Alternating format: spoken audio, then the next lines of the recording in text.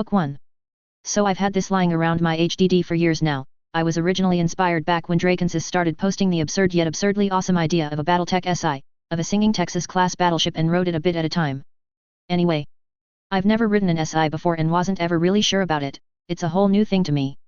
To the point that the SI don't even use my name despite using my real name on friggin' SB. Just because I couldn't take it seriously for some reason when I did. Not to mention this story was a straight up, unapologetic fetcom, fuck yeah story.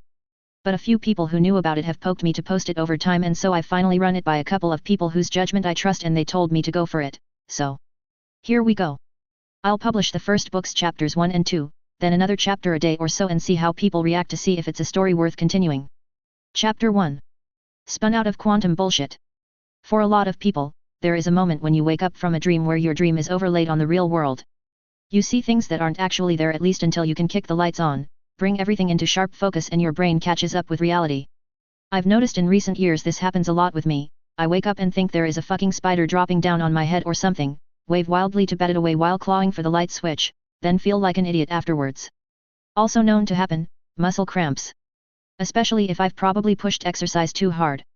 Really fucking annoying to wake up with your leg or foot cramping like a motherfucker. Still, it's always just been an annoyance rather than a fright to me most of the time anyway. A half second of instinctive confusion and panic followed by my brain catching up, and presto, hit the lights. Or in the event of a muscle spasm, gritting and swearing incredibly profusely and stretching it out. So when I woke up feeling pretty extreme muscle cramps just about everywhere while tasting the color purple, it wasn't exactly something out of context for me to comprehend. At least for the first few seconds. But after a few moments, as my eyes and focus tried to adjust as I took notice of a noise I vaguely realized was me screaming in pain, it dawned on me that this was actually quite unusual, as left became up, right became a diagonal perpendicular to reality, while up and down told me to go fuck myself. Bit by bit it dawned on me through everything that something was horribly wrong, and this was no dream, trapped in a hellish warped and twisted nightmare.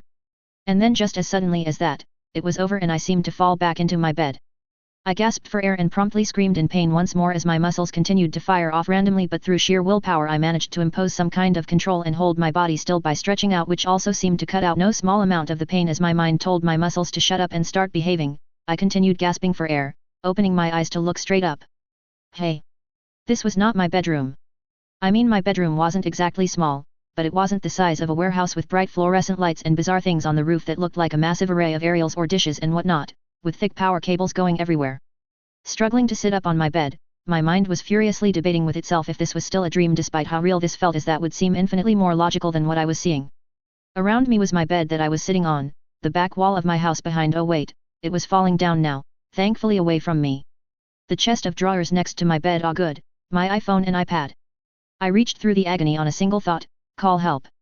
Despite my muscles complaining very painfully again, sweating as I insisted my arm move, I made it do so. I mean, I had no idea exactly what I would do, call the cops and insist that reality just flipped me off, but I certainly wasn't operating on a level much beyond fight/flight right now. My hearing also seemed to be returning, didn't even notice that it had gone, and I could make out some crazy klaxon going off and possibly the sound of people shouting as I finally managed to grab the phone and hit the home button through the pain. No service. No Wi-Fi. Joy. I struggled myself to a sitting position, and then suddenly there were people around me. People in hazmat gear of a sorts, waving all manner of stuff at me and shouting, and then it was all just too much and I collapsed back into the blissfully painless darkness. My last brief thought noting how real this dream was. It was a full 2 days before I woke up. So I'm told anyway. The first thing I heard was the steady beep. Beep. Beep of a heartbeat monitor. Just like the kind you see on TV. For a good 5 or 10 seconds I had a deliriously happy moment of utterly forgetting the craziness that had taken place earlier without even really noticing the sound. Then I stretched and frowned as I heard and felt the sort of crinkle of plastic under a sheet that was definitely not my bed. Then the impact of that beep beep beep came to me, and ever so slowly I opened my eyes. I was pretty clearly in a hospital. Glancing around I saw I had an 4 in my upper arm, which was somewhat annoying but presumably pumping good things into me. Extending my gaze I did a quick survey of the room, which looked, rather unsurprisingly, like a room in a hospital. With all the sort of portable machines around the bed one might expect. And a nice window on the far wall letting in a cheery amount of light, suggesting it was well into the next day. A private room it looked like. Hey! Was not expecting that. Groaning slightly as I belatedly discovered I felt as stiff and tender as if I had tried to run a marathon, or what I thought it might feel like, having never done anything as crazy as that. I forced myself to sit up slowly. As I did so, I noticed that the cheap hospital sheets common to such places were not there. Instead the sheets felt rather good. Like very high quality sheets, and the mattress itself actually felt surprisingly comfortable under. Not the stiff as a board kind of bed that was typical of such places in my limited experience of them. Well, I can see where the health department's budget is going these days. Swinging my legs down to the cool vinyl floor, I noted my four was hooked into a bag on a stand that ran off the bed frame itself, but it was just hanging there and could be removed.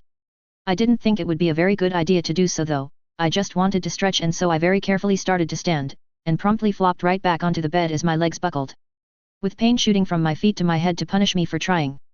Okay. That hurt. Mental note, don't try to stand anytime soon. On the plus side, I could feel the horrible pain and my limbs were working, so I wasn't paralyzed or anything. Always a plus.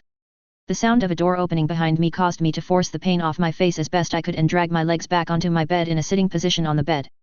Good afternoon, Mr. Smith, a man in what looked like pretty typical medical scrubs said, followed in by a number of other people dressed similarly. The man's accent was English perhaps? I couldn't exactly pick it, but it was not mainstream Australian, if such an accent could even be said to exist anyway. Although it was hardly unusual for English medical professionals to run to Australia for a few years once the rain and cold got too depressing. But no, English wasn't quite right. Good afternoon, I replied back, trying not to wince too much at the pain from my aborted attempt to stand up. Although it was, I noticed, somewhat dull in that way that I knew meant I was on painkillers. Which made me very glad. If it hurt this much on drugs, I didn't want to even think what it would feel like without them. Careful now. Your nervous system has been badly overloaded. In simple terms, you suffered a major electric shock and corresponding strain to your neural system, the man said, striding quickly over to ease me back down before hitting some controls and causing the bed to shift up to a sitting position as others carefully pulled my legs back and eased me into the sitting position, checking the four and otherwise fussing. You've been asleep for 2 days while we dealt with the damage, and I'm pleased to say we're well on the way to getting you back on your feet. Oh, I blinked, feeling slightly shocked at that, the causal statement of the loss of 2 days of time like that. Thoughts about work, family, and the world moving on crashing into me. As if he could sense my thoughts, the man however raised a hand. After we check you out, we'll head downstairs and talk about all the questions I'm sure you want to ask, he noted, retrieving a stethoscope that had been hung around his neck. Now if you'll just sit up and we'll check you out. At that I glanced down, and tried not to blush at what I saw. Clearly someone had undressed me at some point and put me into hospital garb. Well, might as well get it over with, I thought with a sigh, and leaned forward as the doctor efficiently pulled the back of my gown open via some well-placed Velcro straps. Next came an hour of poking, prodding, and checking things. Asking me to do this and that with my limbs and joints in a systematic inspection from head to toe, testing strength, reflexes, power, and so on. I wasn't given a clean bill of health exactly, but I was told I was well on the way to recovery and, give or take a week, I'd be good as new. Which, I thought, was pretty incredible given that I'd apparently been zapped hard enough to hallucinate some really weird shit that had seemed so vivid at the time. I did try to ask some questions about exactly where I was, but was told that all questions would be answered soon. And that given the possibility of nervous system damage, they didn't want to contaminate the memory testing that would take place shortly. That I should just stay as relaxed as possible. It sounded rather absurd to me, but mentally I shrugged and went with it. It wasn't as if I exactly had much of a choice anyway. Having relatives as medical professionals had taught me well that doctors, nurses and specialists of all kinds were exceptionally good at ignoring their patients when they were not cooperating and demanding they just do as they were told. And the faster you just got it over and done with, the faster you got out. Soon enough I was in a wheelchair and being pushed out of the rather plain room. I kept looking around trying to find hints of which Sydney hospital I was in, but one hospital really looked like any other on the inside, I suppose, to people who didn't actually work in them. Although, I did note that this building looked, well, new I suppose would be the best word? Almost like a next-generation office space in a lot of ways, with its glass walls, polished metal fixtures and styles with surprisingly little of the organized clutter I would normally expect. Perhaps this is a private hospital? I wondered, although it seemed unlikely given that they didn't really do emergency care work. But perhaps I had needed some kind of specialist treatment? I didn't have too long to wonder though, the trip was pretty short, just down a few passages to wide door at the end of a corridor. A small touchpad/flat screen combo mounted on the wall next to it. Again, not something I'd expect to see in a hospital, said conference room 4-1A, noting that the time was apparently just before 2:30 and a meeting was going to run here for a few hours. Trying pathetically to straighten up and make myself slightly presentable in a hospital gown with an 4-in-1 arm, the door was opened and I was wheeled through by the doctor behind me. I looked around in some surprise as I entered the room. It was crowded with a lot of very serious-looking men and women. At least 20? More? The rectangular table in the middle of the room only had a dozen or so seats, meaning several people were standing clustered around the far end. Only a few were wearing hospital scrubs, most were wearing lab coats or even suits of a somewhat odd cut. One bizarrely even looked to be in what suspiciously looked like some kind of military uniform, but certainly not an Australian Defence Force uniform, which was more than a bit confusing and concerning. I didn't see any family members though, and the sense of unease I had been feeling since waking up grew a little. At the least I knew they were safe, none of them had been in the house with me when I was asleep. Presently, after pushing me up to the nearest end of the long table which had been left open, presumably for me, and checking my IV with a reassuring smile, the doctor handed over some paperwork to the man sitting opposite me on the table before quietly leaving and closing the door behind him. "Mr. Smith, welcome. My name is Dr. Charles Stewart, head of the neurological department," the older, somewhat dignified-looking man said. "I apologize for the lack of information you have received thus far, but we wanted to be sure first and foremost of your health before proceeding. And it would appear," he noted, flicking through a number of printouts on the table, "that you are recovering and responding very well to treatment." "Glad to hear it," I responded, the uneasy feeling growing slightly at both the fact that this man also had the slightly wrong accent, and the sheer number of people in the room watching me closely. So I decided to get straight to the point. "If you'll forgive my directness, what the hell happened to me and where am I?" "Understandable questions. In simple terms," Dr. Stewart said, leaning forward slightly before pausing slightly and then pressing on. "You were exposed to a high-intensity but highly focused and localized EM field.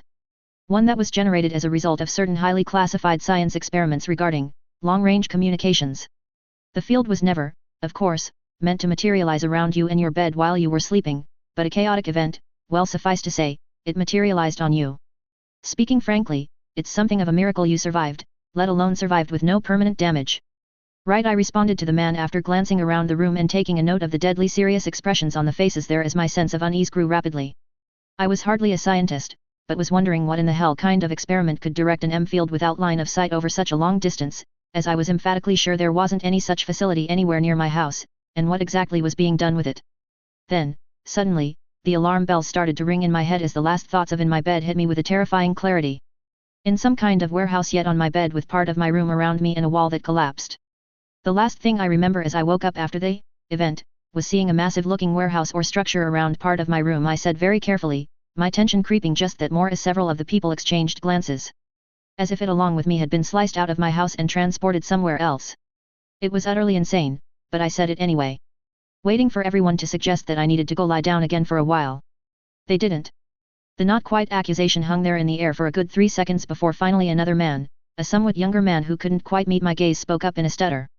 That is because, in essence, you and that part of your room were, well, you see." Dr. Stewart stepped in at that point with an annoyed look at the other. "Our communications system works, in essence, by opening a hole through space from point to point to send transmissions through. Due to a freak one in a trillion series of events, the system overloaded and became a bridge for not simply energy, but matter. You and everything in a flattened sphere approximately 3 meters in diameter and 2 in height, were, well, transported here through that bridge." At that I blinked and worked my jaw trying to say something. It was completely, utterly, absolutely insane. And yet, the lack of straight answers, no family or friends when I woke up, and the utterly serious looks on the faces around me oddly convinced me that I had just become part of human history. The first man teleport? Yay me!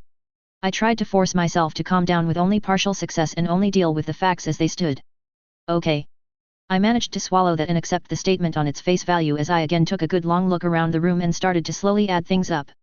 "Based on your accents, your slightly odd sense of fashion and uniform I don't recognize," I nodded at several people in a row and took the plunge. "I'm not in, where am I?" Then before anyone could answer my eyes bulged as the vivid memory of seeing my bedroom's back wall behind me go falling over. "Wait, my house, what happened to my house? And my..." "Please calm down, Mr. Smith," a young woman with a sympathetic face sitting next to me cut in. Glancing at her I noticed that her tablet computer, an odd model I had never seen before that I'm guessing was some kind of mil-spec custom job, looking more like an older laptop than anything else, and it had what looked like medical readings flashing over it. I guessed she was somehow monitoring my vital signs on it. I guess this wheelchair was more than just a seat. "You're safe, everything is going to be okay. Please just calm down and listen," she said, reaching out to firmly take my hand. The sudden contact jolted me a little, but it also seemed to help ground me. "Please," I swallowed to clear an annoyingly hoarse voice after a time. "My house? My family? To the very best of our knowledge, both are perfectly fine.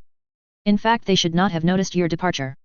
My brain gave a flat what at that and I looked around somewhat incredulously at the still utterly serious expressions directed at me.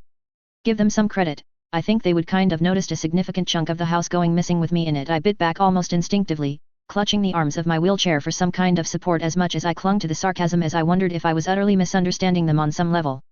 "All right, Mr. Smith, the truth." The military-looking man finally joined the conversation with a deep, direct-sounding voice. "General, I don't think he deserves to know what you people." Although from the tone of his voice I would have guessed he really meant idiots, did he snapped, turning to face him. "Son, they've told the truth, but not the whole truth. Technology we were using didn't pull you from there to here. It copied what was inside the field, exactly to the quantum level, duplicating it inside an identical field in our laboratory. The original you is probably completely unaware of what happened." What? I managed to get out, even though in a strange way, I found it horribly clear exactly what he was saying. Even as my mind screamed denial. "You're saying I'm not. I'm just a copy." My mind supplied the word I couldn't possibly say. "I'm not John. I'm just a copy of him, just a fucking copy." I heard the general still talking, vaguely, but didn't really pay attention. Everything just seemed to stop as the entire fundamental truth of my existence collapsed in on itself until from somewhere I heard my name being called. My name? Was it? Several times, and I managed to drag my attention back. "General, enough, you're pushing him too hard." The woman next to me protested, shooting him a look of pure murder as my mind chased itself around in small circles as I desperately tried my very best to ignore the implications to my life and my existence, before finally latching onto, rather pathetically and desperately, something in the phrasing. "You said it's been days since this happened. And you just said you think that him, the other me, is fine in the house." I managed to stutter out through the numb shock and disbelief raging in my head. "You think? How could you not know? I mean, I'm sure it's all over the news. A chunk of the house and someone inside it goes missing in the middle of the night, if it happened. And if it didn't, you've had plenty of time to have someone go around and take a look. So why don't you know?" I finished in a half shout, half sob, half whatever. I knew somehow, distantly, that I was just grasping at straws. And that it was even entirely possible that wherever I was and whoever these people were, they didn't have assets in place to go around and take a look at where I lived. But I didn't expect the answer they gave. "I'm afraid that isn't possible, Mr. Smith," Dr. Stewart replied gently, shooting one final glare at the general, before taking a breath. "I'm sorry to be the one to tell you this, but I won't lie to you. The technology we were testing did not simply transmit across space, but also, in this case, seemingly uniquely across time. When you went to sleep 2 days ago, the year was 2015, the year is now 3026. And you're not on Earth anymore. This planet is roughly 300 light-years away from mankind's home world." "Oh," I responded. "Well, that would explain it, I guess." Then I threw up. Before passing out. So that was how I ended up in the universe of Battletech. The next few months were, well, let's just fast forward through the 5 stages of grief. Denial was how I spent most of the time though. At first, Janice, who was my assigned therapist, had to try and get through my understandable shock and numbness. A regime of very advanced antidepressants and so on helped me, although it's all still a bit of a blur in my memory. Mostly I was both simultaneously grateful that as far as NAIS knew, the real me was still going fine without having noticed anything. Which also meant that no matter how much I missed them, my family and friends at least would be spared the horror of me simply vanishing one night with a chunk of my house, forcing them to bury an empty coffin or something. Eventually, I was well enough to actually start to ask questions about the future, starting with why everything looked so suspiciously like the present to me rather than Clark's law being fully in effect. And so it was explained to me that science, with a few exceptions, had broadly remained much the same as it was in my time frame, even if impressive strides had been made in applied engineering. I was not entirely convinced, but finally I was set down in a room for a history catch-up, which had quickly made me blink and sit up in disbelief. Because this future sounded familiar. Suspiciously familiar, in fact. Unbelievably familiar, in fact. Some part of me, firmly in denial mode about all of this, still kept my mouth shut at the absurdity presented to me. That I was not simply in the future, but had transitioned to a fucking fictional universe and was crashing at the New Avalon Institute of Science in the wonderful world of Battletech, in the best imitation of a self-insertion fanfiction. My knee-jerk denial, even if I kept my mouth shut, my skepticism was clear, had lasted 24 hours more until Janice had taken me outside for a walk, and 5 minutes later I had stood there dumbfounded as a lance of battle mechs, a Jaeger mech, 2 enforcers, and a locust I recall rather vividly, casually strolled past when they got a green light as they threaded their way down the road to the College of Military Sciences. My brain promptly went into an infinite loop, chasing itself as it tried to determine if Occam's razor made someone with a fuckload of money on Earth is simply replicating a known tabletop game after kidnapping me was more likely than I transitioned to a reality version of an entirely fictional universe. I mean, one would require a fucking crapload of technology and countless billions of dollars and powerful people to put in an obscene effort to try and trick me for motives I couldn't come close to guessing, far more assumptions and moving parts, but didn't require what amounted to the impossible. That everything I knew about physics was wrong and somehow, a paper and tabletop work of fiction was now a real universe. Then there were other fun ideas like me being in some kind of Matrix VR world based on Battletech, but quickly I realized that if that was the case I wouldn't be able to determine it anyway, so. Then the next day as I was still clinging to the thin argument of a massive trick, I saw a dropship launch. No actually, I saw about 30 of them launch, from the roof of the hospital where a nice little cafe was situated. From both a military sport port attached to NAIS and other more distant locations around the lights of Avalon City and Castle Avalon. It was spectacular, loud, and in your face. On a scale of 1 to 10, this rated Michael Bay. And as the fusion drives briefly turned night into day across the entire region as the massive objects told gravity to go suck a Higgs boson, the truth of my situation became oddly, calmly, undeniable. I was in Battletech. Sierra 3025. It sounded insane every time I said it, but there it was and here I am. In the days that followed I consumed damn near every history book I had scoured matched up identical to what I recalled, if far more detail, but this wasn't close or near Battletech, but as far as I could tell, exactly matched it. Still, I kept enough sense to keep my mouth shut because I needed to consider my position carefully, very carefully.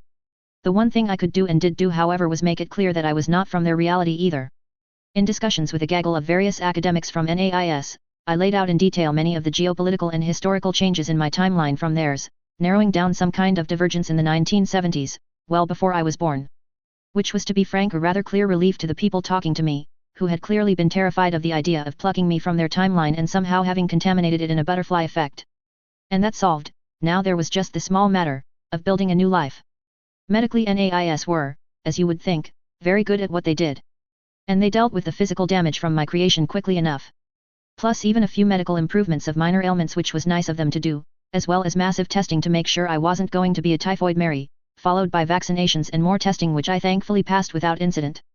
Somewhat disturbingly, I suspect that a lot of the scientists were sort of hoping for a medical reaction from my body to the vaccinations to examine the differences in physiology over 1,000 years, but it seems my DNA was depressingly normal enough.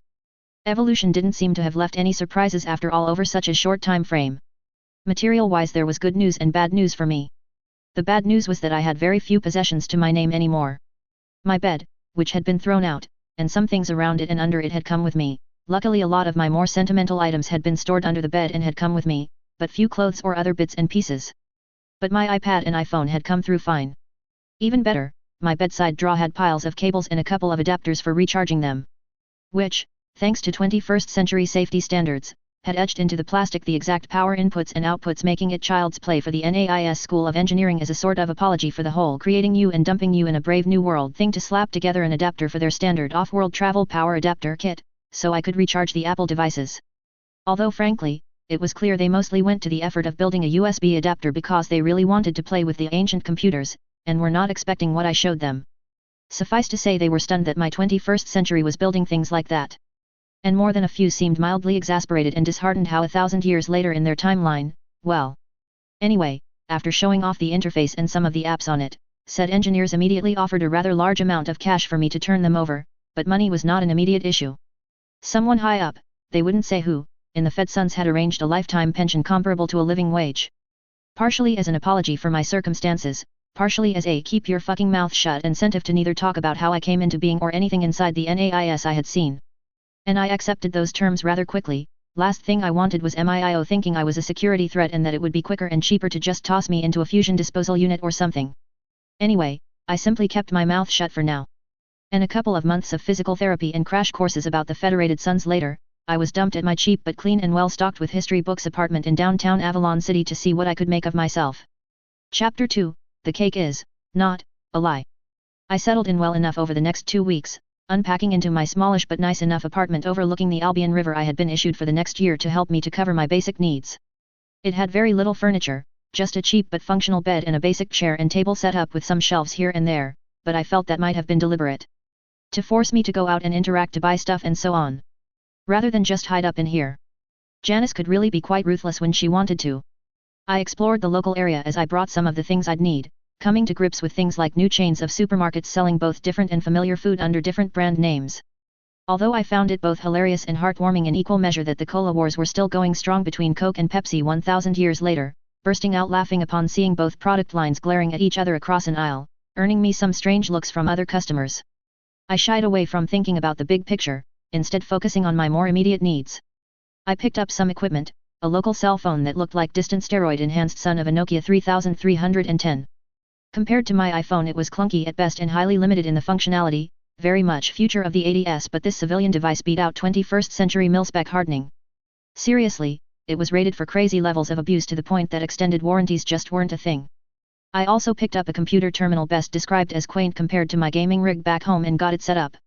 With my existing skills, I was able to figure out how to use it quite quickly, although I found it was genuinely a terminal with little local processing power, with a subscription-based business model for access to various mainframes on the planet. It really reminded me of an old-school videotex/teletext system, just with far rather better graphics. Nonetheless, I was dearly missing Google after the first few hours. Cloud computing this was not. Internet it was not. Sigh. Still, it sufficed for my purposes as I continued to do my very best to not make a decision or address the elephant in the room.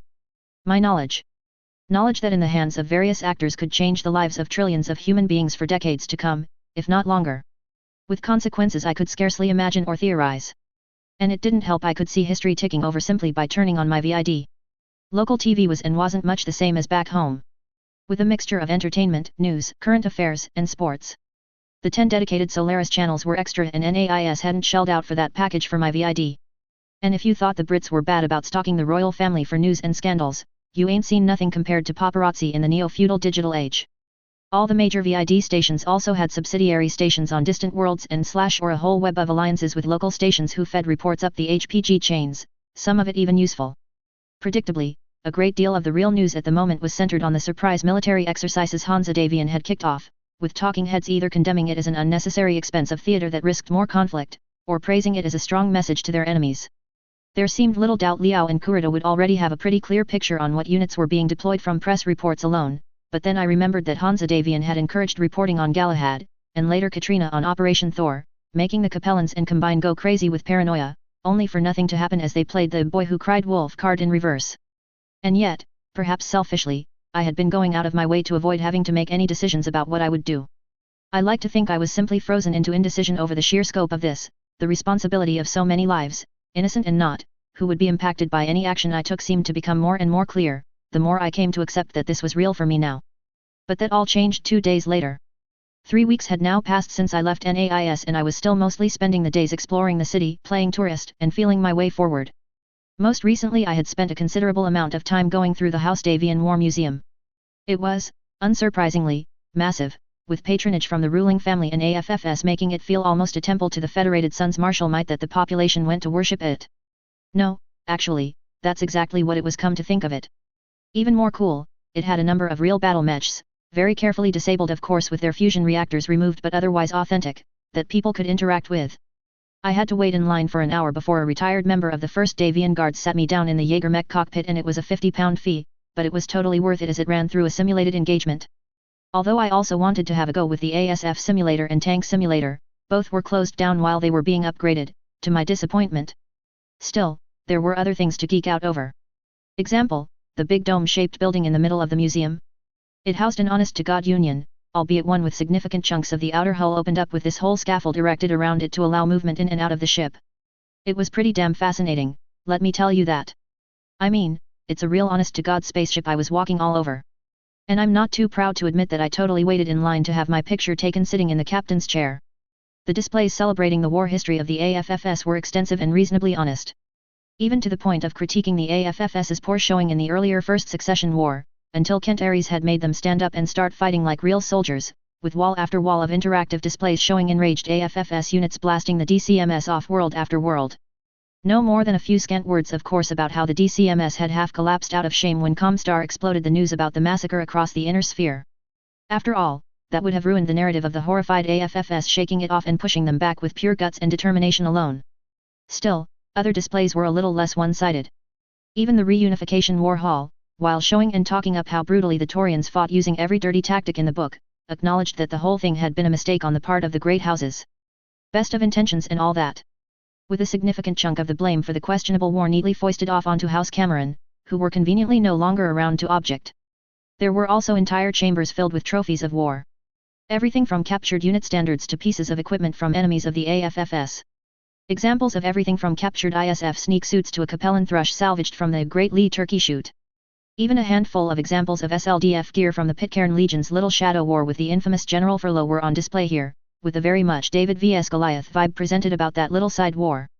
Although it really wasn't hard to play the White Knights when you were up against fucking Furlough, his very name still a vile curse word in periphery to this day, according to the displays. Apparently calling someone a Furlough in the Concordant was a good way to be punched in the face. Anyway, I didn't just play tourist, I also was starting to work on some more practical things.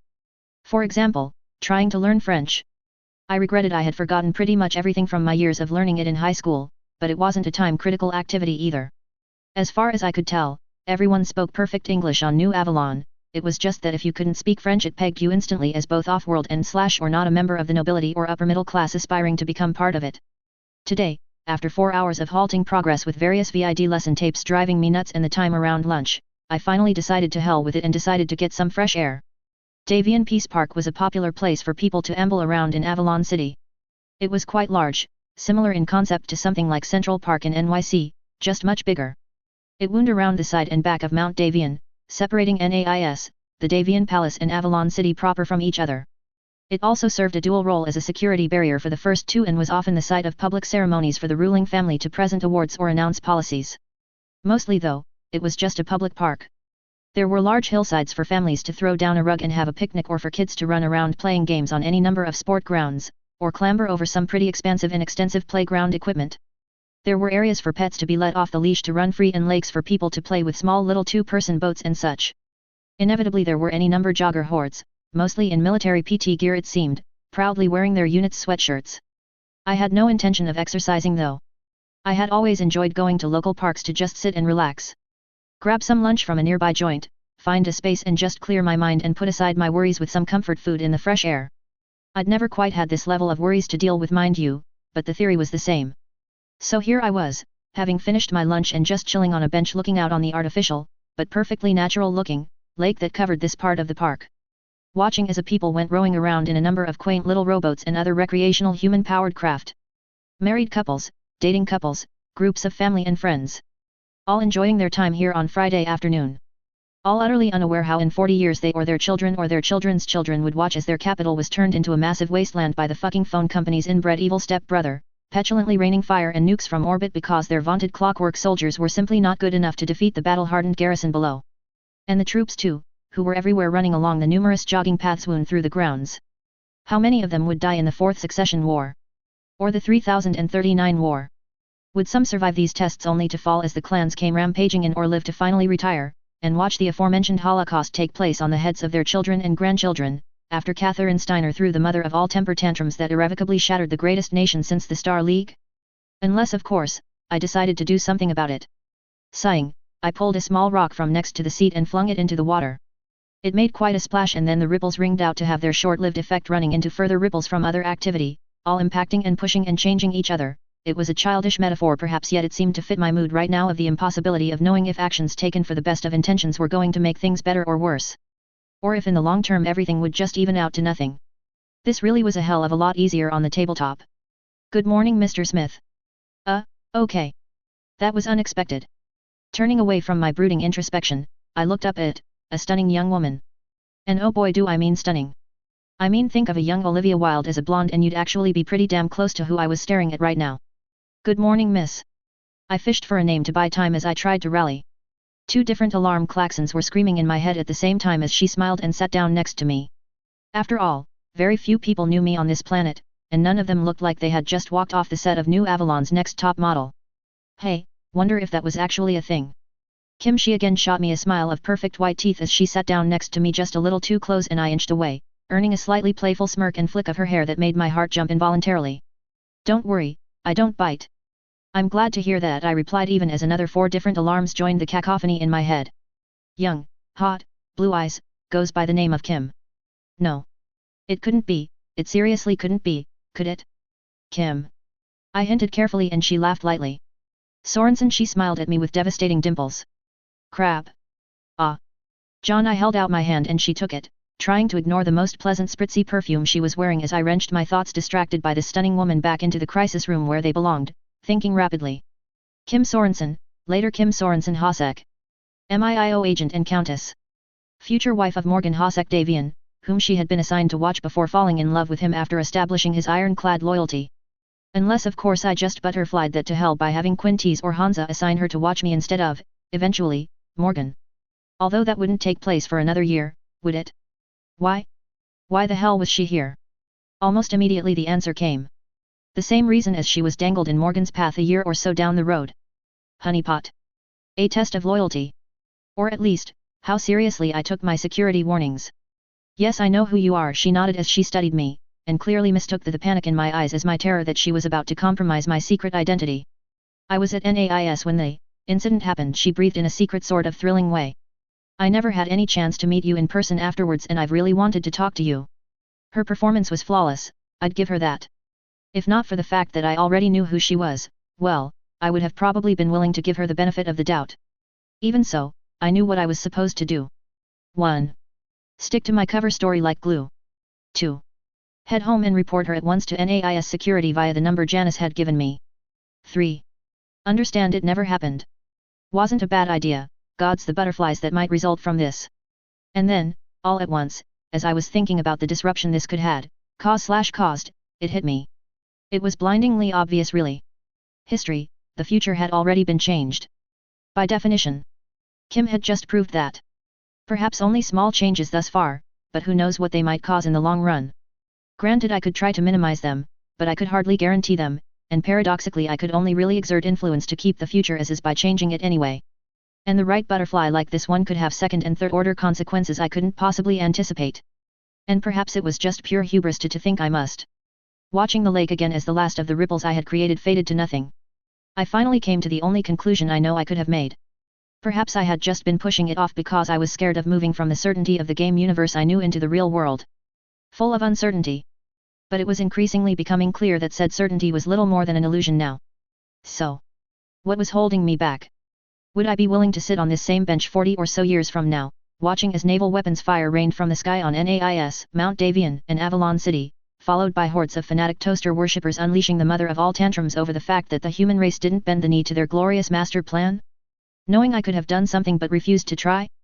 Honestly, the answer was surprisingly clear when I put in those terms. Maybe I was just justifying the decision on some BS grounds, but almost without realizing it I made my choice and set the ripples loose with another stone cast into the water. Can I ask you a question, Agent Sorensen? I asked almost casually, regarding the lake and not daring to look at her as I irrevocably started down my chosen path. Why did you join MIIO? I mean, you're a countess. Your father is pretty damn rich from his business ventures. You're young, smart, confident, connected and rather more than pretty. You could have easily gone into business. You could have joined the AFFS. You could have gone into politics. But you chose the path of a field agent. So, why? To tell the truth, I was actually interested in her answer. But there was also no question that I was really just trying to get her attention, and that of her superiors, in a direct yet more or less safe way by casually talking about things I damn well couldn't possibly know. Still, credit where it was due, it only took her 5 seconds of dead silence by my count to recover her wits and take up the gauntlet. Several reasons actually, she admitted freely, offering me a seemingly casual shrug as I turned back to face her. Kim's gaze and presence were no longer airhead, but neither was her gaze suddenly deadly or super serious, affecting a studied nonchalance as if this was merely a mildly amusing turn of events. Although from the way her eyes were utterly locked onto mine and not moving a fraction of an inch, I had the feeling that casually blowing her cover and identity wide open had gotten her complete and undivided attention. And yet, she was taking a refuge in an equal level of audacity to mine to deal with the situation, facing me on my chosen ground. But then I shouldn't have been surprised that someone personally tapped by Quintus Allard and Hansa Davian for critical spy work would be bloody good at it. My family actually has a proud and long history back through the centuries of working for the intelligence services of the Federated Sons, she continued, swinging around to straddle the bench and fully face me, and get her incredible pencil skirt covered legs in the ideal position to let her launch at me if she needed to. I tried not to notice. I grew up hearing family stories of their exploits, of the unsung heroes who changed the course of history without anyone ever knowing and all that. Then she actually laughed lightly, at herself. Although to tell you the truth, when I was younger I got hooked on Skulk Team, a VID series about a fictional Rabid Fox team fighting week-to-week battles against Liao and Kurita. I must say I was pretty disappointed that on day 1 of our training we were made to watch an episode and then write down at least 50 things wrong with it to progress. But then again she tilted her head at me, sometimes reality is stranger than fiction. Or reality is fiction, I muttered, earning a curious eyebrow from her as I tried to think of how to approach this with her now that I had lit off a nuclear signal flare. Perhaps so, she nodded at me. So Mr. Smith, here we are. I think you know the questions I'm going to have to ask you now. How? I guessed, and she rolled her eyes almost mockingly to heaven.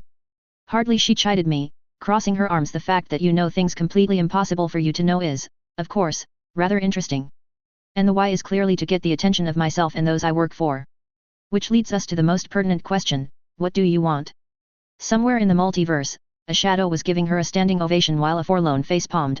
I just knew it. Anyone ever tell you you're as smart as you are stunning? I asked her with a slightly wry smile. Frequently, but you missed your chance for me to practice my seduction techniques when you blew my cover, caveman, so it's too late for flirting, she sniffed, then proceeded to frown and crossed her arms in annoyance with a brief puff of air fluttering her fringe in a distracting cute way. Which is really quite vexing actually. I spent most of this morning on standby while we figured out if you were going to come outside where I could casually get to you in public. Well, I would offer to reschedule for tomorrow, but I have a guess that my free time might have just become slightly restricted. But to answer your question succinctly, I need you to deliver something to Arden Sortek for me. Arden Sortek, she looked at me, her face clearly faintly amused at the idea of delivering something to Hansa Davian's closest friend and man with probably the greatest soft power in the entire realm. Really? Yes, really, I nodded before glancing down at my bag. If I might just get it out of my bag. Of course.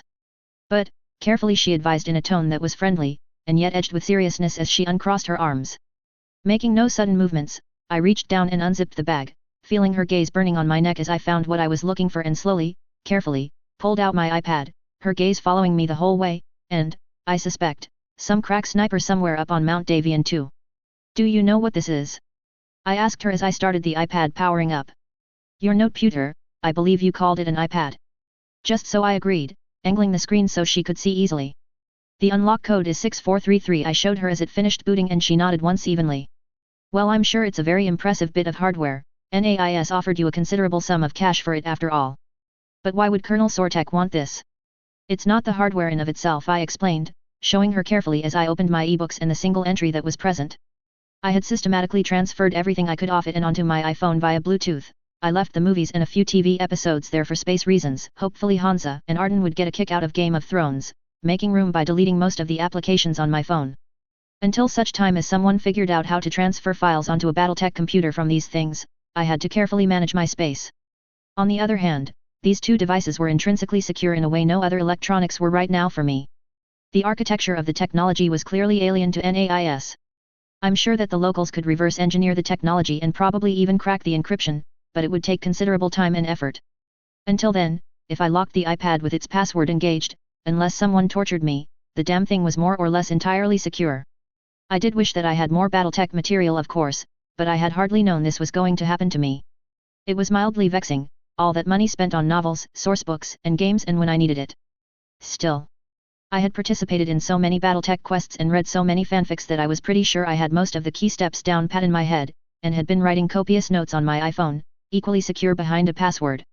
And this iPad and the single document on it that I had been carrying around with me, in the vague crazy hope of a situation just like this that I knew would never happen. An express postal delivery service to the very top. Just go here, I showed her the documents folder, and open this file.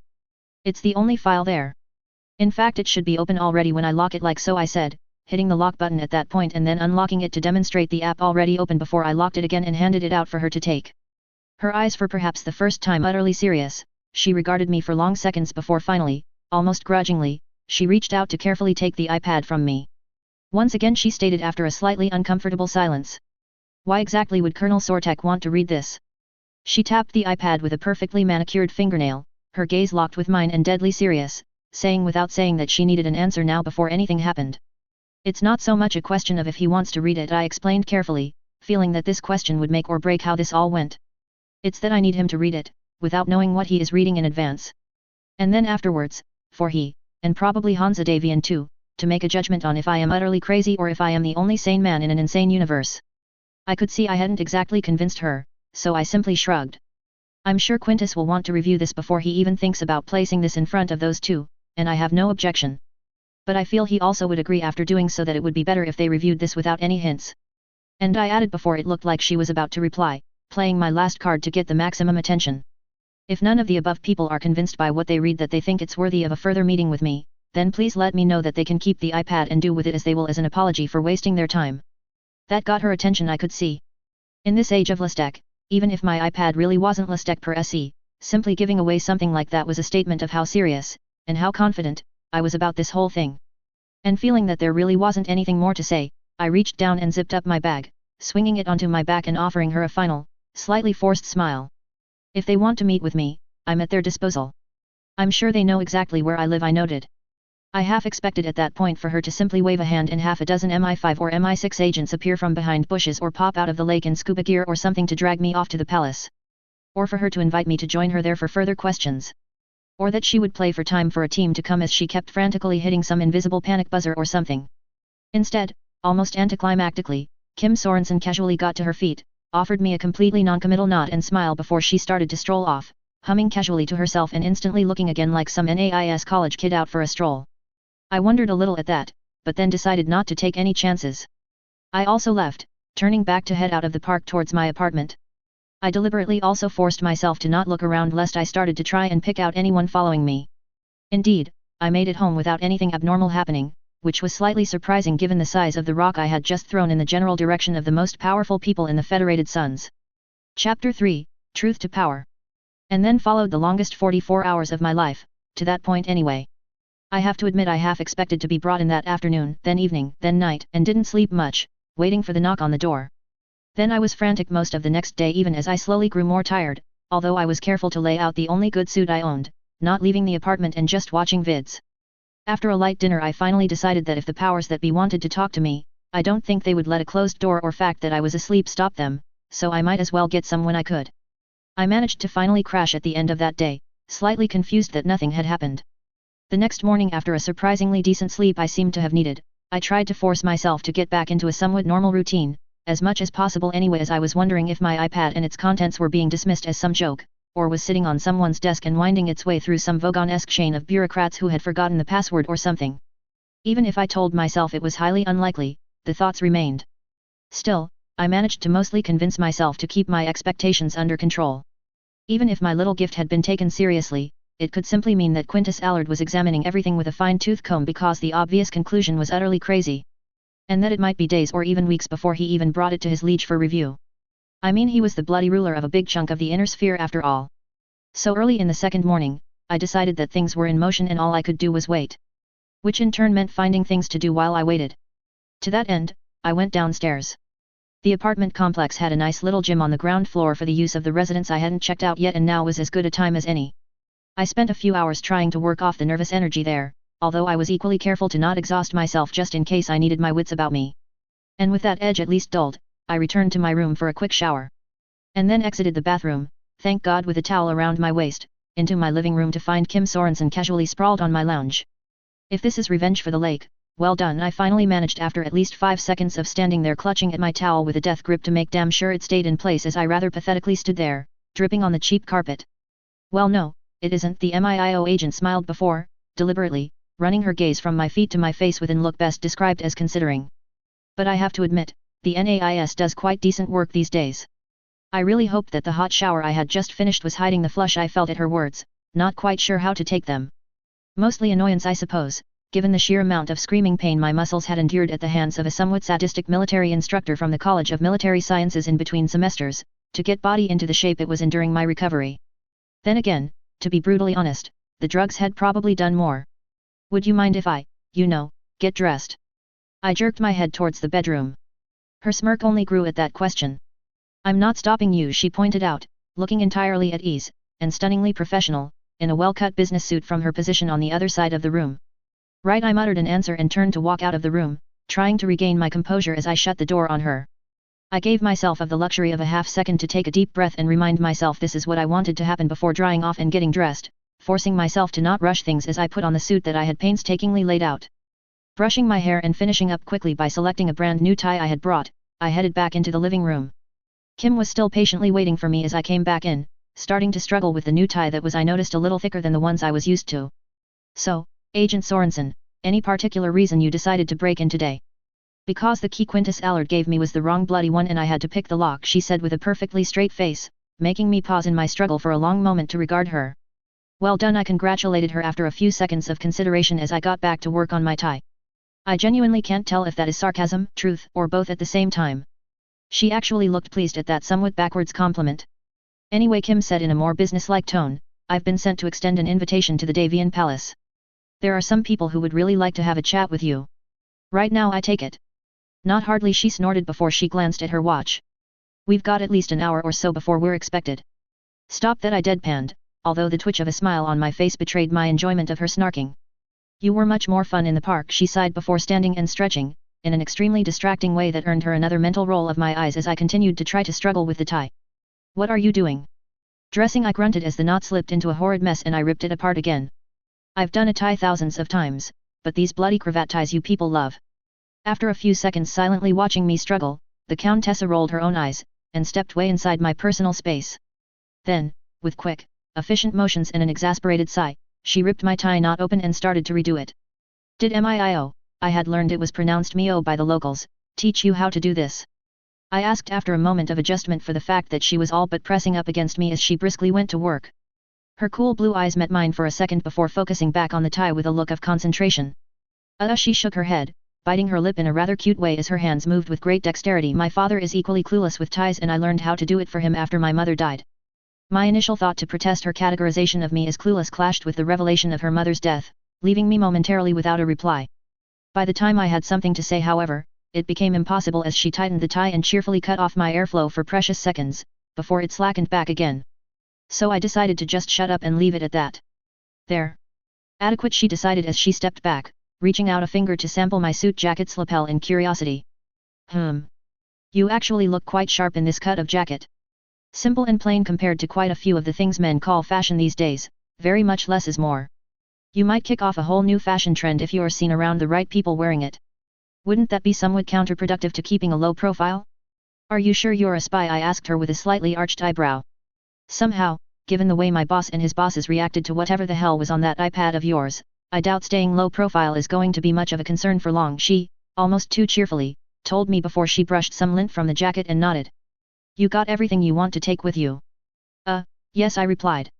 My heart had skipped a beat at her casually dropped warning at the shitstorm I had unleashed, before I realized it had clearly been anything but casually dropped. Was that a warning? Or, perhaps she was just screwing with my head? Who knew the future MRS Morgan Hosek Davian was such a troll? I expected the ride to the Davian Palace to seem to be either very slow or very fast, but it turned out to be neither. Instead it seemed surprisingly normal. The unmarked car we were driving in moved steadily with the traffic and without any theatrics of flashing lights, escorts, or anything of that sort. The 3 other agents in the car with me were silent and normal-looking men. The world, an inner sphere, outside the window continued on normally, entirely unknowing of the changes to fate and destiny I was about to throw at it. As for me, I was stuck in something of a loop in my thoughts.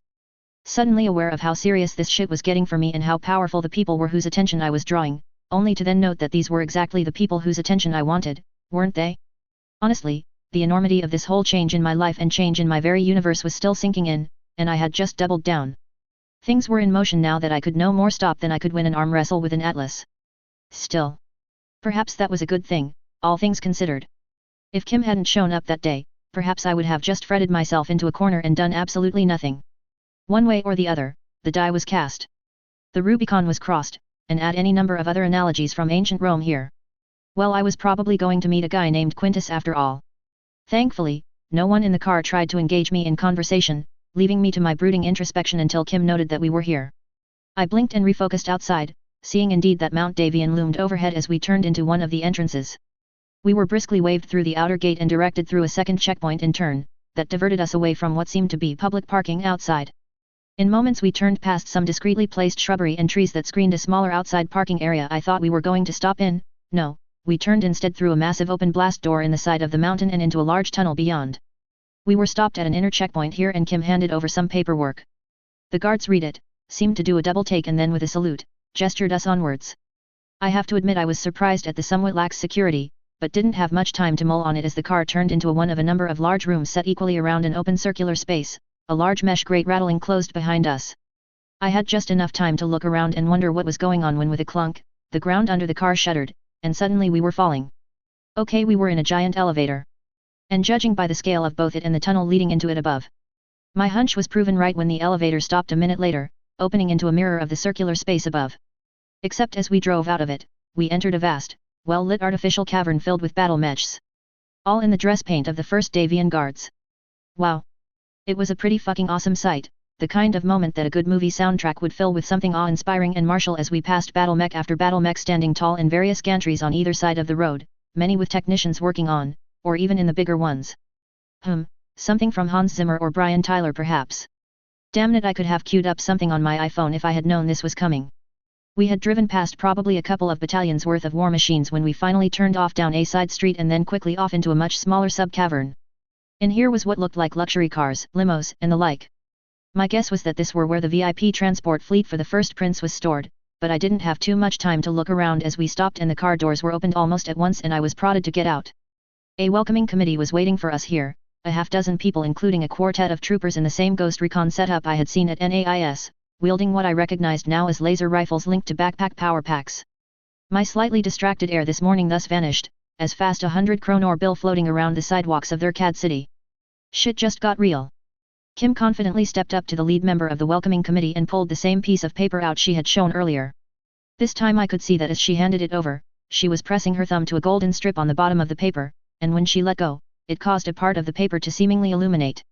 I realized that it could only be a very graph-embedded document, like the infamous note Morgenthau had from Katrina Steiner.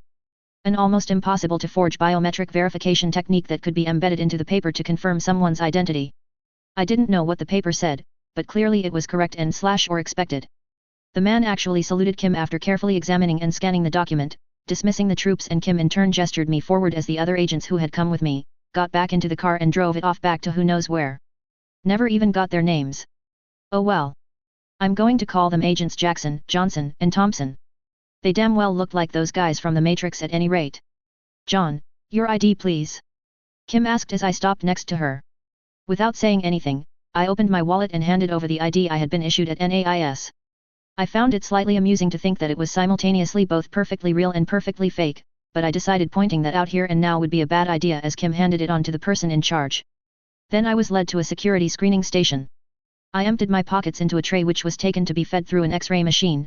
I mentally winced a moment later as I saw the tray pass into the machine, hoping that this wouldn't fry my iPhone, which was probably far more fragile than the electronics they were used to poking with radiation here even when turned off, before I stepped through the gate. There I was patted down very thoroughly and had several portable scanners run over, around and on me. Well, at least, they were genuinely professional about it. Airport security they were not. The head security type returned a short time later while Kim was busying logging us in on some kind of electronic clipboard. I was given a sort of temporary plastic pass on a lanyard, with the current today photo of me I hadn't even noticed had been taken, as well as my details in a whole bunch of codes, barcodes, and so on that I guessed said where I could go and where I should be shot on sight. Hanging it on my neck, I recovered my things. The iPhone seemed unaffected and powered back up normally, thank God, and or the engineers at Cupertino, and Kim and I were on our way. An elevator ride was next, one that moved quickly but still took some time to ascend up through the mountain past literally dozens of galleries filled with smaller floors like some kind of Toyko 3 labyrinth from Evangelion.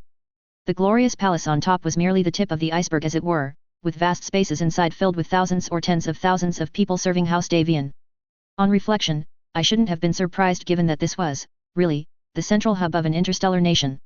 Another security foyer, one fortified with see-through but thick glass I suspected was Battletech cockpit grade, greeted us when the door finally opened, but a quick scan of the barcode on my guest pass, and Kim's MIIO ID badge she was now also wearing, and we were escorted through the checkpoint by the guards on duty, into another elevator.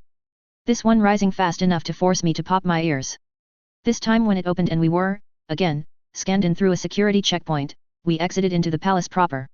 Marble floors, wooden paneled walls, plush furniture, and antique tables, huge oil paintings of battle mechs furiously firing, and portraits of previous first princes and royal families. Everything screamed expensive and powerful. Not to mention the gaggles of nobles moving with purpose in an eclectic mixture of semi-formal noble dress and the highest quality of business suits mixed with AFFS personnel in the local equivalent of Class A uniforms. Kim led me from the elevators, ignoring what seemed to be a large reception and waiting area to instead move past more guards to an empty enclosed balcony that circled the main tower. Apparently we were going to have to wait here for 5 minutes or so because we were a bit early, but I didn't really mind. The castle grounds spread along the ridgeline in the shadow of the mountain, and its terraces of office block-like levels looked nice enough, but I have to admit to being slightly underwhelmed at first glance. Given that this was the seat of power for House Davian, I had frankly expected a slightly more grandiose scale to things, and that was when I happened to notice that the things walking on patrol on the top of the castle's outer wall were not people, but mechs. Okay. Readjusting my scale from that, I realized what I had taken to be narrow paths between buildings were in fact broad avenues, and I was much higher up than I thought.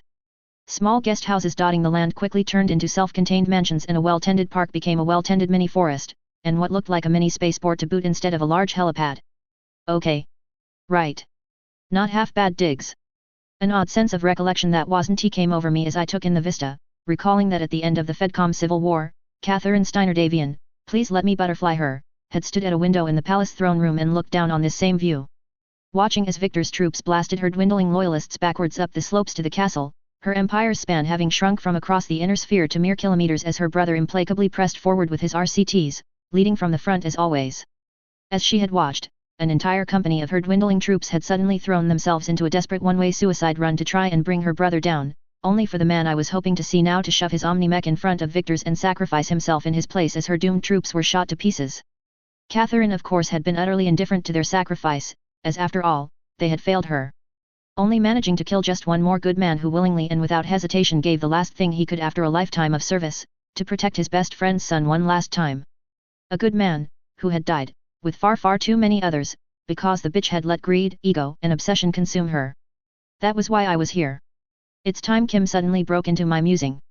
I took a final look at the peaceful vista that might or might not be one day turned into a heaving mass of battle mechs and tanks, before turning to follow her into the palace itself. This part of the palace was clearly more of the working part, the core of an interstellar empire. Hundreds of people were coming and going through the open areas, including people who appeared to be AFFS flag officers and a number of people I suspected were senior nobles in senior roles. Kim however led me with unerring precision through the chaos, to yet another guard station. Where I was searched. Again. And scanned. Again. Okay. I take back everything I had said about them not being diligent. We were eventually cleared through the door behind it, and 2 turns later I found myself in a richly appointed but empty hallway cum waiting room, with a surprising number of heavily armed guards, in full field gear this time, standing around looking surprisingly alert. Especially the pair in front of a rather nice-looking wooden door at the end of the corridor. One that above it had the crest of the Federated Suns mounted in gleaming style. The sword looking like it had been cast out of solid silver and the sunburst in solid gold, with polished redwoods around it. Oh hell! I had a rather good idea whose office this was, and it wasn't Arden Sortex or Quintus Allard's. This is where I leave you, Kim spoke up with an apologetic smile, perhaps taking pity on me for how I was simply standing and staring at the door, clearly realizing I had just comprehended who was behind it. Just take a seat, she gestured at a number of plush-looking seats lining the wall, and they'll call you in when ready. They? I asked, unabashedly fishing for information. They, she confirmed. I have no idea what was on that iPad, but you've certainly stirred up a bit of a hornet's nest, Mr. Smith. I hope that I didn't get you in any trouble, I replied, it suddenly hitting me that my casual outing of her identity like that had probably caused some rather pointed questions to be asked around her. Well, my debriefing after our little fun in the park went for 8 hours, she replied in a deadpan voice, and I winced. But she added with a wry look, I got a commendation logged in my file from Quintus Allard himself for quick thinking and adaptability in a highly unusual situation. So I guess it evens out. You're welcome, I smirked, and she rolled her eyes and swatted me somewhat playfully on my arm at that. I take it you have a new assignment now? I asked. I do. I'm actually headed off-world, she explained with a grin, clearly happy about her new mission. I can't say where, of course. Of course, I agreed, my thoughts instantly flashing to the area at Solaris. It was a bit early, but it took time to cross interstellar distances, and probably even more to carefully establish her cover well in advance of the events I knew were coming, unless I was about to butterfly them away.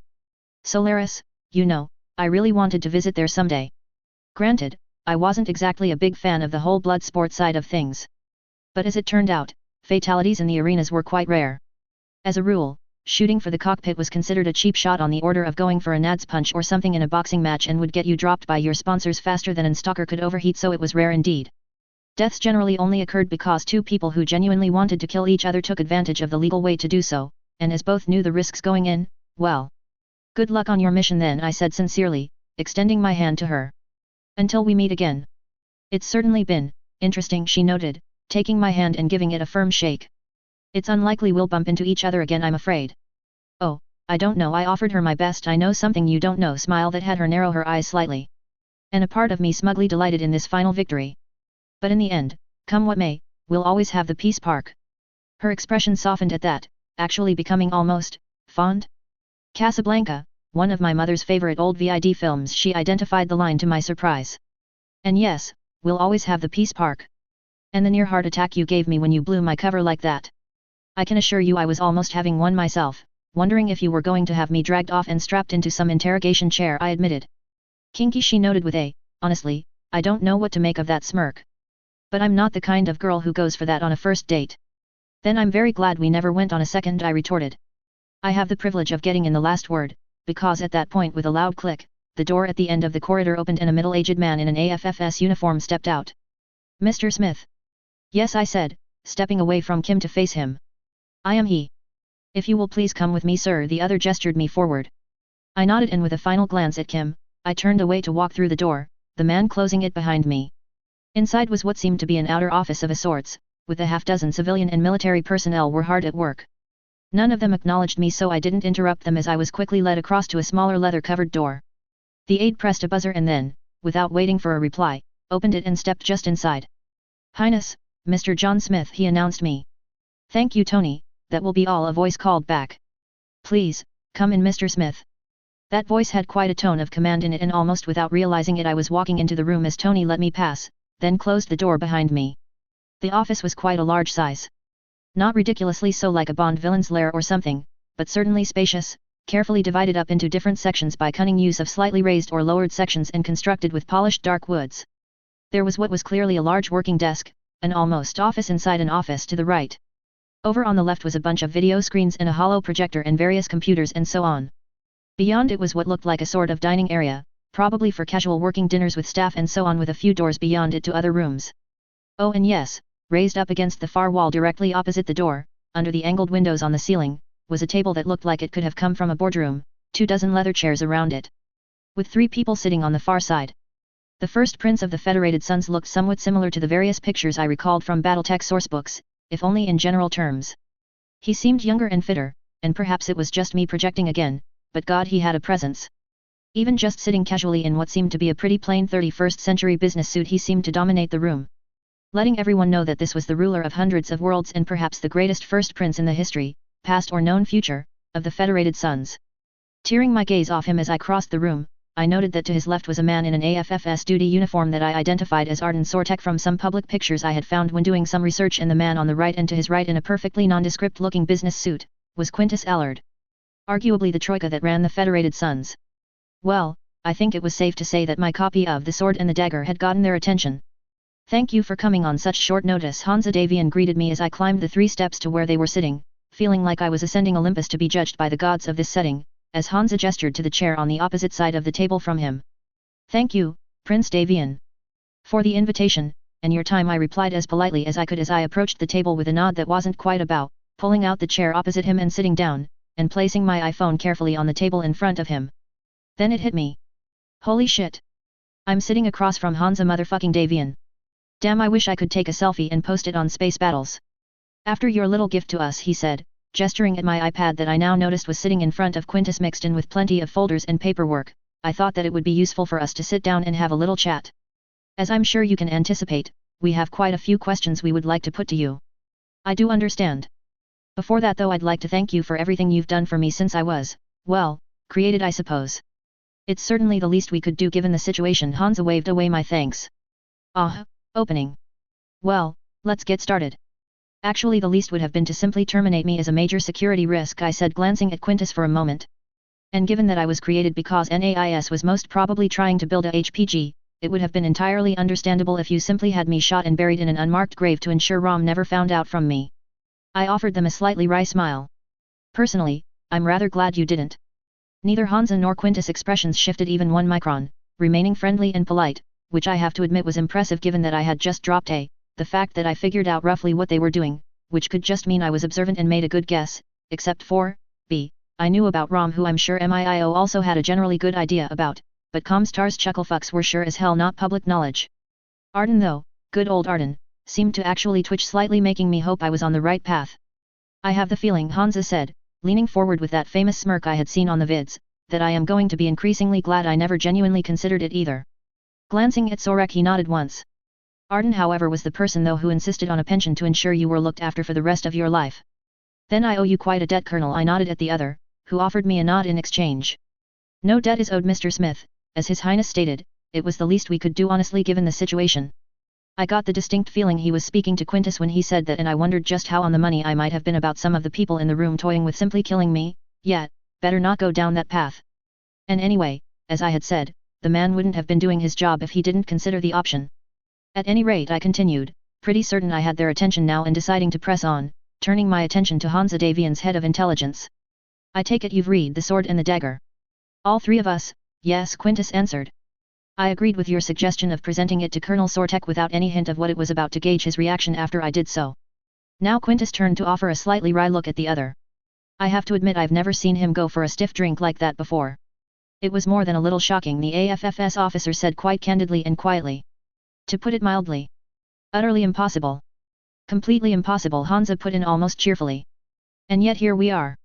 And with your rather blunt name dropping, I'm taking it that you know rather more than this single document suggests about things you really should not. That statue on your desk, I hooked a finger over my shoulder back in the general direction of his desk, and the distinctive statue I had eyeballed walking across the room, is of you and Dana Stevenson, based on a picture taken on Christmas Day. It's made out of some of the glass salvaged from her cockpit after some Kuritan asshole stepped on it, and has the engagement ring you offered to her in its base, and you were looking at it the moment Katrina Steiner's peace proposal arrived. Oh okay. Perhaps that was a little too much showing off. From the way Hansa's face actually tightened with emotion, Arden's eyes widened and Quintus shifted forward slightly with the changing air of someone going from polite interest to absolute attention. I'm sorry, I added after a moment, feeling like a dick and glancing away for a moment before looking back up. That was probably far too personal an example to use, Prince Davian, put rather crudely. My apologies. Accepted, Hansa said, recovering his poise in a heartbeat, a new rather focused gleam coming into his eyes. But, it certainly seems to have cut to the heart of the matter. You know things, Mr. Smith. Things you should not, could not, possibly know, and God strike me down if I was lying, but the man just assumed the Gendo pose. Of course, although we have our theories based on that novel, fantastic as they are, we'd like to hear you lay it all out for us. So please, Mr. Smith, take your time and walk us through it. This may take some time.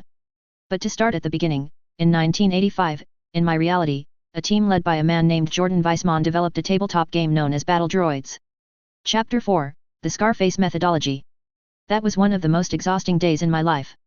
Slowly, I laid out things for them. Battletech in my reality, its history as developed by a bunch of people over decades with the game, and then the massive expanse of the universe that was fleshed out by sourcebooks, novels, computer games, and even a cartoon series. The broad scope of classic Battletech, which was around this time period and went back and forth of expanding both the history and future of the universe. They took the news that their lives and choices has essentially been entertainment made up by a group of game designers, surprisingly well really. All three men, including Quintus, even showed sympathy towards my position, genuinely seeming to appreciate my questioning of what reality was given my story.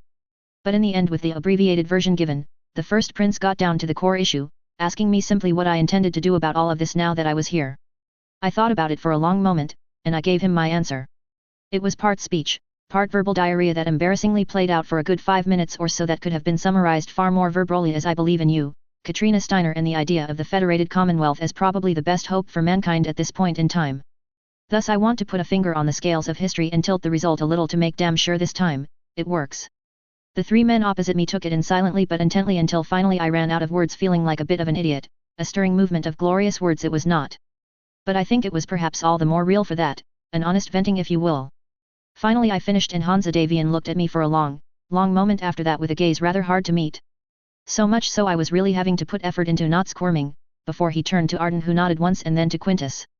I noted that the spymaster had a noteputer running in front of him then, and I would bet it was linked into some kind of biometric lie detection system pointed at me, probably built into this room.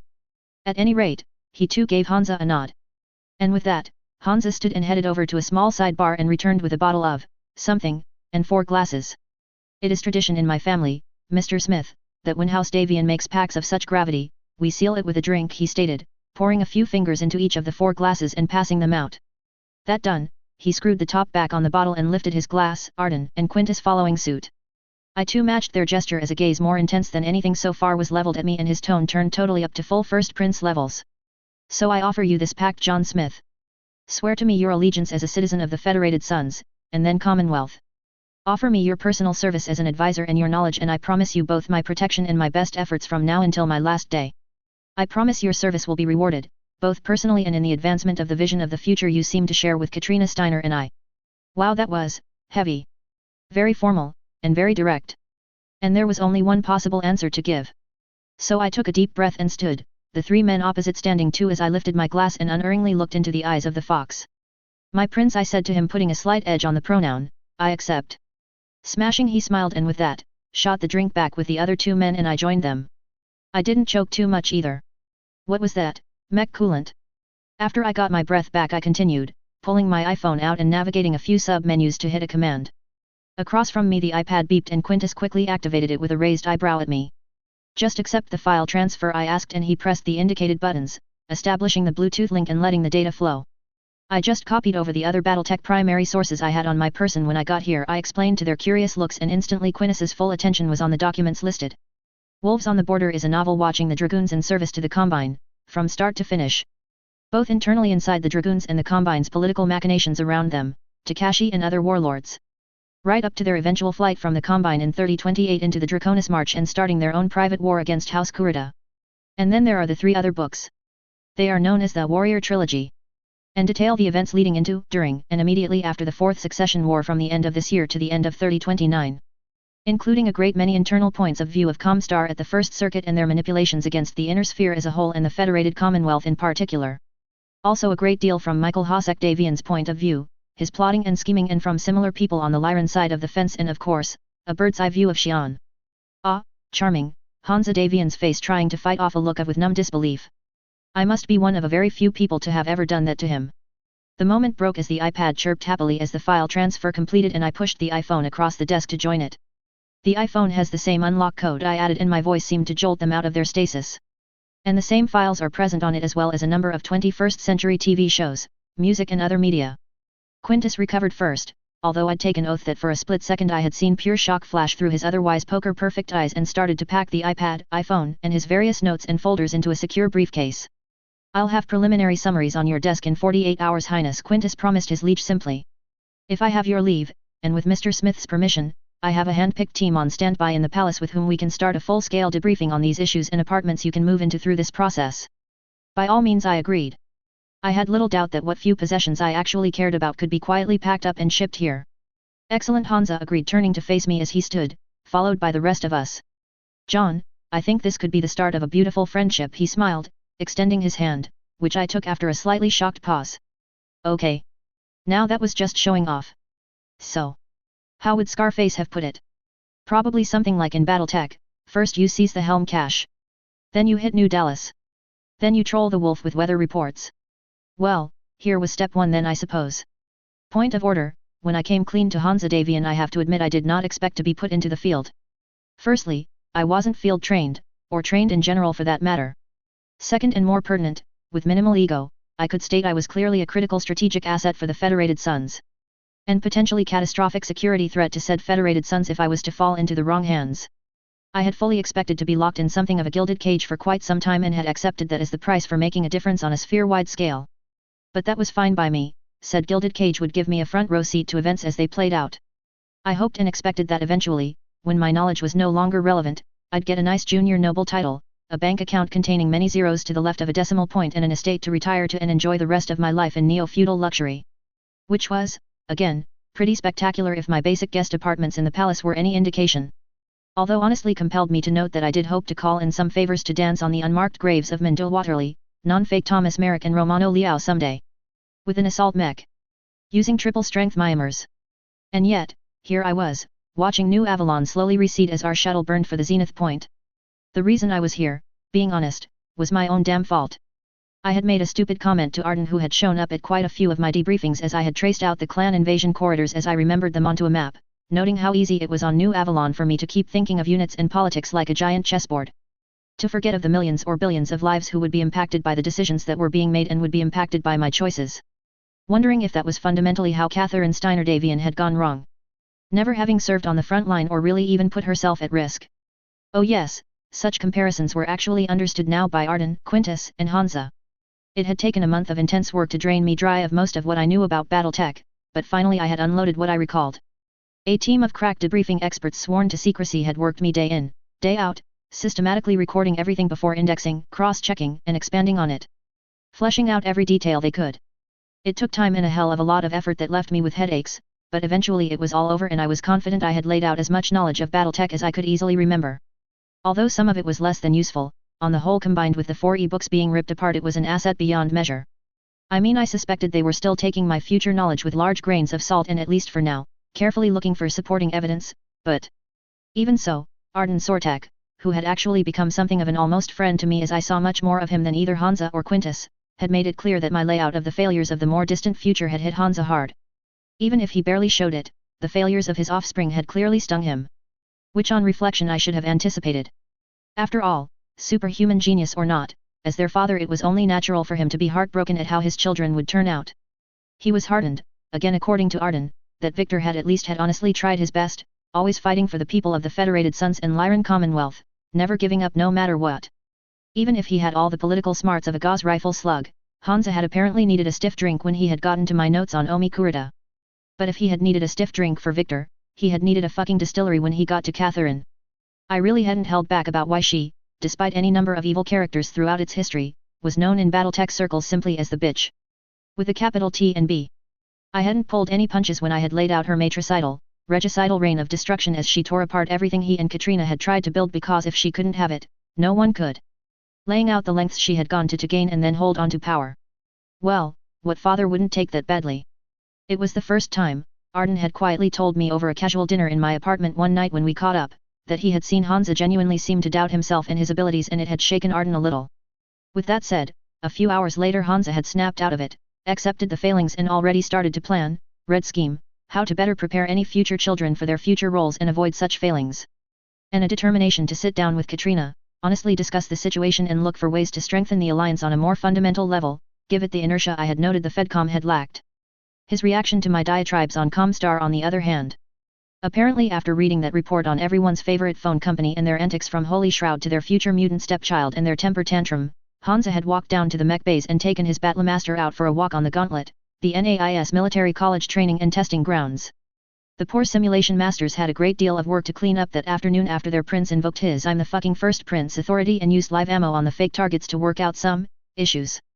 And it wasn't entirely an exaggeration to say that Arden and Yvonne Davian had to apparently do some fast talking to convince him to not change his wife's wedding present to the Terran system. Still, planning was underway to deal with everyone's favorite phone company.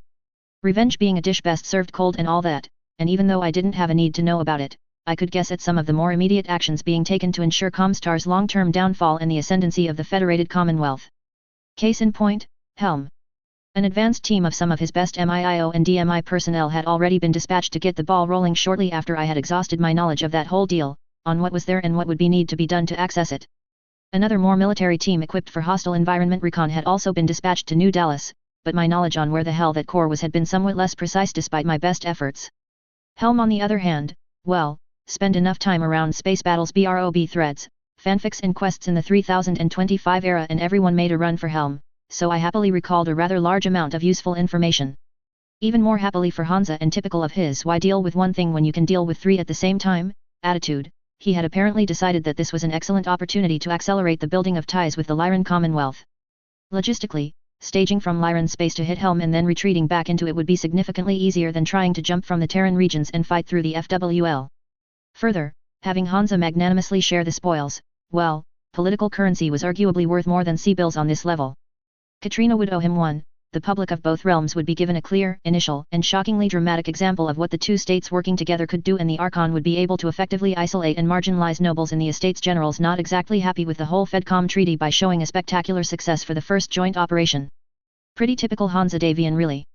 Arden had been chosen as the leader of the expedition, built around the Davian Heavy Guards RCT, as well as a hand-picked NAIS technical team, and me. To get back to the reason why I was bouncing through hyperspace, Arden had, on his own without me asking, decided after my reflections that I needed to get out and participate in this venture, vouching for both my safety and security personally. To my mild surprise, Hansa had agreed without any hesitation, noting that it was an acceptable risk and there was always the chance that I would remember something on Helm at a critical moment. And he had directly said that he trusted me. Which was rather touching really. Of course, I had little doubt that Quintus had put people in place to make sure there was no chance I'd fall into enemy hands during this trip, but I tried not to think about it much. More critically, I was fully aware that this whole thing was something of a test and act of faith on the part of Prince Davian. If my knowledge was wrong, he would be putting one of his finest RCTs at considerable risk with this deep strike. On the other hand, if this all panned out and my knowledge proved true, well, counting chickens and all that. No need to get ahead of myself.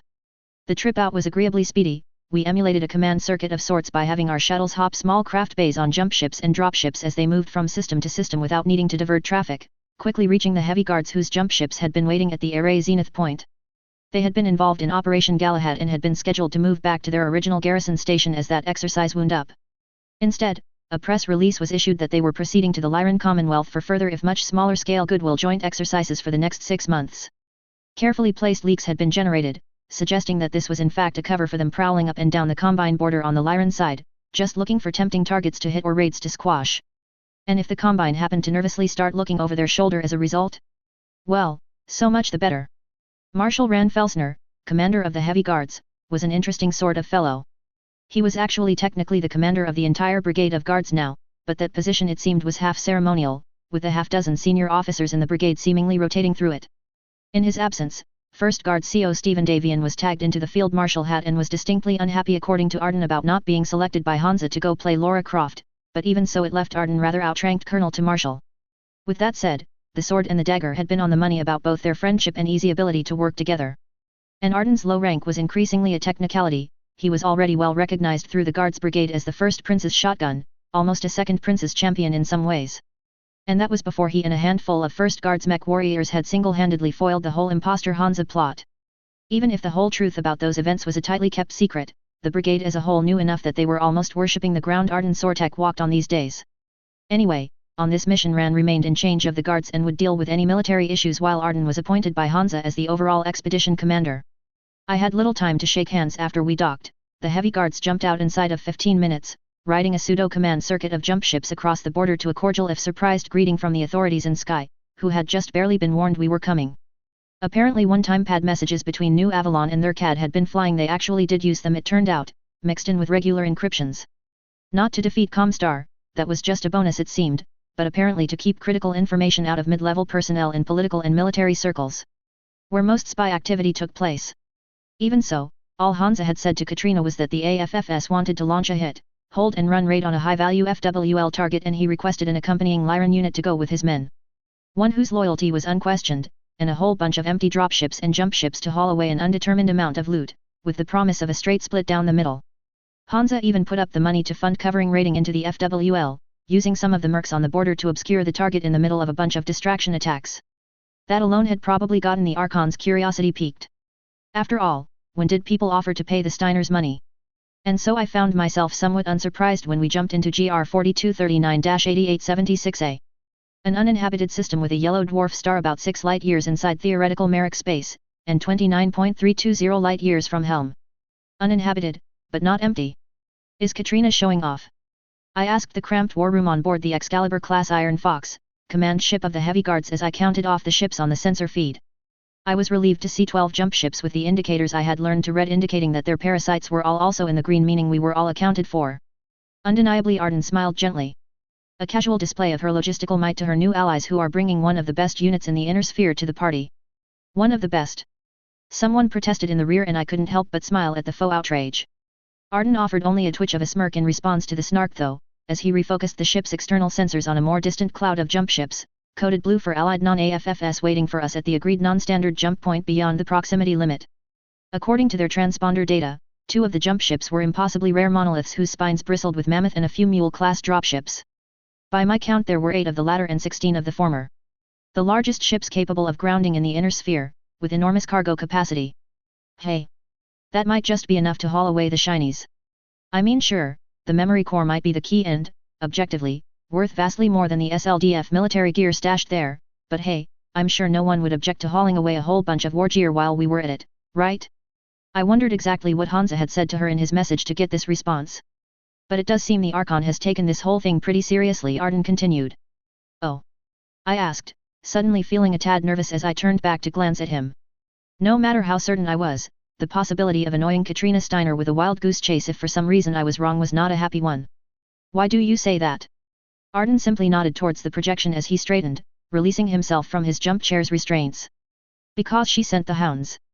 Chapter 5, Release the Hounds. My first thought of Patrick Kell was that he was a recruiting poster's wet dream. He cut a rather striking figure in his BDUs, certainly looking the part of an elite mech warrior. And given that he had almost single-handedly held what was left of the Kellhounds together after Morgan had his nervous breakdown, fired 2/3 of his mech warriors and run away, he was not someone I was inclined to underestimate. With the younger Kell brother came a number of officers, including Dan Allard, who clearly both knew and was happy to see Arden again, and to whom Arden passed on a hug from his father, in a kind of Ader-Cable manly way, that got a chuckle from everyone present. The rest of the officers' names were vaguely familiar to me, but the only one I recognized was Salome Ward, the future wife of Morgan, and mother of Phelan Kell, everyone's favorite traitor. On the other hand, her first reaction to seeing Morgan return in the original timeline wasn't to gush over him like the other idiot mech warriors, but to punch him in the face and storm off, so bully for her. She could hardly be held accountable for her son's actions, I suppose. Enough people were in the briefing room on the jump ship's grav deck that we were rather tight for space. I squeezed in between the commander of the Guards Jump Infantry and the leader of the technical team handpicked from NAIS on a fold-out seat. A few lower-ranked officers, as in one-star generals, seemed a little surprised to see me in the room, but as none of the top brass even blinked at my presence, they kept their mouths shut as the briefing started. All right, Arden started the briefing with a nod after the hatches into the room were dogged down. Our mission for the First Prince and Archon is an objective raid on the Steward Commonwealth world of Helm.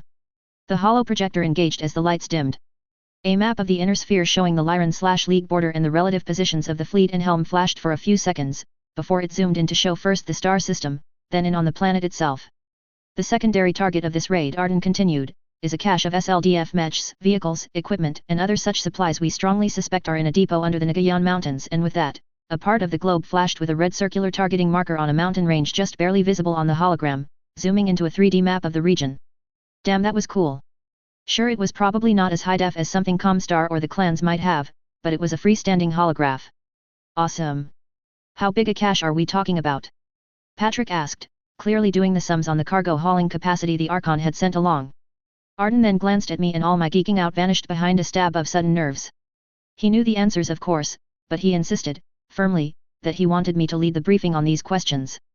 Apparently he thought I had a strong future ahead of me in this kind of staff work after some of the conversations and insights I had offered. Which I thought was bullshit. Having unique insights into people thanks to foreknowledge didn't make me any less a complete armchair general, but who the hell was I to tell a man the guards thought could walk on water with an assault mech, that? Clearing my throat, I gave the best answer I could remember from God's knows how much speculation on space battles about what could have been there, based in turn on Carlyle's too few observations in the book and probable SLDF unit structures. Best estimate is probably between 2 and 6 regiments of mechs and a comparable or greater number of armored vehicles, I said clearly and steadily as every eye in the room snapped to me in surprise. We can expect late Star League SLDF regulars equipment in all probability, but there will probably be a considerable amount of advanced Star League weapons technology nonetheless given its vintage. Also an undetermined number of supporting units, infantry gear, general supplies, and logistics support, spare parts and so on. As I recall, Helm was heavily hit in the opening battles of the First Succession War, Patrick noted into the slightly stunned silence evenly. Something about a logistics space raid. Hey, man has a good memory. I mean, there were a lot of planets blasted to hell in the first 2 Succession Wars, sad to say. Correct, I nodded. Helm had been a key base of operations for the SLDF's Army Group Merrick during the Civil War, with a major logistics hub on the ground. After the SLDF jumped out of the Inner Sphere and while Free World League factions were squabbling over who had the legal rights to it, Minoru Kurita quickly sent a heavy strike force to seize and make off with the supplies, citing the precedence of might makes right and possession is 9/10 of the law. Ha! Got a number of smiles at that joke. However, I continued, he found nothing there. Kerensky, it was assumed, had loaded up the contents onto his fleets and left naught but empty warehouses. True to form, Minoru decided to throw a temper tantrum at the wasted trip and launched a saturation nuclear bombardment that killed about 80% of the planetary population before leaving, and with a gesture at the tech, the holograph of the world vanished to show a scattering of stills and vid pictures of the destruction from archives I had been able to find prior to leaving New Avalon. Well, that killed the mood. Variations of fucking snakes echoed around the briefing room at that from both guardsmen and hounds. Heartwarming the way hate for the Draconis Combine could bring everyone together so easily from opposite sides of the sphere. So I guess this apparently was not quite accurate. Patrick continued, unerringly drilling down into my briefing in a way that was just slightly unsettling, but kept things moving. To the best of our intelligence I started, and I didn't miss the eye rolling from some others as I pushed forward quickly. The officer in charge of the Freeport Logistics Base, Major Edwin Keeler, did not join Kerensky on the Exodus. Instead he decided that with the SLDF going, total war was more likely than not to break out. Accordingly, with remarkable foresight, he decided to hide what Kerensky did not take, keeping it safe for the SLDF to use when they returned, presuming I suppose that Kerensky wouldn't be gone long. But just in case he was. I paused here, to glance at Arden. Partially for effect, I admit. I did have some sense of the dramatic after all. Suffice to say, this next information is absolutely need to know. It will not be discussed outside this room, Arden said, looking everyone in the room in the eye and getting an acknowledgement from them and raising the tension in the room a notch that he was taking this so damn seriously, before he turned back to me and nodded. Proceed, Agent Smith. Major Keeler also placed in the cache a Star League Library core, I said slowly and clearly. I wanted to make damn sure no one missed or misunderstood this. A database containing civilian and military information across most every key field of human knowledge. We're talking both the complete scientific and engineering data to, from first principles, build the tools to build the factories to build the tools to build late Star League era technology. From advanced weapons to jump ships and warships. From the most basic to impressive civilian hardware such as terraforming technology and biomedical tech that House Cameron held close to its chest. Knowledge chosen specifically as a doomsday record of last resort to ensure humanity could recover the Star League's complete knowledge should the war Keeler thought was coming due, well, exactly what it did do. In short, you may consider this the ultimate anti-Listec device. The room had gone dead silent as I carefully laid out exactly what we were going after. It took a good 5 seconds for some guardsmen in the back to sum up the general thoughts of everyone in a low whisper. Jesus H. Christ. Our primary objective is thus to recover this core and evacuate it, along with any other salvage we can without compromising extracting the core. To their cat, Arden took back the briefing smoothly, wrenching the shocked gazes back to him and snapping them out of it with his crisp tone, kick-starting their military discipline. Specialist Rastger, Arden gestured to one of the other civilians in the room, from the New Avalon Institute of Science, and his team are probably the best Star League-era computer experts in the Federated Suns. They will be responsible for finding, securing and extracting the core. Make no mistake, ladies and gentlemen, Arden looked around with a pointed gaze. For the sake of getting this core, or at least a complete copy, to safety, the First Prince considers this entire task force, if need be, expendable. I expected an uneasy ripple at that but got nothing but dead silence. Either they were all still in shock at what they were going after, or they all grimly agreed with that conclusion given the sheer stakes of this mission they were now aware of. Sir General Lawrence, commander of the 14th Lexington Armored Regiment, asked into the silence as the officers digested that statement. Where on Helm are we hitting? Again Arden nodded to me and I took the hint. AO will be in the vicinity of the Nagyan Mountains, exact location will be slightly dependent on some specific intelligence we're waiting on, I said, expecting to get another eye roll at that, but a clearing of a throat directed my attention to the back of the room. I can speak to that, a man in civilian clothes who I had noticed leaving the Kellhound's shuttle spoke up. I blinked, not even having seen him enter the room, but confidently he stepped around to the front near Arden and Marshal Felnser. Ah, Agent Williams, good, Arden noted, glancing around to quickly explain. Prince Davian sent a number of MI5 and MI6 teams into the Free Worlds League to lay the groundwork for this operation some months ago. Your report. The other straightened at that, his civilian sort of air vanishing as I recalled that unlike MIIO, DMI were in fact serving members of the AFFS. Got back from Stewart 2 weeks ago via Helm, sir. While at the jump point posing as a commercial freighter passing through, we got an encrypted update from the ground team there. It was a hefty burst, but it contained the second package you were waiting for. Arden shared an intense look with me before turning back, and I felt that kind of butterflies in the stomach deal hit me as this got more and more real. You have both. The other smiled faintly and moved forward to the thin table that ringed around the hollow projector, placing his briefcase carefully on it. He then worked the combination locks very carefully, before retrieving a key from a pocket and, with it in place, carefully opened the armored case. Inside, carefully placed into a foam insert, was a small black rectangular device about the size of my iPhone with a faded purple eagle drawn on it that I recognized as a memory chip. Essentially a portable solid-state hard drive. The memory chip. I hoped. The colonel accepted it before he carefully handed it off to the technician with a few muttered orders, the NCO inserting it into a slot on his console and getting to work. Any problem stealing it? I asked in a tone that could best be described as forced casual. The DMI agent actually laughed at that, a short bark of contempt. Safe are hit and miss at the best of times. The other didn't quite roll his eyes. This time the coin came up tails. Most of the Stewart family are off-world on vacation on Merrick, probably plotting takeover attempt number 6 of the Captain Generalship, and took their best security with them. Everyone left was pretty much asleep. We got into the archives past 3 Rent-A cops who didn't even leave their break room and swapped the chip for something that looks the same, without anyone the wiser. Short of plugging it into a machine, no one will ever know the difference, I'd bet. And most likely they'll just assume the old thing finally kicked the bucket. I got the distinct feeling that the spy was mildly insulted at his crack team, probably one of the very best in the entire Federated Suns, used to daring missions against deadly, competent enemies, being sent in a Priority 1 rush, to steal a worthless trinket from a planet that was asleep. Okay, I'll bite. What is this? General Felger, XO of the Mech Regiment, and more typically its CO when the Marshal was busy leading the RCT? Asked. And again Arden nodded to me. In part, this is in essence a badge of office for the noble invested into the landhold of Helmfast. Which is basically the whole planet minus the capital. The chip should contain a Star League-era high-resolution map of the entire planet. Before the snakes blasted it, that is, I added as the map in question loaded onto the screen. It was hard to not grin like a madman right now. And if we combine it with the requested current maps. I left the hint hanging, and with a smile, Agent Williams retrieved another item from inside his case, this time a standard hollow disk. Looked exactly like a CD, but I knew its data storage was on the order of hundreds of terabytes, with data stored in multidimensional holographic constructs rather than the 2D laser-etched storage used in CDs/DVDs/Blu-rays back in my time. The locals' idea of flight control is just don't bother us until you're ready to ground at Helmsdown, Williams grunted as he passed the disk over. The inbound team were able to make multiple passes at multiple angles over the target area with a high-resolution imager before landing to conduct trading for our cover and put a ground team into play. And their cover is? Arden asked with a raised eyebrow.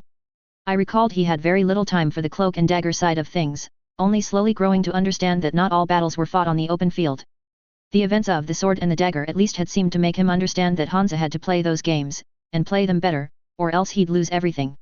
Selling stolen top-of-the-line Lyran medical equipment at a very very cheap price. Not that they say it's stolen, of course, they are just a free trader who jumped the border for some reason and are selling it at 5% market price on a planet that wouldn't even get close to being able to afford it normally. Locals get their hospital in Helmsdown up to standards you might actually consider near acceptable equipment-wise, and our team has no questions asked as they sit around waiting for the next free jump ship caller to wander through, which is about 2 weeks away. I nodded in approval of that.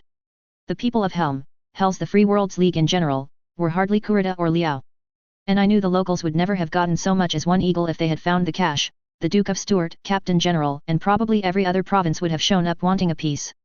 And Comster would have probably just slipped in and nuked it, and framed the Lyrans for the dead, of course, while they were busy arguing over the thing. A refurbished hospital in exchange for the cash might sound like a rather dud deal, but to be brutally honest, it was a step up from what they got in the past, which was a little civil war on their planet followed by a whole load of nothing. And the locals probably couldn't care about wider geopolitics, just delighting in the fact that they didn't have to fly to another system to get an MRI now or wait for the very infrequent mobile hospital dropships that showed up to rent their services. Any military activity? Arden brought my attention back. Zip, according to the report, the man said, shrugged. No line units, just the local militia who barely know one end of their rifles from the other and would be hard-pressed to stop a scout lance, let alone what you've brought. The latest lick reports of activity on the border are also on the disk, compliments of Simon Johnson's people. Anything else to report? Arden asked. No, sir. Very well. You're dismissed for now, Agent Williams, we'll debrief in full later. And I remind you this briefing is classified. Roger that, sir, the other saluted and left. When the door closed behind him, then Arden nodded to the tech. The holographic projection split at that point, the left-hand side showing the old map from the Star League-era chip, the right the map scanned by the Stealthy Fox's dropship as it orbited. Apparently the Star League standards for topography and mapping were still fully in force, and it allowed a quick calibration to the point that each map was showing the same location to the same scale. And the difference between the verdant world on one side and the one with only patchy signs of greenery on the other was slightly depressing. Fucking snakes. Gods, I was starting to sound like a local. And to be slightly fair, Kurita were hardly the only party guilty of fucking over entire planets in the succession wars. What else is in the chip, Agent Smith? General Felger cut into my thoughts as the tech recalibrated the maps. Pardon me, General. I asked, turning to face the other. You said in part it's the maps, what else is on it? He insisted, his eyes narrowed. Ah. In essence, that chip contains a secondary command layer, either in the firmware or its software. Undetectable if you plug it into just any computer.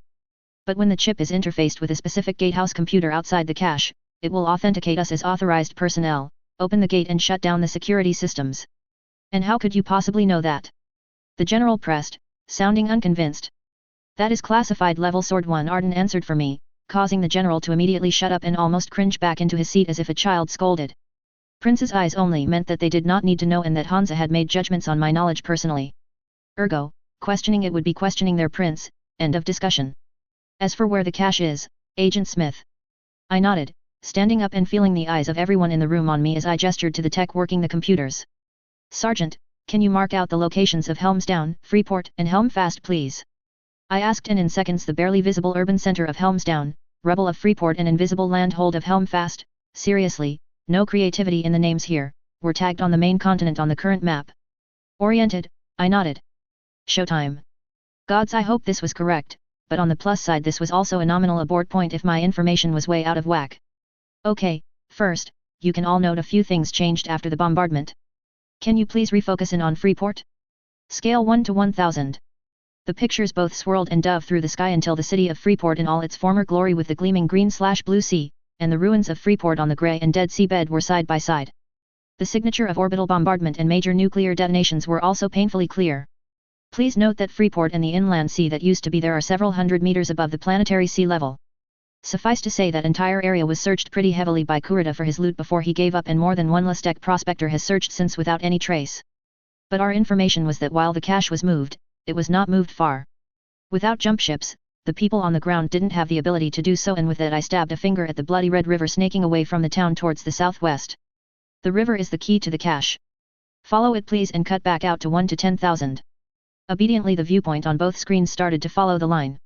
On one, despite its red color, as I recalled some algae or whatnot caused that, it was a healthy river, full of water bouncing along as it cut its way through the region. On the other screen, it was no longer a river, just a dry riverbed. Dried up, yet still faintly red even after all these years. The Vermilion River cuts across the plains, through the foothills of the Nagyan Mountains and into deeper canyons until, there, right there, I smiled with a sudden surge of confidence as, just like in the original novel, the river took a sharp turn and vanished under what looked like a massive overhang after the tech zoomed right in. On the original picture that was on the right, while the riverbed was still visible and distinctive, the river itself no longer flowed. But more interestingly, a large boulder in the first had seemingly of its own will, stood up on its side to block that end of the canyon and cave where the river had apparently vanished. And, had been rather clearly to my eyes, squared off. Also sitting off to the side was the truncated pyramid of the gatehouse as I thought of it, an artificial structure not present in the past. Which wasn't really proof of anything, it could have been anything after all. But for me it was the first real evidence that this was exactly like in Battletech and not a wild goose chase. Zoom back and move to the west. Okay, hold it, I said as the crimson line re-emerged, 3 or 4 clicks away in a straight line distance, on the reverse slope and side of the mountain. And now, the river re-emerges and eventually winds its way into the sea. And clearly has other sources of water, although it's still almost dry today. So, how did it get from one side to the other? Anyone? Probably just an underground cave system, Daniel Allard responded first with a shrug. There are plenty of examples across the inner sphere of rivers digging under and through mountains or terrain to re-emerge on the other side. I know on Kestrel there is a river that goes about 2 clicks under a mountain before coming out, and some crazy people like to put on scuba gear. He started to tell a story when suddenly his words caught up with him and he straightened slightly, his eyes widening in sudden revelation. An underground cave system. Ah, with the repetition and emphasis, suddenly everyone in the room started to shift and glance at each other. Now they were getting where I was going with this, and I smiled as I started to explain. Chapter 6, we're not looting, we're salvaging. Okay, so that went well. I mean, Murphy was still absolutely a thing that held 100% true in this universe, no one taunted Murphy. But the whole no battle plan survives contact with the enemy, is predicated on the enemy showing up or having a clue what the hell you were doing. I have to say it was in its own way, a heartwarming fuck you to Comstar, given the events of the Price of Glory where 12 million people were casually killed by ROM as part of their plan to deny the cache to mankind. It had actually struck me when I remembered that, and that it would surely not happen this time around, that if I was worrying about butterflying events that didn't happen before, meaning deaths that I would be responsible for, well, there was a whole other side to that ledger as well. Anyway, so, we jumped in. My fears were that we would see a fleet of military jump ships waiting for us, or a Comstar warship, or hell, even a civilian with a fully charged core who would run the hell away to sound the alarm in a panic. But there was nothing. Not even a basic satellite inside the jump zone that was programmed to sound the alarm when something dropped in. Helm was that much of a backwater right now, and technology still scarce enough that it wasn't worth wasting it on a place like this. With the kind of ease that spoke of their elite status, both units' dropships detached and started their runs as the jump ships unfurled their jump sails, the Kellhounds accelerating a tad faster to get ahead of us. A coded transmission to the Rabid Foxes giving them their targets and time frame raced out, the transmission making it to the planet in minutes as we crawled along the 4-day trip. Oh yeah. Sleeping at 1.3 gs? Yug. I was in awe of the ability of the seasoned troops to casually sleep in such conditions, and hell, I had what passed for a stateroom, shared with Arden while they had tiny racks in their bays. Spaceflight without inertial dampening technology was way overrated. What was worse was the waiting though. My part was done for now, and even as all the units and subunits found useful busy work to occupy themselves with as they completed pre-drop checklists and briefed, all I could do was wait and second-guess myself. Not exactly pleasant. I would have killed for my iPad or iPhone, but both were probably stuck in some NAIS lab in dozens of pieces. On the plus side, I was enjoying reading McMahon's Military Guide 3025, The Janes of the 31st Century in the Federated Suns. It had a lot of information on mechs and units of all the successor states. The sad truth was that there was very little classified about the capabilities of the platforms in use by all sides after centuries of war. Although I swear to God, the 31st century's idea of an ebook reader, Uke. Anyway. The Hounds dropped on schedule half a day ahead of us. Their relayed transmissions, as well as a more subtle one from the rabid foxes on the ground, had confirmed that the attack had been a complete success so far. The sensor network had not even been cut off but hacked to show a sensor loop. It was a very old trick, but with the lack of traffic in space around Helm, a perfectly viable one, so that the first clue the locals had of what was going on was when a flotilla of dropships appeared on the short-range ATC radars, raining mechs. Then, as morning broke, a lot of people were first terrified, then scared, then uncertain, then really confused. I mean, it's one thing for a battalion of battle mechs to show up in the middle of the night on a raid. This is the third succession war after all. It's another thing for them to do little more than just walk around town amusing themselves. Literally, walking down the streets, and obeying the traffic lights and stopping at pedestrian crossings as early morning walkers found other far taller walkers out for a stroll. I mean, the Hounds were broadcasting pictures in the clear that were being retransmitted by the local media, for God's sake. Most hilariously, of a Wolverine casually walking up to an utterly clueless industrial mech doing early morning work on the city outskirts and clearly completely in the dark about the planetary invasion, to tap it on the shoulder, causing the other dented and well-used machine to clunk and turn around, and then drop the steel girder it had been holding in pure shock when it saw the Lance pointing guns at it, frantically raising its arms straight up in a panic like it was being mugged. Salome Ward was clearly enjoying herself. We, on the other hand, were having a very different kind of fun. Our insertion over the sea was timed perfectly, taking place in the brightest part of the local day, so our fleet's drive flares would hopefully be lost in the glare of sunlight. We crossed the coast at 30,000 feet over a nuked minor city and slowly descended in tight formation over the clouds, above the mountains. The Kellhounds Jump Infantry and the command lance of Patrick Kell departed from their dropship as we passed over the objective. Have to admit, it was spectacular seeing the massive war machines on the VID step out above the spectacular cloud-covered mountains like giant parachutists, even as the rest of our dropships brutally converted from supersonic angled flight to vertical flight in a wild series of maneuvers that had us skidding to a halt over the LZ. At which point we dropped like stones. I'm pleased to say I did not throw up and congratulated myself on my foresight of eating very lightly at the final meal an hour before we hit the atmosphere. Without a fixed reference point and only the tiny repeater screen on the bulkhead to look at while strapped into my acceleration couch, it wasn't pleasant. All the more because of the wild cheering and whistling from the guardsmen around me, who clearly thought this was awesome. Even as we dropped, the last 1,000 feet battle mechs started departing the fleet's ships on jump jets or jump packs. A full battalion's worth was on the ground and fanning out to secure the LZ before we were, with the rest disembarking within 10 minutes of grounding. Swarms of armor followed, and in less than an hour 3 mixed regiments of armor, battle mechs, and some supporting units, almost 3,070 LCTs I had thought idly, were moving off to their chosen defensive choke points around the cache region, each with enough firepower to stop a hostile mech regiment dead in its tracks. It was all in all a pretty remarkable feat of organization. Granted, none of this was under fire, but even so you got the feeling that this was the kind of evolution the guards practiced for constantly in garrison, and it showed. So, with the main defensive force deployed and the camp guards standing first watch, it was time for the RCT command company to push to the cache itself. The 3 regiments of infantry going with us loaded into their APCs with only minor grumbling, clearly wanting to enjoy the fresh air and open spaces for a while longer before getting back into enclosed spaces. I, however, would not be riding with them as I expected.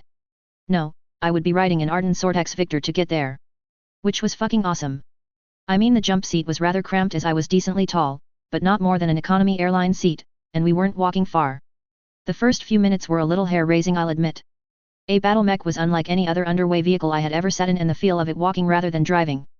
Best analogy I could think of was those 2 or 3 seconds when a landing aircraft had its rear wheels hit the ground and it felt like the pilot was really fighting to keep it on the runway as he dropped the nose. The mech seriously felt like it was on the verge of falling over with every step. I slowly got used to it as we moved onwards, or at least learned to ignore it and just geeked out over the war machine. My jump seat was actually offset from the command couch so I could look past Colonel Sortek's chair and out the tiny window, or more usefully at the compressed holographic display. We were moving as part of the RCT command company, with Felsner beside us in his Cyclops with a pair of Jagger mechs on point. A flight of Ferret-class scout VTOLs were doing the main scouting, zigging and zagging above us on Overwatch, supplemented by a lance of jumping mediums. Yes, the heavy guards did have limited numbers of mechs in other weight classes for tactical flexibility, pacing us up on the ridge line. I sat back and tried to enjoy the ride as Arden stomped his way down the river, half listening to the radio chatter on the command net, which was actually pretty minimal and limited to line of sight laser comms so as to not alert any FWLM listening posts that might be somewhere in the region. Unlikely, but clearly Felsner was neither a risk-taker nor a micromanager. Which was a good sign and fine by me. And soon enough, we arrived. Okay, we're here, Arden called back, and I looked up as we stepped around a curve in the canyon and dry riverbed winding its way into the mountains. Arden was being cautious, I noticed, gripping the controls, ready to unleash the gigantic autocannon in the Victor's arm as needed as he moved up to flank the Marshal, before he relaxed at what he saw. It was a pretty typical box canyon, I suppose. The dry riverbed was perhaps 10 meters wide at this point, rising to a bank on each side a few hundred meters across of mostly gravel with a few bits of tough shrub stubbornly holding position through it. Directly ahead, the river had seemingly run into a mountain in the same way a sentence runs into a full stop, a sheer brown/grey rock face rising hundreds of meters into the air before sloping back out of sight, the wall wrapping around to form the canyon itself. The riverbed terminated in the boulder, although the outline where the cave used to be seemed pretty clear to me. Even so, the boulder had been positioned exquisitely, looking for all the world like a lump of sheer cliff that had snapped off and slid down to embed itself in some avalanche, sealing off the cave. The work was so damn good that despite everything I knew I still had slight doubts. For all the complaints I used to, and still occasionally did, make about the future of the 1980s in terms of the technology around me, the Star League's mega engineering skills could have had the Discovery Channel doing mega structure specials for a century back home.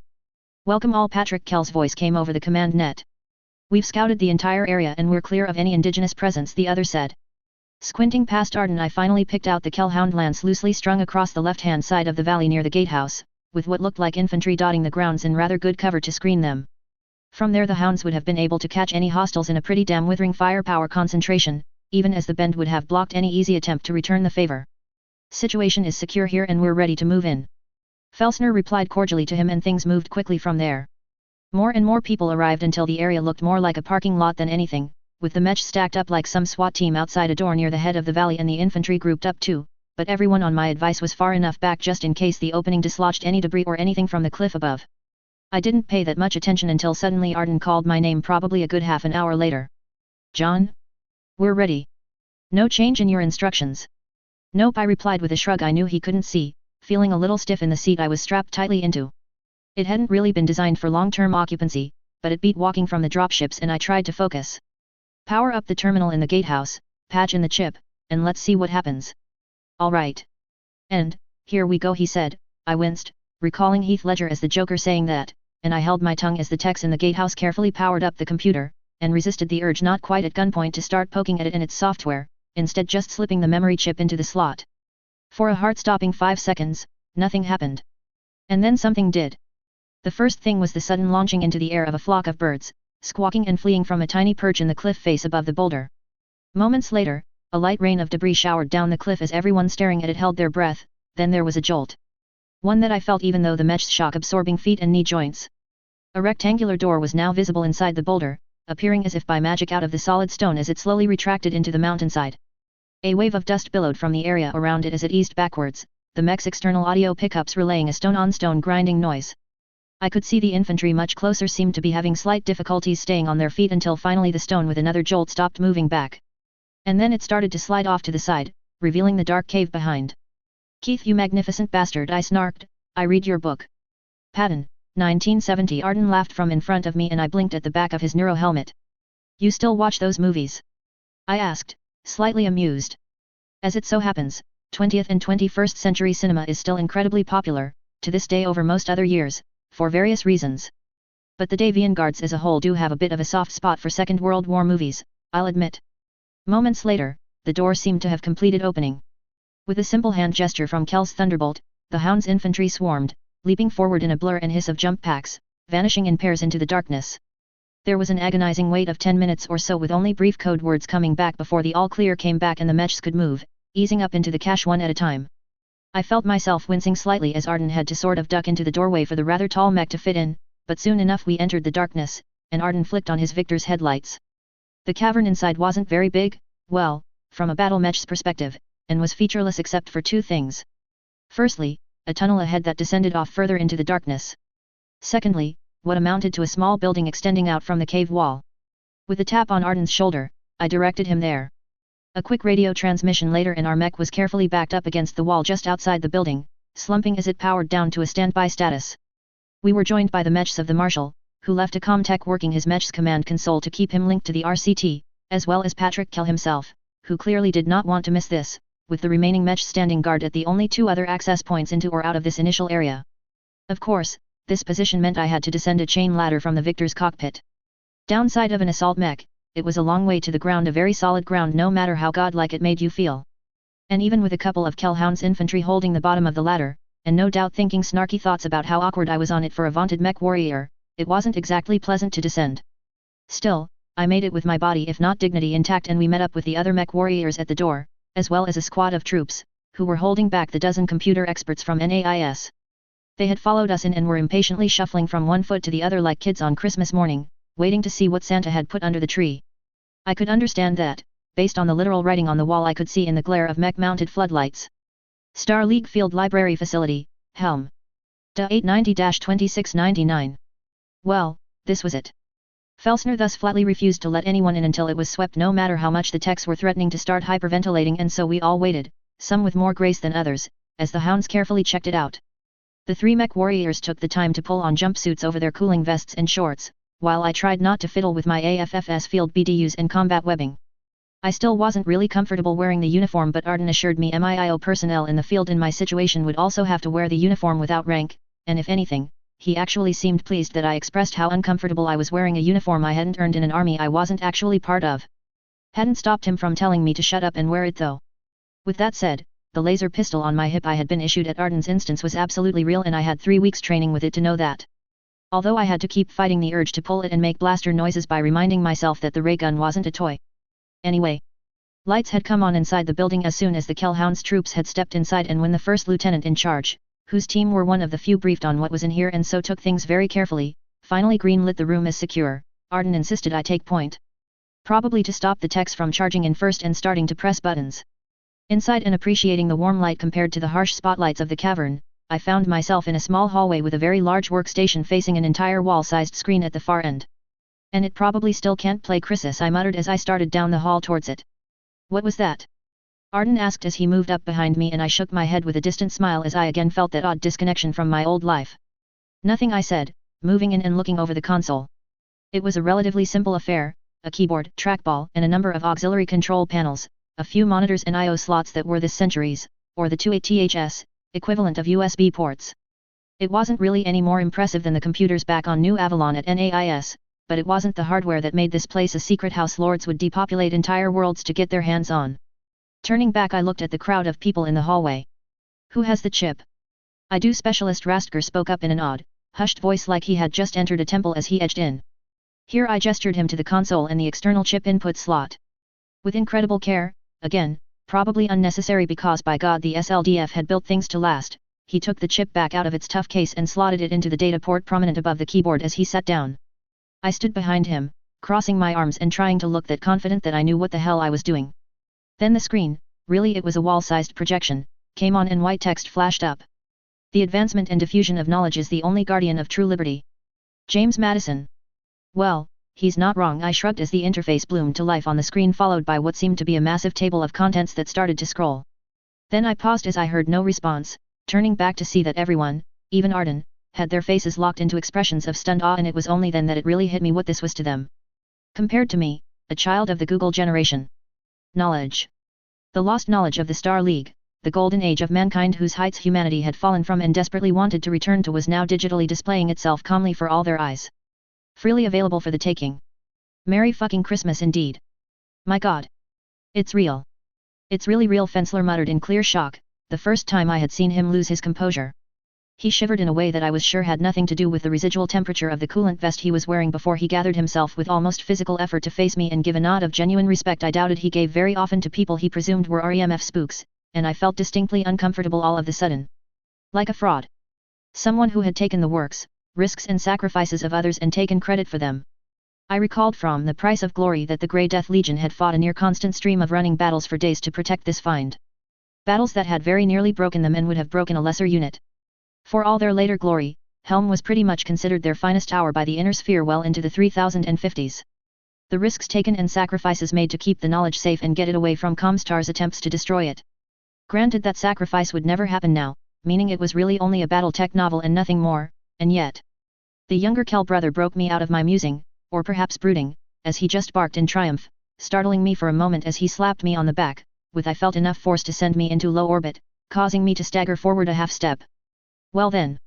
It would appear congratulations are in order, Agent Smith, Patrick said, offering me an almost boyish grin that I couldn't help but sort of shyly return as he held out his hand for me to shake. Damn it, he was just so charismatic, ouch. Also turns out he has quite a grip.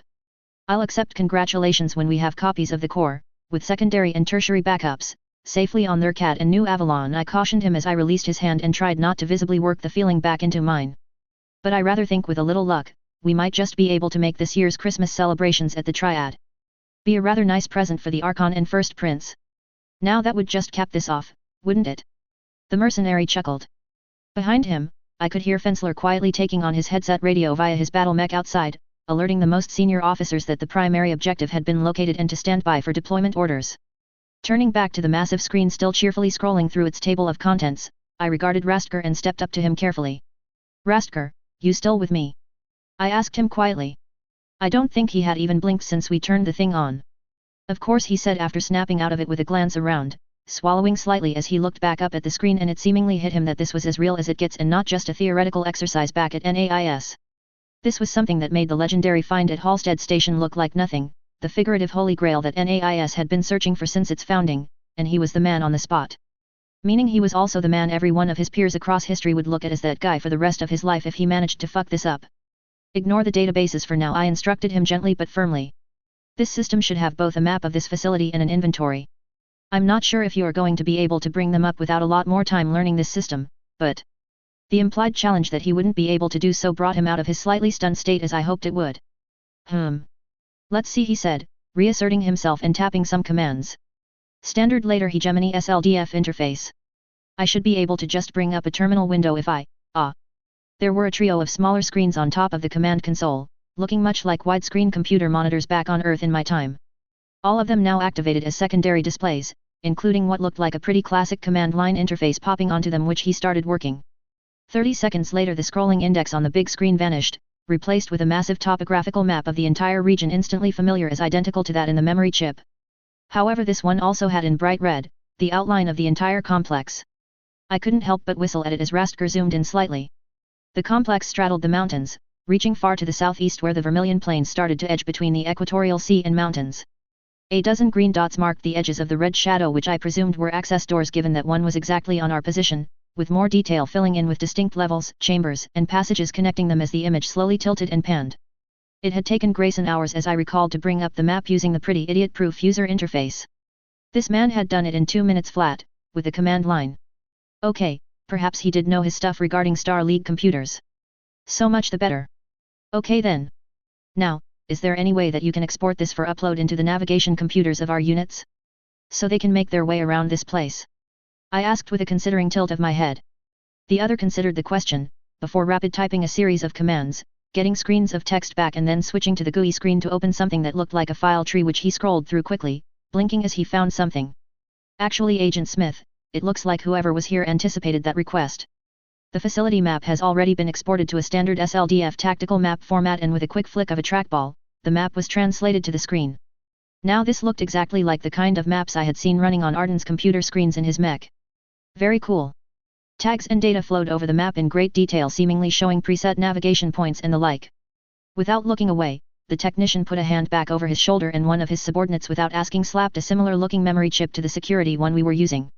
He pushed it into a free slot, and with a blurred series of keystrokes and a brief file transfer window that popped up on the big screen and then vanished before I could even really read it, he then pulled it back out.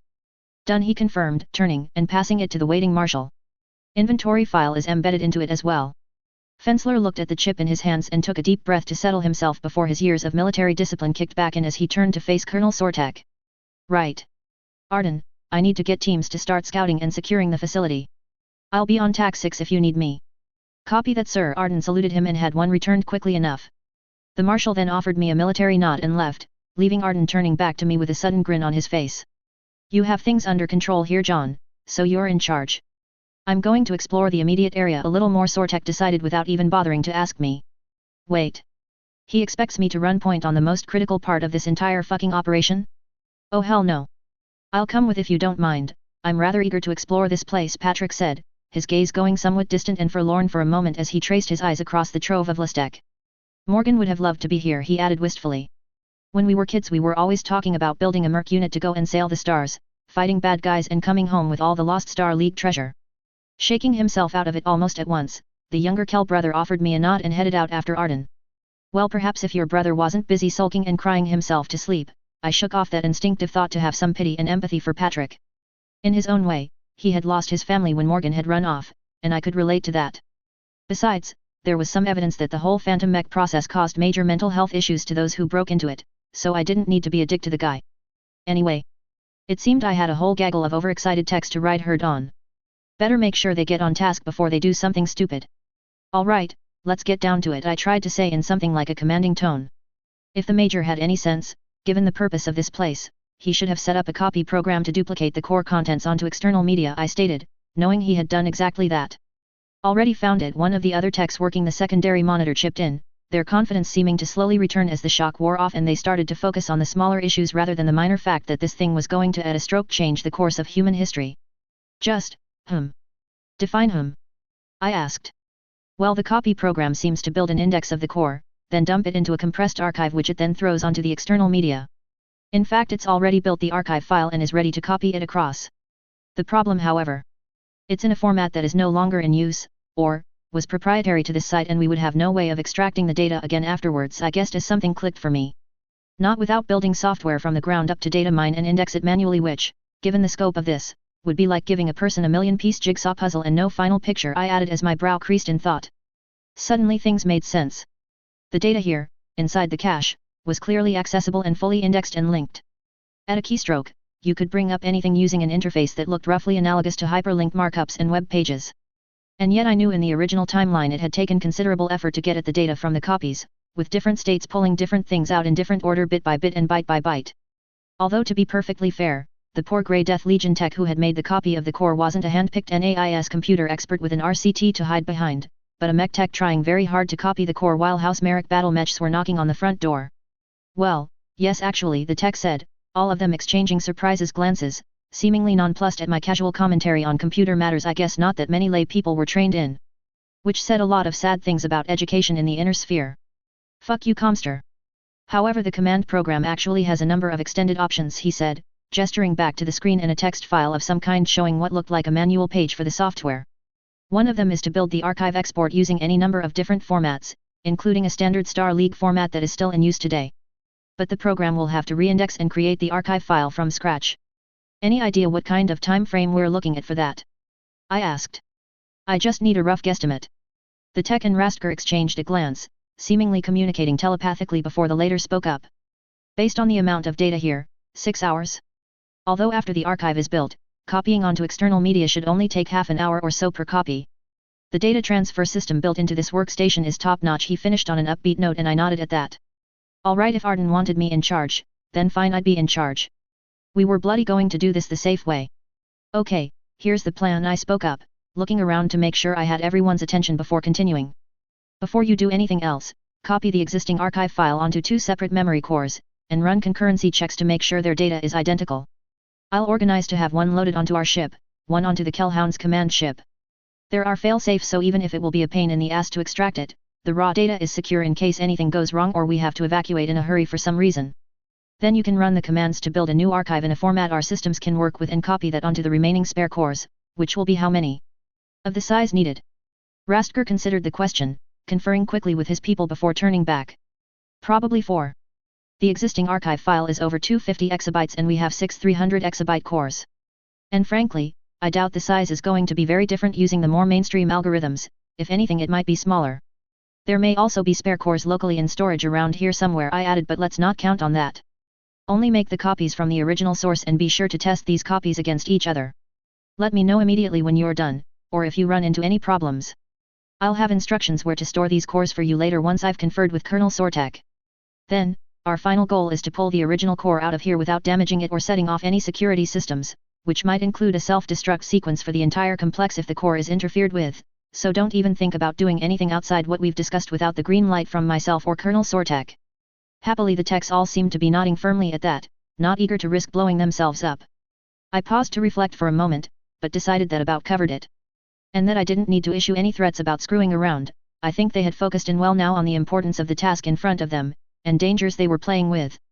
One last thing, remember, if you need anything, you have first and absolute priority on personnel, supplies, equipment, whatever you need to get this done. In doubt, call me. Anytime. Or if you can't reach me, either Colonel Sortek or Marshal Felnzer are ready to take your calls. Clear.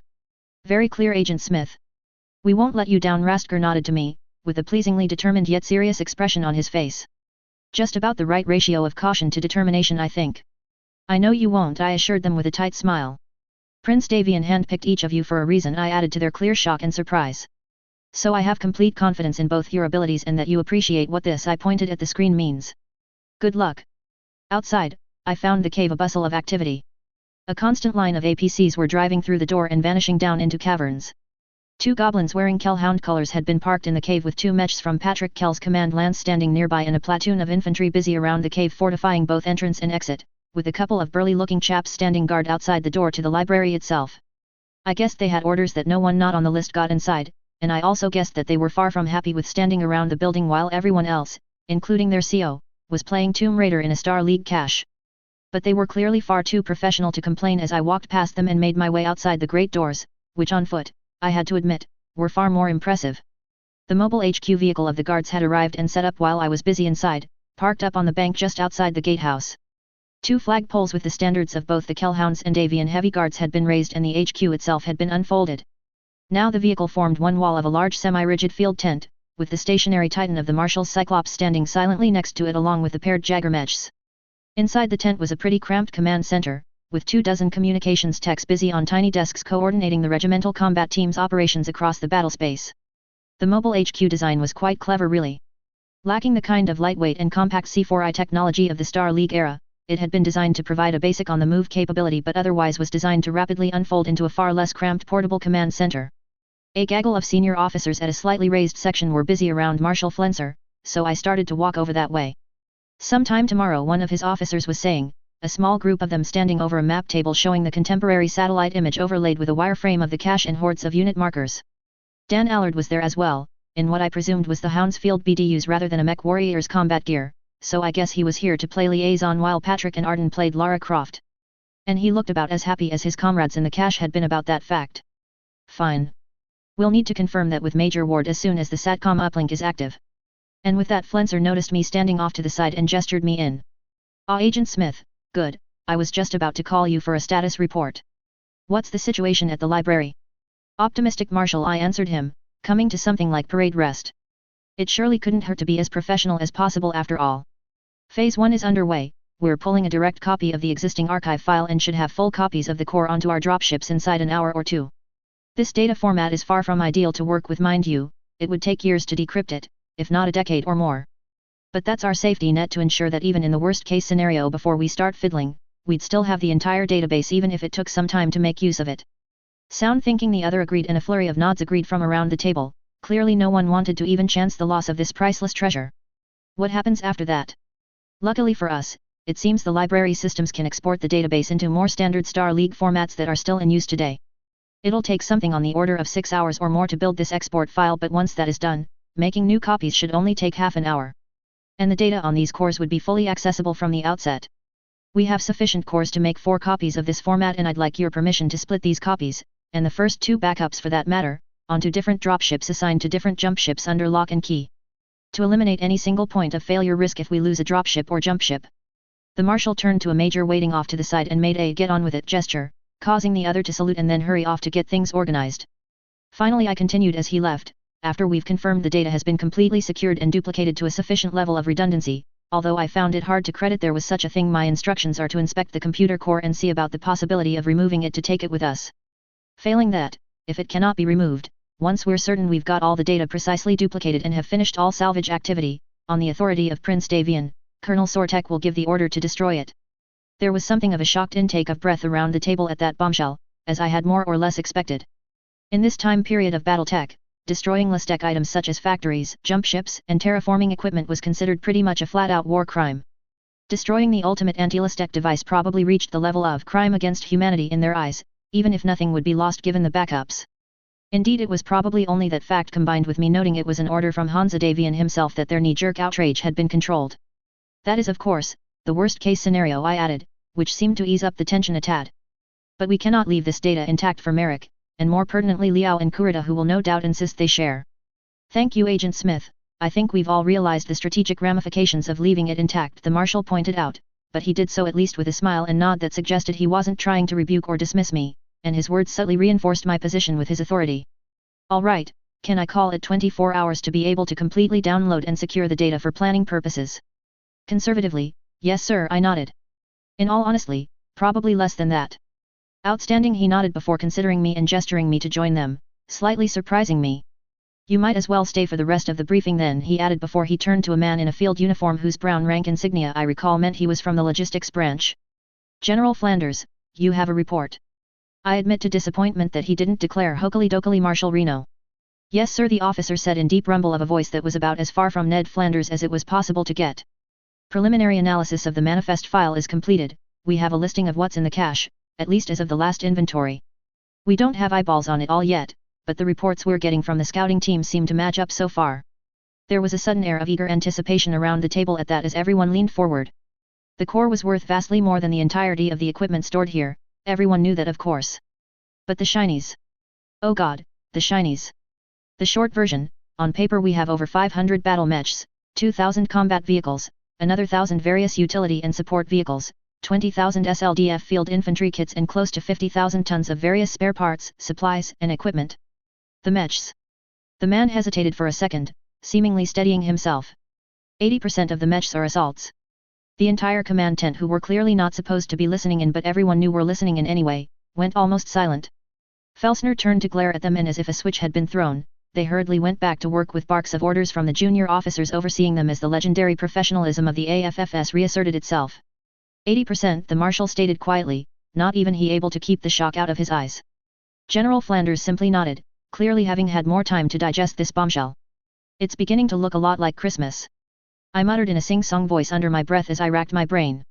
I didn't remember anything like that being noted from the Price of Glory. Then again, the descriptions of the mechs had been pretty much limited to Carlyle being understandably frustrated that even as his unit's machines were getting blasted to pieces in fight after fight and being glued back together for the next, he had hundreds of gleaming SLDF machines sitting there he couldn't use as it would take far too long to get them combat ready. Like a man dying of thirst being given a bottle of water impossible to open. Assault mechs were indeed the rarest of beasts in the inner sphere these days according to what I had read in McMahon's military guide. The LCAF deployed the most, memes about them were exaggerated, but they still boasted almost a fifth of their mech fleet in that class, with heavies around a quarter more making them pretty top-heavy. House Davian conversely could barely scrape up 10% in assaults, with 70% of their mech regiments TONE made up of lights and mediums and the rest heavies. House Kurita sat between the two, but with fewer regiments than the AFFS in total, almost like someone had been world-building everything into a nice balance. This many assault mechs could actually change the balance of power for House Davian in a small but real way. Only question being if you gave the Crushers a sibling or two, or attached a company each of the machines to 16 or so RCTs for a breakthrough firepower boost in key units. Right then the Marshal drew my attention back to the here and now. What kind of tech are we looking at? Agent Smith's information seems, as always, right on the money, the officer noted with a nod at me that made me fight off the urge to blush at the unabashed compliment, probably very rarely given from line officers in whose minds intelligence agent was an oxymoron. We're looking at late-era SLDF regulars. Most of the mechs have one system or weapon that's less tech balanced out with standard current issue weapons, which should make maintaining them easier logistically speaking, but a few according to the specs are high-end royal builds. There are a lot of spare parts as well. And I mean a lot. For example, according to this, there are at least 1,000 freezers sitting in one of the warehouses, still in their original packaging. And before anyone asks, the Marshal added, dibs rules are not, I say again not, in effect. There was a good-humored chuckle at that seemed to put the meeting back on an even keel, getting everyone to knuckle down and focus. So. Question number 2, assuming the inventory is accurate, how long will take to load up this stuff and can we carry it all? Even with the mammoths, that is a lot of gross tonnage. The mules are each carrying a full recovery crew with a platoon of prime movers, a couple of dozen industrial exoskeletons and some mobile lift hoists. Throw in my boys to help and we should be able to load up battalion or so worth of platforms with each round trip. This is going to be a multi-day affair in all honesty, the officer shrugged helplessly, at which point I stepped in, recalling some information from the book. I might have some good news there, I spoke up, getting everyone's immediate attention. Possibly because so far I only seem to bring good news. We'll probably have to get the infantry to do a full sweep to make sure, but according to our intelligence about this place, there should be fusion-powered flatbed haulers in the cache. If we can get them working, we should be able to increase our movements of salvage quite a bit, if we can find people to drive them. Make that a priority for your people to confirm, Colin Flenser ordered swiftly with a look at the commander of the infantry. I want to hit the ground running on this one. Understood, sir, the other nodded, making a notation in a small noteputer. If need be, we can stand down the 14th Lexington from their reserve position and put their crews to work running them, the Marshal continued in consideration, lightly drumming his fingers on the hollow table before nodding sharply. In fact, on that note, Felger, I want you to pull 2 companies worth of mechs with hands off the line to assist with the loading and unloading operations. Karen, as soon as we're in position to start the recovery, round up all the loadmasters from our dropships and send them over to help. Once we start, we run non-stop, which means rotations. I do not want to lose a grounded mammoth filled with Lestec because some idiot decided crew rest was for losers, pushed it too far and caused a catastrophe. Everyone clear on that? Yes, sir. Came back immediately, and my respect for the man went up another notch. He was perfectly willing to use his mech warriors as glorified industrial mech drivers, where I strongly suspected other unit commanders fully into the cult of the mech warrior would reject the idea out of hand. He was also clearly seeing the time frame for getting this done wasn't going to be a few hours of smash and grab like Halstead Station had been, but that a sustained effort would be needed. And was smart enough to use his people accordingly and ensure they didn't burn out. Well, I suppose you didn't get to be put in charge of Hansa Davian's favorite RCT without proving yourself significantly beyond merely competent. Now, the second question, he moved on. How much of it can we take? I'm loath to either leave things behind for the leaguers or have to destroy them. But I'd like it even less to find stuff we left behind pointed back at us a few years down the line. We're crunching the numbers, the logistics man stated, glancing at his own noteputer. Best estimate for now is that we can load up all the mechs, vehicles, and just about all the Lestec gear if we use our own dropships to take the excess, and if we triage for things we can leave behind like standard ammo, gauze rifle slugs and the like. But no question that we're going to have to dump some stuff to make room on our ships. Right. Start with our ammo stores. I don't think House Davian is going to run out of autocannon shells anytime soon, he noted to a brief chuckle around the table. Then if we still need room, the APCs can be tossed and we can store lighter vehicles from the cache in their place to free up more cargo space. The logistics officer nodded at that and made a notation, although the other general who I recalled was in charge of the mechanized infantry brigade didn't look terribly happy at the idea. And understandably too. But then, his APCs were one of the cheapest and easiest military vehicles to make. One that could be replenished in bulk, even in 3025. Next question. LZs. Where do we load up from? I think we've found an LZ for the mammoths and mules, sir, another officer, Karen I recalled, said, wearing the uniform of someone in the naval arm of the AFFS. Clearly she led the RCT's aerospace elements, with a few keystrokes switching the hollow table's map around to focus on the western side of the range. Based on the map, there is another access door here, and a green dot flashed on the southern edge of the mountains, where they edged away from the coast, creating a narrow spar of the Vermilion Plains right where the Vermilion River emerged on the other side of the range. It looked small on the orbital scan, but seemed more than large, wide, and flat enough to bring the heavy ships in. It's defendable, but open enough for the loading, and the ground looks ideal for the cargo ships. Good work, Felnser said as he studied the map grid indicated. We'll have the infantry spend the evening finishing the sweep of the inside of the cache, then they can bunk down for the night. We'll move the fleet across the mountains at first light, except McLeod's company. They stay here, with woolly pride, just in case someone comes looking for what all the noise is about and to defend the computer team. And with it he straightened and looked around his officers. Any concerns or questions? He asked and got a negative shake of heads. Good. Now, Lieutenant, you have an update from Major Ward. Daniel Allard now stepped forward. Yes, sir, the younger Allard brother replied, and he gave a straightforward yet amusing report of all the ways the Kellhounds some distance away were amusing themselves, leaving the locals bewildered and trying to determine if this was a raid, occupation, or some giant practical joke on behalf of the Lyran Commonwealth. The really good news was that the Comstar HPG hadn't broken its transmission schedule. It was due to send out the first batch of messages since we landed in just under 90 minutes. It suggested the locals were so damn confused about the situation that they hadn't seen a need to pay Comstar's exorbitant fees for a priority message to Stuart. Which was excellent news indeed, for once Comstar's greed was working against them. After all, if a Class B station could casually send an emergency transmission simply because the local precenter wanted to, questions might get asked about why then they charged such a silly amount of money when others asked. That decision might well cost the local precenter his life. I did feel slightly bad for the local station's personnel though, who would no doubt be caught up in the aftermath. I recalled that some idealistic Comstar adept had been critical to getting the Grey Death Legion out of their desperate situation and spreading the news about Comstar's involvement in the war crimes on Sirius. A poor fool of an adept who honestly believed the Precenter in question was an aberration and that Comstar's inner circle were noble people with a noble mission. He had, at great risk, defied said Precenter and exposed his heinous actions, promptly disavowed as the actions of a rogue man by the horrified First Circuit of course, and allowed the Grey Death Legion to get out with their precious cargo. I doubted fate would be kind to him this time. I suppose it was a good sign I could still feel guilty about such things, but I pushed it out of the way. After all, if I was going to stay my hand against Comstar because some of their ignorant low-level personnel could get caught up in events, I might as well have stayed at home and started praying to my toaster. Brooding as the briefing broke up, I made my way outside and found a nice rock to sit on across from the Cyclops, watching as dusk slowly gave way to evening as the sun set behind the canyon wall as I fished out a ration bar and tried not to wince at the taste. Chapter 7, Always the Last Place You Look.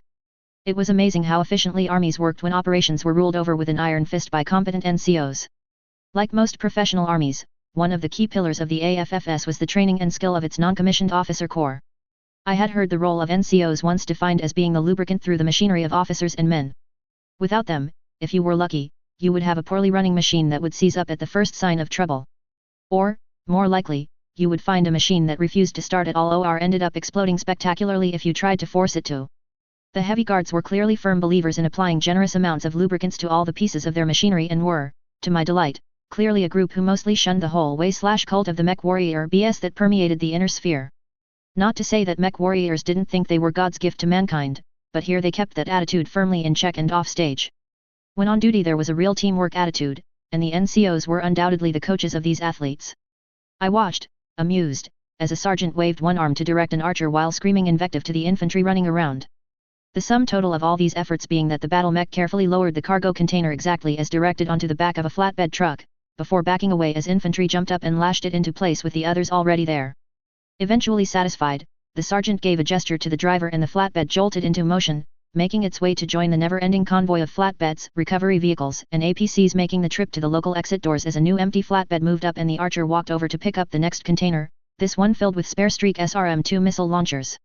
It was slightly surprising to me that the RCT could turn into such an efficient transport machine at the drop of a hat, with frontline soldiers turning into expert logistics personnel and tank drivers hauling around cargo on trucks like they did it for a living. Arden Sortek had put things into perspective for me though, reminding me that salvage operations were a critical thing in the 31st century. Battlefield salvage was often the only thing keeping a military unit running really. And accordingly, the better units had become very good at jumping the battlefield often while the guns were still firing. To drag shinies off with a determination the Blood Ravens would have applauded. And when people were not shooting at you and the salvage was mostly loaded up in standard shipping containers, well, that was just gravy then, wasn't it? The progress was slower than I would have liked, with the current EDA for finishing looting the cache of everything even remotely valuable another 7 hours, but inside of 2 hours everything on the Alpha high priority list would have been stowed. For my part, the 6 copies of the core were all locked away. Even better, my team had found both the software to read the first 2 cores we had copied and in turn made a copy of that, as well as the spare memory cores stashed in the cache late last night.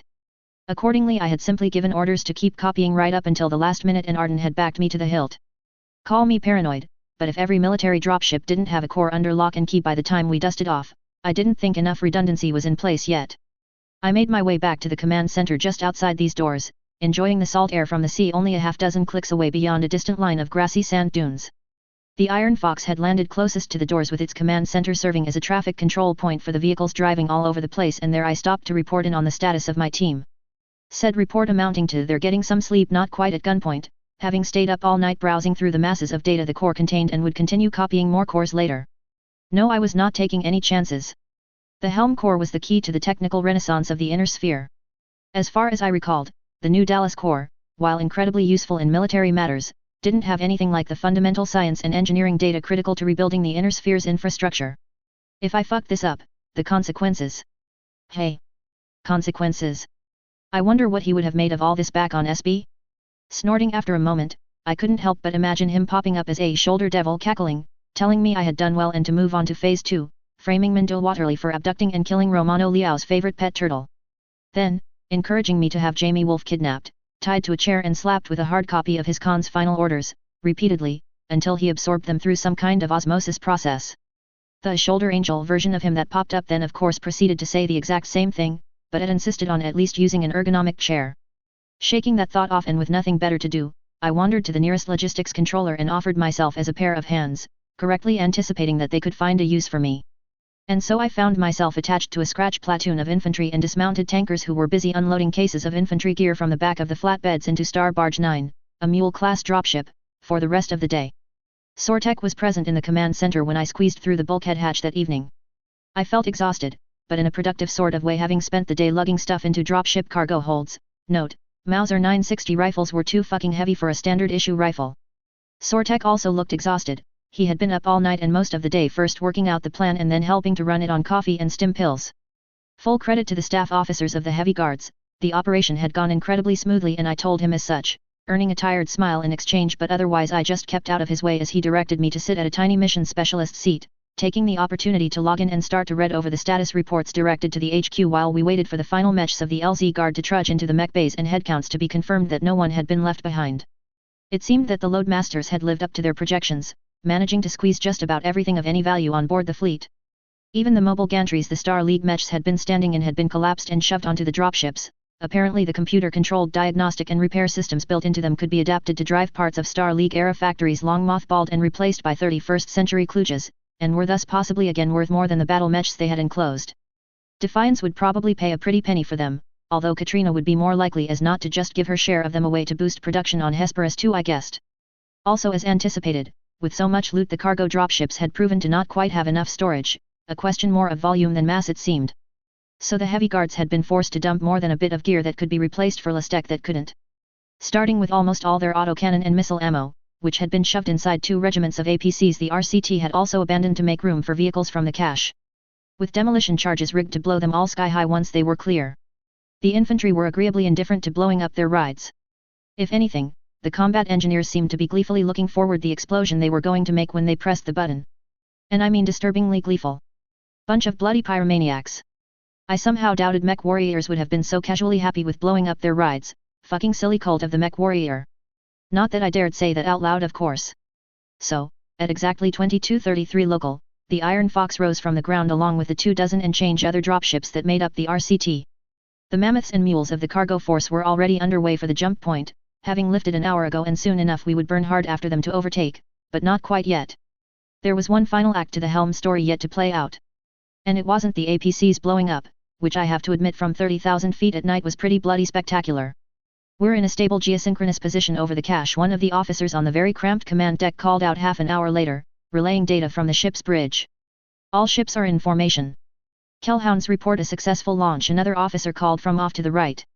20 minutes behind schedule. Apparently the Castellan wanted to make a farewell speech, the officer added, generating a snicker from the crew, and at that, I flipped over to the Kellhounds reports. Hey. Well now.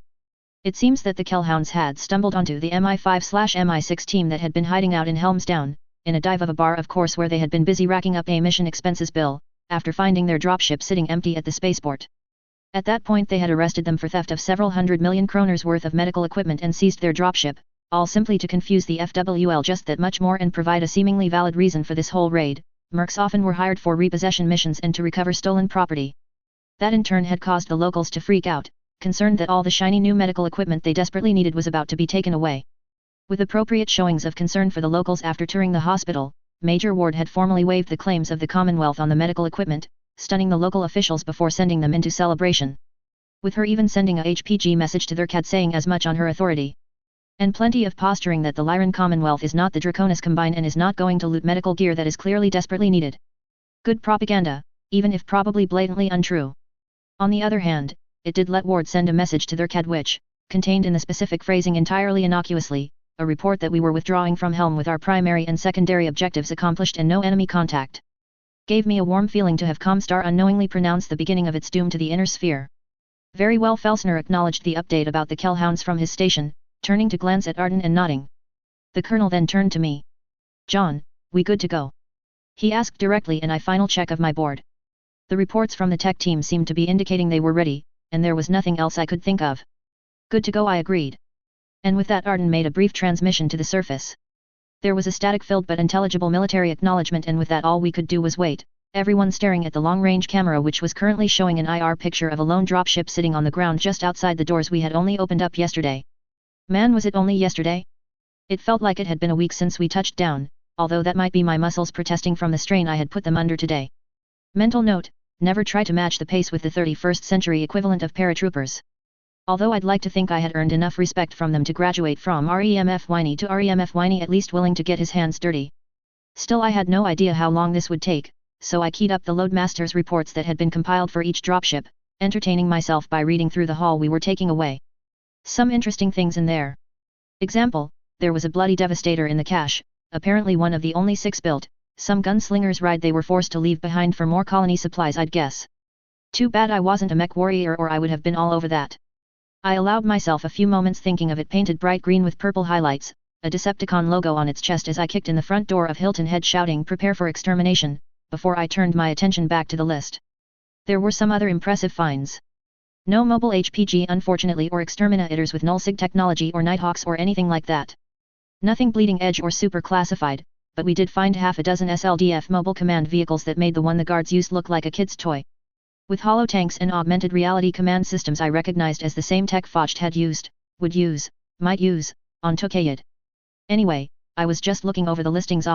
4 Kanga tanks, nice, when a sudden crackle of transmissions came over the repeater speakers and my gaze quickly shifted to the large flat screens on the bulkhead. Down below, a tiny little hover truck was skidding out of the cave entrance, and I watched fascinated as it bounced along, leaving a cloud of dust. The picture zoomed in and refocused on it, the IR resolution poor but good enough to see that in the back of the open truck were a couple of industrial exoskeletons, with a large refrigerator-sized box between them still glowing with residual heat. Said truck skidded up the ramp of the waiting dropship, and barely a second after the ramp closed behind it the dropship's thrusters ignited, almost flushing the picture with light before the computers compensated, zooming back out to show the ship slowly clawing its way into the sky. "Sirs," a comtech put in, turning from her console to catch the marshal's eye. "Transmission from Woolly Pride, code Firefly." A relieved and happy sort of sigh passed through the command center at that news, and I personally had to squish the urge to raise a fist in triumph. Firefly meant that the original core had been extracted, as far as the ground team knew, safely and intact. Combined with the half-dozen copies onto the cores we brought with us, the extra dozen copies that had been made using the spare cores we had found in the cache, well, that might be just about enough redundancy. Not a bad day's work, I reckon. "Sirs," the man said in a sharp tone that got attention at once. "Stay behind, sensors are reading a seismic disturbance building across the region. Scale 4 and rising." "Give me a close-up of the door," Arden ordered, then I spoke up without thinking if protocol even let me speak up. "Can we also get a shot of Freeport and the area around it?" The tech hesitated and turned to look at the colonel, and I felt a twinge of sudden unease as I remembered, belatedly, that I was not part of the command staff. "Why exactly are you looking at me instead of putting it up, Sergeant?" Arden gave the junior NCO a look that had the other instantly hammering his keyboard and seemingly firming my rather nebulous place in the chain of command rather substantially. That was sweet of the guy. The main screen split now, with one shot on the cache door and one on the ruined city, both in the green of faint green of night vision. The picture quality was poor. This was not FLIR, let alone synthetic aperture radar technology bloody future of the 80s, but it was still detailed enough blended into a visual light picture that you could make out features of a ruined city easily. "Center it on that dam on where the sea becomes the Vermilion River," I clarified, and the picture shifted to do so, focusing and zooming in, and I couldn't have timed it better if I had tried. The dam wasn't small, it stretched for at least a couple of kilometers and was a solidly built structure, to put it mildly. Which made the fact that even from hundreds of kilometers in the air, it was clearly rocking and moving rather odd. Then things escalated to Michael Bay grade.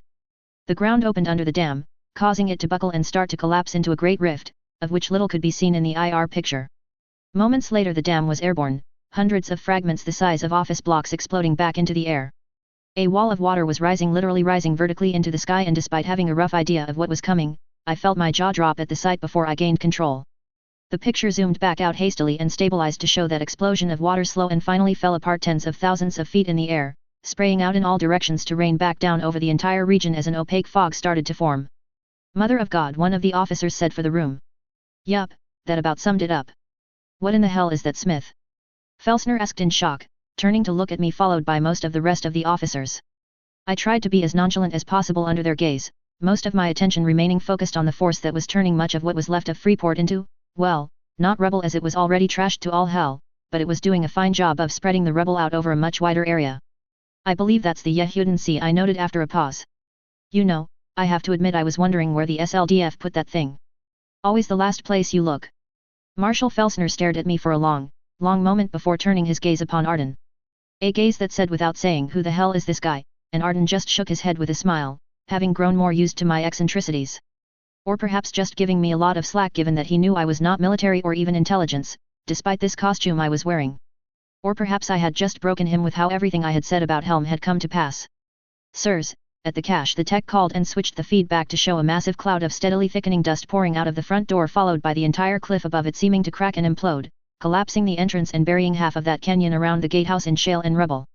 Zooming out we could ridgelines and peaks of the hidden complex seemingly shudder, some of the mighty mountains sagging and even sliding in slow motion as the massive network of caves under the region collapsed. Well, scratch 1-star League cache. In theory, we could have disabled the self-destruct sequence that had started as soon as the techs yanked the core from its mount. The techs had in fact isolated that code mid-morning after cracking the system to take complete control. With the admin stick of doom, it wasn't exactly hard. However, doing so would have left the FWLM a perfectly intact pseudo Castle Bryan that they could slap guns all over and suddenly find themselves with an ideal forward theater logistics base. One that a single garrison regiment could hold against probably a dozen if the FWLM engineers did their job correctly, which would be ideally placed to support massive attacks against the Steiner border. Patrick Kell had been given the job of making the call, given that he was representing Katrina's interests. He had decided in the end that while it was a true shame and sad loss, the strategic threat of such a complex was just too great to leave intact. Ergo, boom. Even so, despite the impeccable logic, I couldn't help but feel that something ancient and incredible had just died as I watched the complex slowly collapse on itself.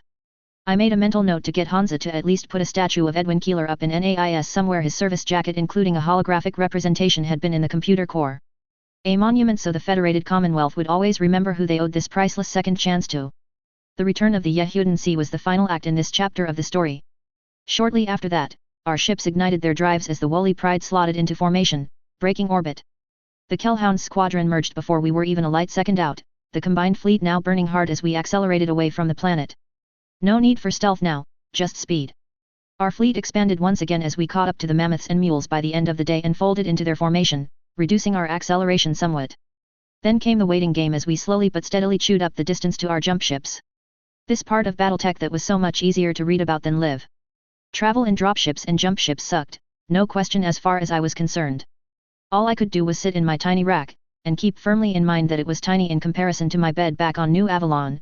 It was positively palatial compared to the troops' living arrangements, and watch various VID shows and movies. The dropship's memory core at least contained a pretty huge library of media, even if in the common areas only Solaris ever seemed to be shown. Possibly because current popular entertainment was pretty damn horrible, making me wonder if I could make some cash selling some of the content on my devices as Lestec movies from the 21st century or something. I had a feeling the AFFS would be able to relate to Generation Kill. The troops at least were kept busy cleaning their field gear that had gotten little use, and poking at a handful of examples of the Star League technology they had salvaged and been allowed to play with, like children on Christmas Day. The officers started to catch up with paperwork, reports, and whatnot. Arden, the bastard, even asked me to write a report, blithely ignoring my protests that I was not in the AFFSB, I didn't have the first clue how to NC, it would be classified so high that no one bar he, Quintus and Hansa would be able to read it anyway. Nonetheless he insisted and so I humored him, working out 3 pages that described the actions of my team and noting they had all performed well under quite high pressure. I added in a couple of pages of suggestions for the use of the materials we had looted based off future and past knowledge, but otherwise left it there. I'm sure Hansa had entire buildings full of people to work these things out after all. Still it starved off cabin fever and helped the days pass. All ships went to battle stations as we closed in on 2 hours to the jump point, the fleet decelerating hard at 1.5 gs, the maximum the massive mammoths could safely take. My mind was working overdrive now about worst case scenarios, starting with Yorinaga Kurita applying Phantom Mech to an Achilles-class ship. Then came Comstar giving one of their warships a test drive after someone panicked and ending with the Perigard Zalman being ripped through time and space thanks to AK/F butterfly fuckery I had somehow induced. Culminating in its Star Admiral deciding to shoot up as many free-birth jump ships as they could see because, you know, why the hell not? It was thus a very welcome anticlimactic outcome when, nothing happened. No incoming, no surprises, no malfunctions. Our dropships simply decelerated hard into the jump point and in a chaotic yet well-coordinated ballet, linked up with their jump ships who had long furled their sails with fully charged drives. Then bare seconds after the final catbirds had landed, there was an explosion of exotic particles and in a blinding flash of light, the fleet gave the middle finger to causality, the concept of Lestec, Jerome Blake and the Concorde of Captain and flung itself out of the system. Leaving behind a bunch of highly confused locals wondering exactly when the Yehudan had come back. Chapter 8, Jump. Go ahead and jump. Might as well jump. Go ahead and jump. Jump. After that came a week of recharging boredom in a relatively safe uninhabited system, followed by another jump that had us appearing in the Lonam system, the Lyran Commonwealth proper where Snort's irregulars of all groups were waiting for us. The mercs had withdrawn from their own raids on the FWL to here, and we swiftly received verified orders that Katrina had ordered them to move with us at least as far as Clinton, for just a bit of extra security. Cranston's snort was eccentric, not idiotic. One look at the monoliths, their cargo dropship parasites and the Davian heavy guards heading to their CAD with the Kellhounds would surely lead him to the natural conclusion that we were what this whole crazy campaign had been about. He was smart enough to know when he was being used as a diversion. He was also smart enough not to make a fuss of it, simply welcoming the heavy guards and Kellhounds back and inviting the senior officers over to his dropship for a private dinner with his command staff, having picked up a load of fresh food from the recharge station only yesterday. I would have liked to go. Snort and his people were genuinely people I'd be fascinated to meet, and fresh food, but I didn't ask and Arden didn't offer. There was no reason to have Wolfnet open a file on me just yet, and if any alcohol was involved, well, there was a better than even chance I'd probably find it too damn hard to avoid snarking about weather on the clan homeworld after I got drunk. Thank you, Ed Becerra. So I sat in my quarters that night chewing on the military rations we still had in plentiful stock. I was brought up to speed the next day at breakfast. Arden, who aside from me was the only one on the ships who knew of the clans and Cranston's full story, noted that Cranston hadn't pressed anyone on the question of what they had been doing when it was made it clear we couldn't talk about it. Instead he had regaled them with tales of his little raid on behalf of Katrina. It was at least possible the merc had just wanted to brag. And kudos to him, he had more than earned both the right and his pay from what I heard later. Snort's little war with the FWL, seriously what was it with the original Dragoons starting private wars with successor states, had always been I think more about trolling and embarrassing the hell out of Janosch and the FWL than trying to kill people or destroy things like Jamie's future feud with Takashi. Accordingly, when offered the chance to launch a raid and be paid to troll his nemesis by Davian on top of his Steiner retainer, the predictably cash-poor Cranston had leapt at the offer with both hands. His assigned target had been Nestor, a planet they had infamously hit before and one guarded with no less than 2 regimental-sized units that should have dissuaded any raid. But while his daughter Rhonda had led the 21st Centauri Lancers and 5th Defenders of Andurian on a wild goose chase with comment hints they were after some old Star League cash, talk about irony, in the boonies, her father's command company had moved undetected to emerge above the undefeated capital on the massive rock cliffs that dominated the skyline, and start an art class. Efficiently, the mechs had unfolded giant mech-sized stencils before using a fluid gun one of his techs had somehow crammed into an enforcer, spraying the stencils with a special neon green paint normally used on the exterior of zero-G installations that was apparently all but impossible to remove short of ripping the rock face out. Said stencil had then been removed half an hour later, leaving a work of art that would surely go down in history. A giant 30-meter-tall figure easily recognizable as Janosch Merrick. It would no doubt have been a rather stirring sight, if not for the fact that he was on a knee bowing to a grinning Maximilian Liao, with the smirking ghostly Anton Merrick hovering behind the Capellan leader. With text simply saying the Concord of Captain. Well, that was about as subtle as an atlas. The irregulars had then packed up and hastily beat a retreat as the chagrined and bewildered defenders had hurried back to the capital, allowing Rhonda to give the Lancers the slip and for the mercs to run to their jump ships, chased by 2 lances of aerospace fighters who seemed disinclined to press any attack, probably out of confusion over what the hell was going on. Then as night had fallen the hilarity had increased by a factor of 10 as the paint started to glow rather brightly in the dark, local authorities trying to find some way to cover it up even as hordes of news VTOLs circled overhead and beamed the news out into the wider FWL and tourists showed up snapping pictures. It probably didn't help that the CO of the Defenders Regiment was clearly trying not to laugh his ass off in a TV interview about the little raid and the message it pushed that he probably completely agreed with. Gotta love free world league politics. Anyway, our yet again expanded fleet jumped again, slowly moving deeper into the Commonwealth and further away from any realistic pursuit. Jump drives might be slow, but once you were a couple of jumps ahead and committed to keep moving, it was damn near impossible to be caught, so I started to feel increasingly secure. Snort tried several more times to get casual conversation going about the raid as the weeks passed, and his questions seemed to cannily zero in on Helm and the legendary cache without explicitly asking. I mean, if anyone was likely to have a hint about the cache it would be Snort, but discipline held and no one said anything. I frankly doubted he knew about the memory core itself, although he probably knew about the fleet base and possibly even what was left behind. The memory core, however, I was pretty sure had only been put in place after the Exodus fleet left, but why take chances? At any rate, his ships broke off at Clinton with many promises made to visit his famous museum that was totally not on a castle Brian cache he had neglected to tell Katrina about. It was a really good thing I had been kept away, I think, and we carried onwards on the final leg of our journey. One couldn't, have a real appreciation for how horrible space travel was in Battletech until you were stuck in a tin can for 2 months. Floating around as the ship recharges, jumps, then recharges again over and over. I had never suffered from claustrophobia, but damn if I didn't come closer than I wanted to admit a couple of times on that ship. I had to admit some grudging respect for clanners at that point in time. Their trips down the Exodus road would have been God's damned nightmares for me. Maybe because they were born in Kens they had no problem with living in them? Anyway, Katrina managed to set up a command circuit from Clinton to cover the rest of our trip. No small order given the number of dropships we were carrying, but then again what we were carrying pretty much entirely justified getting us to ground sooner rather than later, and I wasn't going to complain about cutting 3 or 4 weeks from the trip.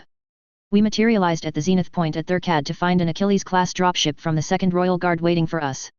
Greetings were exchanged, along with current AFFS recognition codes, and the usual ballet of ships undocking and forming up into a convoy took place. It did take some time to crawl out of the zenith point, however, perhaps unsurprisingly. This was the economic center of gravity of the Lyran Commonwealth, and priority clearance or not, it was a seriously busy place with space stations and jump ships and dropships in every direction, and no one wanted to send a spray of debris through hundreds of billions of kronor worth of jump ships. Still, it only took a few hours before we cleared the zenith perimeter and throttled up for our burn-in system, bringing the glorious return of simulated gravity. Morale was already rather high given what we had accomplished, but it only perked up as we headed for some well-deserved R&R and solid ground. Locally, the arrival of the Pride of the Federated Suns alongside the famous Kellhounds had clearly created a great deal of excitement in system on the local media. Our unannounced yet officially expected presence was causing no end of excitement. Smarter talking heads seemed to be starting to connect the dots with the confused and bizarre raiding on the FWL border, although they only got the same disinterested we neither confirm nor deny these reports responses from LCAF press officers when they asked, with the only real statements from the triad being that the Archon had invited the Davian heavy guards who were in the area on joint operations to spend Christmas on Thurcad as a gesture of friendship and gratitude to their gallant Fed Sons allies blah blah blah. Still, it didn't take a genius to realize something had happened. The media were quick to point out that one of the finest units in the AFFS and Katrina Steiner's personal fix-it guys escorting a massive cargo convoy suggested someone was getting a Christmas present this year, which was true enough, I supposed. That every other major power would know where the Helm cache had ended up was also inevitable, but I have to admit I took a sadistic pleasure in the fact that a great many Christmas dinners for people in ROM, the ISF, and Maskarovka were sure to be completely ruined as they were called into all-night crisis meetings. We reached Thurcad as dawn was breaking over the capital, and while the Kellhounds had gone right in with barely a pause, the heavy guards had been held in orbit with the loot for a few hours while final preparations were made and paperwork signed by various players. I mean, we were bringing a fully armed RCT of a foreign power down onto the soil of the capital world of the Lyran Commonwealth after all, so it wasn't really surprising, but I suspected that the given reason was mostly an engineered one, to give Katrina politically acceptable cover to get a report from Patrick Kell in person on what had gone down on Helm, given that we had been black all the way here. It was really too bad I wouldn't be able to see the look on her face when Patrick revealed what we had brought her for Christmas this year. On the plus side, it also let me finally just sit and watch a planet from space in all its glory with a sunrise over the horizon, no less. And it was really something special. From my recollections, I had half expected Thurcad to look like Hoth. I shouldn't have, of course. Such a biosphere wouldn't exactly be viable for billions of people to make it their home. It's kinda hard to photosynthesize when you have no plants after all.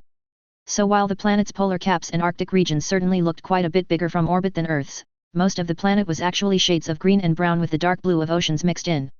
Apparently the equatorial regions, mostly reserved for food production on factory farms owned by Megacore, were quite pleasant all year round thanks to the planet's minimal axial tilt, but the capital and most of the population-heavy cities were in the snow zones. It wasn't exactly the lands of always winter with White Walkers sulking in the Arctic regions dodging patrols of fire starters or anything, but it was chilly all year round, with only 3 or so months a year in the capital where their temperatures could be considered even remotely non-freezing. Come to think about it, the location of Thurcad city said a lot about the Lyran mindset in its own way. That there was no such thing as cannot be done, just throw resources at it and then throw some more until it works. Screw the cost, we would put nature in its place. Our fleet of dropships when finally cleared didn't however follow the Kellhounds in or land at any of the civilian or military spaceports in the capital proper. Instead we were directed by flight control to land a few hundred clicks to the north on the far side of Mount Votan. This was the Victoria Steiner Military Reserve, a military staging ground used by the LCAF for both major exercises and to house visiting units swinging through the capital for this or that reason. The entire region was under a no-fly zone from ground to orbit and totally secure on the ground, with underground warehouses on a Star League Lyran scale more than sufficient to hold our loot and house the troops, making it both protected from observation and somewhat more discreet than plunking down in Thurcad city. I for one was looking forward to the whispered stories of real beds and real food and real showers that awaited us in the promised land, when Arden took me aside and told me to get dressed formally. The shore party to go and meet the brass had just been announced. And it was minimal. Very minimal. As in just Arden Sortak, Rand Felnser, and me. I had protested initially at my inclusion, until I was told that the request had come from the highest authority. Ergo, it really wasn't a request. Not good. The only reason Katrina Steiner would ask me to tag along would be because Hansa had sent her secure messages about me, probably even hand-delivered. So I really hoped he hadn't forwarded everything to her. My less than flattering comments about her sister's future loyalty might make things a tad awkward. Oh God, what if Nandi Steiner herself was present? I tried not to think about it as I waited in the airlock, fiddling with my cufflinks. The new suit I was wearing was, I felt, a very nice piece of work. It was the work of the Davian Palace tailors. Yes, they had a permanent tailor team on staff, who had taken my 21st century business suit and closely copied it with just a few 31st century flourishes and far superior luxury fabrics. It fit like a glove and I thought looked rather slick, but it also ensured I stuck out like a sore thumb next to the two AFFS officers in their dashing dress uniforms, medals, and spurs. Oh well, nothing to be done for that now. There was a clunk and a hiss from the other side of the airlock we were standing in and a status board went from yellow to green as a gantry in the docking ring wall locked onto the ship's hatch, a feature I was rather grateful for given the snow I had seen outside on the ship's monitors. The hatch now opened and agreeably warm air mixed with ours as we stepped out and I could just make out a single figure waiting for us. Roman. Felnzer greeted the figure in surprise and pleasure, stepping forward and extending a hand with a broad smile. Didn't think you'd be here to greet us. I thought Katrina had sent you back to the border with the third guards.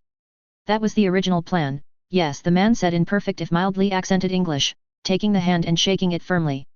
But the Archon seems to have other ideas for me, he noted, turning to smile at Arden and offer him his hand, although it was hard to see through the two towering mech warriors.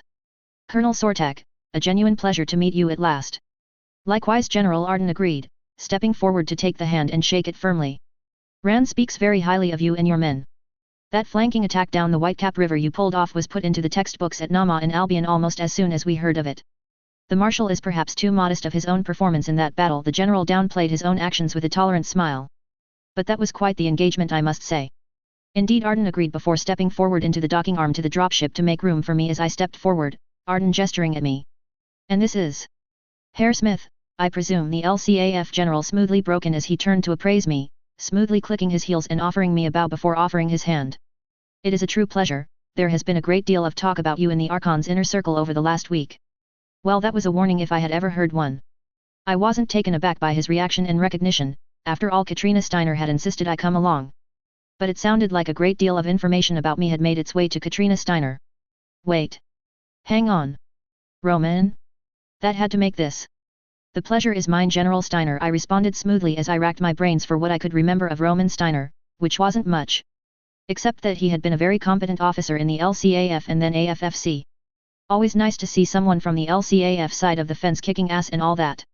Welcome to their CAD, all of you. If you'll follow me, Roman continued after releasing my hand, clearly unfazed by my revelation of his identity, or perhaps thinking I had simply read the silver and gold nameplate on his chest I belatedly noticed, as he gestured down to the docking bag proper. We followed the General from the ramp to a lift that dropped us to below the tarmac level, and from there we hopped onto an internal tramline of sorts along which we rolled to the main HQ building. The three officers made small talk as they went, with Roman confirming a grand ballroom at this base sufficient to fit the entire RCT was ready and waiting to give all RCT's troops a 5-course meal, in about 3 hours. And that a luxury barracks had been prepared to ensure every man and woman would have a real bed to sleep in with unlimited hot water showers and so on, because the LCAF did like their comforts at home. God, I would kill for one of those beds right now. Felnzer thanked Roman on behalf of his RCT, with Arden noting dryly that after months of dropship rations, he suspected the troops would have gladly charged the second sword of light armed with sticks and rocks to get their hands on a decent meal and good bed. Soon enough small talk shifted to more strategic matters. No questions came about our mission, but again, Patrick Kell surely briefed Katrina and her staff on everything already. Instead, Roman kindly spent the time filling them in on what they had missed while out on the raid. It seemed that the diversionary attacks had gone off even better than I could have hoped. Civilian damage and combat losses both negligible, with the FWLM caught flat-footed by the attacks that had been carefully aimed away from critical strategic targets and wildly uninterested in really shooting much up at all. Our little raid had thus been counted as just one more until reports of a missing sea reappearing on Helm had started to appear on Atros and Stewart.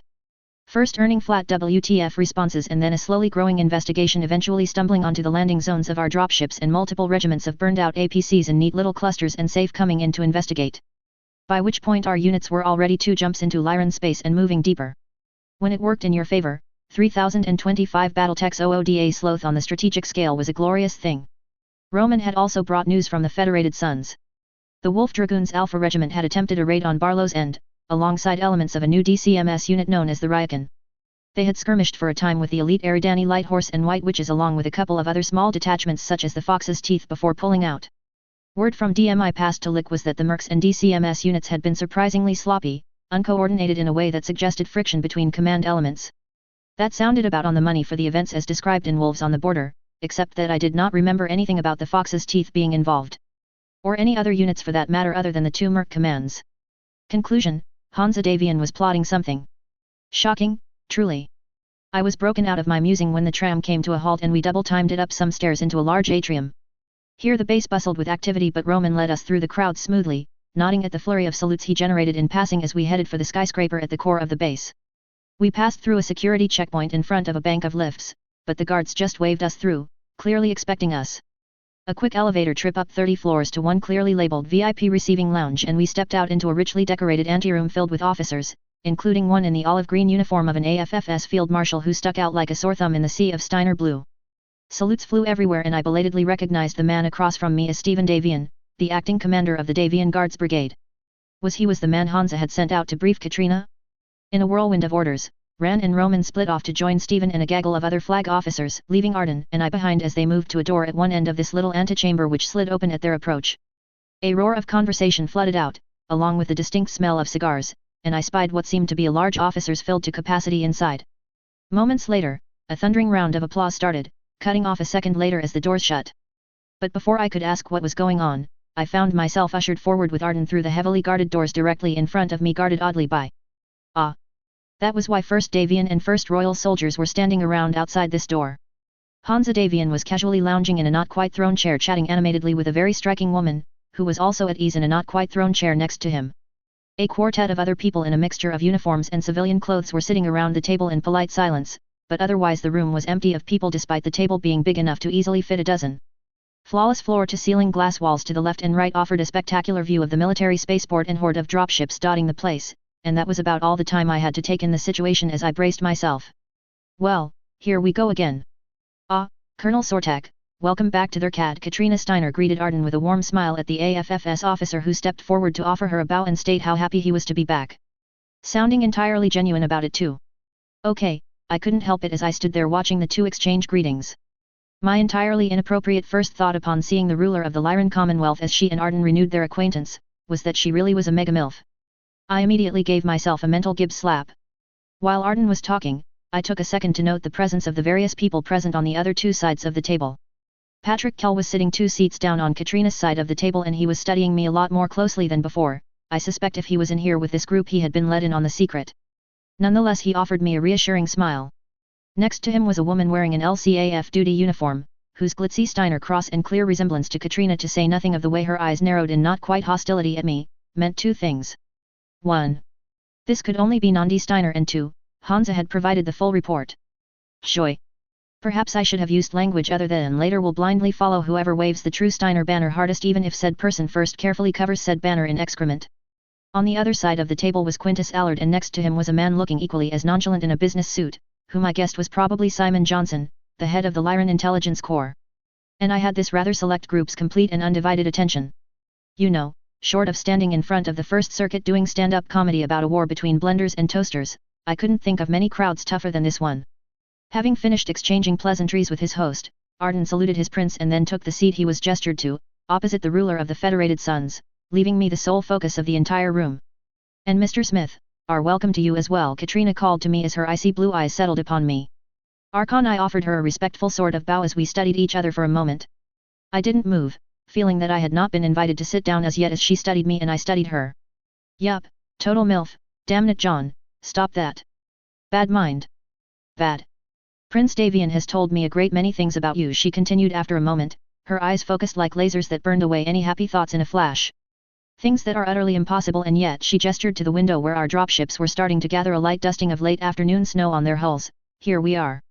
I considered that not quite statement, not quite question, for a moment, wondering if she wanted some kind of sign from me.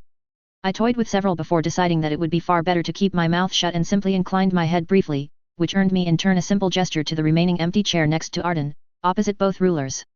I gave Hansa a nod of greeting that was returned and I sat down, determined to keep my mouth shut and present the smallest possible target. Colonel Kell, Katrina nodded at her cousin-in-law, has briefed us on the events on Helm. Prince Davian and I will be holding a joint announcement of our operation tomorrow at midday. However, I wanted to take the chance to reflect on the events and how they pertain to our future strategies. Has the Free World League retaliated to our raids? Arden asked first. Not as yet, no, Nandi said. They still seem to be trying to figure out exactly what happened. They've moved the 23rd Merrick Militia to Helm and they are maintaining a defensive alert on the border, but right now there is just confusion bouncing back and forth between Atrus and the provinces. Any reaction from Comstar? I asked then, my number one concern. Officially, no. Katrina shook her head once, which did highly distracting things with her blonde hair. Stop that. Although it would be rare as a matter of policy for Comstar to comment about these kinds of skirmishes between the great houses. Unofficially Simon Johnson joined the conversation. Prekenter Thurkat and Prekenter New Avalon have both been recalled to Terra for a routine meeting of the First Circuit, which suggests that Comstar have figured it out, or at least strongly suspect what happened. Quintus and I, he nodded at the head of MIIO who nodded back, are already carefully placing information that, with a little investigation by ROM, will show that while we took considerable war material, we failed in our primary objective of recovering the data core. And that the self-destruction of the cache was the result of a failed attempt to disarm the security systems. Hopefully, it will preclude any immediate action from Comstar, but we will be taking precautions nonetheless. Any plans for the military hardware as yet? I asked the Archon in curiosity before wondering if I was overstepping my grounds here. After all, when you really got down to it, I was really just a source of information for these people, not advice. She was the ruler of hundreds upon hundreds of worlds and hundreds of billions of people, and at least in Battletech's point of view, perhaps the greatest ruler of a successor state in history, present company included. Nonetheless, my question elicited no negative reaction from anyone in the room. Nothing solid as yet. I expect after tomorrow, when news inevitably leaks, I'll have most of the flag officers on their CAD pounding on my door to ask for everything, probably accompanied by half the estate's generals trying to advance this or that agenda. Katrina sighed. Then she considered me and tilted her head a fraction. Do you have any suggestions? I always have suggestions, even when I should keep my mouth shut, I noted, earning a raised eyebrow from Katrina and grin from Hansa Davian. Given that you've proven your unique bona fides in a rather spectacular fashion, Mr. Smith, I'd certainly submit that if anyone has earned the right to give me suggestions on what to do with the hall, it would be you, the Archon noted as she leaned back, gesturing me to continue.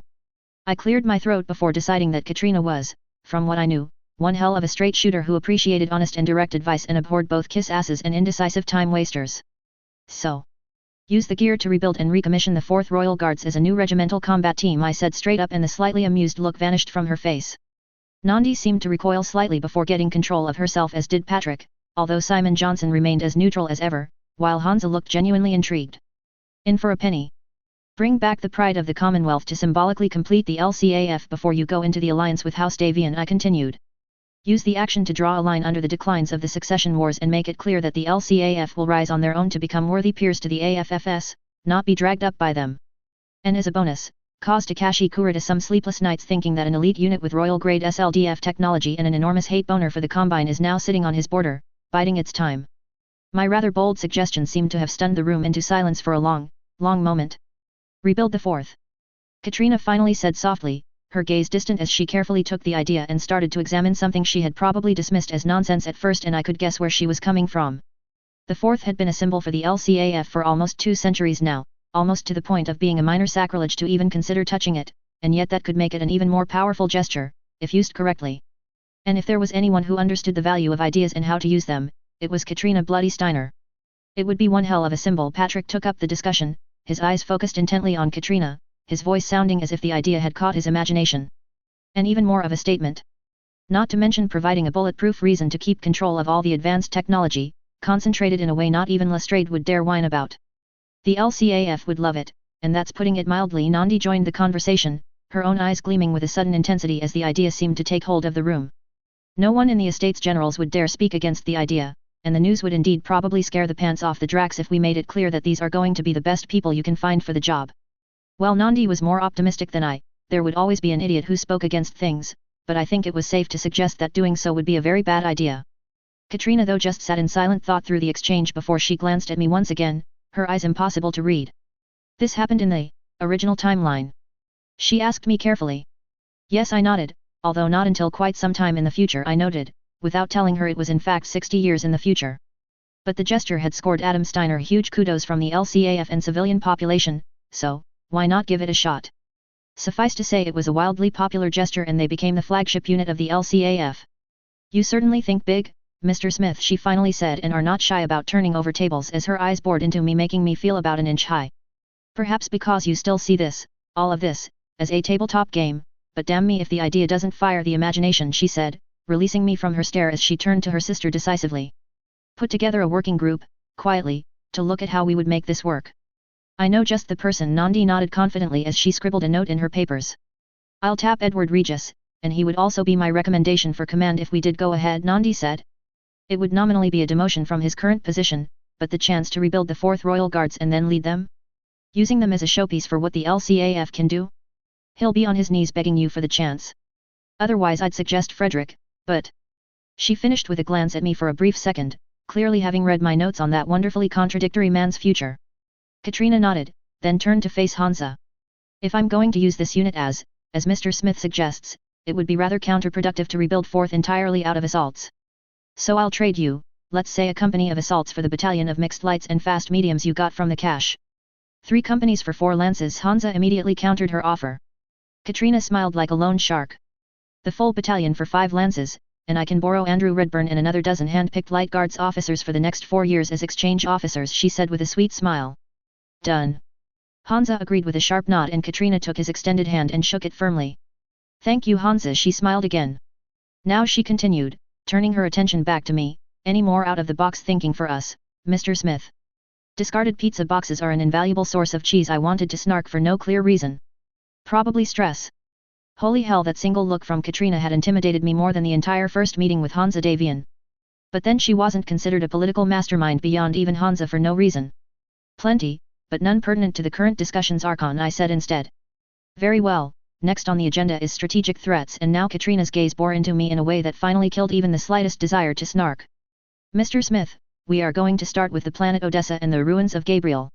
I have quite a few questions around the ruling family of a world who would bow to their cad, and kneel to Terra.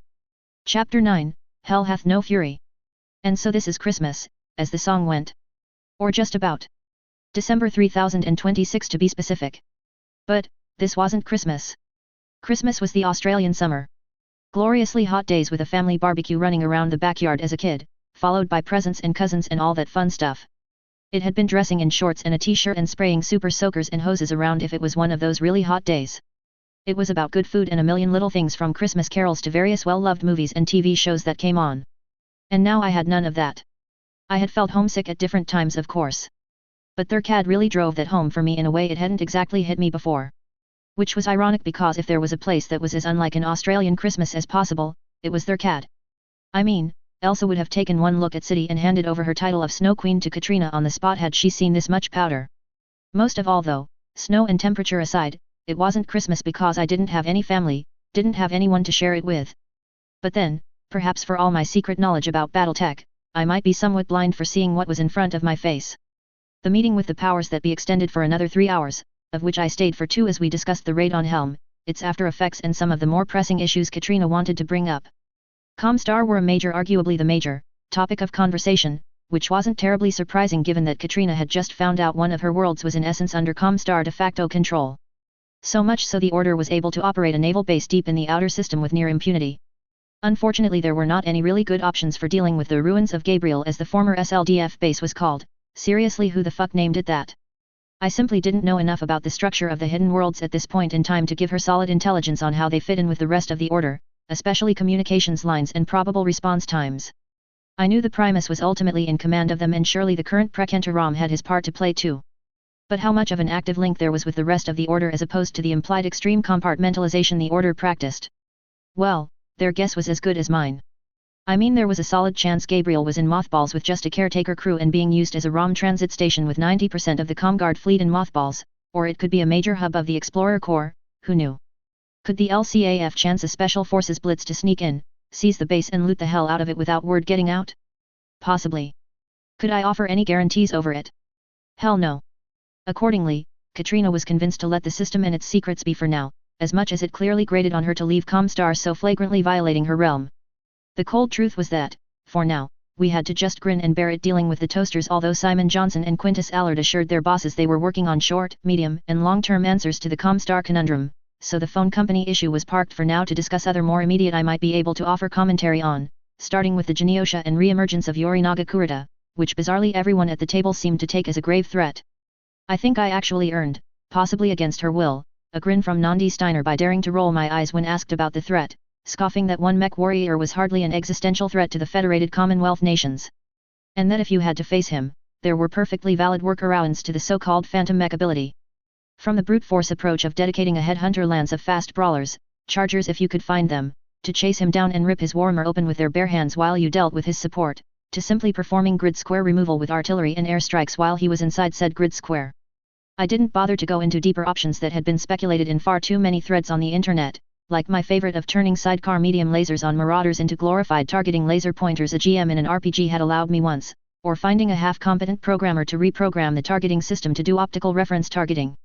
And I knew the latter was possible because Dan Allard managed to jury-rig such a solution on the fly, and seemingly never bothered to tell anyone about it, but honestly, I got the feeling I was arguing uphill here against a room full of mech warriors who saw Yorinaga as the devil and Morgan as their savior. So, I was unsurprised when Patrick announced he would have Salome take the hounds back to Pacifica after the new year, but he would go to see Morgan and bring him back to lead the hounds into this long-delayed showdown. His grave decision got the expected solemn nods from around the table. I, meanwhile, was proud that I didn't roll my eyes at the whole air of "you cannot escape your destiny, you must face Darth Vader again," but a pointed look from Hansa, who was clearly reading my mind, kept my mouth firmly shut. And yet, I had to admit feeling happy for the idea of Patrick being the one to go and get his brother this time, instead of the duty falling to Dan Allard, who also got to tell Morgan his brother died fighting the fight he ran away from.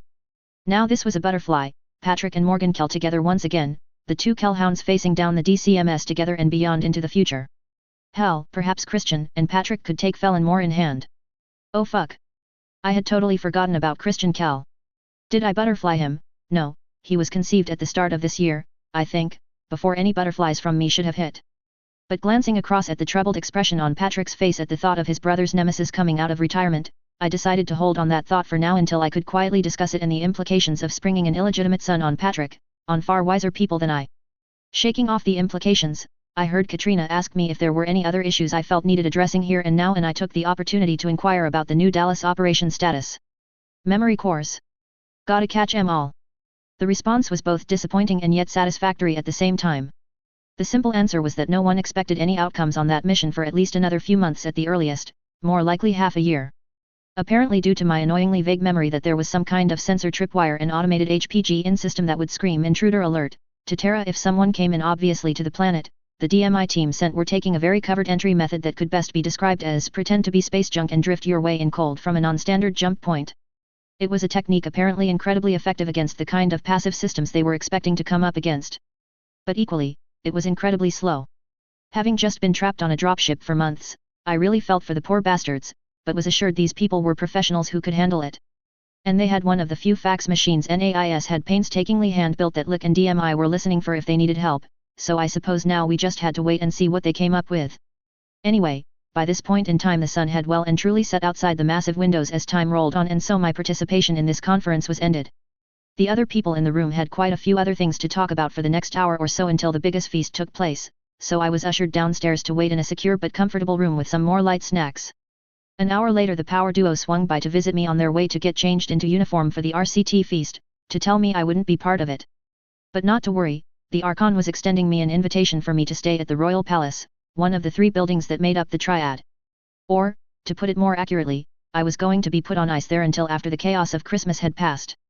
At which point I would be formally debriefed by a chosen LIC team. It made me feel a bit like one of Hansa Davian's toys that his friend was asking if she could play with, I must admit. Sure, Katrina did technically ask me for my agreement, but it was sort of a Hobson's choice really. Like I was going to say no to her. Okay, I admit it, the woman intimidated me. How the fuck morons like Lestrade and her cousin thought they would ever get away with crossing her after meeting her in person. Anyway, Hansa and Katrina had remained to go celebrate with the rest of the task force that evening, after a brief face-to-face with all the people in the task force who knew about the memory core to, inside a shielded room, make it jointly clear, after profusely congratulating them on getting the memory core out clean and safely, that there was no memory core. I meanwhile was shuffled off quietly onto an unmarked fusion jet due to fly back to their CAD city by Simon Johnson and Quintus Allard. Unlike special, the VTOL took the difficulties of trying to bug a noisy aircraft and quite deliberately increased them with passive and active countermeasures to the point that the cabin was so noisy we had to put on ear protectors, which doubled as a closed direct hard-link comms system which was switched on when we reached cruising altitude. John, I haven't had the opportunity yet, so I'd like to add my congratulations to those of the Prince and Archon for what you accomplished on Helm. Quintus started as he reached over to pull his folio folder deal out of his locked attaché case, and begun the process of carefully unlocking it in turn. And my congratulations too, Simon Johnson added. We have validated the memory core's authenticity and sheer scope of its database. Suffice to say you have just casually altered the course of history and changed the balance of power in the inner sphere. Very, very well done. I wouldn't go that far, I said, gesturing with a hand quickly. Even in the original timeline, the NAIS got a copy of the core less than 5 years from now. I just fast-forwarded things a bit really, and I had a lot of help. My presence was mostly superfluous in the raid. Perhaps, perhaps not, Johnson shrugged, studying me with a practiced ease that was as penetrating as it was nonchalantly friendly. Although based on your statements on New Avalon, reports from Helm and those of the NAIS tech team, the original timeline core would have taken considerable time and resources to extract data from revived raw as it were. Not to mention, he added with a cold smile and gleam in his eye, that while in that original timeline all the great houses eventually got their hands on a copy of the core, this time, it's ours alone and without anyone knowing we even have it. Precisely, Quintus agreed, sharing a sinister smile with Johnson that made the interior of the VTOL feel a tad chilly as the two spymasters engaged in some very rare and unprofessional gloating before their masks kicked back in and their expressions smoothed back out. And we're going to run with that edge you've given us for a while. The Archon and First Prince have both decided that 3027 will be the year of silence. Simon and I will be spending the time quietly scattering multiple redundant offline backups of the core across the Federated Commonwealth. Ultra-secure locations, black sites, and rather more unassuming places that will make absolutely sure there can be no Holy Shroud type scenario against us. Meanwhile, NAIS will be getting to work with a focus on reproducing proof of concepts of Star League-era machine tools, computers, and fabrication techniques from the core's data before we even start looking at mass production or distribution scenarios. Crawl, walk, run. I suggested and Quintus nodded sharply. Well put, he agreed with another thin smile. Once NAIS have confirmed the proof of concepts as viable, we'll start quietly building the factories to build the tools to repair and refit production lines and factories across the Federated Suns, with a parallel but coordinated effort in the Commonwealth. We can actually do a surprising amount of work under the radar to reach a breakout capacity before we move to mass manufacturing at a level that will draw notice. This will also let us do studies into the Federated Suns infrastructure and the optimal long-term rebuilding strategies. MIIO has been doing preliminary identification and prioritization along those lines while you were on the way to Helm and Lick, he gestured at Simon, is going to start in the new year. Although some of the machine tools and computer equipment you picked up on Helm have already been identified as perfectly suited to upgrading some of Korean's new Avalon plant and Defiance's production lines on HEP. Kwangjong Ni. I suddenly blurred out as I remembered. What the hell triggered it I wasn't sure, but suddenly as they talked about production lines and Lustek, that little detail from the Jihad time frame struck like a lightning bolt from the sky. Memory was a strange thing really. Bits and pieces of other Battletech lore had slowly come to the surface over time, most of it pretty much useless, but this. The two spymasters meanwhile exchanged cagey glances before turning quite focused gazes on me, clearly interested in why I had just said that. Kwangjong Ni. Simon asked very carefully and I nodded, screwing my eyes shut for a second and holding up a hand that silenced them as I racked my brains to pull everything I could, which wasn't as much as I hoped. But hopefully it was enough, so I opened my eyes to find both men watching me with expectant curiosity. Sorry, the mention of Defiance clicked something in me, I apologized, taking a breath to get my thoughts in order before starting, facing Simon Johnson. I just remembered that during the 3070s and 3080s, when Defiance lost Hesperus 2 for a few years, they relied on satellite factories to keep the company going until it was taken back. And one of them was on Kwangjong Ni. There isn't a Defiance factory on Kwangjong Ni, not right now anyway, Simon noted in confusion before his eyes narrowed as he realized where I was going. You're saying they found an old one? That is exactly what I'm saying, I nodded, and I could see that had gotten the attention of both men, with Quintus making a notation in his noteputer silently off to the side. It was one of the hidden factories that asshole Stefan Amaris had running to help build up the Rim World forces for his secret army. The Star League had suspected it was there during their taking of the Rim Worlds but could never find it. Defiance, on the other hand, did. Very interesting and, potentially, very useful of course, Simon agreed, rubbing his chin in thought. But a planet is a rather large place to search, Mr. Smith, and it sounds like the factory is very well hidden, unless you happen to know exactly where it is. He suggested in hope. No, I shook my head, causing him to sit back, looking slightly disappointed, but I added quickly, I know where it's not. The primary reason the factory escaped detection was that it was built entirely under the ocean. Under the ocean. The two spymasters said in perfect unison, before blinking and glancing at each other, then back at me with near identical expressions of disbelief turning into grudging admiration as the implications sunk in. Under the ocean, Simon repeated in a softer tone, his eyes calculating and his brain clearly working hard. A secure production site, made up of late Star League automated production lines. Yes, I can think of some uses for such a facility deep inside Lyran space. He smiled coldly, looking back at me and inclining his head. It would seem I owe you my thanks once again, Mr. Smith. I must admit, This makes me quite eager to get to work debriefing you. Yeah, about that, we're not talking narco interrogation, are we? I frowned at that, trying to not show too much how understandably nervous the idea made me feel. My reading up on the process back on New Avalon and recollections of how incredibly unpleasant it was for the characters going through it made me very much want to avoid such questioning, even if it seemed to give quite impressive results for pulling information out of people they had quite possibly forgotten they knew.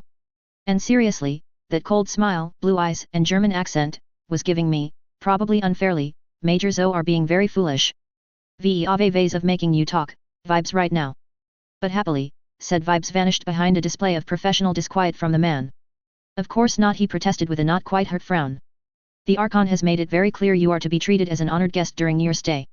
We simply intend to see if any new thoughts about Battletech have shaken loose, ask some of our own questions and expand on some information you have provided. I'm certainly not handing you over to Loki.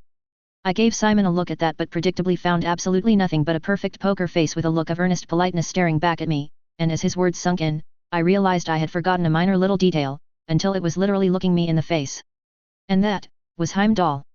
Officially denounced as terrorists and unofficially the Who Watches the Watchers, arm of the Lyran Intelligence Corps, Heimdall held a somewhat unique position in the inner sphere. Made up of a mixture of sane Lik personnel who detested Loki's often brutal tactics, military officers, politicians, and normal people who saw themselves as guardians against Loki and Lik excesses, and had often been their victims, Heimdall had a presence vertically and horizontally across all of the Commonwealth, but was very decentralized in command and control. The exact nature of the organization changed with the times too. Against Katrina's moronic and brutal predecessor, the organization had been openly at war with Loki, who were engaging in state-sanctioned terrorism all over the place to silence critics. Which made the fact that Alessandro Steiner had promoted Simon Johnson, secretly a key Heimdall agent, into the position of Lickhead with orders to crush Heimdall one of those glorious historical ironies. The organization had been critical to Katrina Steiner, first surviving the attentions of and then deposing her uncle.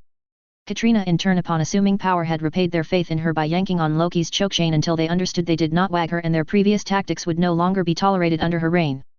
Heimdall had become somewhat inactive as a result. Had even, in some places, formed cells that were almost an open secret among the locals. In the current time period, the biggest impact they had made was one cell trying to be too clever investigating why someone wanted to sour the growing relationship between the Commonwealth and Sons, stumbling right onto Melissa Steiner traveling incognito to meet Hansa Davian and unknowingly putting her in terrible danger, and showing themselves as flawed humans in their cheerful willingness to sacrifice one unwilling innocent life for hundreds if need be, playing politics games they really had no business playing. Of course, all of that mess with the Silver Eagle shouldn't happen this time, as I'm sure Hansa and Melissa would be probably already were, spending time together now. And that in turn would save Patrick Kell's life, probably. Unless he gets killed another way, hardly unlikely for a mech warrior after all. Oh, how the butterflies started to flap. Presently, I took a breath and noted the others were clearly waiting for my reaction, but even as I opened my mouth to speak, Quintus read my mind. It got really annoying when all these people kept doing, and preempted me. Only you, Simon, Prince Davian and myself have read the complete copy of Warrior Coup, the minister said quietly, drawing my attention back immediately. The copy that was officially given to the Archon was almost the same, but with 6 key lines carefully changed and removed after the prince and I discussed the implications, a decision Simon here backed. Oh fucking joy, now I was apparently keeping secrets from Katrina Steiner? And just so happened to be the only one of said quartet she could probably shoot if she got miffed about that and wanted to vent? Great. Just great. I'm guessing you're talking about where Morgan Kell exposes that Simon here is a key member of Heimdall. I suggested, pushing the bad thoughts to the side as both men nodded, clearing, watching my reaction closely, so I took a deep breath in and out before nodding grudgingly. It's understandable and I'll keep the secret too, I said, choosing my words carefully but honestly. I can certainly understand why. I'm sure that you don't want to put the Archon in a difficult position, Minister Johnson, and the long-term security and effectiveness of Heimdall is clearly linked to it being loyal to, but outside the direct control of Katrina and her heirs. I'm pleased to hear you see it that way, Simon thanked me, his eyes seeming to bore into mine in a way that I tried to tell myself wasn't him saying forget this promise and you will not like the consequences. Loki, despite what I can see you might think of them from your debriefing on New Avalon, are often a necessary evil for the Commonwealth, but I'm also aware of just how easy it is to abuse their capabilities and that a counterweight is needed outside official control, but vetted and loyal. I simply nodded my acceptance of that, hardly convinced but keeping my mouth shut on the subject. Loki had been, with the Germans in space, theme of Battletech's Lyran Commonwealth, something disturbingly akin to the Waffen-SS or Gestapo in a lot of ways. Beholden only to the Archon and trusted delegates, ruthless and with very little in the way of checks and balances. Heimdall did not exist in a vacuum but was a direct reaction to that reality. On the other hand, the rabid foxes didn't get their name because they limited their actions to leaving flaming bags on the front porch of various enemies of the Federated Suns. My train of thought was cut off as the aircraft jolted under me, banking and starting to descend. I glanced at bulkhead-mounted map readout and was surprised to see we were already over the greater Thurcad City region, descending quickly towards our destination. One of the perks of hanging out with these kinds of people, I generally only touched the best stuff, like supersonic personal private transports on priority clearances, which sure as hell beat flying wedged into a seat on a 737. Is there anything else you'd like to talk about before we land? Simon asked at that point, looking at me expectantly, and I considered the question carefully. Most of what I might have wanted to ask or check about had been touched on in the meeting with the Prince and Archon, but... Yes. Christian Kell. Christian Kell. Simon echoed after a glance to Quintus, who only shrugged. Patrick Kell's son, I clarified, and that earned me a surprised reaction from both men who clearly did not know of this. He would have been born at some time this year to a woman named Takara? I think that's it. Anyway, they had a liaison 9 months ago and Takara should have given birth to his son by now. She in the original timeline kept it a secret, so... Patrick Kell died defending Melissa Steiner, without knowing he had a son. Simon Johnson queried, and I nodded, continuing the story. Christian would later seek out Morgan after finding a letter from his mother explaining things. After confirming his identity, Morgan called in a favor from Jamie Wolfe to have him trained personally by the Dragoons, the man earning his place, even serving under Kerensky for a time, and later joining the Kellhounds and becoming one of their best officers. Impressive, but irrespective of what he becomes, I'd certainly agree that Patrick Kell has a right to know about his son, Simon noted, pausing to consider the situation for a few moments in thought before coming to a decision with a small smile. I'll have Heimdall contacted to look into it. The Styx cell can quietly make contact, extract her and her son to Ark Royal and let Patrick know through those channels. I need to take the Holsteins in hand anyway. Thank you, I said gratefully, feeling I had actually accomplished something worthwhile today with that one action, but Simon just shook his head, dismissing my thanks. The man has more than earned such consideration, and the Archon would be displeased if she found out I knew about this and didn't do whatever it took to reunite father and son. Especially given Melissa's lack of a father. He trailed off with something of a wince in his expression and defining whole new level of subtext in the word disappointed. Well, good to know I'm not the only one terrified of earning Katrina's disappointment. The final thing was talked about as we dropped altitude, and airspeed was confirming my suspicions of what the Fox's teeth had been doing playing with Alpha Regiment of the Wolf's Dragoons on Barrow's End, which hadn't come up back with the leadership. It seemed that Hansa and Quintus, having known exactly where and when a Dragoon raid was going to hit thanks to wolves on the border, had decided to go Christmas shopping early. I wasn't sure if Jamie Wolfe would be pleased with the news that McKinnon's boys had helped themselves, with the help of an expanded Rabid Fox team and the Eridani Light Horse, to the 3 badgers looted, 2 salvaged bandits and a partridge in a pear tree, but he'd probably have liked Blackwell's facilities on New Valentia getting seized and shut down by MIO even less. Which, in all seriousness, was apparently the next option on the table, given that they exclusively supplied the Dragoons alone, who were in full service to the Draconis Combine right now, and House Davian had a whole slew of legal solutions to use when a company didn't correctly hedge its bets by supplying its host nation and allied merc units too. Anyway, we landed at the palace, and it was there I parted ways with the 2 spymasters who were off to Simon's office to put a late night of work in, while I was escorted swiftly to my room after declining the offer of dinner. With every step I took into the palace following some servant, my final emotional and physical energy reserves seemed to rapidly dry up, finding myself barely even taking note of the spectacular building I was walking through, which seemed to go on forever. Hell, the only thing I really remembered was the glorious queen-sized bed in my room a servant showed me before hastily exiting as I started to undress, barely remembering my manners to thank him for his help. And so I dumped my clothes on a convenient chair, dragged myself into the nest of blankets, and was fast asleep for the first time in months in a real fucking bed in a real fucking gravity well. 10 hours later I woke up slowly. And it was glorious to do so. For months, living with Arden Sortek late nights and early starts had been the order of the day. Sleeping in was just not something that was going to happen on a military dropship of the Davian Guards, let alone in a room with him dictating rising and sleeping. Complaints had fallen on deaf ears as I was dragged off to morning calisthenics to fight off zero-G muscle wasting with the rest of the sickeningly fit guards who looked like their muscles were made out of liquid metal for how rock-solid their abs looked. Apparently with all members of the brigade encouraged to pump iron in their off hours until they only vaguely looked human when in gym clothes. But today? Today I could just kick back in bed and slowly wake up, enjoying the paradoxically soft yet firm mattress and silky smooth yet warm sheets and thick blankets as opposed to zero-G wrappings brought from the lowest bidder for the AFFS. Eventually, however, I got myself up, washed and dressed. My clothes and a whole wardrobe in my size had been delivered into a walk-in closet from an outside door in it at some point during the night it seemed, and with a little searching, I found the room's phone to call and see exactly where one went to get food around here. My stomach impatiently reminding me I hadn't really eaten much in about 18 hours. The exceedingly helpful man on the other end of the phone however almost sounded amused when he told me that there was no need for a menu, simply to ask what I wanted and it would be delivered. Part of my mind immediately declared challenge accepted, and I placed an order for far too much food that was far too rich, having grown thoroughly sick of dropship rations since leaving New Avalon. I regretted that decision an hour later as my body made its displeasure known at me shoveling incredible food down my throat like some season 1 Homer Simpson in front of an all-you-can-eat sign. Decadence. Noun. Moral or cultural decline as characterized by excessive indulgence in pleasure or luxury. The lives of neo-feudal nobility in the Lyran Commonwealth. Still a few hours after that and my stomach had finished its protests, more or less, and I migrated to the sort of living room/office next to the bedroom. Turning on the VID I worked my way to the news channels, of which their CAD had plenty, and unsurprisingly found them either all talking about or had bright news banners announcing that Katrina Steiner had called a 1 p.m. press conference for this afternoon. As that was still an hour or so away, I moved past them looking for something else to watch and found the Comstar News Network. Unable to help myself, I turned up the volume, morbidly curious about what the toaster worshippers were saying, but it wasn't a live feed. Instead, some show called Around the Rim was starting. Apparently, a weekly show summing up the going-ons in the periphery, and it seemed this week they were leading off with a news report on the Rimward Frontier? Hey! Never heard of that.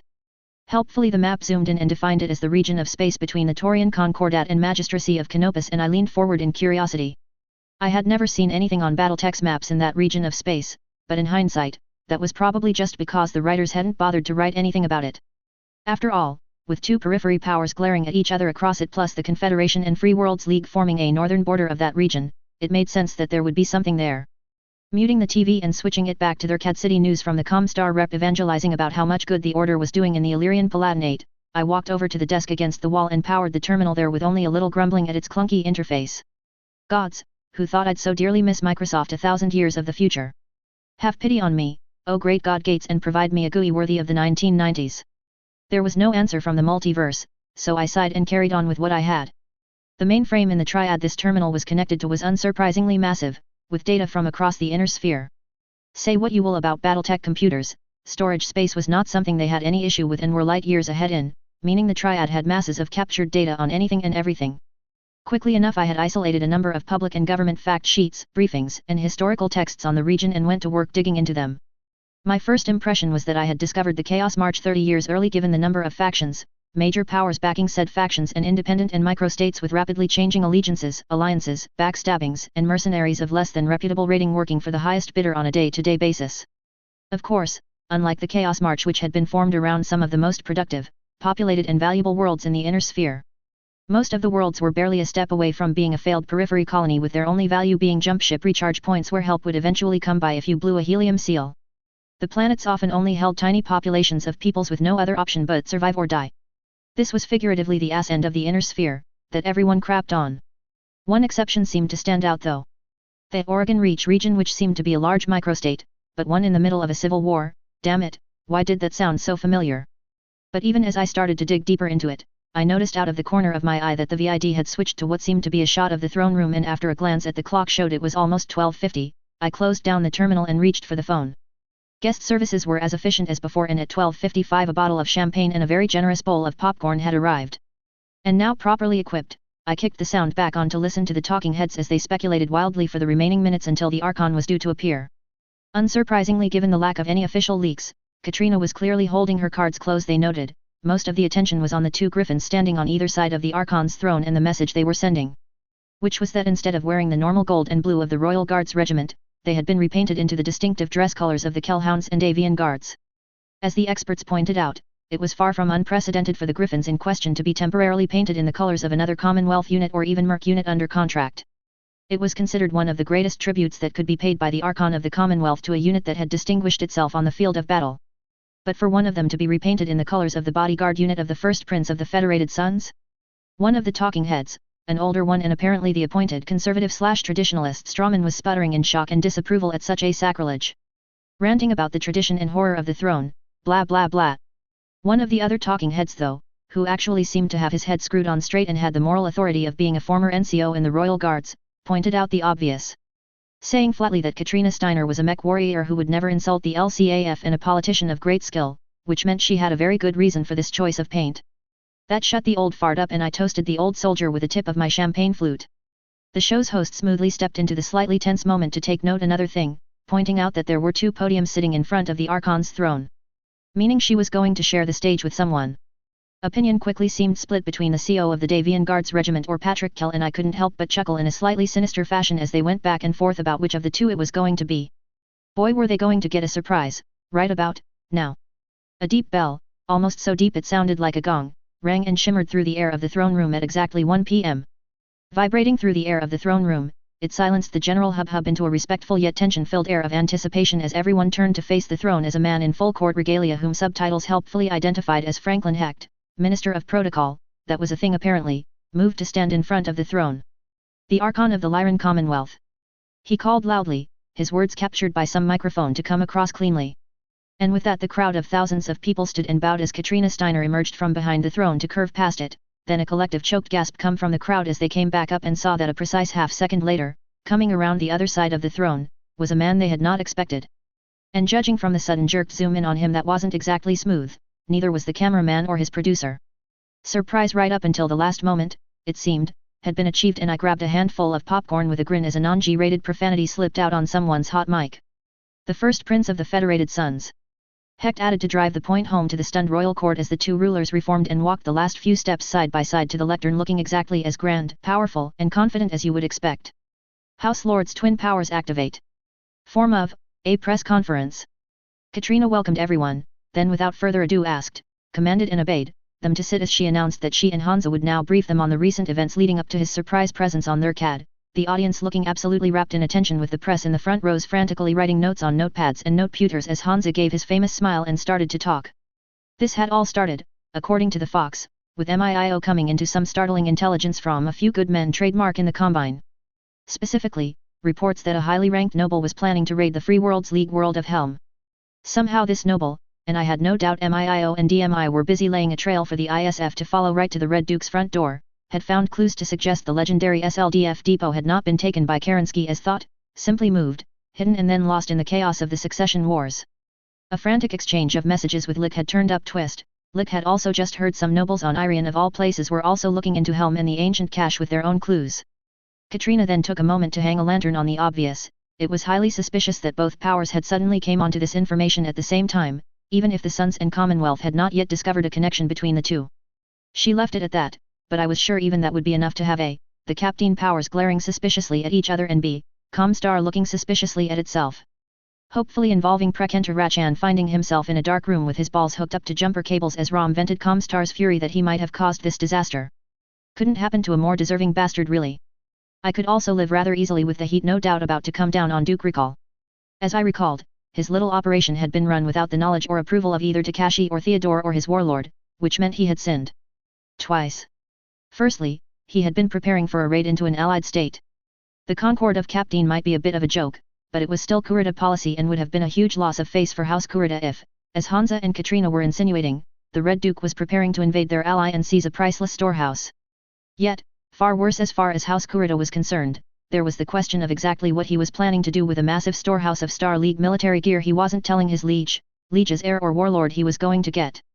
And in that situation, House Kurita would 8 times out of 10 conclude that he had been planning to use it against them, and hardly without precedent. Accordingly, I gave it 50/50 odds that the Red Duke would be invited to use the garden within the next 6 months, if the ISF followed the trail back to him and jumped to the correct conclusions. And good riddance to Black Dragon rubbish. Amusing, that the Kuritas would owe MIIO and Lick one for getting rid of a long-term threat for them. Anyway, Hansa continued the story that after Lick and MIIO had put their heads together, they realized they each had pieces of the puzzle and putting it all together, had very good information on the possible location of the cache. Adding, with that famous grin, that while it would have been amusing to see the Concord of Captain fighting it out over the cache, he had forgotten to do his Christmas shopping, so. That earned an actual ripple of laughter from the crowd and I too raised a salute with my wine glass, shaking my head with a smile. It was amazing really, the 2 of them were laying out a perfectly viable story that I actually believed watching it, even if I know it was complete bullshit. If anything it came off as them simply wanting to gloat and rub it into the other nations that they had given up the cache and the Fedcom powers had then swiped it out from under them. And the best part? There was more than enough truth in the key parts that when the ISF, SAFE, and ROM did their digging into it, they would hit the pay dirt and prove it. Really the only thing more that was needed for this to, there we go, Katrina just casually dropped a reminder of the Minoru Kurita's original blasting of Helm for no other reason than being a giant crybaby because he couldn't find the cash, whereas our people got in and out and donated a brand new hospital in their wake, with her and Hansa Davian's compliments.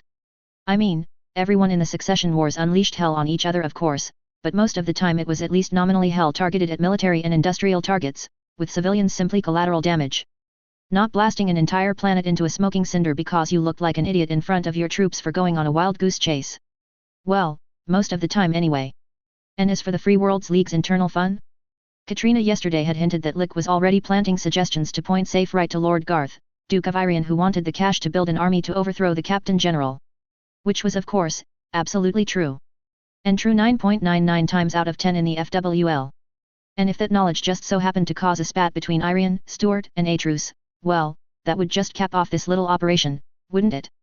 The dynamic duo gave limited details about the actual mission to Helm, noting mostly that it had been all done in haste with the Davian guards and Kellhounds sent purely due to being in the strategic neighborhood as it were, adding not quite smugly that it was an excellent sign of how well the Suns and Commonwealth could work together on the fly as it were.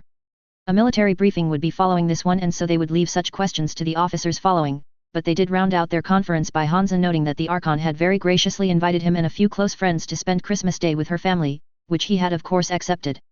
And with that done, the Archon had asked the still furiously writing press in the front rows if there were any questions before they turned the stage over to the military briefing team, who would go into more details about the operation on Helm and covering raids on the border. A forest of arms shot into the sky so fast I expected sprained shoulder blades to be a thing among the press corps tomorrow. Knock knock knock. The knock on the door came just after 7:30 p.m. and I glanced up from the book I was reading in no small amount of surprise. There was one hell of a shindig going on across in the royal court right now, and anyone who might have any interest in me was down there tonight while I brooded in my room, reading an unclassified intelligence briefing about the Irano restoration the palace had arranged for me at my request. Seriously, I could really get used to having a horde of people on hand ready to do your bidding on demand. The report had finally clicked with me that this region of the Inner Sphere had been the setting for the Battletech video game Kickstarter back home. Even if I could barely remember anything about it beyond the cool concept art and how awesome the backer jacket was, that I would never get. On the other hand, I was, you know, staying in Katrina Steiner's palace on their CAD, so I don't think the people I had left behind who had jackets were really getting more than I was. Still, it was a bit weird the more I thought about it. A video game still under development when I departed, was playing out in front of me in the periphery. I mean fuck, was one of these people I was reading about supposed to, from a meta player character point, me. Mind blown. Hey, new thought, I wonder if I could meet Jason Youngblood at some point. Such mental conundrums were excellent distraction for me, keeping me from thinking too much about what day it was. Christmas Eve celebrations were in full force across the capital, having reached a peak in a massive carols by candlelight extravaganza in the Triad district. That would last for a few hours, with a who's who of the Commonwealth singers lining up to sing songs, broadcast around the planet. The Archon had made a brief appearance at the start to set things off, but otherwise left it to the celebrities to carry this celebration from evening into night. All very touching, and all hitting me where I really didn't want to be hit. It didn't help that everywhere I had looked outside my room it was Christmas Christmas Christmas, and so rather than explore the palace or anything I had, after Katrina and Hansa's conference wound up, found as many things as possible to distract me. Distantly hoping perhaps that I could chain enough things together through the night to forget. It had proven a little harder than I thought, as crazy as it sounded for me to distract myself being in the Battletech universe. A room, even a luxurious one like this, was still somewhat limited in what you could do with it. And after the carols finished and darkness started to fall, the commoners had moved onward to enjoy the final night of Christmas displays through the district before they were taken down for the New Year's Eve work to start. The nobility, however, were otherwise occupied as Katrina was hosting the annual Christmas Eve soiree in the royal court, an event considered much more casual and informal than the massive New Year's Eve ball scheduled for a week from now. It also held a focus on the local nobility and invited VIPs from their CAD itself rather than the power players from across the Commonwealth, at least in theory. The presence of Hansa Davian as the guest of honor had, unsurprisingly, thrown that ideal out the airlock with anyone who was anyone desperately gate-crashing to rub shoulders with two house lords, something that didn't exactly often since the Star League had crashed and burned. And yet, it was still all wrapped up in Christmas. Thus, I just didn't want anything to do with it. Locked up in this room, I could just pretend it wasn't Christmas Eve. And pretend that somewhere in the multiverse, the real me and all my family were not gathering for the now traditional watch the next generation go hyperactive as they leapt for the presents and ripped them open ceremonies. But back to the here and now, with Arden Sortak, Patrick Kell, Marshall Felnser, Dan Allard and his father all down at the Archon's shindig, it kinda begged the question of who the hell was knocking on my door? Knock knock knock. Shrugging and deciding that the knocks implied they wouldn't accept me ignoring them, I rolled off the bed and made my way to the door, having a very brief look in a mirror next to it to make sure I was at least presentable before opening the door. And doing a double take as I found a teenager, dressed impeccably in what I had come to know as formal event court dress, standing outside my door with a quartet of suits who screamed bodyguards behind her. "May I come in, Mr. Smith?" she asked and, without waiting for an answer, she swished past me into the room with a rustle of her long dress, followed by 2 of her bodyguards, leaving me standing there staring into the corridor beyond like an idiot. "Okay, so now this is happening. Sure, come right in," I muttered to the empty corridor before shaking it off and turning to follow my unexpected guest as she moved into the lounge room, making herself at home as her bodyguards did a perfunctory sweep before nodding to her and heading back out. Leaving me alone with her as I very slowly sat down on the chair next to her trying to get my bearings at this unexpected guest. Melissa Arthur Steiner. The only child of Katrina Steiner and Arthur Levon. Archon designate of the Lyran Commonwealth and, known only to a very select group, the fiancé of Hansa Davian, was sitting in my room across from me. "Okay, what the fuck? Shouldn't you be across in the royal court, Lady Steiner?" I asked aloud, carefully, as the silence became deafening after 5 or 6 seconds. "I did my work on the receiving line earlier," she shrugged easily, kicking off her heels and sighing in full view of me as she wiggled her stocking-covered toes, making a content noise, and completely ignoring my incredulous stare at her incredibly casual behavior. I had never met her, never seen her before in fact, and here she was, bounding into my room and acting like this. Once again. The fuck? People are used to me dodging in and out of these events and, frankly, Hansa is drawing by far most of the attention this evening, so it was surprisingly easy to slip out for a while, she continued as she put her feet back down, smoothing out her dress carefully, yet I got the impression her casual air was just that, an act she was putting on for my benefit. "Okay, princess, you want nonchalant snark?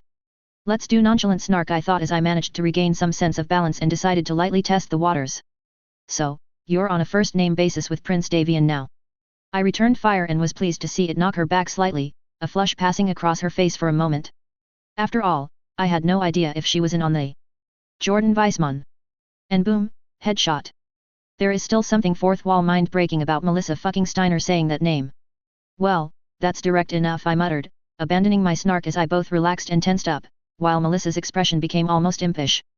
That name was the current code word for the compartment about me, meaning perhaps unsurprisingly, she had been briefed by Hansa and Quintus and her use of it meant I was free to talk. "I hope both your mother and fiancé are aware you are here with me, my lady." "Call me Melissa," she insisted as she tilted her head slightly. "And of course, but why do you ask?" "Call me John," I returned the gesture before glancing down at the table we were sitting around and stuff all over it. "And it's just a question of context. If, for example, either of them were to hear that you had walked into some man's room alone, unchaperoned with alcohol present and left your bodyguards left behind, well..." I shrugged, extending my glance to the outer wall of the room with only slightly exaggerated suspicion. Then the only question would be if the fist about to break through that wall is going to be attached to a Battlemaster or a Zeus. The younger, as in near half my age, woman actually giggled lightly at that one as I continued to patiently watch the far wall, with some part of me not entirely joking here. "Relax, John," she shook her head with a smile. "They know I came here specifically to talk to you." "Okay." I blinked, leaning back into the chair and trying to relax as I asked the obvious. Why?" She seemed to consider that for a few moments before seeming to sigh and not quite slump forward. "You know, don't you, John, that until Hansa turned up here last week I had only ever met him once before. Well, it was kinda a huge plot point driving much of Warrior, and Guard. Involving you indirectly putting a large number of people at risk and getting a chunk of others killed, pulling your ass out of the fire," I thought silently. "Yes, on Terra, during the Fedcom treaty signing," was all I said out loud, chiding myself after a moment for judging Melissa that harshly. Frankly, more blame needed to rest on her mother for not taking a hell of a lot more care organizing the trip with appropriate precautions. "When I was only 12, she confirmed.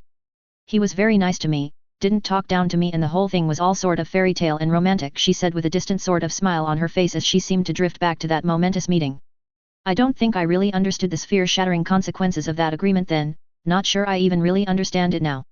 I was going to marry a man I had barely met and start an entire new dynasty that was going to change the history of the inner sphere. All these expectations on both of us, and I had so little to go on about him, how we would make this actually work. I didn't offer any response as none seemed called for, simply waiting silently as she took a breath and continued, bringing her attention back. "We sent messages back and forth, and Arden, bless him, told me so much about him when he was on their CAD. All the private and secret things about a person you never find in the vids. And Mother did what she could, but this was still a man I was going to marry, a man I felt I barely even knew. Worse, only a handful of people actually knew it, meaning I had to deal with all the young men trying to court me and win my hand without giving the truth away. For what it's worth, I said slowly as I tried to frame my thoughts in a way that wouldn't sound insulting or condescending, your marriage to Hansa Davian, from my side of the fence, noted those difficulties. The role you had to play, what was expected of you, I said, causing Melissa to look up to me with an expression I couldn't place, wordlessly encouraging me to continue. I mean, Hansa Davian was the designated hero of the setting and the only house lord to not talk about marriage with you as a prerequisite for any kind of peace, yet he and your mother decided to try for it. Which left you, well, being sold off to a man 2.5 times my age with enormous peer pressure for the best of intentions, of course, to make it work regardless of my own wishes on the matter. Melissa asked with a sort of sad smile that struck my heart. Essentially? Yes, I replied with a sympathetic smile back, and instantly found out that was the wrong answer. Ow. What did she just kick? Ouch. Yes, she did, damn it. She just did it again.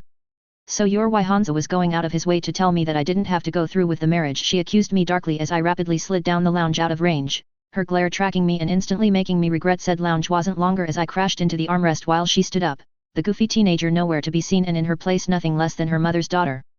Heimdall. Save me. Crazy Archon at 12 o'clock. We spent quite a bit of time together over the last few days, the first 2 or 3 hours of which I had to spend convincing he and my mother that I really did want to get married to him. Hansa seems to have gotten the impression from someone she graded with a look that could have crit a dire wolf, that I might not want to get married to him. Her glare seemed to double in intensity. You seemed determined to ruin my wedding plans, Mr. Smith. She said, her tone deepening ominously. Fuck nuts. For the record, I defended myself, words spilling out quickly as the clearly pissed off young woman stepped around the table to glare down at me, fighting to keep some composure as I found a way to return her gaze. It all just came out of a conversation with Arden Sortek, noting that hypothetically if you trusted Morgan Hosek Davian's loyalty, a match between the two formal heirs, you and he, would purely from a public sense make sense if. And I let my rambling trail off as I saw her face was twitching. Then the moment shattered. The cold Steiner winter promising death by frostbite vanished in an instant as she burst out laughing, covering her mouth with her hands as she was racked with mirth. I stared dumbfounded as she flopped back down to the lounge next to me, and I realized she had just trolled the hell out of me. Melissa Steiner had just trolled the hell out of me. Okay, I admit it, did not see that one coming. You're screwing with me, I deadpanned, and her ear-to-ear grin answered that question as I leaned back into the soft leather, closing my eyes and feeling my heart pounding in my chest. I gave thanks for the fact that my cardiovascular system was apparently in excellent shape according to the geeks at NAIS, because honestly, I felt my stress levels were ramping blood pressure right up every time a Steiner decided to talk to me here. I opened my eyes again with some of my composure back, Melissa also having calmed down to be regarding me in a composed manner, if with a bit of a smile on her face. I was. Mostly. But well. She trailed off before taking a deep breath and meeting my gaze squarely. I'm here mostly because I wanted to thank you, John. It meant a lot to me that you were willing to challenge Hansa on my agency in Federated Commonwealth Accords, she explained as she gathered her impressive and no doubt incredibly expensive dress to sit down carefully next to me, and I'll admit I felt my face flush slightly at the sheer sincerity in her bearing before her expression shifted once again as she turned away to look off into the distance, her body language turning almost vulnerable. If nothing else, it was the first time since she barged in that she actually looked to be 16 going on 17 as she brought her hands together, clasping them tightly as if to steady herself. Thanks to your little trip to Helm, Hansa and I had the opportunity to get together and talk. A lot, she mused with a bit of a faint smile. But only after he gave me the copies of your Battletech books to read and a day to take it all in. That must have been something, I noted with sympathy and hidden shame, marveling that she was able to face me like this, knowing full well that I had, after a fashion, invaded her most personal and private thoughts. When Arden Sortek, Quintus Allard, and Prince Davian read just the first book I sent them as my, for lack of a better word, bona fides, well, Arden told me later he went for the nearest bottle without even bothering to read the label. Mother had a similar sort of reaction, she agreed, her smile turning somewhat wry as her gaze came back to me. Hansa insisted I read them and some of your notes before we talked. Saying that as they had let him see inside so much of my mind, I damn well deserved to see inside his before we talked about the future. And after that, well, looking into the face of a person who had seen deeper into me than I would ever let alone, and looking into his eyes and seeing behind the fox to the man I had read behind the legend? I don't think I can quite describe what that was like. But then, just like that, we started talking. And talking more and more about anything and everything. All of my masks, denials and excuses gone until suddenly it just hit me. She trailed off, her gaze elevating to the roof for a moment, then back down to me, and I felt I would be lucky to get off with third-degree burns from the fire blazing in her eyes now. It hit me right then, right there, that I wanted to take Hansa Davian's hand, seize history by the throat and face down all the problems you warned us about and take up the challenge in front of me. To make things turn out better for everyone this time around, she said in a tone that left not even a Heisenberg uncertainty worth of doubt that she meant what she said. Then she paused and her expression took on more than a tinge of exasperation. And then, in that moment as everything was so clear, Hansa told me he would never force me into anything I didn't want and he would absolutely and fully support me and Morgan Hossack Davian if I wanted to look towards a union of the realms in that manner. She deadpanned before expelling air in a huff that said men, without needing to actually say it. I take it you, let him know how that proposal made you feel. I felt very carefully, trying to avoid the glower being redirected at me. Instead, at my question it faded away back to a smile. A happy, girly almost giddy smile as she shook her head, her eyes dancing. That's the thing, John. I didn't need to, she said in wonder. I didn't need to say a thing. I just stared into his eyes and he stared into mine. It must have been good, I don't know, 20 seconds? Maybe a minute? We didn't say a word, not one word, even my mother kept absolutely silent, just watching us. But I knew that I wanted this, and I knew that he knew I did. And then she said, her smile growing and the young woman seeming to almost want to burst, he kept looking straight at me as he slid the chair back, came around the side of the table, got down on one knee in front of me and, well. She trailed off as her hands untangled and she lifted her left hand up to show off. Jesus H. Christ, look at the size of that rock. I spluttered in unabashed awe at the diamond sitting in pride of place on a golden band on her left ring finger. I mean holy crap, it was huge, a diamond worthy of a Lyran princess I suppose. Somehow capturing the room's light, sucking it in and expelling it in a rainbow halo around her hand in an refraction effect I had never seen before. Clearly, the neo-feudal nobility of the inner sphere had not let advanced jewelry fabrication technology fall into Lastek if they could make that. So, did you say yes? Kick. I'm totally gonna have a bruise there tomorrow for sure. But even so, this time the kick was more playful, the sheer happiness on Melissa's face, well, it just seemed to burn away my bah humbug attitude of the night with a terrifying ease, speaking casually to the adoration this woman had earned across the Federated Commonwealth over her life in the Battletech universe. And very clearly, one who was more than capable of standing up for herself and determined enough to get what she wanted. Melissa, I'm happy for you, both of you. Congratulations, I said after I found my voice, knowing that sure the marriage was already long arranged, but technically Hansa had only just proposed and she had only just accepted, so it felt appropriate to say as much. It was confirmed as the right choice second later as she beamed at me with a smile that I reckoned had a 50-50 chance of bringing a dead puppy back to life. Thank you, John, she said simply before her smile turned slightly mischievous. And thus, you join the conspiracy. Which one? I seem to have become entangled in several since I materialized in this universe, I pointed out with a confused blink, and she rolled her eyes as if it was obvious. My fiancé and I are having a very exclusive engagement party tonight. She explained. And you're invited. Aren't you both at the whole Christmas shindig thing tonight? I noted. And isn't the engagement an absolute state secret of the same order as me? Yup. She agreed with a grin and hard P. But what only I, Mother, Arden, Patrick, Hansa and now you know is that, in reality, this Christmas party is actually a celebration for our engagement cunningly disguised as a Christmas party to avoid attention. The claim was so absurdly crazy and delivered with such a straight face that I couldn't help but laugh and reach up to facepalm, shaking my head. And besides, she added, her voice softening and lowering in volume, no one should be alone on Christmas Eve if they have people who want them around, no matter how much they might think they want to be alone, she said in a tone that caused me to sharply glance up in a reflexive defensiveness that smashed straight into the full force of that Melissa Steiner 8d6 plus 10 charisma gaze and promptly put up the white flag. Didn't take you that long to psychoanalyze me down to the core, I muttered in what tried to be a miffed tone but honestly, came out as more embarrassed than anything, feeling like I was a child sulking in my room, being called out on it. By a teenager. Half my age. Actually it was Arden Sortak, she corrected me, as she carefully but with a distantly regretful expression carefully removed her incredible engagement ring and placed it into a velvet pouch. He was, frankly, worried about you being alone this Christmas and, well, so was everyone else who knows you're here. I don't think exposing me to the royal court is exactly a subtle. John, her exasperation cut me off like a switch had been thrown, her eyes rolling in a gloriously dramatic way. There are thousands of people packed into the court and about half of them are assorted, if you'll please forgive me such a horrible word, commoners. You'll be perfectly anonymous. Besides, she said, her smile turning into a smirk, my mother is expecting you in. She checked a watch on her wrist that probably cost as much as a locust from all the bling I could see on it. 20 minutes at my extremely exclusive celebration of my engagement, and if you don't show up. Melissa Steiner rolls intimidation check.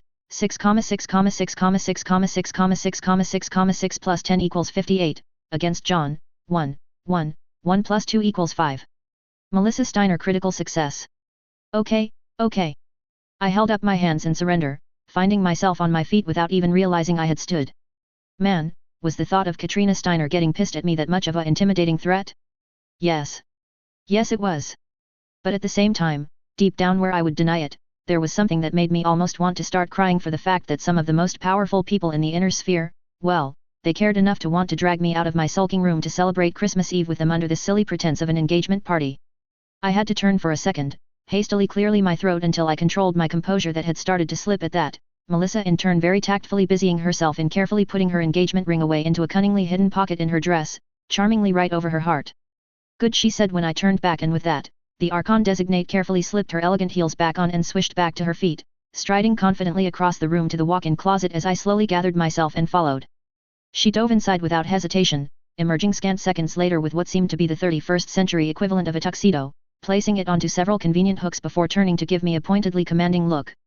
19 minutes, 10 seconds, don't be late, she said with a charming yet commanding superior smile before turning to vanish down the hall with a smile. I heard the door open, close, then I was alone. Brat, I dared to think in my head as I took a breath, centered myself and started to get dressed.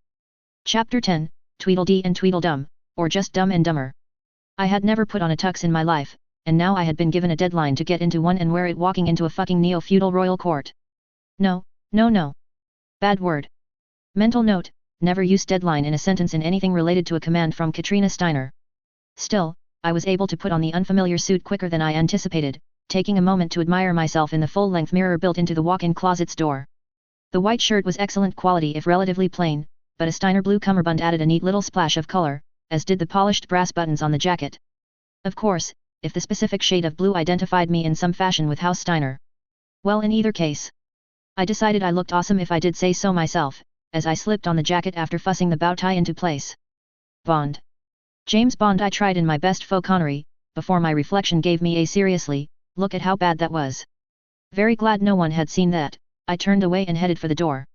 A second after closing the door behind me, I realized I didn't have the first clue how I would get to the throne room, let alone get admission to it without an invitation, or Morgan Kell's note. Shrugging after a moment, I made for the nearby elevators that would take me down to the lower floor entrances, reasoning that if the powers that be were expecting me. My assumption proved accurate when I found a man waiting by said elevator who clicked his heels together, greeted me as Herr Smith and informed me he would be delighted to escort me to the Yule Festival. Seriously, my skepticism and misgivings around these neo-feudal systems aside, I have to admit that having hot and cold running servants desperate to throw themselves over the smallest puddles in the road rather than let your feet get wet, well, it was kinda addictive. We entered the elevator and said servant took out a key on a chain attached to his belt, inserted and twisted it, and that caused a small recess to pop out above the level buttons. He promptly leaned into it and, oh, it was a retinal scanner? Pretty high-tech for 3026 Battletech, but then this was the triad. A quick scan later, several additional buttons on the control panel lit up and he hit the one labeled B7. The elevator car dropped swiftly past ground, heading towards what I presumed was a vehicle bay for a quick drive over through the winter air. But instead of opening on a garage, the doors opened on, holy shit, I just walked into Versailles. I mean, I had never actually been to Versailles, back on Earth. It had been one of those bucket list things I always wanted to do in life when I finally got over to Europe. The grandeur and glory of the French nobility at its height maintained carefully through the French Revolution and 2 world wars to the present day. Come to think of it, I suppose that the vast majority of my bucket list would forever be denied to me now. I rather doubted Disneyland still stood after all. But after this? Yeah, I could probably de facto tick Versailles Hall of Mirrors off that list now. And then some. This, according to my guide who ushered me out and started walking me along the gently curving passage at a quite brisk pace, was the private corridor for the Steiner family to make their way to and from the throne room or royal court, a giant ring under the triad.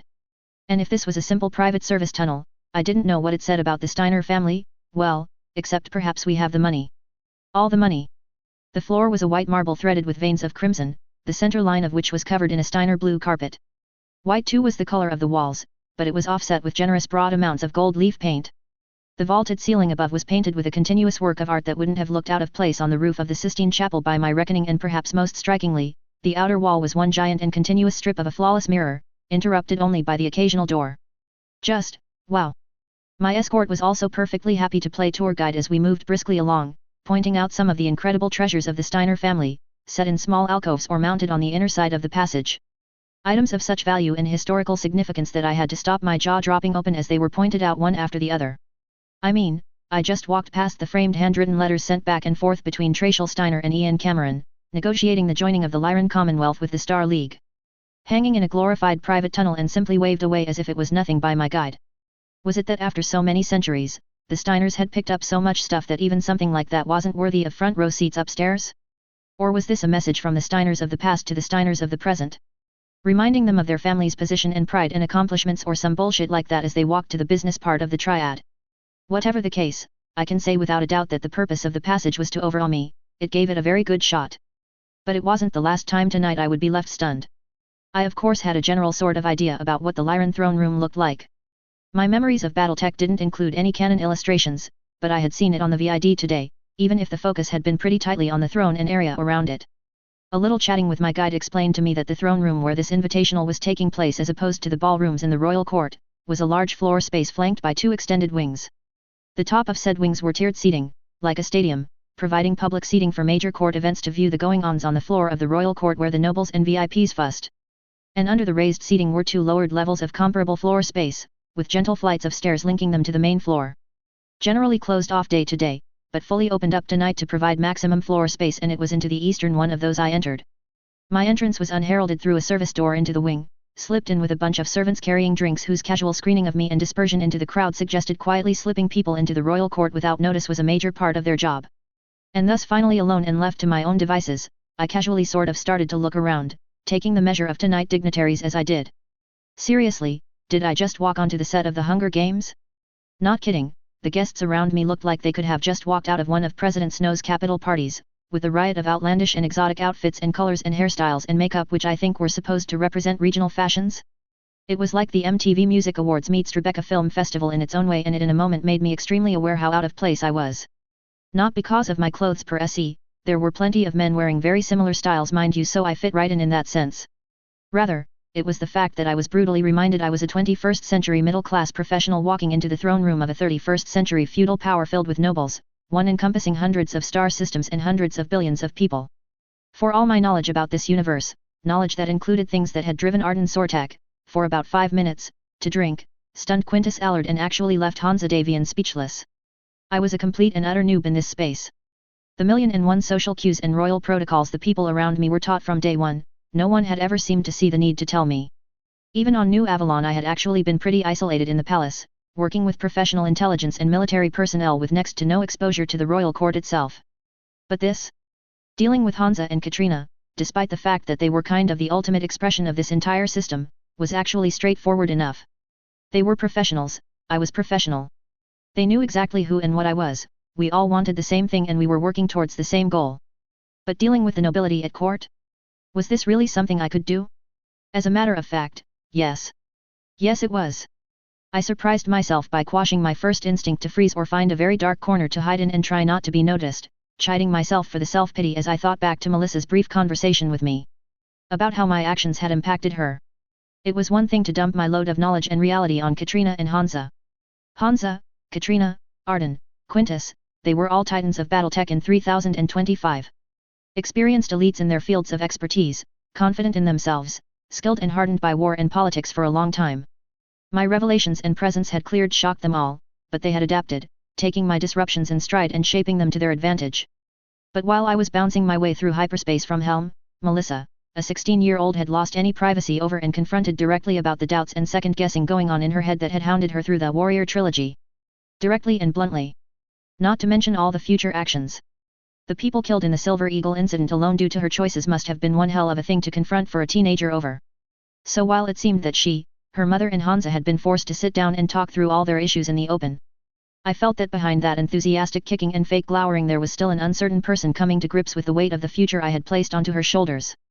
Sure, there was clearly a genuine desire and will to blaze a trail through history hand in hand with Hansa. Any idiot could see that. But there was also a growing understanding of the sheer mass of the expectations and consequences being thrust upon her. And yet, despite all of that, despite everything I had unapologetically dumped onto her through sheer necessity, Melissa Steiner had nonetheless taken time out to engage with me. The princess, her mother, and the others in the know of me had clearly decided it was unacceptable that I was lurking in my room, and despite everything else they had to worry about, they had taken the time to send in the shock troops and beat me up until I came downstairs to join them. Simply put, they had refused to let me spend Christmas Eve alone in my room. So yes, I would put my best foot forward and not find a corner to hide in. If a 16-year-old kid could deal with everything I had thrusted onto her shoulders, then I could surely fumble my way through this. And who knows? Maybe, just maybe, I might even enjoy myself. This wing of the throne room seemed tonight to have been given over to where the food was served, a near-continuous sort of table running along the length of it covered in food and attended by an army of servants constantly in motion. Countless stand-up tables were scattered across the rest of this wing's floor space, with groups were clustered around the tables by the dozen, standing together and enjoying themselves with good food, good drink, and good company. Large holovids mounted on the walls and from the ceiling were switching between various shots of the main floor, and the mood was definitely festive. An almost unwilling smile came across my face as I picked out a brassy, upbeat instrumental of Good King Wenceslas coming clearly through over the buzz of the conversation as I threaded my way through the crowds mulling around, exchanging nods with a surprisingly large number of people as I walked past, and even a couple of Merry Christmas greetings that made me increasingly suspicious that the tux Melissa had picked out for me did somehow mark me as someone Katrina Steiner designated a personal guest. Well, either that or some of the people here had had a little too much to drink. Or both. Well, no point worrying about that now, I thought as I approached the other side of the wing, which bordered the throne room's main court. The main floor was about 2 meters above this one, and dozens of sets of steps down the room's length allowed easy access to and from it. Gaily, in the classical Christmas sense, decorated columns lined the boundary where the gap between floor and ceiling of this wing narrowed, and, gloriously, it seemed each of said columns a servant posted there with a drinks tray. So I wound my way across and up the steps, returning polite nods and smiles from people before I swiped a flute of sparkling wine as I stepped out onto the floor of the throne room proper, glancing up idly as I came out from under the wing's roof. Holy shit! I had never suffered from vertigo. But as my gaze locked with the massive ceiling above me, well, I couldn't help but feel I was in immediate danger of falling up. The roof of the throne room was dominated by a massive dome in the center of it, one so large it took up perhaps half of the total roof area. Huge and impossible single panes of a transparent material letting in the night sky were held in an almost delicate-looking web of. No. Seriously, no. That couldn't possibly be solid gold. Could it? No. Impossible. I dismissed the thought as I forced my jaw to undrop with a distinct click. It had to be a real structural material, just covered with a solid gold layer on top. On reflection, that still sounded ludicrous. I broke my attention away from the roof to take in the wider room and found it just as stunning. The entire room was done up in an Arctic theme. The great columns that lined the long room were draped with silvery cloth, and everywhere I turned it looked like ice was artfully clinging to the walls and columns. I reached out to brush my hand against what by all means looked like ice and found it felt like glass or crystal, just shaped exquisitely to look like real pure ice. The floodlights in the vast hall had also seemingly been tuned to give a slightly blue tint to everything, and directly under the dome in the middle of the floor was a friggin' gigantic Christmas tree. I was sure that had not been there at the press conference, reaching easily 5 or 6 stories up and decorated in an Arctic theme of silver, blue, and gold on top of its green leaves with what I hoped was fake snow lightly dusted over it. I'd bet it was a real tree though, not a plastic fake or anything common like that. Although I had to roll my eyes at the fucking Cameron star on the top of it. Now there was an idea for chaos. Have someone ask Hansa and Katrina together which of them was First Lord again? No, John. That's a bad John. Bloody hell, I muttered out loud as I deliberately redirected my gaze up from the tree to the dome, once again reeling and shaking my head slowly, probably talking a bit too loudly given my exasperation. Are the Steiners genetically incapable of doing anything small?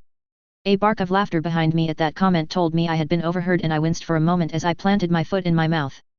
I schooled my expression back though and turned to meet whoever it was, and was pleasantly surprised, and relieved, by the revelation of who it was. The man behind me was wearing a Kellhound's dress uniform. Red and black, it was rather clever in its design, cut so that when the jacket was closed as it was now, it formed the distinctive head of the rather vicious-looking canine that was the symbol of their unit, its ears reaching up onto his shoulders. The silver rank insignia of a captain, or Hauptmann in Lyran parlance, sat at his throat, and far below his eye could see he wore the Davian-style spurs of a mech warrior. It was a very different idea of a formal uniform compared with my expectations of formal military dress from back home, or the classic style of the great house militaries for that matter, but in the riot of colors and styles tonight in the court tonight, seemed to fit right in, as did the man wearing it. Hauptmann Allard, I greeted the man with some surprise and pleasure, even as the inner cynic in me rejected the idea that Quintus Allard's son had just so happened to meet me by accident as I walked out. Not that I objected, mind you, having a wingman, or perhaps a landsmate was the correct terminology, with me tonight would be very welcome. A Merry Christmas to you, I extended my hand, which he took firmly. And to you, Mr. Smith, he smiled back as he shook my hand.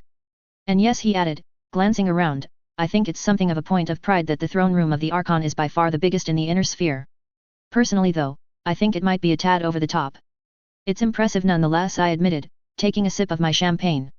Plenty of places for Katrina to pile up her paperwork, I noted with a glance around, recalling idly that the bitch back in the lead up to splitting the Lyran side of the Commonwealth had sat in a chair next to Victor's throne as his regent, and used it to store paperwork on, in a calculated insult of how little she thought of him. I suppose that's true, Allard smiled amiably. Although she's rarely here. According to Colonel Cal, the Archon doesn't use the throne room even a fraction as much as Alessandro Steiner used to. That doesn't surprise me, I agreed with a snort, and I gestured at the distant chair off the questioning look.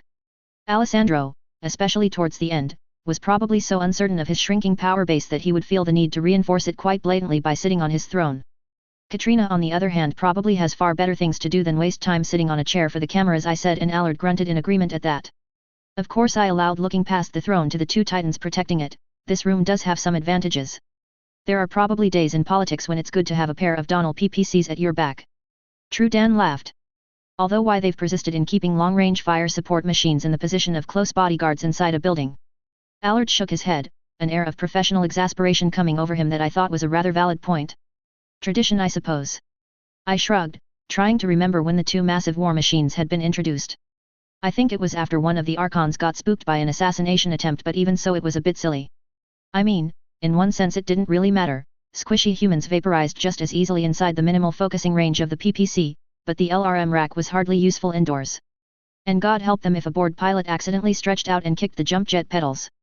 Although I'd admit that the image of a griffin hanging stuck in ceiling with its head and shoulders sticking out of the roof and its legs wildly kicking in the air above Katrina, with her face palming far below as her courtiers ran around screaming in a panic. Presently the not half bad rendition of Good King Wenceslas came to an end and a polite rolling wave of applause washed through the crowd as I joined in automatically. Glancing around, I finally noticed that up in the otherwise empty stadium seating above us towards the front of the room, there was something of a compact orchestra worth of musicians with a choir in support. No pre-recorded music for the Archon's party, no sir, who, after a moment, started a new song. The vocalist singing about something involving jump ships and Christmas tidings? Yeah, no idea about that one, but it had a catchy, jazzy sort of beat you could click your fingers to, so, not half bad? There are some very impressive Christmas displays set up at the front of the other wing that I think you might enjoy if you wanted to have a look. Allard suggested, and I gestured for him to lead the way as I fell into step with him, making small talk as we went that had absolutely nothing to do with Helm, noting the artwork on display along the midline of this half of the room as we approached and then rounded the massive Christmas tree, triggering an odd sense of déjà vu. One of my favorite missions back in the MechWarrior 2 games had to be Warning Shot. An exceptional example of level design and setting the atmosphere. It was one of the few missions in which the soundtrack was completely silent. If that was a bug, it was truly the art by accident principle in action, and set in a late dusk sort of light. Pirate Hunting Corps ward of the FRR as reports of a mysterious silence spreading over the region started to come out. I remembered my playthrough. Perfectly simple, sweep and destroy it seemed, even with the scant intel. Insert, scout the region for the enemy airbase, blow it to bits and meet up with our dropship that would be landing to set up a temporary field base for the rest of the campaign. The entire mission took place in the shadow of a massive mountain called the Devil's Peak as we slowly wound our way around it to find the enemy airbase on the far side. An enemy catapult in Orion would power up along with a patrolling panther if we hadn't killed him yet. Without slowing down, my lance had swept through them like a hot knife through butter, turning torsos to blast the buildings in passing. Objective completed. And with that, it was time to walk to our dropship's LZ, 3 clicks away. And so, naturally, my unease had built on my first playthrough as I continued to stomp forward in the harsh orange of thermal optics, the flank speed of assault mechs genuinely annoying because a sixth sense was telling me I needed to go faster. Correctly as it turned out, because before I'd covered even a third of the distance to the LZ, 2 unknown dropship contacts swept across my path far ahead and a voice come over the radio. Inner Sphere Barbarians. Call your name, family, and unit designation. That line prefaced the clan invasion crashing into the game and Inner Sphere, the entire game universe changing in that moment as a star of Omni-Mechs dropped and started blasting me from obscene weapons ranges, leaving me in the fight of my life. That I won, naturally. AI ain't no match for MW2 jump jet abuse even with clan tech. Of course, in much later playthroughs it became much less a case of skin-crawling sensation as I feel that I'm in way over my head and more glee as my min-maxing in the best traditions of Battletech resulted in a quartet of Arrow 4 missiles streaking past my Atlas to blow the lead Nova and Summoner into salvage, with gleeful taunts of "You get an arrow. And you get an arrow. Everyone gets arrows," delivered to their pixelated trash-born faces. And right here, right now, as I rounded the massive Christmas tree looming like a green devil's peak above me, that exact same original skin-crawling sensation came back to me as 2 hostile contacts emerged from its shadow and cut with casual ease across and into our path. And for the first time since I had emerged into this universe, I felt a stab of anxiety cut into me as I came face to face with people I would undeniably count as enemies of what I stood for, and who I stood by. Well, one enemy and one, to be decided. Ah, Captain Allard, a pleasure to see you this evening. Although Lestrade smiled broadly as he came to a precise halt in our path, forcing us to halt in turn, all very natural looking of course. I must extend to you my compliments at your unit's remarkable success. Thank you, Your Grace, Dan said politely. If he was on edge, I didn't know him enough to see it. It was a team effort. Of course, the leader of the official and unofficial parts of Free Sky continued as if the captain hadn't spoken. I have to admit I was quite put out when I heard the Kellhounds were being pulled off Chara from my people there, with no one bothering to send me so much as a HPG message about it through channels. One of the best units in Sky simply vanishing without a trace was, I must admit, quite a worrying report to receive. Especially after, he added, with the briefest of glances at me, we were led to believe that the vaunted Davian Heavy Guard would be lurking in the region to either attack into the Combine or stand ready to crush any raids made, which could have provoked Kuridan probes. In turn, he frowned petulantly. The 6th Donegal had a reinforced battalion on the ground of Chara within a fortnight of our departure, Allard pointed out tactfully, clearly used to these verbal games with nobles. And as the Kellhounds are actually under contract directly to the Archon, the mech warrior added, we were operating well within our chain of command. And I'm sure you do not doubt the value of what we accomplished, my lord. As given that the Archon and First Prince are playing a very cagey game on exactly what we brought back, it's hard to say. The older man smiled thinly. But certainly it does seem that for minimal losses we have enriched our realm, both our realms, he conceded after a moment's pause and glance at me. Was he expecting me to interject? A great deal. Of course, how the Dragon and Eagle will react to this. He shrugged enigmatically. Well, we will see, I suppose. Still, I truly hope that in future, Captain, the Archon will at least consult with the people on the front line that are impacted by her decisions, and the Hounds will pass on such information. It's disappointing in light of her constant promises to work with the people of Sky, then showing she doesn't trust us by going behind our backs like this. I resisted the urge to roll my eyes, self-control roll successful, at his carefully prepared bitching, but luckily Dan was unsurprisingly his father's son in more than one respect, as he remained calm in turn and simply smiled back at the Duke, clearly able to fight a verbal battle on these grounds. I've found, Your Grace, that secrecy and security are rarely about trust per se, Dan countered, but about having a need to know. Given the time-critical nature of this race for the Lestec on Helm and the danger that any leak in the message chain could have triggered a 2- or even 3-way race for the cache. Well, I'm sure you can appreciate that using a unit that would bypass most of the LCAF command to minimize the risk of interception of orders makes a great deal of sense. You're suggesting that the Archon doesn't trust her own chain of command? Lestrade tutted with a shake of his head and an alarmed smirk. What a terrible thing to contemplate, Captain. In my experience, the Archon actually extends great trust towards those who wear the uniform and have proven themselves in the service of the Commonwealth. Duke Lestrade, Dan noted, the unsaid and socially deniable implication that as Lestrade had completely avoided military service he was thus excluded from that list, but it clearly hit home in the way Aldo's smile became much thinner. But I have found in my experience that trust has little to nothing to do with need to know. My father, Dan nodded off towards the front of the throne room, always says that the percentage chance of a secret being exposed, in the long run, is equal to the square of the number of people who know about it. No matter how much we may trust people, none of us underestimate the skill of the ISF, he noted, turning slightly to the stone-faced man flanking the Duke of Summer. I'm sure, Colonel, that you are in full agreement that information security is absolutely vital to maintaining operational security. Of course. Frederick Steiner nodded stiffly in full agreement before suddenly he blinked and didn't quite turn to look at the Duke of Summer as he realized he had just thrown shade at his patron. The Duke Lestrade's loyalty is beyond question, of course, he added, not quite hastily. Of course, Dan agreed with a nod. His loyalty to Sky and its people is legendary, so I've seen on the ground on Pacifica, Dan said, not twisting the knife so much as flicking him on the nose with the hyper-specific reference to Sky rather than the Commonwealth as a whole. And we look forward to welcoming you back there, of course. Lestrade smiled, having seemingly instantly recovered from the back and forth, but there was a gleam in his eye I didn't like. And in this time of such grim news for them, I hope, no, I know, the people of Sky extend their best wishes for you and your family. Dan frowned at that and my mind wondered at, oh shit, I thought as it hit me what the man was talking about, feeling a surge of contempt as I turned back to face the Duke. You petty hat fucker, I fumed silently. I'm sorry, Your Grace, I'm not sure what you mean.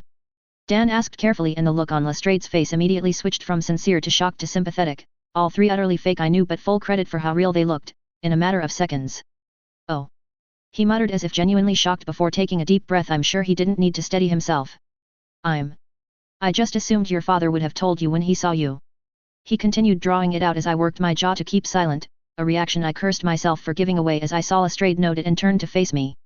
That MIO would have let you know.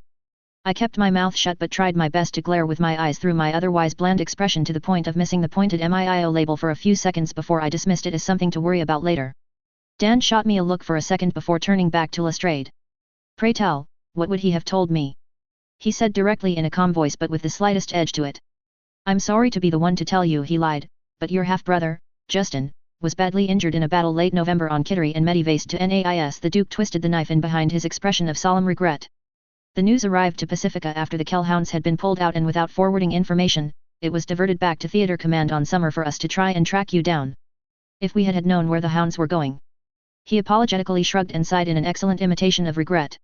I'd give Dan Allard credit. The man was clearly shocked but rallied quickly, his eyes flashing in a way that told the Duke to not press his luck. It was quite remarkable composure really, probably as much as anything about not wanting to give the hatfucker the satisfaction. I thank you for your concern, and my thanks for bringing this to my attention, Duke Lestrade. Dan offered him a cool nod that the Duke returned, Allard seeming to straighten slightly as he recovered. Given this news, I should probably go and speak with my father. But of course the Duke agreed, clearly happy he had won his little petty parting shot. My best wishes to your brother, of course. My best wishes as well, Hauptmann Frederick added suddenly from the side with a slight uncertainty in his stance, drawing attention back to him from everyone. Your brother is by all accounts a superior mech warrior. It would be a great loss to the AFFS if he were not able to get back into the cockpit. Say what you will about future Focht, at least you can tell he is being absolutely sincere, I thought silently. Thank you, Duke Steiner. Justin extended a hand that the man took and shook firmly. From a mech warrior of your reputation, that means a great deal. If that last was a final backhand at Lestrade or just a polite response, I didn't know, but it seemed to greatly please the man who one day might smile and kick the clans in the crotch repeatedly. Before capping a bitch back on Terra. By your leave, I believe I should go find my father, Dan said to Aldo before, without waiting for approval, he offered a nod and gave me a let's go look. Gentlemen, I nodded at each of the two men, expecting nothing more than to be ignored. And was shocked when Lestrade smiled. Another time, Agent Smith, he nodded at me with a rather chilling smile before turning away placidly, his elegant cape swirling like a supervillain's as Frederick fell into place like a loyal retainer, leaving me biting the inside of my cheek painfully for a moment at his casual use of my name before I quick-stepped it to catch up to Justin. Nope, not touching that. I'd drop it into Quintus's lap at some point tonight or tomorrow to deal with. Did you know? Dan asked me out of the side of his mouth as I fell into place next to him, and I decided to thread the truth despite the clear emotion swirling in the man's eyes. The fact that Dan didn't know about Justin's injury was clear evidence he was not read into my compartment, although that didn't surprise me. As Dan had just pointed out to Lestrade, he didn't have a need to know about me no matter how much his father trusted him. Neither your father or anyone else told me about this. I shook my head slightly with my mouth a thin line, and Allard seemed to accept my response at face value, probably again presuming need to know around me. Or that if I did know, he knew I was under classification orders to not tell him from his father. Mostly though I was just a bit stunned by the fact that Justin had, seemingly right on time and target, again been injured on Kittery, exactly like happened in Warrior Engard. And I wasn't sure what the hell to make of that. Quintus Allard, Justin's father, knew everything that would happen thanks to my sources. Knew what his son would go through, be put through against what it accomplished, and he had seemingly not taken any action to prevent it, perhaps had even actively worked to nullify any butterflies to ensure events played out. Despite the incredible risks, the odds that something would change and he might lose his son or have him crippled for life or who knows what, he had refused to find a safer way to kick his son out of the Federated Sons in disgrace to set up the mother of all backstabs. That was, I'd be sure to remember this for the future when dealing with him. Ruthlessness, I guess, was part of the job description, and even if the original Justin plan was a quick hey let's flip Michael's attempt to force us to exile Justin, done to Slash with a willing patriot, now with a good idea of how incredibly it would solve so many problems, it was still a hell of a thing to put his son through. Pushing those unpleasant thoughts to the side for now, I followed close behind Dan as he made his way towards business end of the Lyran Commonwealth with purpose, dipping back into the side wing to bypass some crowds around some of the displays. They had pizza up this end. Before emerging up much closer to the VIPs and giving me a close-up look at the throne itself. It was impressive in a way it hadn't been on the VID, sitting on the top of a series of elevated terraces that made it clearly visible to the entire room, or would without the Christmas tree halfway down, the massive war machines standing left and right of them still painted in the colors of the Kellhounds and Avian Guards towering over everyone. The throne itself was empty of course, roped off from the rest of the room to keep people away, although frankly with the battle mech looming above I don't think anyone would be stupid enough to try and sit in Katrina's chair. On the back wall hung the banner of the Lyran Commonwealth itself directly above and behind the throne, with the flags of the 1st and 2nd Royal Guards to the left and the banner of the 3rd to the right. There was a distinctly empty space where the banner of the 4th presumably was supposed to sit, and I suppressed a smile at that before looking away to seek out our target. I wasn't surprised to find Katrina, Melissa, Hansa, and a gaggle of other VIPs standing around together on the lower tiers above the throne room floor, sort of holding court inside the court I suppose. But I was surprised to find they were openly accessible and not being swamped by the crowd. I guessed some kind of royal protocol was in action, and again I felt a tinge of how hopelessly out of my depth I was.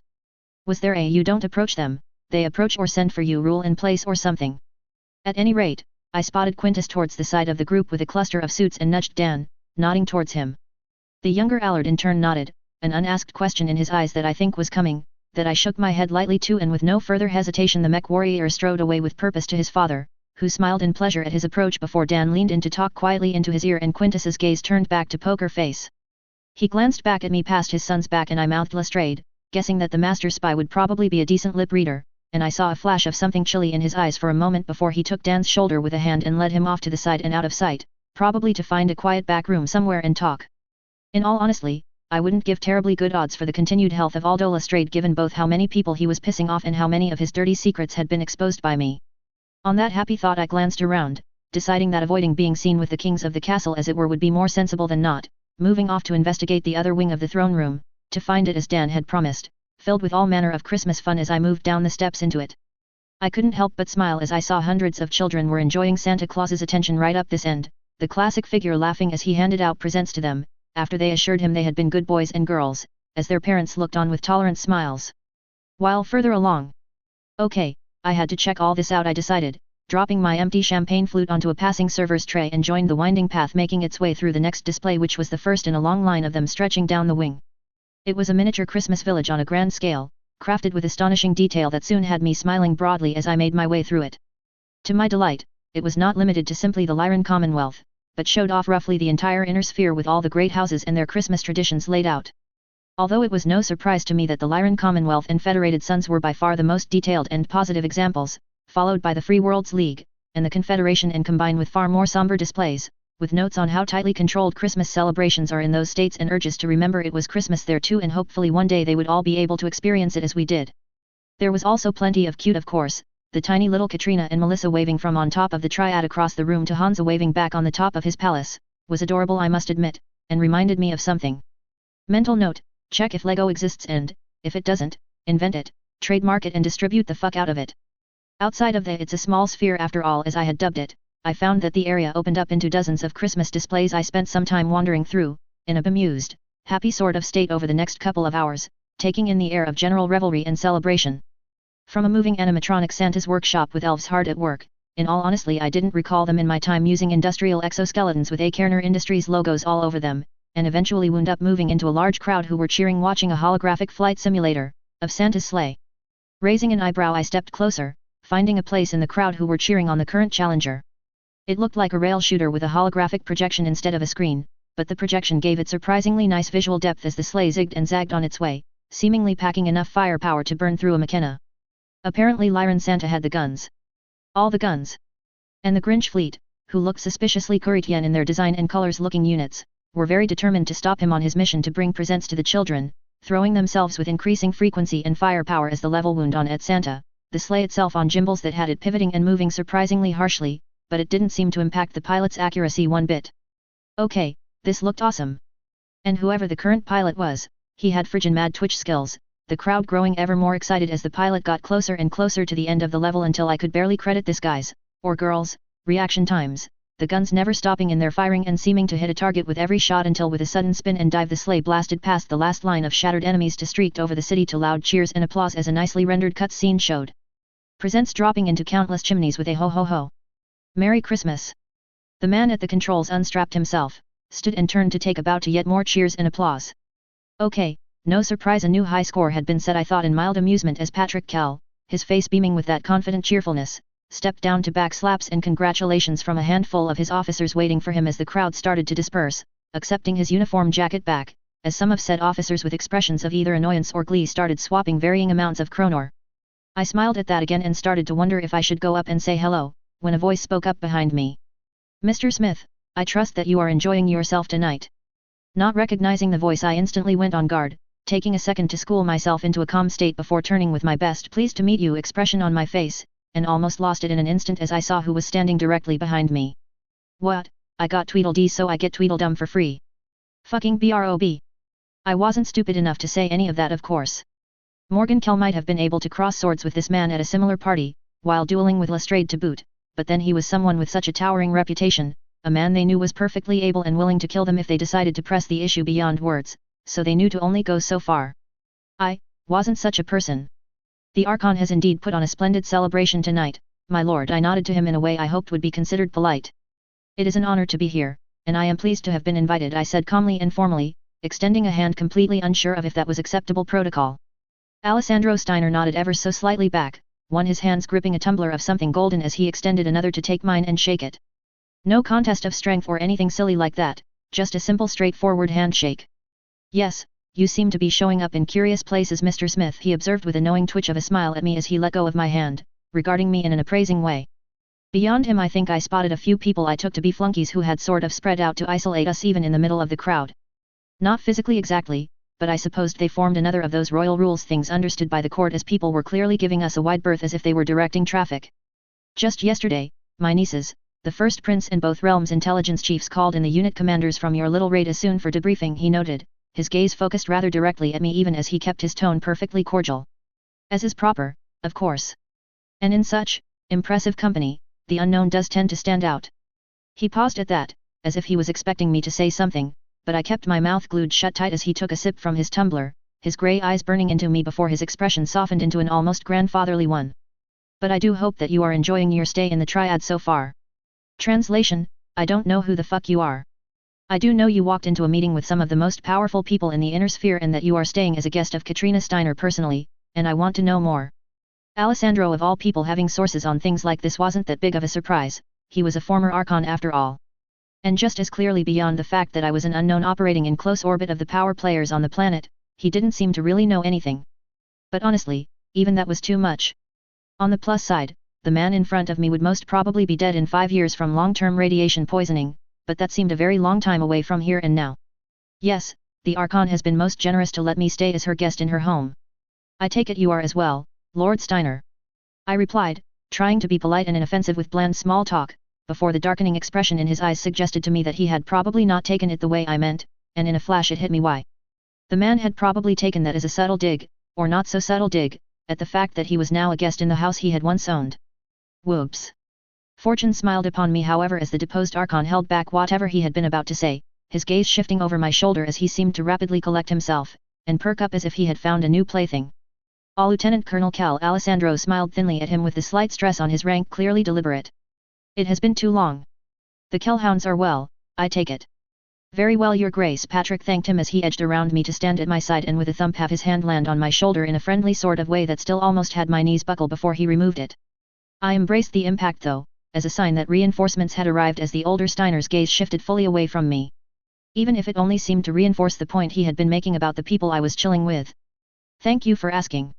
But of course, Steiner nodded with a smile. And your brother, I take it, is well?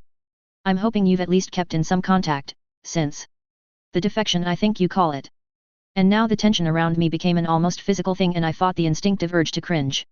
It had been almost a decade now since Morgan vanished after the legendary duel on Mallory's World, and from the way Patrick seemed to still as I felt the tension spike, I knew this conversation wasn't going good places, and that Morgan, indeed as in Battletech canon, had not been in contact with his brother or his unit of whom he had asked so much. The defection was a watershed moment in early Battletech history, another one of those things that was fantastic and mysterious in scenario books for the game, but made rather less sense in real life. Simply put, Morgan had gone round the bend to abandon his brother, lover, and fire 2/3 of his unit after winning the duel against Yorinaga Kurita, going into seclusion, with no explanation given then or since. It was utterly foreboding as far as topics went to the Hounds, and from Hiway the flunkies behind Steiner seemed to suddenly start paying more attention. I'm guessing Patrick's officers were making it clear by their looks. You have my sympathies, of course, Steiner added after Patrick didn't respond, a faux but real look of apology also on his face in contrast to the stiff coldness of Kel's expression. At this time of year especially, it must be hard for you and the Hounds family to have no word or explanation from him. Even after all this time, loyally carrying the torch for him, waiting for him to come back without any word as time marches on must not be at all easy. Great, so first Lestrade hits Dan Allard in the heart, now Alessandro goes for the gut punch? Or were these assholes just so determined to poke at Katrina after her huge political win today started to undercut their little schemes, so they are going for any shot they could find? Patrick impressed me however by not decking the man on the spot, given that his expression suggested he would quite like to do so. But damn it, as much as I loathed the elder Steiner for being a complete prick, the fact was that the bastard did have a point. It was one thing after the duel on Mallory's World for Morgan to decide that he needed a timeout, but firing 2/3 of his unit off, then turning command over to his brother before cutting him off for 10 years without any explanation but a heavily implied order that he would keep the hounds exactly as they were until further notice? Oh, I knew Morgan had a plan that he finally put into motion, after Patrick died, but frankly, his plan sucked and had left Patrick, loyal good Patrick, trapped in an impossible position. There was a reason that after Patrick had died in his place fighting Yorinaga Kurita and Dan Allard had been given the horrible task of having to go and tell Morgan Dan had quickly enough let him have both barrels with quite the reason you suck speech. And why Salome Ward, bless her soul, had just greeted Morgan with a rather vicious right hook on his return as she stomped past him into the briefing room. But, in the end, blood in the Kellhounds seemingly ran thicker than water. They were family and had rallied to Morgan's calls quickly enough. Family. That word again brought to mind a surge of loneliness. I was stuck here, in a universe of spoiled brats fighting over a dead throne, crazy geno-freaks who wanted to wipe out Homo sapiens in favor of Homo Kerensky and a phone company who wanted you to kneel before the yellow pages, while my family and the real me carried on their life unknowingly somewhere in the multiverse. But my self-pity passed through me and dissipated as once again I thought about that day in Davian Peace Park, or even Melissa Steiner playfully kicking me in the shins to hide her own insecurities. The times that it hit me, really hit me, that this was not a tabletop game or an RPG or video game, but a living thriving universe just as real as my original one, filled with hundreds of billions of people. Good people, bad people, but mostly just normal, very real people who had to deal with very terrible, powerful monsters in the dark with far too few good people trying to beat them back. Because assholes like Alessandro, who combined the worst parts of Cersei Lannister, President Snow and Hugo Drax, would burn down everything so long as they could rule over the ashes no matter how many billions died. And I found myself suddenly determined to slap him down, not even thinking that this wasn't my fight and that my profile needed to be kept at least somewhat low. Mostly, I was just realizing I had a whole fuckload of virgin 20th and 21st century quotes to throw around and mangle horribly that I hadn't tried out yet. Life is never easy, my Lord Steiner, I softly interjected, causing a collective sort of blink across many sets of eyes turned to face me as I interjected myself into the conversation. Life in the inner sphere these days ain't sunshine and rainbows. It's a very mean, very nasty place that doesn't care how tough you are. Doesn't care if you're a noble or vaunted mech warrior because nothing will ever hit you as hard as life does. It will beat you to your knees and keep you there permanently if you let it, I said with the conviction of someone who had drifted closer than I wanted to admit to rock bottom when I found out the truth of what had happened to me. Much closer than I wanted to admit honestly, even to myself. But life ain't about how hard you can hit, it's about how hard you can get hit and keep moving forward. It's about how much you can take and keep moving forward. That's how winning is done, I said emphatically, and noticed vaguely that the mech warriors standing around who were increasingly paying attention to my bad attempt to channel Stallone were nodding in agreement. Archon Steiner, for example, I continued, glancing at Alessandro, who looked just a tiny bit smug at the promotion. Then again, as Morgankel had pointed out in the OTL, what do you call a deposed Archon? When she lost the love of her life, and now his expression dropped back to an absolutely rock-solid poker face. Gee, I wonder why. She had a choice of either getting lost in the past or striving to make his life mean something by building a future for their daughter. Prince Davian. I continued as my adrenal glands seemed to work overtime to sew this speech together that was drawing more and more attention, making me vaguely wonder why the hell I couldn't have this eloquence in front of the Archon or First Prince. He lost his brother and was thrust into a position he never expected. He could have crumpled under the impact, but took the hit and kept moving forward. Lieutenant Colonel Kell. I glanced at the man who stiffened slightly but was looking at me with an expression of utter seriousness I had only seen before in the helm briefing as he waited for my judgment. He honored his brother's trust in him by trusting him in return by rebuilding the Kellhounds into the best damn reinforced combined arms battalion in the inner sphere that's added battle honor after battle honor to their standard. I lied convincingly as a loud rumble of agreement from quite a few people behind me as I turned back to face Mr. Wants to be Archon again and felt a kind of secret smugness at the sour look in his eyes at me derailing his attempt to poke at the younger Kell brother that seemed to be winning the crowd over. Get the hint yet? The Lyran Commonwealth has moved past you, concentrated moron. Respectfully, as I see it, I continued, lifting my gaze slightly to make use of my slight height advantage over the older man. Morgankel having little contact with his family is simply proof he has such trust and confidence in them. That he sees no need to look over their shoulders then or now. Knowing that the hounds will only go from strength to strength until the day he returns to rejoin them, knowing they will be waiting and ready with him to punch life in the face until it falls to the ground. Okay, I wasn't expecting applause at that end. Ouch, there was Patrick's hand back on my shoulder giving it a firm squeeze and a look of fierce, what? Pride? Understanding perhaps? On reflection, feeling the emotions rolling around me, it started to hit me that perhaps a lot of that had been as much as anything, a pep talk to myself to wipe away the last of my moping around Christmas. Reminding myself that life had dealt me some implausible, impossibly harsh body blows over the last year to change my entire reality. It had stripped my family away from me. My friends. My world. My reality. And possibly for a short time, my sanity. But it hadn't stripped me of my agency to stand up, make a decision and start moving forward. Although on reflection, perhaps figuratively stepping in the face of Alessandro Steiner and farting in his general direction after he started gleefully poking at Patrick, wasn't the best idea. Oh well, too late to worry about that I suppose. I'd just dump that onto Simon Johnson's desk, wouldn't be fair to get both Tweedledee and Tweedledum to only one of the two. As if he could sort of read my mind, and who the fuck knows how Phantom Mech bullshit might express itself given that Takashi Kurita seemed awfully convinced he could read people's auras or something. Patrick nodded once and smiled as he proudly took in his people around him, their tension gone and replaced with just pride in each other and themselves. His people, aw crap. Colonel Kelly yanked Patrick's attention back, lowering my volume. As you're here now, I'm afraid I just received some bad news around one of your officers I should pass on. Specifically, about Captain Daniel Allard. Dan? What is it? Patrick asked instantly as he let go of me but turned to face me fully, turning his back on Steiner to focus on this news. A leader instantly more concerned for one of his men than himself. I opened my mouth as if to respond but then paused and slowly turned to face Alessandro, who was clearly observing this twist, listening in with great interest to this news and hadn't moved a millimeter. If you'll excuse me, Your Grace? This is a somewhat private matter, I said with as perfectly an innocent expression as I could muster, as if entirely unaware I had just slapped back the man's attempt to poke at Patrick and goad him into losing his cool in some way to embarrass Katrina. But of course, Mr. Smith. Colonel, once again, my compliments for your unit's achievements, the man said with the same calm attitude he had held through the entire little verbal skirmish, getting a stiff nod from Kel, but Steiner let his piercing grey eyes seem to pan over all of us as if memorizing us to put on a to-do list titled "Do Something Unpleasant to Them Later." It wasn't a happy feeling, but I didn't give the man the satisfaction of breaking my guileless smile as he turned away and started moving back towards the main floor, his toadies falling into orbit around him and hangers-on started to move in on him. Hatfucker, I muttered not quite under my breath when he was out of earshot. Hatfucker? Salome Ward asked incredulously, before bursting out into a snort of laughter as she came around from behind me with a half-dozen other officers of the Kellhounds. What the hell does that mean? Actually, I'm not entirely sure, I frowned, trying to remember that one.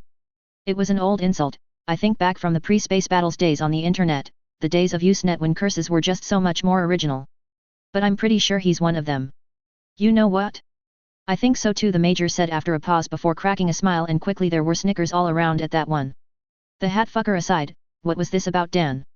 Patrick asked, stepping closer and lowering his volume as, with a glance at his officers, the other Kellhounds sort of spread out to give us some privacy. In a few short sentences I explained the situation of what we had overheard from Aldo Lestrade and Dan going off to see his father. Patrick, while grimacing at my relaying of what Lestrade had said, thanked me nonetheless. I could sense he wanted to ask me more, but instead he just gave me another backslap. I know he intended to be friendly and grateful, but I swear came this close to dislocating my shoulder before he started to lead his officers off at a brisk walk.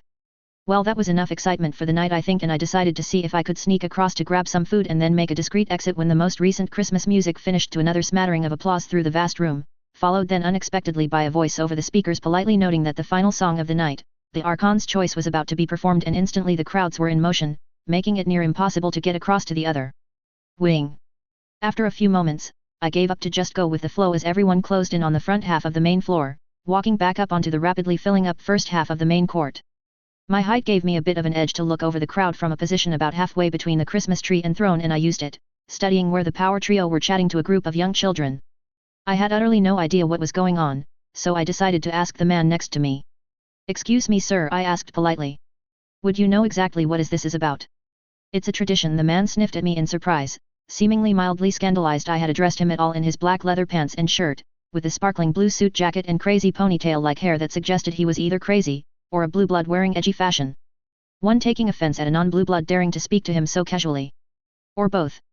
Then he caught the Steiner blue shade of my outfit, and I swear he actually seemed to double take, before seeming to grudgingly calculate based on that I at least deserved an answer. Every year the Archon, before retiring, closes her presents out with a selected Christmas song of her choice. Traditionally, one somewhat rare and even occasionally commissioned specifically for this, he deigned to explain a little more. But it would seem this year she has decided to gift this choice to a song brought by Hansa Davian, which may prove interesting, he allowed. If interesting meant good or bad, well, I suppose he was an expert in the court technique of saying something that after the fact could easily be claimed to be one or the other.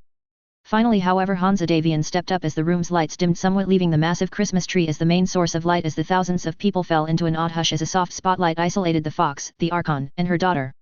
Hansa then smiled, thanked the Archon for offering the honor of the song to him, explaining that this song had been found in the legendary Hoff Library collection on a media data core and only recently decoded, along with an amount of other music from the distant past on Terra.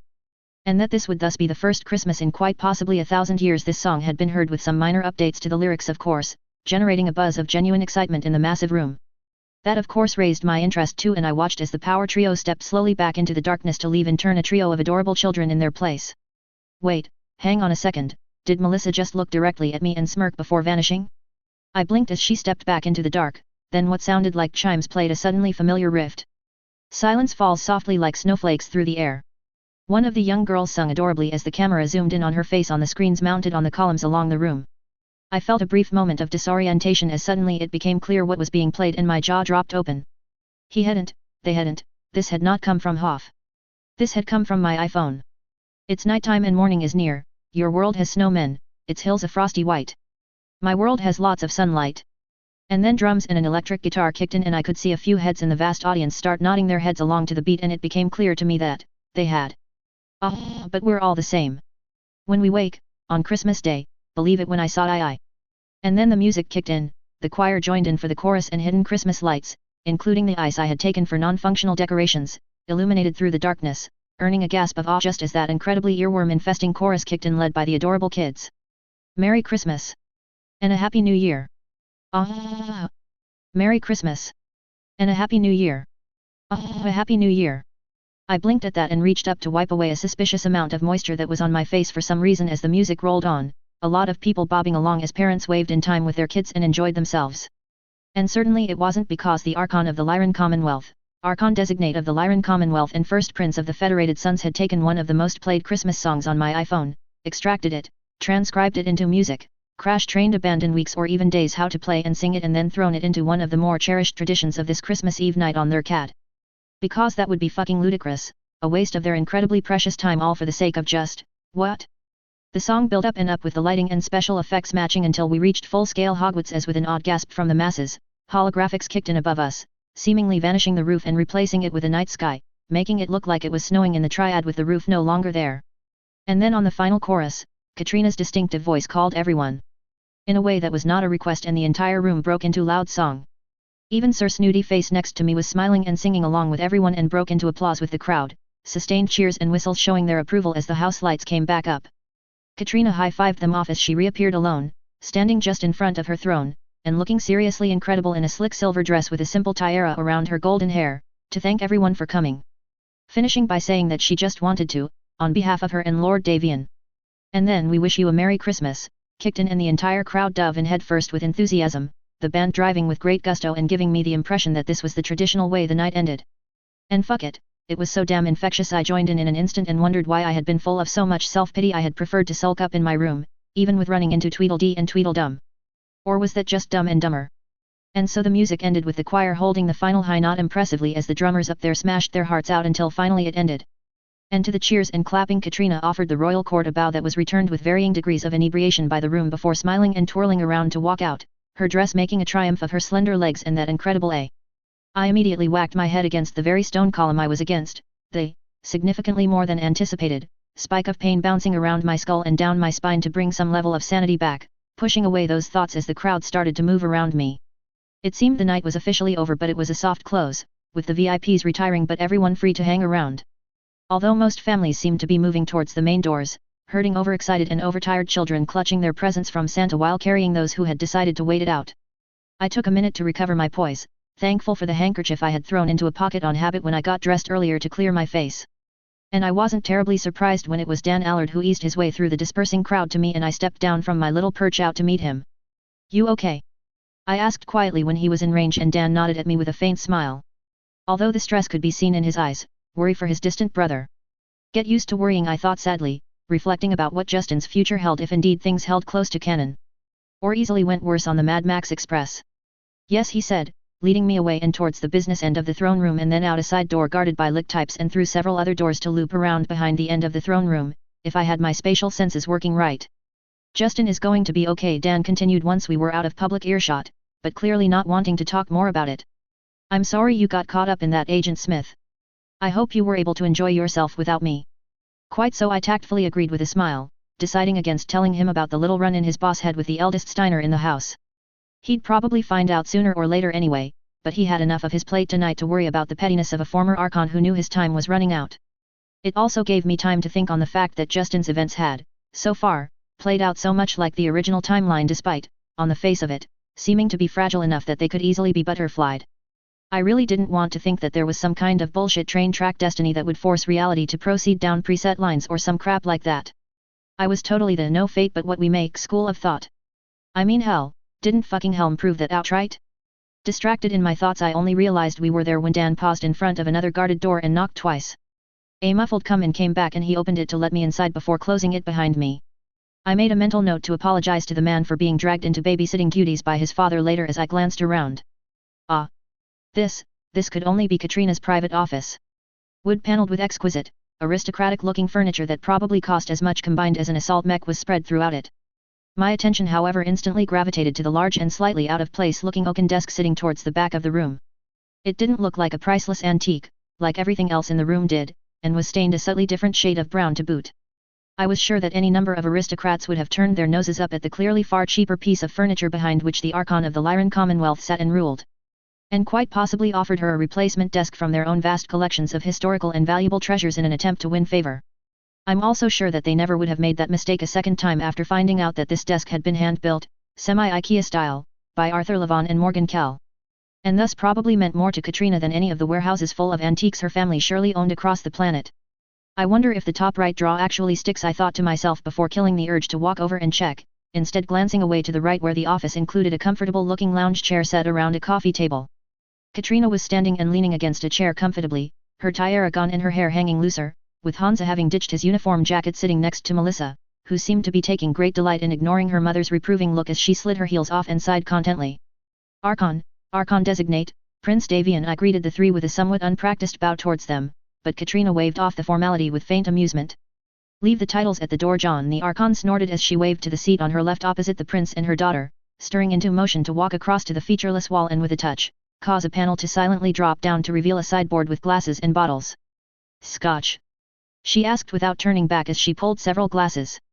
I didn't really feel like drinking, but it did not pay to be rude to my host. And I had a feeling I might need a stiff drink very shortly. Yes, please, I replied as Katrina efficiently prepared the drinks. Trying to resist the urge to fiddle with my fingers as I sort of just stood there, having not been invited to. John. Katrina called out after a few seconds of silence, not turning away from her work. Yes, ma'am. I asked, glancing at her back. Only at her back. God, what was with me around Katrina Steiner? In front of her daughter. For God's sake, take off your jacket and sit down. And call me Katrina, the room is perfectly secure. Yes, Katrina. I caught myself barely in time, though not fast enough to keep Melissa from snickering at me. But her smile was so damn cheeky it cut the tension and drained it out as I took off my jacket and folded it over the back of my chair, coming around to sit down onto the very plush leather as the Archon returned, handing out the tumblers.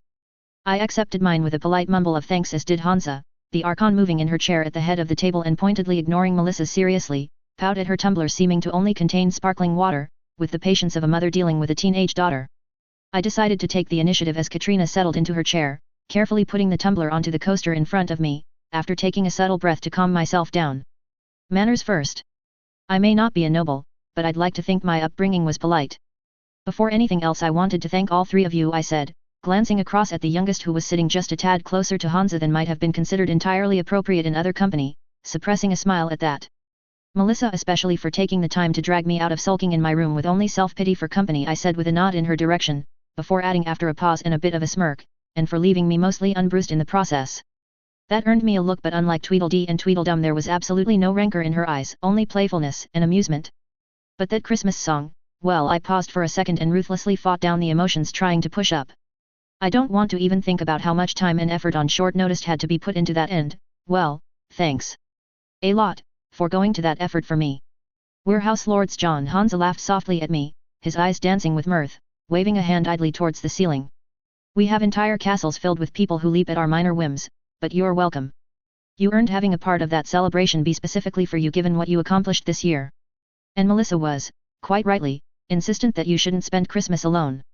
Yes, I've noticed trying to refuse her what she wants is, fortunately, I smiled at her, a futile exercise.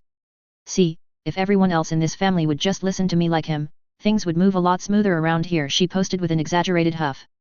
And besides, that song was awesome, way better than last year's.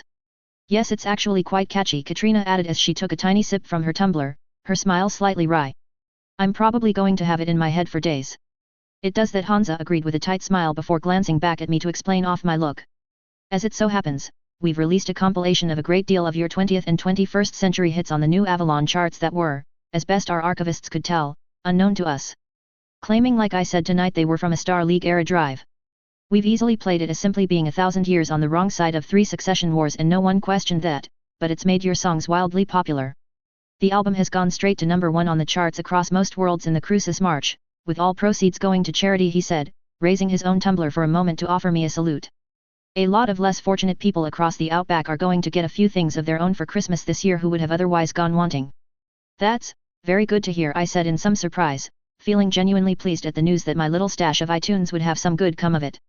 Indeed, you seem to have a knack for helping out people, John, Katrina observed from over the lip of her glass, her gaze considering and contemplative. Almost without realizing what you're doing.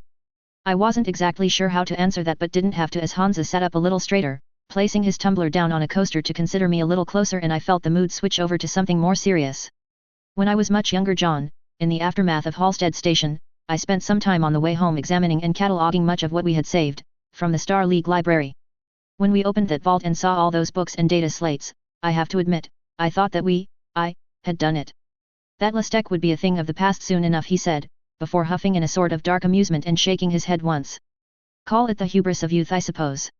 On the way home though, as we catalogued and started to go through what we had recovered, frankly, all it seemed to do for me was to bring into perfect focus just how far we had fallen from our heights and just how daunting the task was before us. That there would be no easy or quick answer to all our problems, and I must admit, I wondered at the time if the lives lost were even worth what we had managed to save. He said, his expression turning solemn and introspective for a moment. No doubt in my mind he was remembering Dana Stevenson, the woman he had proposed to and lost in that mission, and I was not sure what to say or do to that.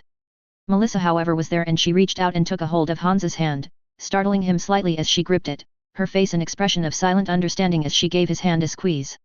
I couldn't help but smile for a moment at that. I'm sure Melissa knew of Hans's first love and that he was thinking of her, but there was not even a hint of jealousy or unease or anything like that in her expression, just empathy and support over his loss, offered without conditions. And as Hansa squeezed her hand back with a silent thanks in his eyes, I knew that he knew she knew, say that 3 times fast, and accepted the offered support for what it was. And I knew then and there, to my considerable relief, I had not fucked up the cornerstone of the Federated Commonwealth as I had feared from the bruises no doubt forming on my shin. In any event, Hansa continued after a moment, his voice once again filled with the normal calm confidence I had come to associate with him as he turned back to face me. After reflecting, I knew now where we were and where we needed to go. And no matter if I did not live to see us reach it, it was incumbent upon me to be the one to start us on that path. NAIS is, at least to me, in part a living promise to Dana and all those who died. To make their sacrifices worth it, no matter how hard or long the road. You choose to go to the moon, I muttered to myself as he seemed to trail off, as everything about the NAIS sort of clicked into a new perspective from me. That it was as much as anything a final gesture to the woman he had loved and all those under his command who had made the sacrifice to lay the foundation stone for NAIS. Which in turn was now in position to exploit the Helm Corps, in full. Then I realized I had said that out loud and refocused my gaze on Hansa, feeling a slight flush come up on my face at the probably rather esoteric, ancient reference, feeling I'd have to explain it. But then again, this was Hansa motherfucking Davian. And do the other things. Not because they are easy, but because they are hard. Because that goal will serve to organize and measure the best of our energies and skills, because that challenge is one that we are willing to accept, one we are unwilling to postpone, and one we intend to win, and the others, too. Hansa quoted John F. Kennedy flawlessly, awarding me a nod with a look that made me feel I had just passed some sort of test.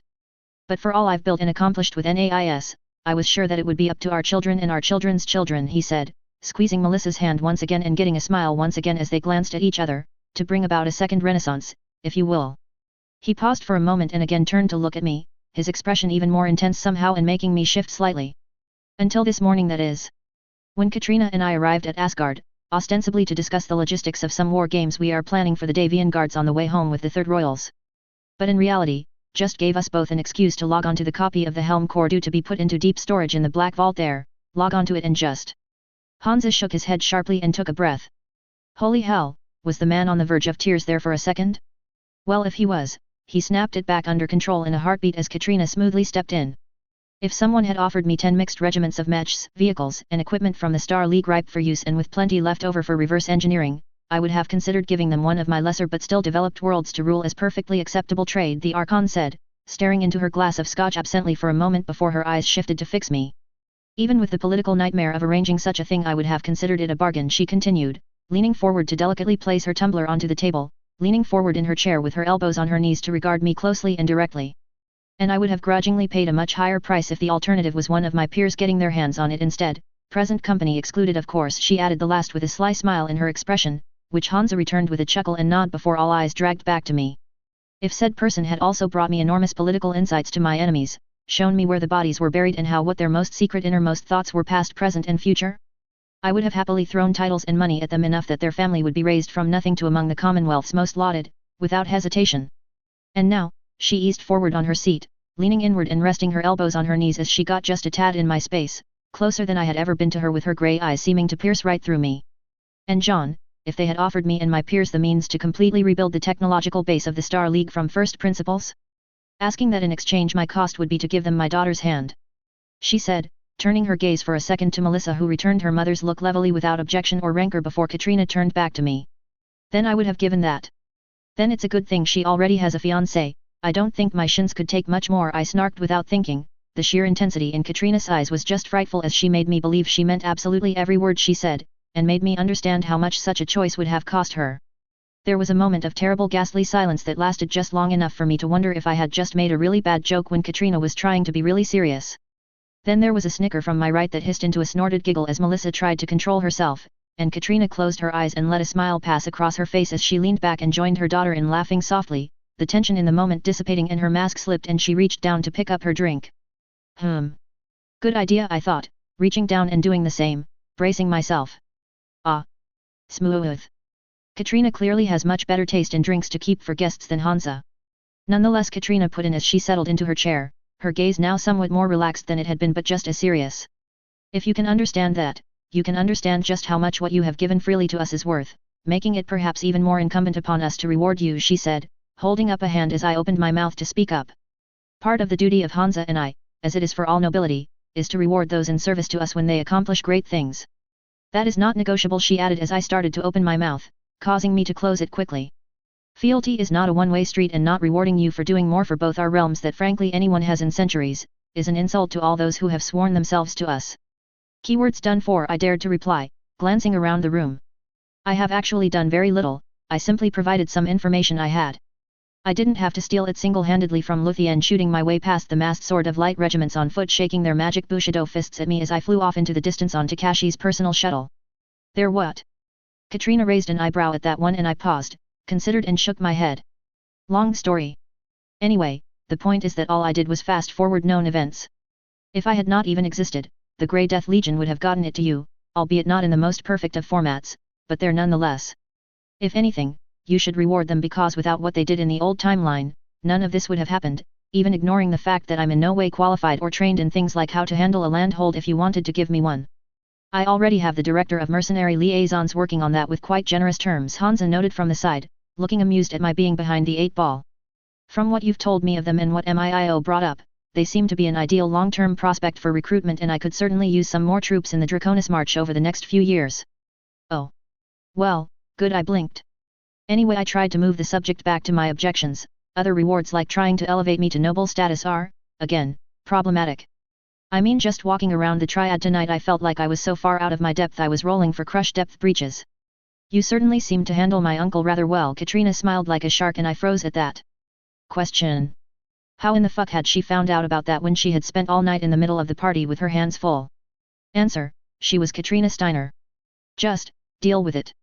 Well, I just, stood up for Patrick and Morgan with a surprisingly eloquent speech that shut him up and killed his attempt to try and embarrass me by proxy. She suggested.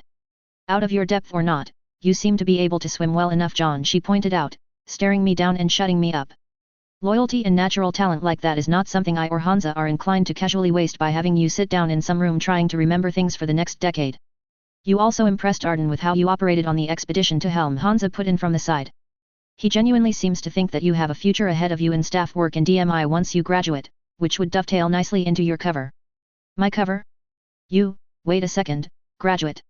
My thoughts finally caught up with the rapid changes in direction this conversation seemed to be bobsledding through. Oh, we're sending you to Sakura Academy, Hansa explained, taking a sip of his scotch and making an approving noise at his glass as I just stared at him. You'll be leaving on the 27th, taking the command circuit linking me to New Avalon and getting off at Kent Aries, jumping a few ships to get you there just in time for the 3027 intake. Quintus has already arranged it all through the old boys network. Once more.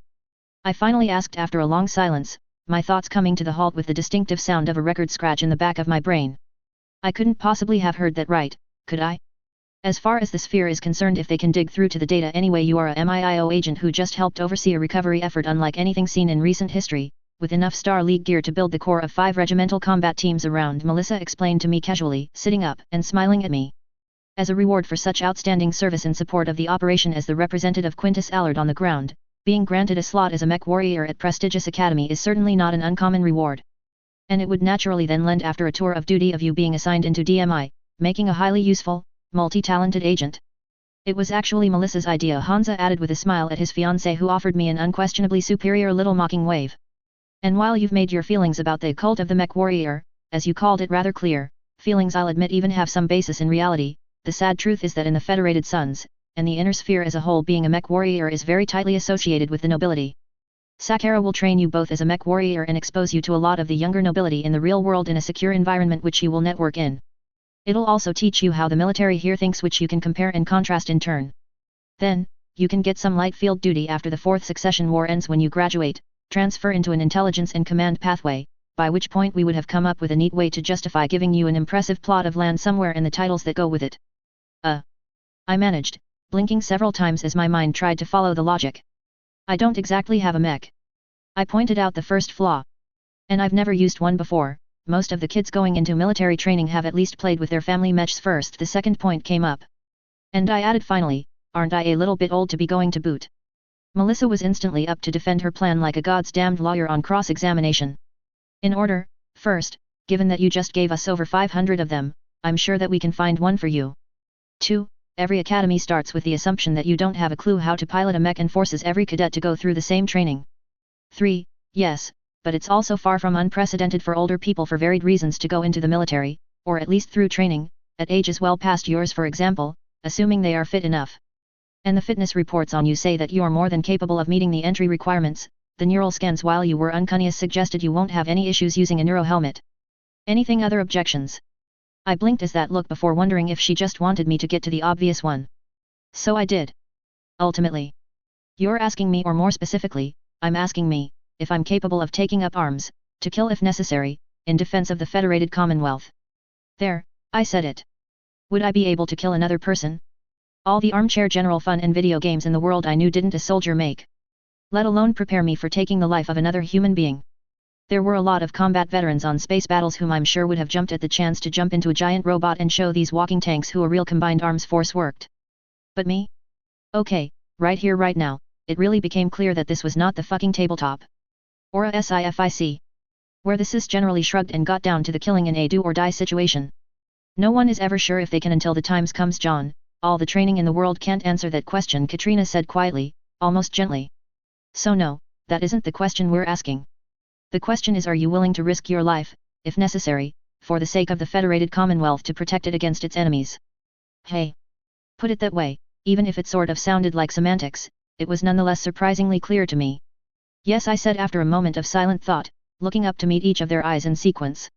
Because for all the flaws of this neo-feudal system, for all the problems in this idiotic fight over a dead corpse and empty chair that meant nothing, the Federated Commonwealth is the only power with the liberal traditions, defensive depth, industry, and unity to have a hope in hell of dealing with what might be coming down the line. All three seemed to look for something in my eyes. All three seemed to be satisfied they found it. Then, in that case, Hansa noted, reaching under the coffee table to pick up a manila folder and pass it across to me. This is yours. Consider it the first gesture from Katrina and I for what you have done and accomplished for the Suns and the Commonwealth. Merry Christmas. I accepted it with a mild thrill of excitement, I have to admit. I mean, it was essentially a Christmas present from 2 house lords. A small sort of smile was on my face as I broke the wax seal and found a single expensive sheet of paper inside, with what appeared to be very graphed inserts and a single neat few paragraphs of text that I started to read. Ah crap, it looked like a legal document. Oh well, one line at a time. Stated on December the 25th, 3026. Amendment to Section 9, Paragraph 3 Clause 6 is now inserted following Clause V. I read carefully. Stating the following, that John Smith, Federated Sons Identity Number 74733-22294-291-555-1119, Lyran Commonwealth Identity Number 8465455S56356SD55Z, is hereby given the privilege and right of being. I paused for a second, my eyes going slightly wide, the first person granted status as a citizen of the Federated Commonwealth, with identity number 0000-0000-0000-0000-0001. This amendment to be kept secret until January 1, 3050. This amendment to the Federated Commonwealth Accords agreed to and signed by First Prince Hansa Davian and Archon Katrina Steiner, verigraph affixed and confirmed below with confirmation keys registered to trustees of these documents. What the fuck? You wrote me into the Federated Commonwealth Accords. I spluttered in numb disbelief, my eyes wide as saucers. I mean seriously? What? It would be like being written into the constitution of a country back home. The fuck? Surprise. Melissa grinned. Actually, it's right below my secret clause that Hansa and I are getting hitched, she said. I glanced up from the paper to stare at her as I slowly closed it and handed it back to Hansa. Please tell me it doesn't actually use that language. I managed as I tried to recover my poise. Even in a symbolic sense, the two of them making me the first citizen as it were of the Federated Commonwealth, that was big. Not really, that's about 30 pages long. Melissa rolled her eyes. I'm surprised they didn't go into the mechanics of exactly how Hansa is supposed to throw me onto the bed and... Melissa. Katrina's voice cracked in that kind of paternal mortification when their teenage daughter decides to go just a tiny bit too far, and Hansa, for the first time in his life, seemed to be actually blushing slightly. The younger Steiner, however, simply rolled her eyes in that passive-aggressive genetically teenager way of ignoring a parent telling them to behave. No matter, we'll just have to improvise on the wedding night, she muttered, turning a look I could best describe as speculating towards her fiancé, who, confronted with his future wife on one side and mother-in-law on the other, did the smart thing. Your enrollment has been confirmed by Sakara, he said, reaching up to pull another folder out from under the table and handing it over, not looking at his future wife, who continued to study him speculatively. The induction is on the 14th of February, so you'll be leaving on the 29th to make it, he said as I broke the seal and started to read the cover letter. I wasn't terribly surprised to see that I had been invited on a fully paid admission on the recommendation of Quintus Allard. Sakara was incredibly picky about its admissions, generally only allowing the most wealthy and connected in, and even then only on recommendations from its alumni network. And unlike some of the Lyran social clubs that pretended to be military academies for the wealthy, Sakara, if anything, was fanatical about the excellence it expected from its students. Justin had in fact graduated from Sakara, no doubt explaining why Quintus had officially sent the request. Why Sakara? I asked out of curiosity. And not Albion or the College of Military Sciences. After all, they were on New Avalon, which was much closer to home and excellent in of themselves. 2 reasons, Hansa explained. 1. Given your higher profile, having you around on New Avalon, especially at NAIS, risks people talking, even inadvertently, and giving things away by adding 2 and 2 together, the downside of having far too many smart people in the same building, I suppose. 2. Security at Sakara is actually tighter than NAIS. Partially because, unlike New Avalon, there are few reasons to bother setting up spy rings, and partially because rather significant nobles' children pass through, force protection and security is as near to airtight as you can get. We'll have emergency contact methods in place should you remember something time critical or otherwise needing immediate action, but otherwise Katrina and I are hoping you can just sit out the, shall we say, upcoming events of the next 3 years. I bit my tongue to stop myself from bringing up Justin. Perhaps it was a good idea that I was going to be sitting most if not all of the 4th succession war out from the sidelines. Makes sense, I agreed after taking it in, offering the trio a quick look, then smiling as a thought occurred. So, I take it I'm not going to be invited to the wedding. Of course you're not. What kind of stupid question is that, John? I wish you could be, Katrina said, and she sounded genuinely regretful, Melissa also looking slightly downcast at the negative. Which was a tad bizarre given that I had only met the bride a few hours ago. But it would be somewhat incompatible with keeping a low profile. And even as public as such an event is, do you really want to walk onto ROM's home turf? She asked. The shudder that went through my body probably answered that directly enough. I'd offer to save you a slice of cake, but it might be a little stale by the time it gets to you, the bride-to-be shrugged impishly. I laughed at that one, as from the corner of the room I heard a series of chimes in the classic Westminster pattern. I turned to look and spotted a grandfather clock that seriously looked like it could have come off pre-space flight Terra, which finished its chime sequence and started to ring out midnight. And that's December 25th, Melissa smiled. Merry Christmas. Merry Christmas, I replied along with the other 2 adults, and in that moment, I felt something more was called for. Closing the folder and tossing it onto the table, before reaching for my tumbler. And as I'm not going to be present for the wedding, and in honor of your engagement, I said with a pointed look at Melissa, who tilted her head in confusion for a moment, then suddenly realized with a silent "oh," as she reached into her pocket to pull out her hidden engagement ring, and handed it over to Hansa with a blush. Who in turn quickly put his glass back down to take out the ring, and carefully slide it onto his blushing fiancé's finger before the two retrieved their glasses, standing as I did. I'm not terribly good at speeches, I said. So I'll make it simple. May your wedding day be glorious, Maximilian Liao's face hilarious, and your honeymoon not interrupted by toaster worshippers. Hear hear. The trio laughed, and with a tink of very expensive crystal-out glasses met as we drank to that offset the final chimes from the clock. Christmas Eve, and the last vestiges of my old life sort of faded away, and my new life in formal service to the Federated Commonwealth began. Chapter 11, Misery Loves Company. 3 blasts? Run. The wind started to howl in a counterpoint to the screamed command as the 3 men dropped their gear and moved clumsily through the snow drifts for sure, but fear gave renewed energy to their previously sluggish limbs. The looming bluff in front of them offered the only possible hope as the wind continued to strengthen, and where once before the day had been overcast but clear, now said wind drove snow and sleet with physical force before it to mask everything in a whirlwind of white, and brought an intense chill in the air with it that heralded something far, far worse than a mere winter storm. Quickly, however, it became clear that 2 of the 2 men were in far better physical shape as they rapidly outdistanced the third. Overweight and with clumsy panic driving him more than the cold, calm motions of a combat veteran, he fell, screaming for his friends to wait for him as he struggled back to his feet. His cries and pleas were swallowed by the increasing howl of the wind as his comrades faded and then vanished into the thickening whiteout as they ran, either not noticing or not caring about their comrade left behind as they fled as fast as they could move. Disoriented, the straggler looked around desperately, but with no one in sight found himself alone, staggering in the howling wind as he tried to orient himself in the right direction. But the driving snow only gave glimpses. Brief flashes of snow-covered crests that looked much the same. Until for a moment, the driving snow cleared just enough to see a number of figures moving towards him before vanishing again behind a new wave of sleet.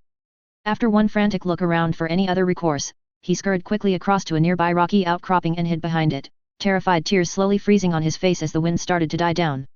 Slowly, more and more figures started to materialize out of the mist in the same, calm walk until, finally, they were close enough to see directly. They were men. Or more accurately, they had once been men. Good men. Bad men. Innocent, guilty. Men who bent the knee to no one, men who served a lord or a liege. No more. Their faces had been torn open, limbs ripped off. Dark black stains of blood and trauma were everywhere over shattered armor and missing clothes. They were a complete impossibility, walking corpses moving in a single group. Moving in silence, grasping their various weapons, their eyes a chilling, uniform pale blue. The man cowering in terror at the sight was simply ignored by the mass as they walked slowly past and around him, not deviating from their course one bit, and then a horse with a figure on its back did come to a halt a short distance away. And, entirely unwillingly, the man's gaze slowly moved up past the legs of the horse, noting vaguely in passing that it too was a ruined and terrible corpse given unholy animation by some fey force, but this he barely noticed. Because sitting on its back riding it was a nightmare 1,000 times worse than the dead that continued to slowly shamble past. It was a monster in vaguely human form. A kind of horrific yet majestically terrifying figure holding a long blade of silently smoking ice in one hand and the chains digging deep into the beast underneath it, in the other. For a moment it simply remained there, its gaze directed forward in the direction the dead marched, and then its head turned slowly to regard the living creature cowering from it behind the rock. Its eyes glowed. Nothing like the puppets of meat marching past it, no, its eyes blazed a far deeper blue that said, as alien as it was, this creature was alive. That it was the master of all the dead moving around it, a malevolence so powerful it was as if a physical thing that crushed the human under him with his force, tears streaming without a word down his face as their gazes met and the man broke, looking away and silently shaking in terror. And then, it turned away. Dismissing, utterly, the cowering flesh as a threat or even as an object of interest. Instead, it raised its terrible weapon to the sky and screamed. A piercing scream, alien and inhuman, carrying over the wind and soon answered by distant screams in turn. The sky cleared then just enough to see that as far as one could see, the dead marched, straight for the fist of the first men where their prey waited for them. Yells and profanity exploded across the lounge as the VID screen cut to black and the end credits of the season finale of Game of Thrones, Season 2, came up. The profanity redoubled as a far too happy announcer noted that was the final episode of Season 2 and the final episode that NAIS had released, thus far, from the recovered data core they had found. Without any EDA on when, or, God forbid, if, the next season would be found. Looking around the room at my peers, I noted that they were all looking distinctly unhappy at that announcement. I felt some pity at that. Because unlike everyone else in this room, I knew that these episodes of Game of Thrones were not from some data core picked up in the Halstead Station collection on Hoth. I still had no idea how NAIS had yanked them from my iPad, although my guess was that they had just settled for using a high-resolution holographic imager to directly capture the iPad's display and its 3.5mm jack to lift the audio. If so, the quality was a hell of a lot better than I had anticipated. But unlike my peers, I also knew that was it. It has only had seasons 1 and 2 on the devices. Well, that and the Blu-ray lore specials done by the cast I had ripped when I got the discs for Christmas, which in turn had been screened, one before each episode, to who flesh out the universe. Bizarre how much this series had captured attention. Across the Federated Suns, and Lyran Commonwealth for that matter, the series had in topped viewing lists. Oh sure, I knew from experience it was the kind of show that was wildly popular, and fuck, I have to admit, I had grinned like an idiot when I had watched the first episode and heard that glorious opening theme for the first time in years, but in a neo-feudal society, I would have thought a lot of the novelty and different nature that had made it popular back in my old reality would have been lost. Boy, had I been wrong about that. If anything, it was taken as something new yet relatable. Many entertainment shows were even making the case that I had initially not thought about, that there was clear overarching parallels to the contemporary inner sphere given the 1,000-year gap between its production and now. The lost age of the Star League of Wonders of its technology was of course the Valyrian freehold vanishing and taking with them their power and magic. Dragons even equated to warships easily enough and Valyrian steel swords to family mechs. For the love of God, I had even picked up some VID commentary to draw lines of concurrency between the Maesters and Comstar, a neutral organization responsible for long-range communications, protecting and teaching and staying totally neutral in the Game of Thrones. And to my dark amusement, that analogy held true more than people realized, given that the Maesters sure as hell had their own private motivations in the Great Game, and I'm sure Comstar would just love to have their own Maester Precentors in place at the right hand of every Inner Sphere Lord. The series was even being released officially in the Free Worlds League in a few months, although I was sure bootleg copies had surely jumped the border on jump ships by now. And I had to admit to a burning curiosity if House Merrick would take "when you play the Game of Thrones you win or you die" as their new motto in the aftermath of that. I was also undecided if Michael Hossack Davian was more like Stannis or Renly. Oh sure, he was a wannabe usurper with no legal claim to the throne who wanted it because of his towering ego and absolute certainty that he could do so much better, which was Renly to a T. But to give the man his due, he was also as ruthless, unyielding, and skilled as a military commander as Stannis. But throw in Cersei's inability to understand he wasn't as clever as he thought he was, or was he more a self-absorbed believes own shit smells like roses, is given every break and still fucks up everything idiot like Dany? Or just a slimeball like Valder Frey? Difficult one to pick. Now, was Maximilian Liao more Varys or Pycyll? Or was that something of a good days and bad days thing? My idle speculation was cut short as with a violent motion, another cadet flopped into the chair beside me, glaring at the screen as I turned to raise an eyebrow. Fuck it. He muttered. I simply stared at him. Fuck it to hell. He added loudly, as if I hadn't heard him the first time. Eventually he realized I wasn't joining in and turned to glare at me. Seriously, John? Fuck it. To hell, they can't fucking leave it there, can they? He protested, punctuating his words for emphasis as if his profanity wasn't enough to get the point across. Well, they did, I pointed out with a wry smile as the other scoffed and flopped back in his chair, staring at the ceiling. But it's getting really interesting. And not just the walkers. I mean, Dany is on the march now and Stannis just got clobbered like a Liao. I mean, who do you think is going to with the Game of Thrones and take them on? Dany has to be coming back to Westeros now, right? Not bloody likely, I silently thought as I considered how painfully slow her arc had proceeded in the books. And even when the showrunners fast-forwarded her events. I controlled my amusement at Graham's rage as I shook my head, declining to answer as I stood, stretching slightly as I glanced around the packed common room of the second year's quarters. The kid could get a little excited at times, to the point of overdoing it around other people who were also a bit excited, so I was pretty used to such overreactions by now. Although to be fair, I was pretty sure his edginess and excitement had other roots tonight. Tomorrow was a very big day for the group. As of tomorrow, as our training advanced, us glorious mech warrior candidates would finally be given the option of using our own battle mech in place of the chameleons the Academy used for training, in the field exercises we would soon be starting. Where appropriate anyway, for those who had them. Read, everyone but me. I honestly didn't care, although everyone in the platoon seemed to think that I was on the verge of breaking into tears at the thought of still being stuck using the training mech and not a real mech. And took my complete indifference as a kind of ultra-stiff upper lip thing, by where Pappy was facing the horror with awe-inspiring dignity worthy of note. Yet. Seriously. Not joking here.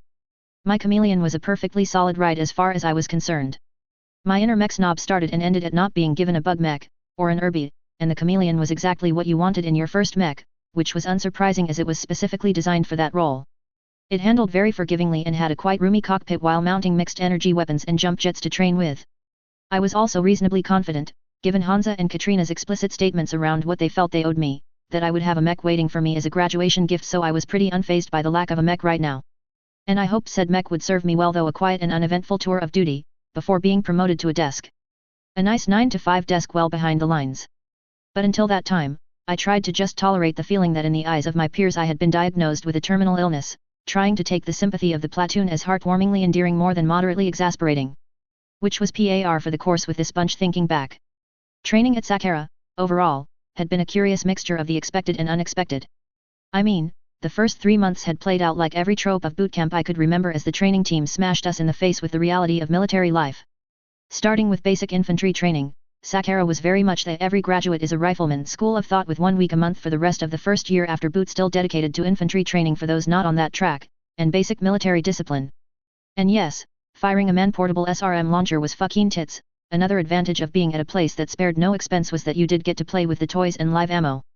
Mostly through, boot was about breaking us out of the civilian mindset so we would react rather than stop and think if someone screamed to hit the deck. And yet, some of my expectations and preconceptions were challenged, I must admit. Things that, I think, came down both to the 3 fundamental things that made Sakara itself quite different from the other academies in the Federated Sons and my position in the group.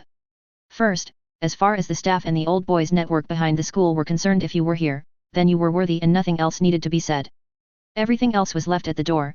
A few classmates needed encouragement from the instructors to get over themselves, of course, but still got the message soon enough. As far as the school and class were concerned, the only thing you were while you were here, was a cadet. The only thing you brought with you was your willingness to become the best soldier of the AFFS you could be. Everything else was window dressing. Which wasn't to say all of us were ignorant of or refused to talk about our outside lives, just that trying to claim any kind of privilege or position or superiority based on it was a very, very stupid idea quickly left behind. Which lead in turn into the second difference. Point of fact, this was not a vacation school. Or a polishing school. Or a finishing school. Or a social club. This was also not Nama or Albion or Warriors Hall. Sakara was the single most exclusive, and it went without saying of course that meant the best, military training facility in the Federated Sons, with expectations adjusted accordingly. They would not shy away from their expectations or from failing any of us if we didn't meet them. That we, on a per-cadet basis, would be lavished more attention and resources than any other student in any other training center in the inner sphere, and they would push us harder than we thought we could go, no, further than we could go. Which lead into point 3, no cadet could or would graduate alone. That wasn't a statement of intent, that was a statement of fact, the training staff were at pains to point out. Teamwork wasn't simply encouraged but worshipped at this place, and given its reputation in Battletech as having one of the tightest old boys networks in the inner sphere, well, it didn't surprise me at all from this side of the fence. It was, in a strange way, almost the inverse of the clan Sako system. In that clusterfuck of a brainwashing and indoctrination camp, kids grew up tight only to slowly drift as they realized they were, more or less, in direct competition with instructors just looking for excuses to start weeding the weak out. First for warrior status itself. Then blood names and promotions, all done by fight to the death, rules for rank and political power, hell, any challenge to near any decision could be made a fight to the death by clan law. That was not the kind of environment that inspired loyalty. Or empathy for that matter. Yes, I'm talking about Umarth pride. And so had started boot camp as it were, or initial training, conditioning, and assessment as the people here called it. It hadn't been easy. Partially because my body was pushed in ways I had never pushed it before, but also because I found myself half the time the only fucking adult in the room. I mean, boot camp was physical, but I had expected that. The first 2 weeks were all screaming, running, more screaming and then more running, and very long days. Followed by nights on a cheap bed in the boot barracks asking myself what in the fuck I was doing on this bed instead of a massive luxury one in a palace covered in female canopy and stereotypes. I, grudgingly, gave thanks to Arden and the heavy guards for forcing me through 0G calisthenics every day on our helm trip, then congratulated myself on following Arden's advice to keep up the routine and indeed step it up a notch on the way here, which let me get through the physical screening part of training with little trouble. Combined with common sense and a few things I remembered from SB military veterans on the topic of surviving boot, I felt I had adjusted well enough, and against my expectations, I had even found myself starting to rise to the challenge. Initially because I didn't want to disappoint the powers that be, but over the weeks even that fell away. Here in this artificial bubble, the rest of the inner sphere could be put on hold. No need to worry about how I might have butterflied this or that. No time to worry about Mendil Waterly wanting to burn me at the stake as an ultra demon born from the evil and twisted HPG of Hansa Davian. Or about Aldo or Frederick or Michael screwing things up. No, All that mattered was that fucking wall on the obstacle course we needed to tackle together by forming a human pyramid. Which was harder than one might think. Because the other cadets? Oh boy. I mean, I never set out to become the guy trying to keep the children behaving and morale up. It started simply with not wanting to be dragged out for more PT because some chucklefuck was about to walk right into the diss trap I saw coming a mile away. So, one day early on I gave advice which had been taken and, surprise surprise, paid off for everyone, so instead of a whole bunch of individuals we suddenly had a team. Then suddenly people were coming to me for advice that I gave, to yet more success. And then when we were given tasks as a team and told to get down to it, everyone increasingly looked to me to take charge. Possibly because I was the oldest member of the group by a considerable margin. Possibly because I actually gave advice that worked, who knows. Most of the time I did little more than make sure everyone was reading from the same script and encourage ideas. Making sure we kept an eye on the ball, but otherwise hands off. But as time passed, I found myself increasingly having to be the one to take that first step as everyone seemed to keep deferring to me. This unofficial leadership, such as it was, hadn't really been an issue though until said DIS had formalized my position by making me platoon leader at the halfway mark of the boot camp training, where we were expected to do more tasks as a group and sort out things ourselves. It was of course technically a very prestigious, very impressive achievement. One saying that the staff had marked me out as a natural leader for the group, or perhaps just the one who fucked up the least. Either/or I suppose. But, in reality, the position meant I had formally gotten the blame for the kids fucking up, had to actually plan and act rather than just suggest, and had to take in hand a lot of annoying administrative crap the DIS gleefully palmed off. Leaving me dancing on an exasperating loose line of either micromanaging the squad leaders of the day, or, giving the kids enough freedom to learn something, by mistakes. Frankly, I had felt I was getting a hell of a raw deal, but with little choice I had done the best I could to make sure all the little stuff was done, that no one cut corners and that all fuck-ups were quickly rectified, and most critical that any fuck-ups were owned and admitted to rather than covered up. While providing a shoulder to lean on or some advice from a massive array of book, movie, and TV quotes, stories and parables adapted to Battletech life to encourage everyone onwards on those "why the fuck am I here" evenings. By the end of boot camp and our final field exercise, as we marched on fumes and high caffeine drinks into the main quad, exhausted and covered in the results of crawling through the planet's charming forests dodging mechs for 36 hours, we were a very tightly knit group, and the whole damn lot of them looked up to me as the old man. God help us all. So yes, I liked them, but it didn't mean they didn't drive me nuts. I mean, they were still all a bunch of egomaniacs, card-carrying cultists on the mech warrior track. All convinced they were destined to be the next Natasha Kerensky. God help me, Kevin and Roger both used those exact words at different points. Yet, for all that, they were genuinely decent people. Indeed, to my mild surprise, and against my expectations, they had pushed past their initial blue blood tendencies rapidly to really embrace the equality of the platoon. And not simply because it was enforced by the DIS. Going in, I had expected every trope of snooty-nosed brats looking down their noses at a commoner like me as they brutally struggled to find a way to prove themselves the dominant player in the group, but neither I nor the other two commoners in the platoon were treated any differently on the basis of birth. If anything, they seemed bizarrely fascinated by us in our normal lives, or perhaps, that was just me. Not to sound like an egomaniac, but none of them seemed to know what to make of me. The number of question marks around my life compared to others was, I must admit, noticeable. I mean, my basic story was straightforward. I was a MIIO desk sitter a lot older than these guys who had lost all of my family a long time ago but had always wanted to be a mech warrior. And, after some outstanding field service to House Davian above and beyond all expectations in MIIO, Quintus Allard had quietly rewarded me personally with this scholarship to Sakara. The problem with the story was that these young men and women may be headstrong mech cultists, some with family history in the AFFS back to before the reunification war they would remind you of at the drop of a hat, but they were not stupid. Graham, still sulking and glaring at the VID screen, for example, was the son of Olivia Fenlon, Duchess of Chesterton and Foreign Minister of the Federated Sons. He had been the first to point out one night that if being given the chance to become a mech warrior was my wish and reward, a lie I now deeply regretted as it meant now I had to pretend to be at least a prospective member of the damn mech mafia, it would have made much more sense if I was just told to walk down the road to either Nama or Albion with a Verigropt letter, not shipped across the inner sphere to a ridiculously expensive and exclusive training academy, but it was an excellent way to train me while also keeping me way off the beaten track. Once again, privileged. Not stupid. Probing had been discouraged quickly enough by the instructors, especially after Catherine Board, an aerospace cadet from Charlie Platoon had, through a friend of a friend, backtracked the genesis of my trip to the academy as from their CAD just after the Helm announcement. It didn't take an NAIS scientist to put two and two together from that timing, and soon had come whispered pleas in the night for me to talk about what had gone down on Helm and what secret Lustek had been brought back. At least until I had eventually made it crystal clear that if I even dreamed about anything I may or may not have been involved in, Quintus Allard would promptly have us all hauled off to an MI5 black site for a very long and unpleasant chat. When they realized I was actually not joking, the questions had stopped. Said realization happening after Catherine's quiet chat with some nice men in suits in the commandant's office that took place a few days after she had spilled the beans on my trip from their CAD. A conversation she would absolutely not talk about. Like I said. Smart kids. Anyway. Boot camp had ended at the 3-month mark in early May with, I'm proud to say, none of my platoon dropping out. And after a week of R&R that I mostly spent, once more, shepherding the damn kids far too eager to celebrate their first week of freedom since arriving on planet with the usual pastimes, read, mostly getting laid in the nearby ditch town which had sprung up to support the base and was always welcoming to rich young nobles, we moved from boot camp into something much more serious that would last until October. Tier I military specialization in battle mech piloting and operations. Or as I called it, Mech 101. That intense 6 months challenged me far more than boot.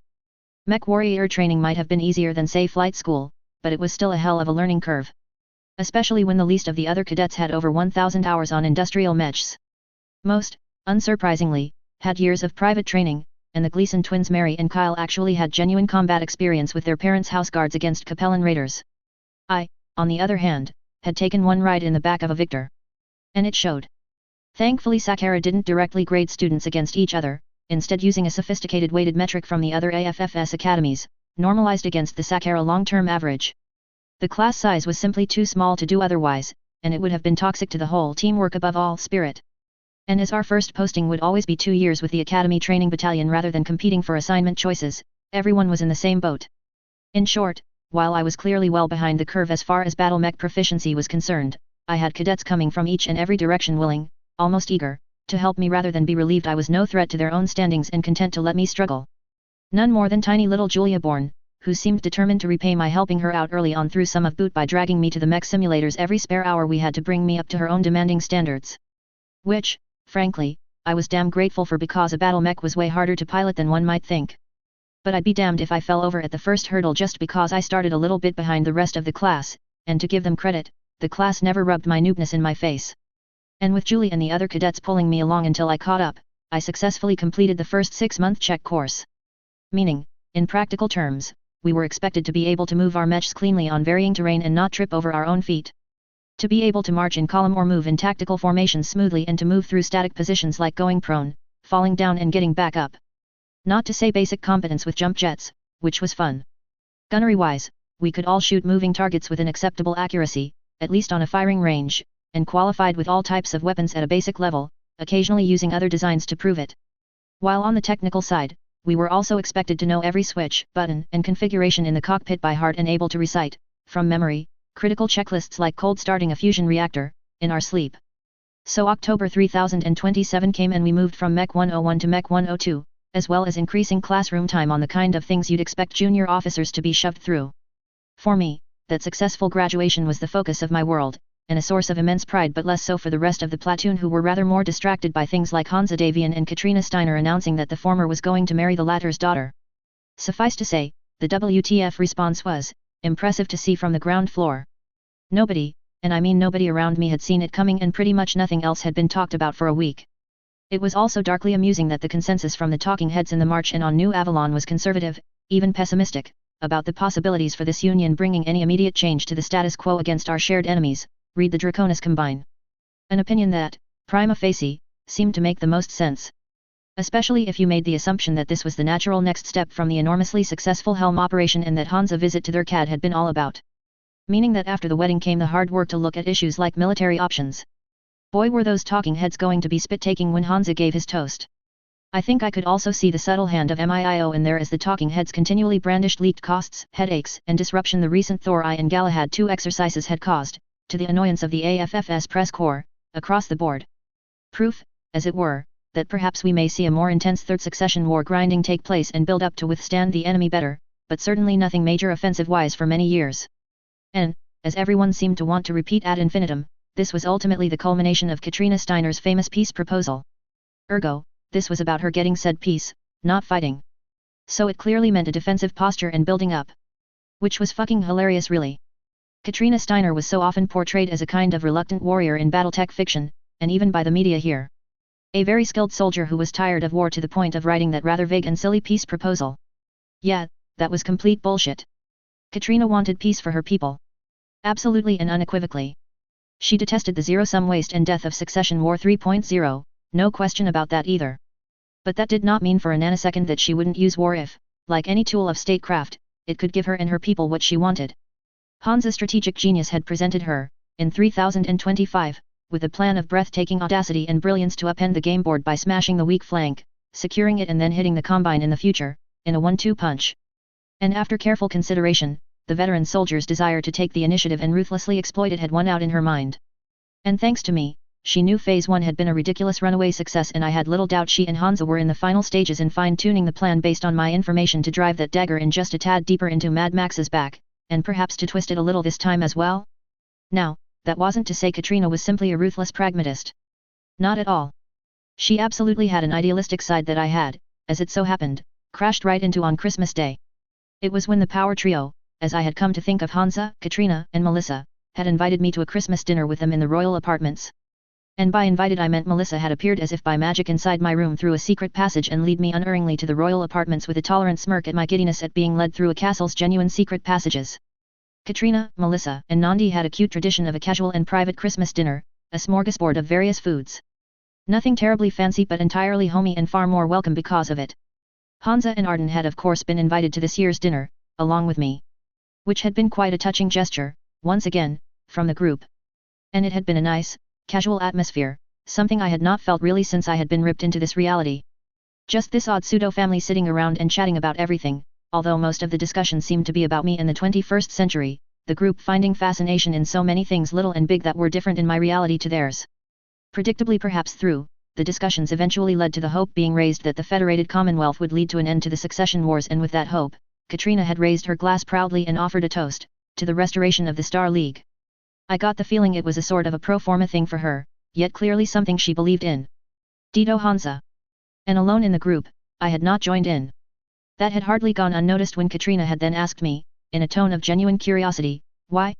I'm not sure why devil consequences on my shoulder sounded like Sheev Palpatine as it materialized, cackling while telling me do it, but honestly, even without any prodding I think my response would have been the same as I snorted, looked her in the eyes and scoffed, fuck the Star League. The silence in response to that remark was both shocking and amusing. With Katrina for the first time I could recall, looking genuinely shocked. And her sister looking at me like I had just said the black cat cannot do long division or something equally nonsensical. Hansa seemed to almost choked on his coffee as Arden sighed like Kif Kroker, but was betrayed by a tiny grin on his face he was trying to hide. Melissa however took the prize when after a shocked 2 seconds, she had silently gotten up and walked to the sideboard, picked up the bowl of popcorn, walked back, sat down and started calmly munching while staring at us all with intent eyes and all without saying a word. Seriously, she was the inner sphere's troll queen, no question. And after a silent beat from the entire group staring at her actions, Katrina had recovered enough to sit up, turned to face me with that look on her face and ask me, in an intent but non-hostile way to be fair, to justify this statement. It wasn't a suggestion, but a request. And so I had. And perhaps as the arguments had rolled on for another 3 or 4 hours, I must have pushed perhaps a little too hard, abusing the crap out of my position as a universal outsider able to talk about things like the reunification war debates that they may not even have known about from perspectives they couldn't, as I issued a scathing judgment over the Star League as a flawed creation whose countdown to destruction had invisibly been activated the second the Camerons had set the whole thing up as a pyramid scheme. Which actually made me wonder if the lack of any contact from Hansa, Katrina, Melissa, or Arden wasn't simply OPSEC but came down to the fact that I had scorned and poured my contempt over one of their greatest dream and hope, the rebirth of the Star League with one of their kids or grandkids at its helm. Because I couldn't keep my mouth shut. Still, even if I was a little on the outer right now, I held no regrets about offering them my somewhat unique perspective on the subject of Ian Cameron's tyranny. God knows if they had listened or not though. A sudden whack to my back however snapped me out of my reminiscing, and I turned to find that Graham had, finally, finished his raging over the fact that there was no more Game of Thrones. The credits had ended and everyone was ambling out of the room, it was getting close to lights out after all. Come on, he said with a sigh as he got to his feet, stretching mightily. We should get some sleep, big fun day tomorrow. And then he froze in the act of stretching and winced, his face looking as if he had just realized he had just hit me with a deathly insult. Sorry, I didn't. Let's not start that again. I half suggested and half pleaded, and the man solemnly nodded and kept his mouth shut, clearly wanting to leave me my dispossessed dignity. For fuck's sake, how could I even be dispossessed if I technically didn't even have a mech before? Seriously guys, I'm not bothered. Still, rather than have that discussion again, I kept my silence and headed out, following Graham to the nearby stairwell. But my roommate halted on the first floor switchback, looking out the windows with a frown. What? I asked in concern, coming up next to him, and he jerked his head into the sky. Dropship, he said simply, and I followed his gaze. There was indeed a star falling out of the sky seemingly straight for us, although such things were relative of course. The starport that serviced the academy was actually 20 clicks away, connected by a highway and private freight maglev, but in planetary terms, it was coming for us. Paranoia being habit-forming, I glanced off to the side where one of the perimeter defense towers could be seen skylined against the massive wall around the campus. Static defenses were a hit-and-miss thing even with Battletech's iffy PGM technology.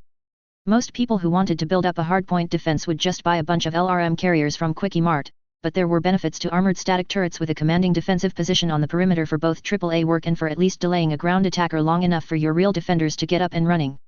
The tower, however, was cold with its boxy missile launchers and quad-linked AC-5s in lockdown, and beyond them I could see the running lights of a cadet lance on perimeter patrol. 3 third-year cadets and an officer leading them, all of whom looked to be casually strolling and not rushing to defend against an attack, so I'm sure we were good.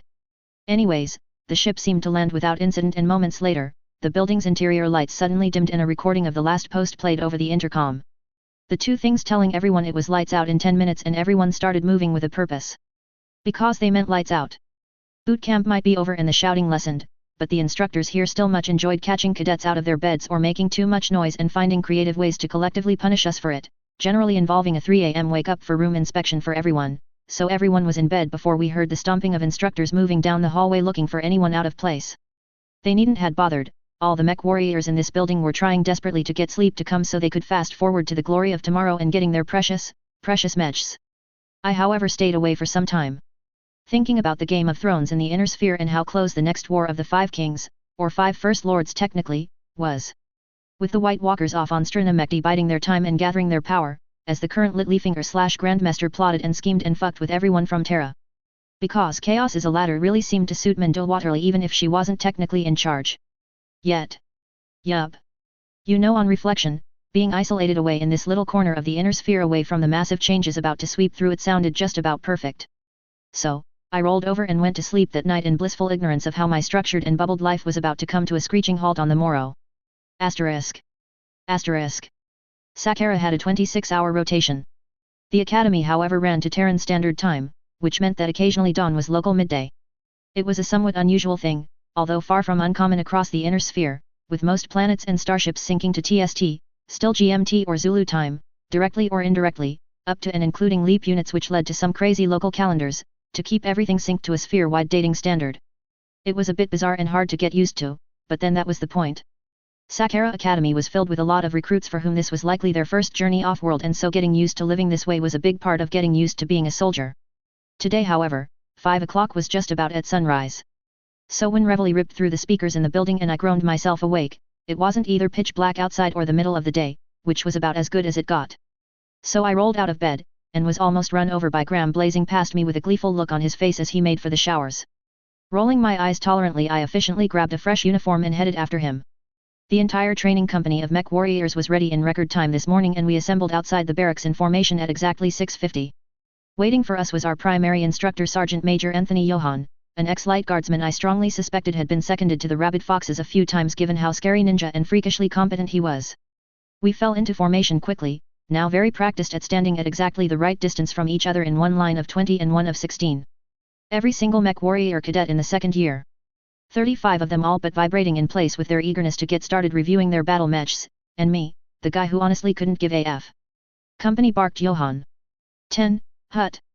We all snapped to attention with the distinctive crack of well-polished boots slamming into the asphalt simultaneously. Present, arms. He snapped, and he spun around and brought his arm up in a salute with ours as we all faced the distant tower that loomed over the middle of the base HQ building. A giant golden sunburst flag started to rise in a stately fashion now, as from speakers all over the base, the anthem of the Federated Suns started to play and all military personnel halted whatever they were doing to face it and salute. The words were not exactly the same, although a decent amount of the original was still there, but now mixed in with stuff about how House Davian and the Federated Suns were going to kick your teeth in and slash or die trying if you tried to conquer them. But the music was still the same. La Marseillaise. Which was actually pretty damn awesome, I have to say. Because seriously, the nobility of the Suns loved the whole French shtick, or at least a thin veneer of it. I had even picked up enough French from my classmates to be able to at least get the gist of what was being said now, even if they always cringed and told me to please use English whenever I tried to speak it. But the French thing was a mostly harmless veneer, compared to say, the Combine's thin veneer of Bushido. A veneer which twisted true Bushido into something with only the most vague similarities to the actual ancient code. Entirely for, as best as I could tell, justifying horrific crimes against humanity off the cuff and rigidly setting a de facto caste system into place. In any event, the song finished, and with that the sergeant snapped out too. And everyone's hands snapped back to their sides before he turned and did a walk along both lines, glaring at everyone and looking for anything out of place. He finally reached me, last person in the second line, and paused for a couple of seconds, making a ball of ice settle into my stomach as he stared intently at me as if this was the first time he had ever seen me. I wondered what was out of place and just what creative punishment he would come up today, given that denying me my mech was off the table. But he said nothing, almost seeming. I don't know. Whatever it was, after those couple of seconds he moved on. Okay, the fuck was that about? Company.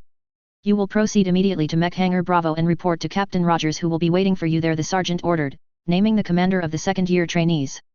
And no, he didn't look anything like Chris Evans, but he was quite a decent guy all the cadets respected, who got to play good cop to the NCO's bad cop. Even if he didn't have a mighty shield. You will be there within 30 minutes or do not expect to do a damn thing with your mech today. Is that clear? Sergeant? Yes, Sergeant. I screamed along with the rest of the company. 30 minutes would be doable, but we'd have to take it at a jog. Of course, if any of us failed it would mean that cadets' physical conditioning had started to backslide, so I'm sure they would have a very fun day in that case. Smith. Johann yelled out my name unexpectedly and I snapped my head to face him. Yes, Sergeant. I yelled back. You are with me today, he declared, with a gleam in his eye I didn't like at all. Sergeant? Yes, Sergeant. Was however the only response I could give back then, as internally I was bemoaning my immediate future. Fall out. He yelled, and with that the rest of the company was running. I got more than a few back slaps as everyone thundered past me with expressions on their faces of children being told on Christmas morning that now they could go downstairs and see what Santa had left them. Smith, move your ass.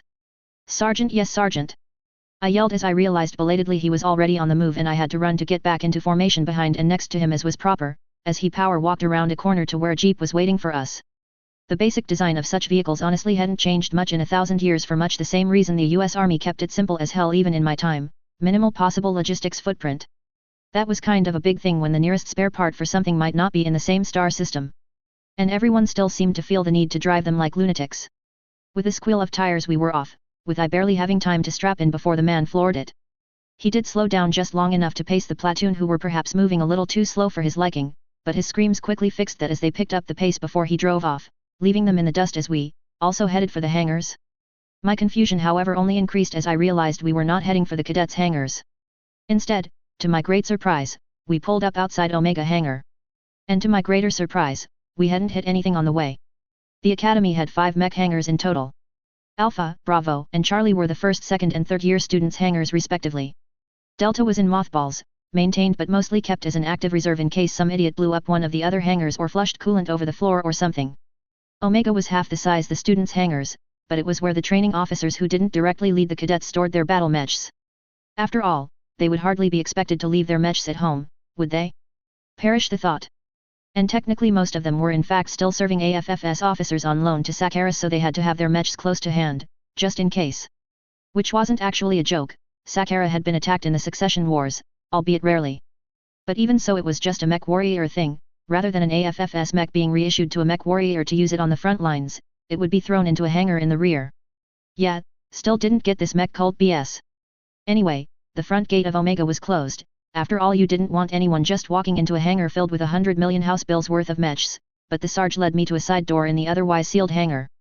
He slotted his access card into the port above the keypad and entered a 6-digit code I knew was changed on a week-to-week basis. And then, to my surprise, he paused and turned back, holding the door open. "Cadet, you are no longer my responsibility," he said directly. "But you still carry the honor of the company with you until such time as I relieve you of that responsibility. Do not embarrass me, the company or the academy, or I will make you regret it, clear?" "Sergeant, yes, Sergeant." I gave the only reply I could, but it came out a little more surprised than determined, before at his impatient gesture I forced my legs into motion and moved into the building, at which point the door boomed shut behind me, leaving along in near darkness. Okay, so that just happened. I blinked. A skin-crawling icy ball in stomach spider sense certainty that something far bigger than a simple make-work deal was happening if the Sarge had handed me off to someone else like that. And as I heard the jeep outside start up and drive off, leaving me along without orders in what seemed to be an abandoned mech hangar. Okay, this is either the start of a horror flick, or a porno. Well, let's see where this goes. My eyes had adjusted enough now to determine that while the building lights were off and the front gate was clearly sealed, there was some kind of light ahead, so I shrugged and started to walk forward down the narrow corridor formed by the walls of the mech bays left and right of me. I emerged onto the main floor of the hangar and glanced around briefly, finding it deserted and silent. Dark too, the main lights and secondary lights in the bays were all off, except in one, 3 bays down, which was fully illuminated. Taking the unsubtle hint, I strode towards it. My polished combat boots against the reinforced floor seemed far too loud in the silence of the bay, but I killed the urge sort of sneak around like a kid somewhere he wasn't supposed to be. Clearly this was where I was supposed to be, to meet someone? I mean, there was no real chance that this was a ROM plot to grab me or anything like that. And I was being silly if I thought the Free Worlds League was looking for retaliation for, stealing the helm cache from them. And just because I had verbally flicked asshole Steiner in the head on their CAD, it didn't mean he had a reason to try and break in and have me killed or anything, did it? I tried not to let my imagination run away with me as I reached the mech bay, which to my surprise, was sealed. The heavy doors were only deployed to help contain things when work was being done on the mechs that might get messy. Things like coolant changes, clearing them off after a day of running around in the mud, or if equipment that might send showers of sparks everywhere had to be used, but I couldn't hear anything going on at all behind it. After standing around for a good 5 or 10 seconds and finding no one visible, I was about to call out, when with a sudden rattle and scream of metal on metal, the massive shutters started to move, rolling along rails in the ground and folding backwards on themselves to show what was hiding inside, and I glanced up into the bay. Then up some more. Finally I took several steps back and really craned my neck. The chicken walker legs, angular body on top of them, and distinctive weapons with a third main gun looming over its body, this monster was unmistakable. Well, unless you were to mistake it for a Zentradi officer's pod, and fuck you Harmony Gold, I can see it. Unseen my ass. It was a marauder, and I stood there for a moment, admiring the quiet menace the design gave off before noticing a few unusual things. For starters, it clearly wasn't the famous MAD 3R. The third gun over the shoulder was much smaller and looked like an energy weapon mount, a laser I thought. Which would strongly suggest this was a MAD 3D, except for the 2 extra medium lasers mounted under the chin of this design. I didn't know of any cannon designs that mounted this weapon's loadout. Then as I stepped closer, I noticed a distinct faint hexagonal patterning in the slate grey paint of the unit, and I felt a sudden surge of recognition. I had only seen that pattern on mechs once before. On helm. And with another glance, the subtly different angular body above me suddenly clicked again with a memory from helm of a dozen of these machines, tied down like giant Gullivers on the flatbeds as they were driven to be loaded up on the cargo dropships. That's ferrofibrous armor, and this is a modified 2 Romeo, I muttered in shock, aloud without realizing it. This was a Listec machine, a Royal Listec machine. Well spotted, a vaguely familiar voice spoke up, and I didn't jump like I had jumped jets only because I had been holding myself ready on the expectation that someone would probably try to do the whole suddenly from the darkness deal to be all mysterious. Although technically it was a royal machine, but NAIS have done a little work on it, the voice continued as I turned to locate the source, and found to my genuine shock, Arden Sortek stepping out of the darkness. Okay, this was unexpected. No wonder Sarge has been acting so weird this morning around me. Colonel, I greeted him as I pushed past the shock, as I started to come to attention, but he waved me back to stand easy. Hats off, John, he instructed, indicating that he was talking to me, Arden to John, not Colonel to Cadet, but even so he clearly paused to take in my AFFSBDUs and nodded in approval, clearly thinking back to the mission on Helm and the fact as a MIIO field agent I had winged about being forced to wear an AFFS uniform without rank on the grounds that I wasn't a serving member of the AFFS. This uniform I had earned with far too many push-ups. Uniform looks good on you, he said, with the smile of a friend rather than the approval of an officer. Well, this one certainly fits better, I smiled back as he came to a halt in front of me and I extended my hand, which he took and shook firmly. So, while it's always good to see you, after no contact for the last year, what's with the cloak and dagger?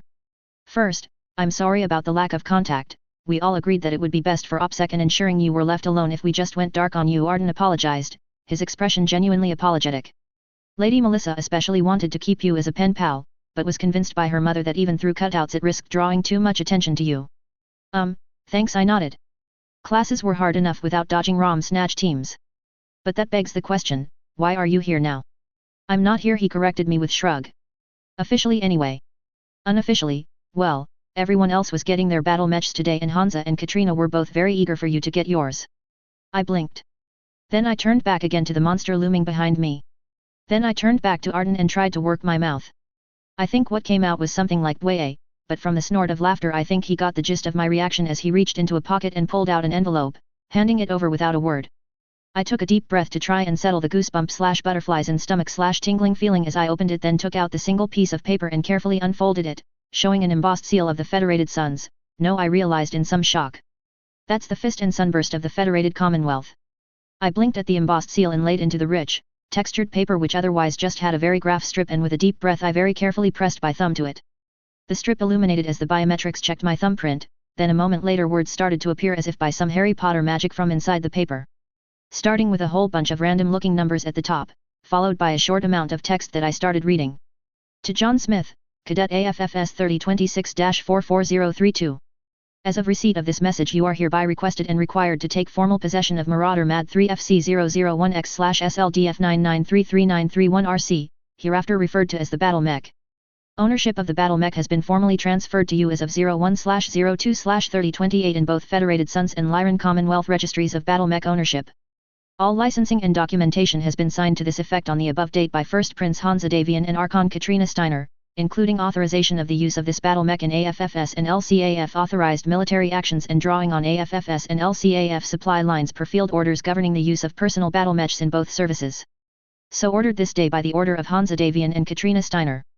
This message will self-destruct 30 seconds after Verigraph activation. I yelped in alarm and dropped the paper, jumping back half a step as the last words on the page made my heart jump in my chest, expecting the thing to suddenly ignite or explode or something as it fluttered to the ground and sat there. For the record, Arden was clearly trying not to laugh. That last line was Melissa's contribution. Of course it was, I silently thought as I closed my eyes for a second and took a deep breath to control myself. Nothing in Battletech ever suggested she was such a troll queen, or was that something I did? I still wasn't entirely sure it was a change for the better. So I leaned down and carefully recovered the paper, folding it back up and placing it into the envelope and the envelope into my pocket as it started to sink in that. I owned a battle mech. A battle mech gifted to me by Hansa Davian and Katrina Steiner. And not just any battle mech. But a fucking Royal Command NAIS pimped out custom job. The class is going to go fucking nuts over this, I sighed mentally even as increasing parts of me were squeezing in delight. Then it caught up with me that Arden had said for one thing, and I looked back at him, then glanced around the massive hangar. Are we free to talk? I asked carefully, and Arden nodded to the monster in front of me. Yes, but we might as well go for a walk and talk there, he said with a tolerant smile, and I fought the very strong desire to squee and run off like a kid being let off the leash to go nuts on a fun park, heading for the cramped spiral staircase cum spiral ladder that let us climb up to the upper catwalk and from there, across a retractable gantry and into the mech, stripping out of my field jacket as I entered the sleeping monster. The cockpit was surprisingly roomy. No so much as the chameleon, which was designed for an instructor to comfortable sit in with a student, but big enough to easily fit Arden into the jump seat behind my chair. I again strangled a squee when I saw the SLDF Neuro helmet waiting for me, looking like it was half the size, and felt much less than half the mass, of the monster I had been using, and I rapidly shrugged into the SLDF cooling vest hanging from the side of the chair, with long practice. Following that, I kicked the field jacket into a convenient storage locker and sat in the ejection seat, working to strap in and put on the helmet as Arden in turn stepped into the mech, slapped the gantry retraction button just outside the hatch and dogged said hatch down. As I strapped in, I checked my controls out. There were a lot more screens and buttons than my chameleon had been running with. Even so, the layout was clean and the extra systems were clearly bundled into expanded C3 capabilities set apart from the base mech controls, which were all pretty much identical. With that said, I was still totally getting a bad case of new toy syndrome here, and after a moment to center myself and not starting to turn on all the other systems and play with them, I flicked on the main computer console to my right. Bringing external power online, I called calmly as I keyed the startup sequence. A humming came as the computers booted and diagnostic data started to scroll down the screens. There was a sudden increase in pressure as the life support systems engaged and brought a positive pressure to the cockpit, and I took a second to pop my ears as the life support system stabilized and air started to flow. The screen flashed through several more checklists automatically, and I couldn't help but notice it was moving through the list much faster than my chameleon's computer, until finally it completed and a single question came up on the main screen. Commence Neuro Helmet Sync on defaults? Y/N. I grinned and hit Y, and barely managed to avoid doing a Neo-style whoa. There was a brief moment of vertigo as the connection was established, and already I could feel that it was a hell of a lot better than my old helmet. I knew that Star League helmets were a lot better at getting a cleaner signal from the brain and back to the brain, but even without having gone through the painstaking day-long calibration to tweak the helmet exactly to my brainwaves, it still felt better than my old unit. I honestly had no idea, but it felt good. Like I was 12 meters tall, ready to crush everyone under my gigantic. Okay, no, bad Smith. Bad. No mech cultist attitudes. I refocused myself on the diagnostic screen to confirm the neural connection was stable. It was, and with a deep breath, hit the button to proceed to the engine start checklist, saying the same aloud for Arden's sake. Buzz. Warning, the display said, and Betty scolded me, sounding disturbingly like my second grade teacher catching me doing something I wasn't supposed to do. Voice command system and security voice print system not engaged. Do you wish to set up now? I hit no. Buzz. Warning, she again chided me. Medical sensors null response. Are you sure you wish to proceed? Ah, that's right, I hadn't put on the various sticky sensors onto my skin that monitored my health for the life support systems. But as I wasn't going into combat, it was hardly necessary to do so, I think. I hit yes. Buzz. Warning, the mech interrupted me once again. Neurohelmet calibration has not been performed for optimal performance. Are you sure you wish to proceed? I wonder if it's about to note that my copy of WinRAR is 2.5 centuries past my 30-day evaluation period, I thought in annoyance before cultivating my patience and stabbing yes one last time, wishing there was a yes to all. Thankfully, however, that was the last objection. First, came was the distinctive humming of the fusion reactor as it ignited and cycled to power. The sound on the external power cable from the mech bay disconnecting. A click thud more felt than heard of the gyro unlocking from parking mode and starting to spin up to operational speed. Then the shiver of actuators across the mech doing micro flexes under computer control to confirm they were all good to go as the computer worked through its checklist. Until, finally, all indicators and displays switched over to normal operational modes and the compressed holographic display activated, projecting a 360-degree view into a 180-degree band along with all the usual tactical and navigation indicators overlaid. Secondary screens switched in sequence showing communications, sensors, weapons, and system status. I made sure to double-check the weapons were all safe with the master arm switch clearly set to off and that sensors were on passive. You did not power up high-frequency phased radars inside the hangar, and with that, in less than 60 seconds I was ready to go. Okay, we're good to taxi, I called over the intercom, feeling a bit of a thrill and terror at that thought as I carefully gripped the two joysticks that controlled my arms and set my feet on the pedals that controlled my throttle, and hesitated. I mean, I had navigated my chameleon through the hangar probably 100 times by now, and this would not really be any different even if this beast was half again as heavy. But, it was. Because this was my mech. I remembered when I had finally picked up my very first brand new car back on Earth. How I had driven it out of the showroom ever so carefully, the new car smell everywhere, and turned onto the road outside, and freaked out as it hit me that now I was in traffic with other people who might just damage my beautiful new car, or I might damage it, I misjudged its handling or something. Making me almost dangerously cautious and timid when driving for a few days. So I sort of sat there for a time, hesitating as I held the twin joysticks and rested my feet onto the pedals. You awake, John? Arden's voice cut into my thoughts suddenly and I didn't quite jump. Sorry, was just. I muttered, but Arden actually laughed at me and it seemed to cut the tension knot in my shoulders a little. John, relax. We've all had that moment when we were given our first battle mech where we were terrified of so much as scratching it, he assured me, reading my mind casually. Don't think about it too much, they're made to be scratched. Just put it into crawl mode and call for a run down towards the proving grounds in Alesso, that'll give us plenty of time to talk. Very good, I agreed, tapping the map display and laying in a NAV point to it.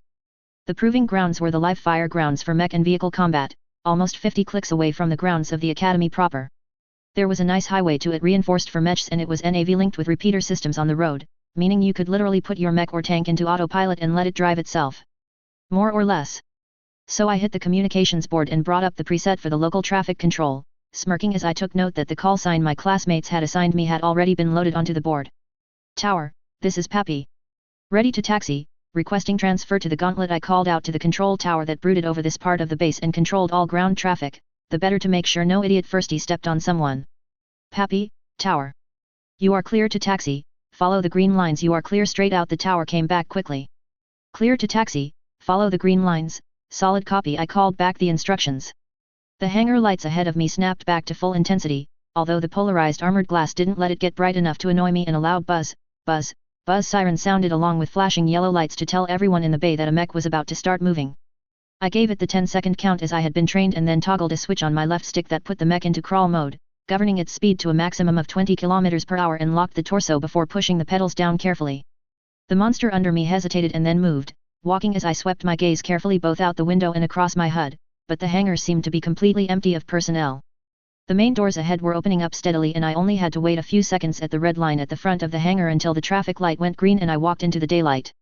A quick glance around showed that I was clear and I turned onto the green line, following it around to the perimeter gate and an access road that led me around the edge of the base, and I noticed I got more than a few looks from people inside the buildings and on the grounds behind the fences. I'm pretty sure this was the only marauder on campus, before turning onto the highway that led to the spaceport and then the proving and live fire testing grounds beyond, switching off the governor to Throttle up to a comfortable 40 kph walk. Man, this thing has a smooth stride, I marveled. Word was that chicken walker legs were much more of a rough ride, but this thing was way smoother than my chameleon had been, with a great balance. And the reactor was purring like a kitten, sounding identical to the reactor on my old ride, which was surprisingly comforting. So, what do you think? Arden spoke up as we accelerated away from the base along the empty, open road, as I linked in the autopilot to the traffic control system around the base that would take me along the road without needing me to pay too much attention. She's incredible, I answered, and I think he could hear the grin on my face in my voice. It might have been the more advanced neuro helmet, or perhaps just the knowledge that this was my mech. Gods damn it, I was not a fucking mech cultist, but it didn't mean I couldn't enjoy stomping around in a giant robot, but I felt incredibly energized moving along. I also marveled at the fidelity in the holographic HUD and secondary sensor displays compared to the Trianing mech. It was like going from VHS to Blu-ray in its resolution and image quality. And the sensors were marvels, easily picking out and tracking things like ASFs doing circuits at the distant spaceport, and even what looked like a mechanized infantry platoon rolling along in the hills off in the distance. The LiDAR systems presented far higher resolution images of the targets, right down to the unit insignia and splatters of mud. I mean, it didn't make any practical distance in terms of target acquisition and engagement or anything, but it looked sweet as hell. Royal Command sure got the best toys. So what's with the modifications to the design? I asked, trying not to sound too much like a kid who had just opened his present wanting to know how it worked.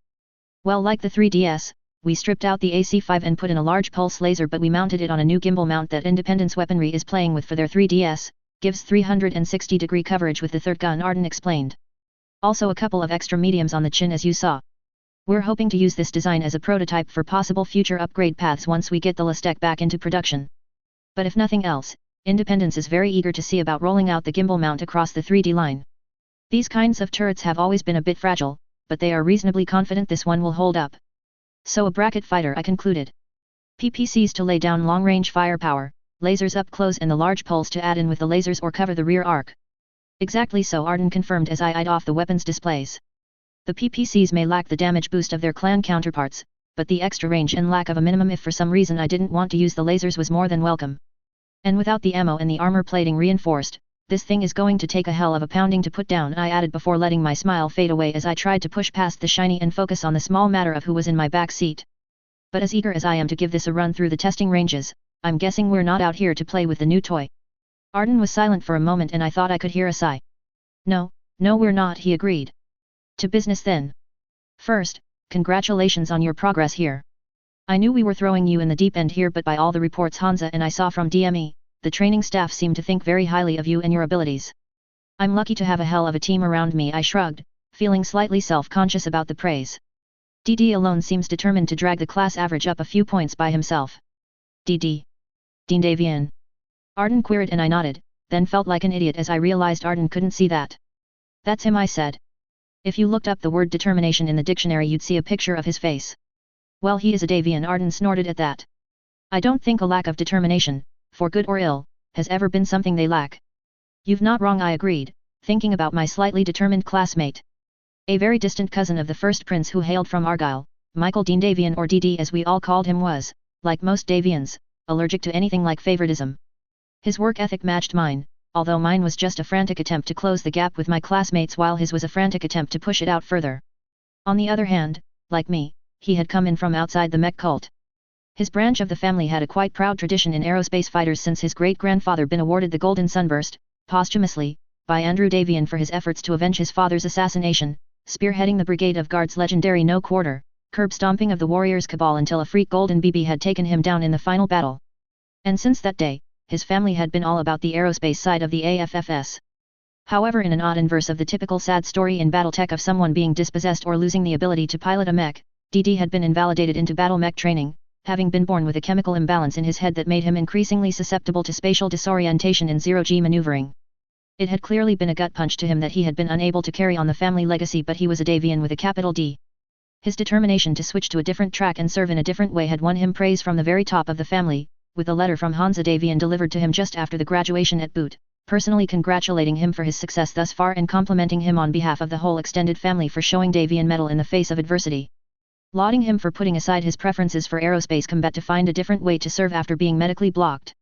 Suffice to say, DD had been supercharged from that day on, seemingly desperate to prove himself worthy of his distant uncle's praise, to the point we, as in his entire class, had needed to yank him back once or twice.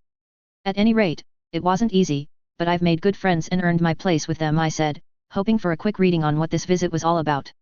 But, once again, I'm sure you didn't come all this way to just tell me how well I was doing in basic. What gave it away? Asked said lightly. Hansa Davian's personal pimp hand does not personally deliver battle matches, I said in a deadpan tone. Pimp hand, that would be like right hand? Arden asked in some confusion. I opened my mouth, then promptly closed it again. Yes, I said instead, not trusting any other answer I might have given. Ah. Then yes. I'm sorry, but we're pulling you out.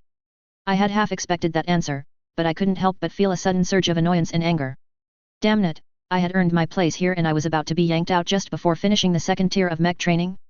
I mean sure, I had pledged personal alliance to the first prince and agreed to a position as a personal advisor/aide/guy with him, meaning I was emphatically at his disposal, but seriously? Can I ask why? I asked back, trying to hide my feelings before suddenly it hit me that Arden Sortek would not come to pull me out personally unless something had gone very, very wrong. Oh god, does Rom know about me or something? Okay, now my anger was rapidly turning into I need to get the fuck off this planet before the toaster worshippers attacked. What? No. Nothing like that. As far as we know, your true history and your official cover are both intact, Arden hastened to explain. It's just that Hansa and Katrina have made some recent decisions around coming events, and, well, I'm going to deal with them and we all want you with me when I do so because, frankly, you're the closest thing to an expert we have and as you were on the way anyway. I blinked at that and let my mind swirl for a second to try and think about what in the hell, on the eve of the Fourth Succession War, there could be that would require Arden to personally deal with the situation and bring me. It was blindingly obvious, really, when I thought about it.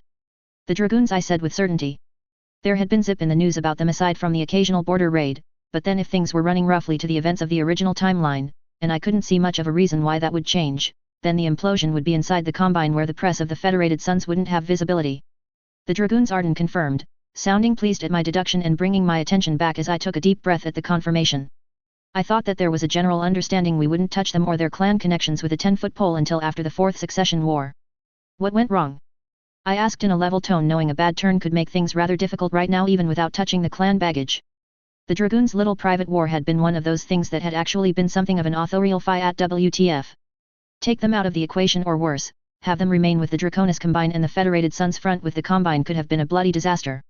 Their actions both on Misri and then in the Fourth Succession War had not quite single-handedly held the line to allow the Lyrans to stomp the Combine in the other direction and allowed the AFFS to give one of the biggest curb stomps in Battletech history to the Confederation for minimal losses to the Combine, but it hadn't been that far off either. Time was not running on rails, that I was reasonably confident of now, but the Fourth Succession War had been deep into the first layer of operational movements to set up Hansa's punchline at the wedding by the time I was thrown into this universe, and trying to cover for the Dragoons' situation turning the wrong direction was. On the contrary, it's more of a question of what went right, Arden corrected me. To bring you up to speed, MIIO and DMI were running a number of operations to take advantage of the information wolves on the border brought to us as well as your own recollections of events. I'm taking it you remember Captain Frank Womack. I thought back. For obvious reasons I had not been allowed to keep copies of my Battletech material, but I had read and reread them many times in the lead up to my meeting with Kim in the park and the name triggered a memory. Ah, right. He was a Dragoon taken as a POW after one of their raids against the Suns, right? And Quintus used him to backchannel a message to Jamie Wolf. Just so, Sortek confirmed before pausing as a twin beep beep ping from the sensor console indicated a new contact and I saw a pair of Ripper VTOLs sweeping over the hills to the left and curving up the valley in a tight 2x2 formation, seemingly wanting to take a closer look at me. I triggered the long-range optics and scanned, seeing the troops in the back pointing at my mech and raised a right arm in salute in return as they whipped past, at which point Arden continued. Things played out much the same way this time around on Udabai and he was taken as a POW, Arden continued, although it seems several of his subordinates who were present in the novel evaded capture. At any rate, Quintus again used him as a back channel to Jamie Wolf, but this time he gave him a hollow disk to take to Jamie Wolf, and I mean directly, as we brought him to New Avalon to brief him on quite a few things in play, before handing the hollow disk over and sending him back to the Combine, due to arrive at Alpha Regiment a week before Jamie would have returned from visiting Luthien. This is going to be either brilliant or catastrophic, isn't it? I muttered, just loud enough for my microphone to pick it up given the snort that came from behind me. Well, that remains to be seen. The takeaway I can give you right now from our sources is that the attempt to take the Hephaestus ran straight into 7th Commando, which in turn led to the Patriot team being wiped out. They blew their demolition charges when it was clear they had walked into an ambush. Took a chunk out of the station, but it was still more or less intact. Someone, we think Akuma, their PSL, panicked at this point and things spiraled much more quickly out of control, but the Dragoons were ready and fought back, hard. Far more aggressively than they did in the original timeline given by your material, preempting the DCMS moves. Interesting, I muttered. Wolf was almost suicidal determined in the original timeline, against his officers, to stick to the contact with the Combine in the face of every possible provocation. On the grounds that if they didn't they would be labeled renegades by the entire inner sphere. Of course if you knew that you would be declared renegades by the Combine no matter what you did as part of a state-level plot, well, you might as well be declared renegades for making the first punch rather than taking it, I guess. The prince noticed that as well. Arden agreed. So, he made it a point on the holodisc to include a message assuring Jamie that he knew the claims against the Dragoons and Kerensky were falsehoods, even included a VID message from Archon Steiner saying the same thing just for good measure, and let him know that his Hijira plan was compromised by the ISF via a traitor named Fadra Singh. I took a few seconds to swallow that bombshell as I tried to think through the implications. Hansa Davian had forced Jamie Wolf to save himself. Well, someone had to do it if he wasn't going to. So. Jamie knows that Hijira is compromised. Doesn't know for sure Kurita knows, but Davian knows and named a traitor in his unit now working for the Combine who was briefed on the plan and is being fingered, so he can't take the chance. He has to move first. So when these patriots try to seize his space station exactly as he was warned, he skips the slow slide into war and launches a preemptive attack to break out. Something like that, Arden said, and I could hear the shrug in his voice. Communications are still a bit confused, but the dependents got clear safely while Jamie, once more, went to misery, and found some help waiting for him to tip the odds a little in his favor. Oh. Cranston snored. It was a good thing my mech was on autopilot, as I'm sure I would have stumbled at that announcement. Once more? I asked after a few seconds of dead silence and working my jaw. Nandi Steiner paid him a visit at the start of the year, Arden explained, and I could hear the grin in his voice now. Well, she and most of the 3rd Royal Guards who were redeploying towards the Terran regions. She dropped in at 3 AM local time, having not told him they were coming. First hint they snored got was when the museum's security guards hit the alarm button and screamed that a fleet of dropships were landing a few kilometers away. Then Nandi Steiner, casual as anything, walked the rest of the way on foot, flanked by a battalion of mechs on each side. The irregulars started to deploy before realizing who had come knocking and stood down. Snort came out to greet her and she let him have it with both barrels. I shivered. I had actually made my peace with Nandi on the day I left Thurcad when she had taken me aside and we had had a bit of a heart-to-heart. A few mangled "your future hasn't been written yet and no fate but what we make for ourselves" quotes from Back to the Future and termination had gotten my point across in the end, as she promised me that she would stand with her family, and the Federated Commonwealth, never against it, and we had left on decent terms as I promised to only judge her actions. By the same token, I could guess easily exactly how she would have felt about Snort's actions. How he, on Jamie's orders, had repaid her sister's strong loyalty to him over the disdain of much of the LCAF with, well, breach of contract was about as nice as it could be said. Treason as a land-holding Lyran noble nominally was a very real thing. Actually, no, Arden chuckled and I blinked. No. I asked incredulously and again tried to turn around and face him before remembering I was strapped into a moving battle mech and felt my face flush. The man took a Castle Brian on a Lyran planet for a landhold as a Lyran landholder, didn't tell her sister about it, operated under the directions of someone other than his employer and, most recently, actively worked to hide a whole buttload of Lastek Star League technology from his employer rather than give her a set share of it as was required. And she didn't chew him up and spit him out. Not at all, Arden explained, and again I could hear the smile. Didn't you know, Smith, that Katrina had actually known about his little Castle Brian from almost the beginning when Lick investigated why he was so determined to pick this specific bit of land for his landhold? I did not. I started to smile as I saw where Arden was going with this. Ah, then you also didn't know that Katrina had been watching him the whole time, as well as his secret communications and orders from Jamie Wolf all along. I did not, but it certainly sounds like something she would do after having her suspicions raised. I let my smile grow into a full-scale smirk. So that's how Katrina played it. Indeed. Arden said. So, I'm sure it wouldn't surprise you either that she knew all along that he had lied about what he had recovered from that Colossus on Fekta? And she in fact was fully aware that it had been full of Lastek he had hidden from her and that he had underreported its cargo load too. Not at all, given what you just told me, I agreed in as exaggerated a solemn voice as I could manage before snorting and rolling my eyes. Okay, so he was caught red-handed. What happened next? Nandi pretty much told him she was here to audit his castle, and with 10 times more guns than he had backing her up and the full legal authority from Katrina, he had little choice but to take her downstairs, at which point she asked him how long to get all the Lastek he had stashed away mounted on his mechs and all the Lastek mechs here back into action. And what Lastek spares he needed to retrofit his other mechs up to the same level. My jaw now did drop open. She what? And also swapped him 2 lances of thugs from the Helm cache for 2 mixed lances of contemporary machines. Plus augmented his Lastek horde with hundreds of tons of gauze rifles, extended range energy weapons and U-gear. Then shoved him onto his dropships and sent him skipping across what shipping was available into the Draconis March. Arden explained calmly. After he was away, she and the third did a thorough sweep of his base with his daughter before leaving, confirming they had accounted for everything. So when Jamie Wolf reached Misery, Snort jumped in to meet him via a pirate point about the same time and invited himself to the party, without so much as a by your leave. Although honestly, Cranston didn't leave Wolf much choice, and I suspect that Wolf was glad he came back for what might have been the Dragoons' final stand. So, Misery went better than originally. Snort's people seemed to provide the edge Wolf needed, and the will to do more than engage in an angry slugging match.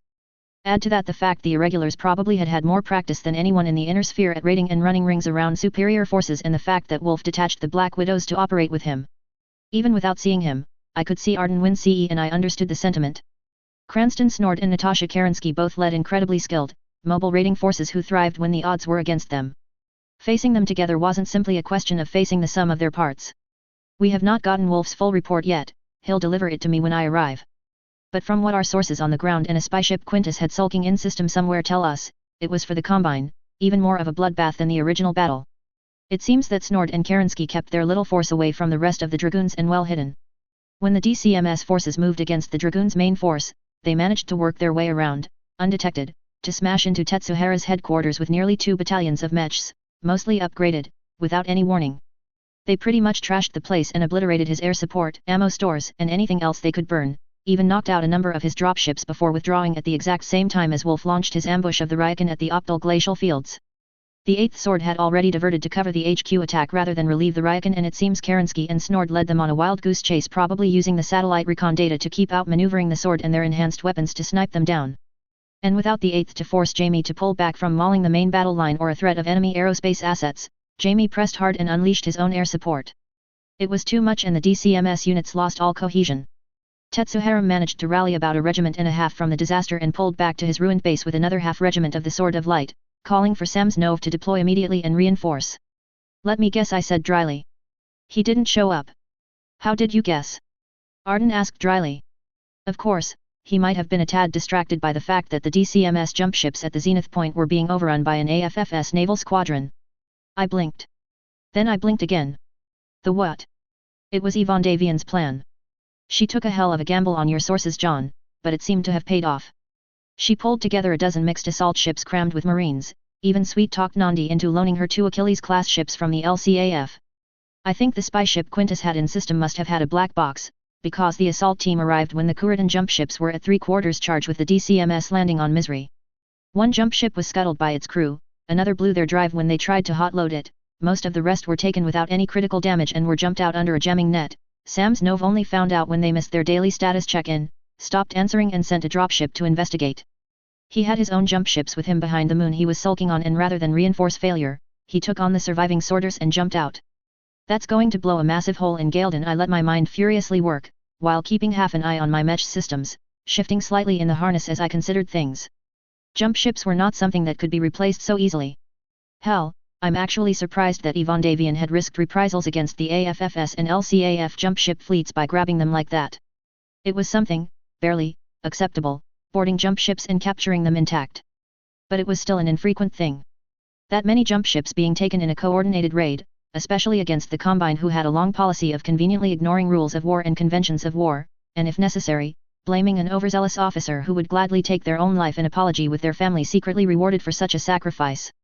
Still, I wouldn't tell my grandmother to suck eggs, and Yvonne Davian was the AFFS's ultimate grandmother, so I would just hope she knew what she was doing. The Dragoons switched sides, the Ryakan gone, Gaelden regulars trashed, and the shipping to move more units in or around gone. Takashi is not going to be happy. Oh, it gets better or worse depending which side of the border you are sitting on, Arden assured me, and I could hear his satisfied smirk. As soon as we had confirmation Misery was underway, Hansa unleashed the Eridani light horse on objective raids against the Combine, targeting the worlds all these units had left naked, with orders to burn every warehouse, military base, and weapons stockpile they could find, so long as it was not going to endanger civilian targets, of course. Each regiment had 2 worlds to hit, and if they're on time, they should be jumping back into our space within the next week or so. Well, that's certainly a way to rub salt in the dragon's wounds, I muttered. Give Hansa Davian some future knowledge, he does not fuck around. Anything else happen that I should know about? Oh. Anything happen with the new Dallas Corps? Recovered in May last year. It's at NAIS being analyzed. Annoyingly, and as crazy as it sounds, John, you've almost give us too much too fast. We just don't have enough qualified and cleared people at NAIS to focus on this many things at once.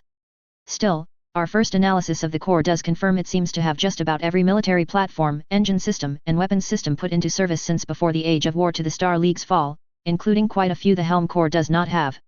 Don't suppose it has HPG data? I asked hopefully. First thing we checked, he sighed. I'm afraid not, we're going to have to do that the hard way from first principles. A pity, but I suppose we'll have to just settle for a straight flush rather than the royal flush, I huffed. So, Helm and New Dallas ticked off? That meant that the nascent Federated Commonwealth pretty much held all the cards in terms of Star League technology, minus a few niche outliers. Which reminded me. How about Nighthawks?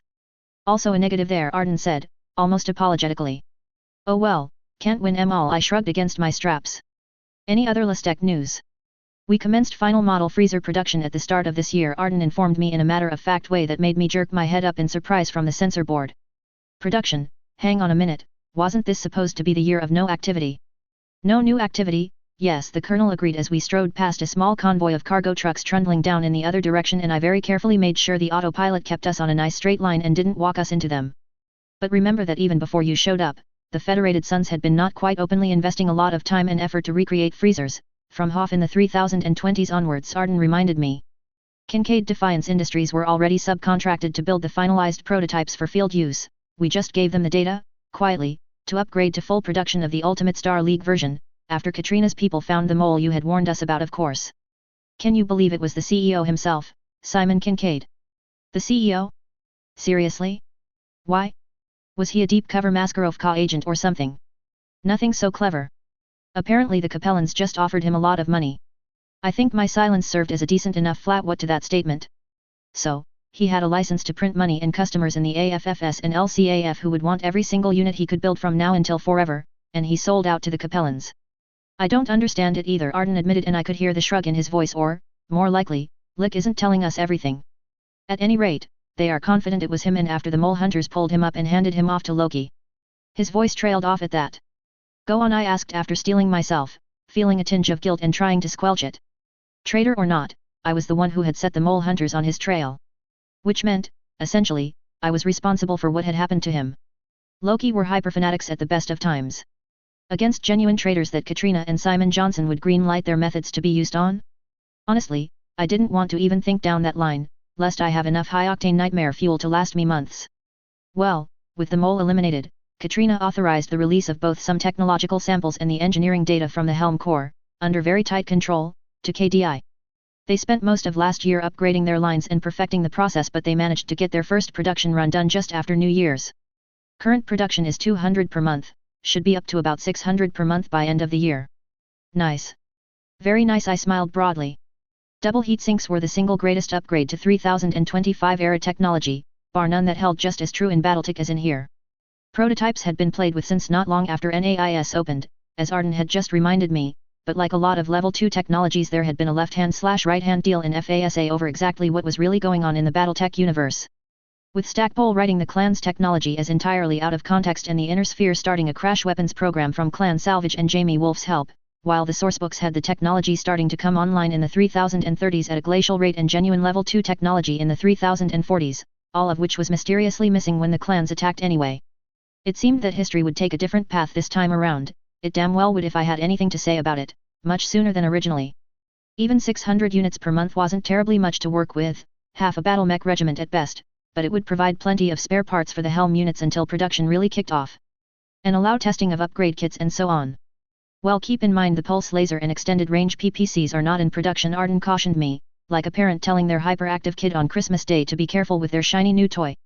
Ditto the armor plating to try not to get too banged up. Oh, turn off here. Here. I frowned in some surprise. Here, he confirmed, and I flicked off the autopilot and turned off the road onto the access road, to the spaceport. And the distinctive shape of a Union-class dropship sitting on the pad in the colors of the Davian Guard. My stomach tightened at that. We're not going to the firing range, are we? I sighed, and I actually felt genuinely annoyed at that, because I really wanted to blow shit up with this thing. And that was not mech cult. That was just new toy syndrome. And I'm not going to be able to say goodbye either, I added. I'm afraid not, John Sortek apologized, and sounded sincere, but his tone left no room for debate. He just switched to Colonel mode. Your kit was packed up as soon as you left your barracks and shipped here. As soon as your mech is loaded up, we're going to be launching and making a 2G burn to jump a couple of ships to get to Robinson before Wolf, who should be arriving a day after we do, if we can hold to the schedule. Then, you and I are heading for Robinson to have it out with Wolf, and Snord. Possibly Sandoval depending on how that briefing goes. If all goes well, we'll win the Dragoons over to the Federated Commonwealth as a key, possibly the key, part of the long-term plan to deal with a clan invasion. And if all doesn't go well? I asked dryly as I lined up very carefully for the ramp up to the mech bay I was being directed into. Worst case scenario, you may well get a chance to see how your new mech does in combat after all. He said, sounding far too cheerful for my liking. Swell, I deadpanned as I ascended into the crowded dropship's mech bay and lined up to the gantry clearly meant for me. As I turned around and backed into place, I saw the bay door was already closing up and I could hear the rumble of the ship's massive fusion reactor starting its power-up cycle. I took one last look at Sakura and sighed. All without knowing that I wouldn't see 4/5 of my classmates alive, ever again. Chapter 12, Stormy, with the chance of raining Omni-Mechs. Getting to Robinson wasn't terribly hard. It was a mere 3 jumps away from Sakura V and a command circuit was available to take us, by the expedient of holding an AFFS Star-Lord at Franklin for a day and kicking an AFFS cargo dropship off it on the grounds of I'm Colonel Arden Sortak, deal with it. They probably weren't too happy about that as jump ship connections could take weeks to reshuffle. And right now, with Galahad 3 sucking up every jump ship like Grover Shrimplin sucked up Crazy, yes that unfortunately was a thing, they might be stuck there for a while. Lucky them. Apparently, it had quite excellent ski slopes and it was the height of tourist season. We meanwhile were flying straight into the storm. Lucky us. Arden spent the time catching me up on much of the goings-on and changes to Operations Rat and Girder Demerung. Not everything, as it turned out I didn't have a need to know for a great many things. Which was oddly frustrating from the point of view of a Battletech fan, but perfectly understandable from an OPSEC point of view. Hell, Arden himself pointed out that he didn't have a need to know for quite a few of the things I asked about either. Which was fine, but he had a lot more experience around being kept in the dark. For me? I was just trying not to think of how many millions of troops I knew were even now heading unknowingly to their jump-off points. And how many of them were green troops just like my classmates being thrust into this war, and how many of them who might have lived would now die thanks to my actions. All I could hope was that in the long run my actions would save more lives than would be lost in the original timeline. And try not to think about if some of those who deserved death would now live, and some of those who lived this time I'd much rather had died. Still, I was let in on quite a bit of information, probably more than anyone outside the AFFS and LCAF high commands. Most interesting for me was the news about the black boxes or fax machines. The super-secret FTL communications technology Katrina had found while playing Pirate back in the day and shared with Hansa and the NAIS. They were nowhere near as good as HPGs in terms of transmission speed or bandwidth, being barely 25 light-years per day with 200 kb messages able to be sent every 3 hours, but they were blacker than deep space without Comstar having the first clue of their existence, and any transmission from a black box could be picked up by another one within a 100 light-year radius of the transmitter, making them actually more efficient at general broadcasts. Of course their biggest feature was that Comstar didn't know they existed. I had been screaming loudly since day one about how Comstar was by far the greatest enemy of the Federated Commonwealth, and humanity in general. And it turned out when an inter-universal traveler with detailed knowledge of the future arrived to point to an already generally distrusted faction and screamed evil, people listened and threw money and resources around. There was now a fully operational network of 60 automatic fax machine stations spread throughout both Federated Commonwealth states. Taking a page out of Comstar's drum network, the vast bulk of the units were on unmanned platforms in deep space, light years from any inhabited planet, their exact coordinates recorded only on ultra-secure drives on New Avalon and their CAD. That was the beauty of the technology, of course. While a HPG transmitted to a single point and needed to know exactly where it was, a black box broadcasted omnidirectionally through space up to a radius of about 100 light-years.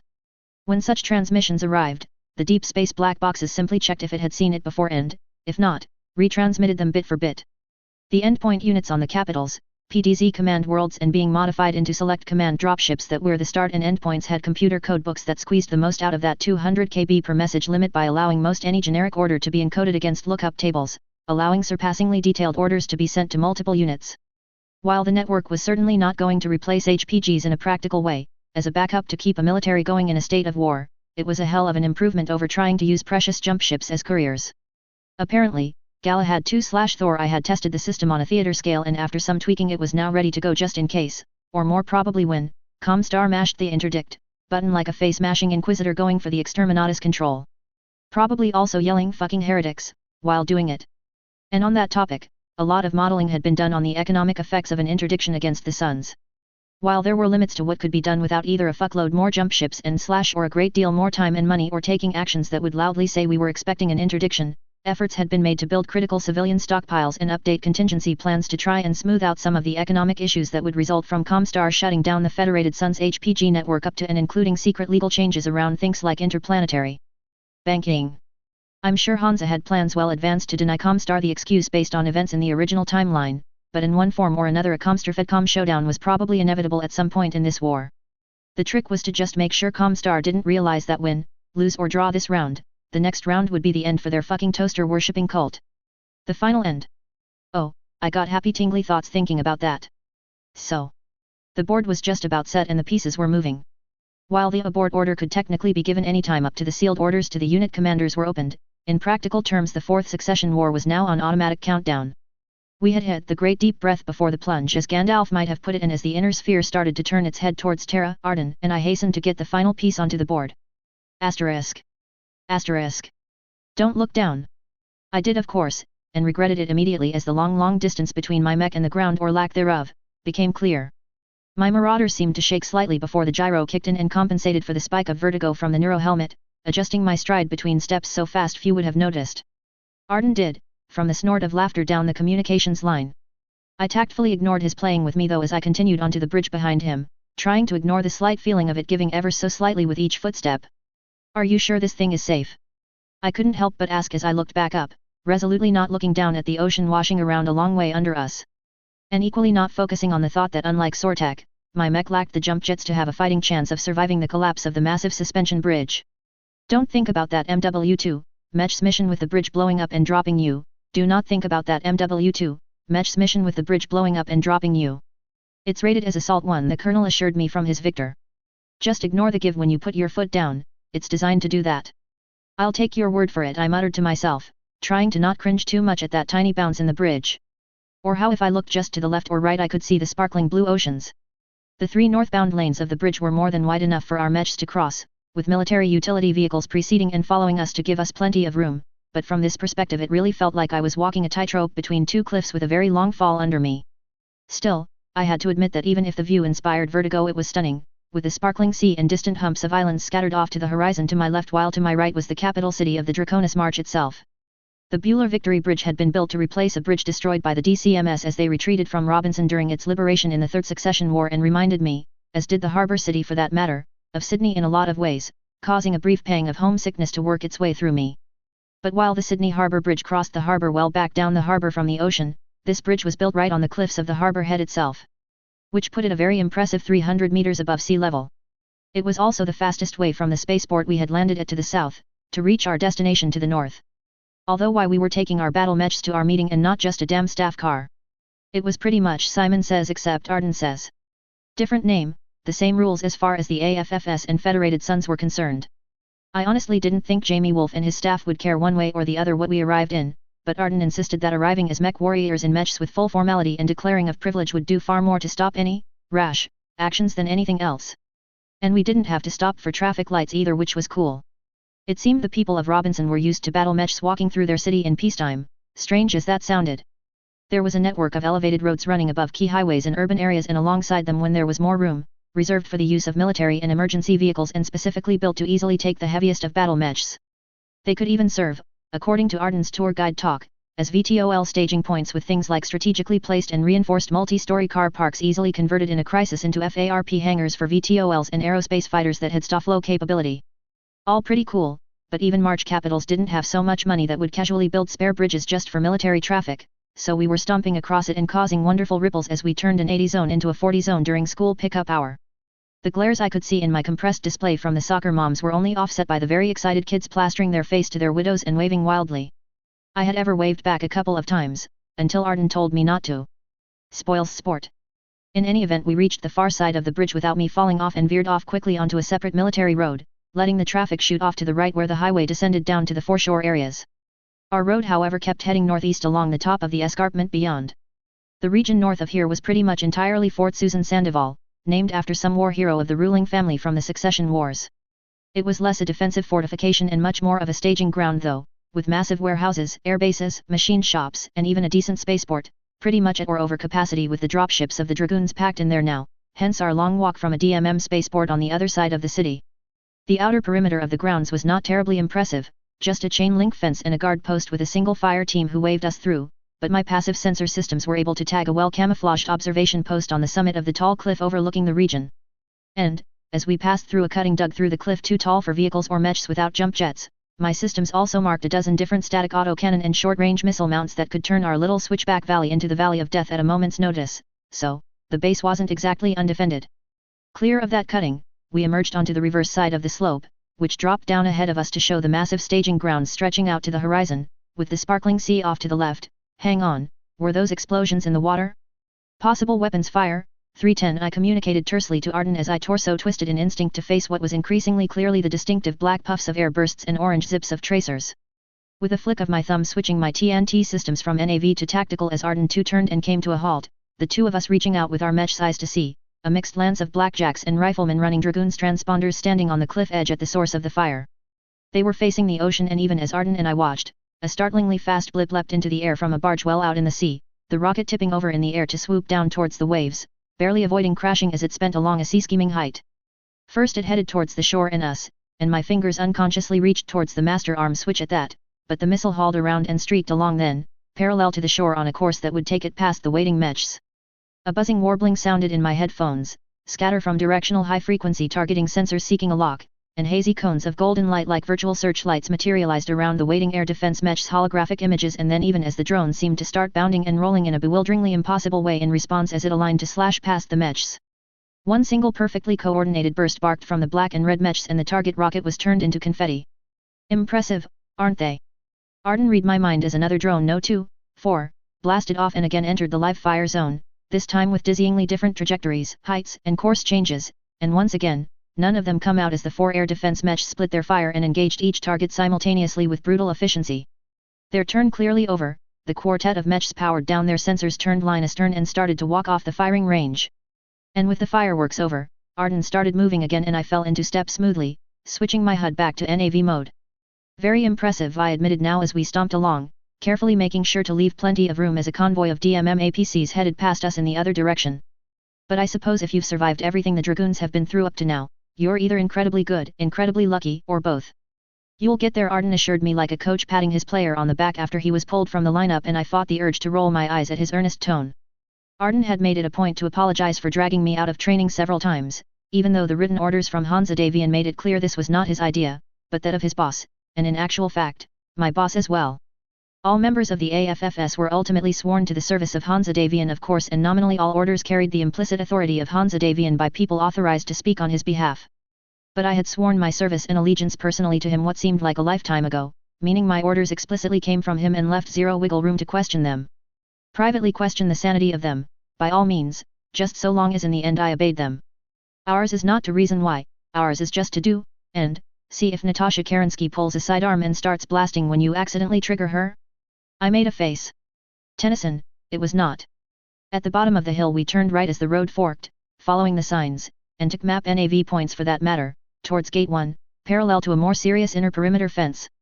Double chain link with manned watchtowers every half click or so and with an anti-mech trench between the two. It wasn't exactly imposing, but it was an effective barrier for hostile units without jump jets.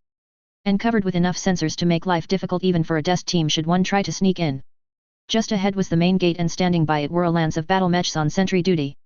And while two of them were indeed painted in the black with red highlights of the Wolf Dragoons, two were painted a very different color indeed. That had been the work of Aaron Sandoval, Archduke of the Draconis March and Duke of Robinson. The man had welcomed the Dragoons' dependents upon arrival, who had escaped while the combat arm of the Dragoons slugged it out on Misery, escorted by a provisional battalion of mixed Dragoons troops calling themselves the Home Guard. Mostly trainees led by a lance or two of veterans, the Archduke had, forewarned by Hansa, already organized a secure place for them to ground and settle in for the anxious wait for their combat arms to join them. And in a stroke of genius, he had made sure they had house guests to wait with them. After all, the civilians, even if they were military families, were understandably shaken by their narrow escape from the Combine and how rapidly the Combine had turned against them, and might need some help settling back into a civilized society, especially after the siege mentality the Combine had put the entire Dragoons family under. So, on arriving they had found they were going to be sharing their new digs with a fellow mercenary unit. Or more specifically with said unit off vigorously rubbing salt in the wounds of the dragon. It was the dependence of the Eridani Light Horse, guarded by the 8th Recon and 50th Heavy Cavalry Battalions of same who would be their next-door neighbors. I, of course, knew the story of the ELH. I'm sure most of the Inner Sphere's military-happy people did. The Light Horse had originally been an SLDF unit, the 3rd Regimental Combat Team of the Star League Defense Forces. They had, sanely, decided against joining Kerensky on his death march into the unknown, instead declaring they would stay to keep the light of the Star League alive.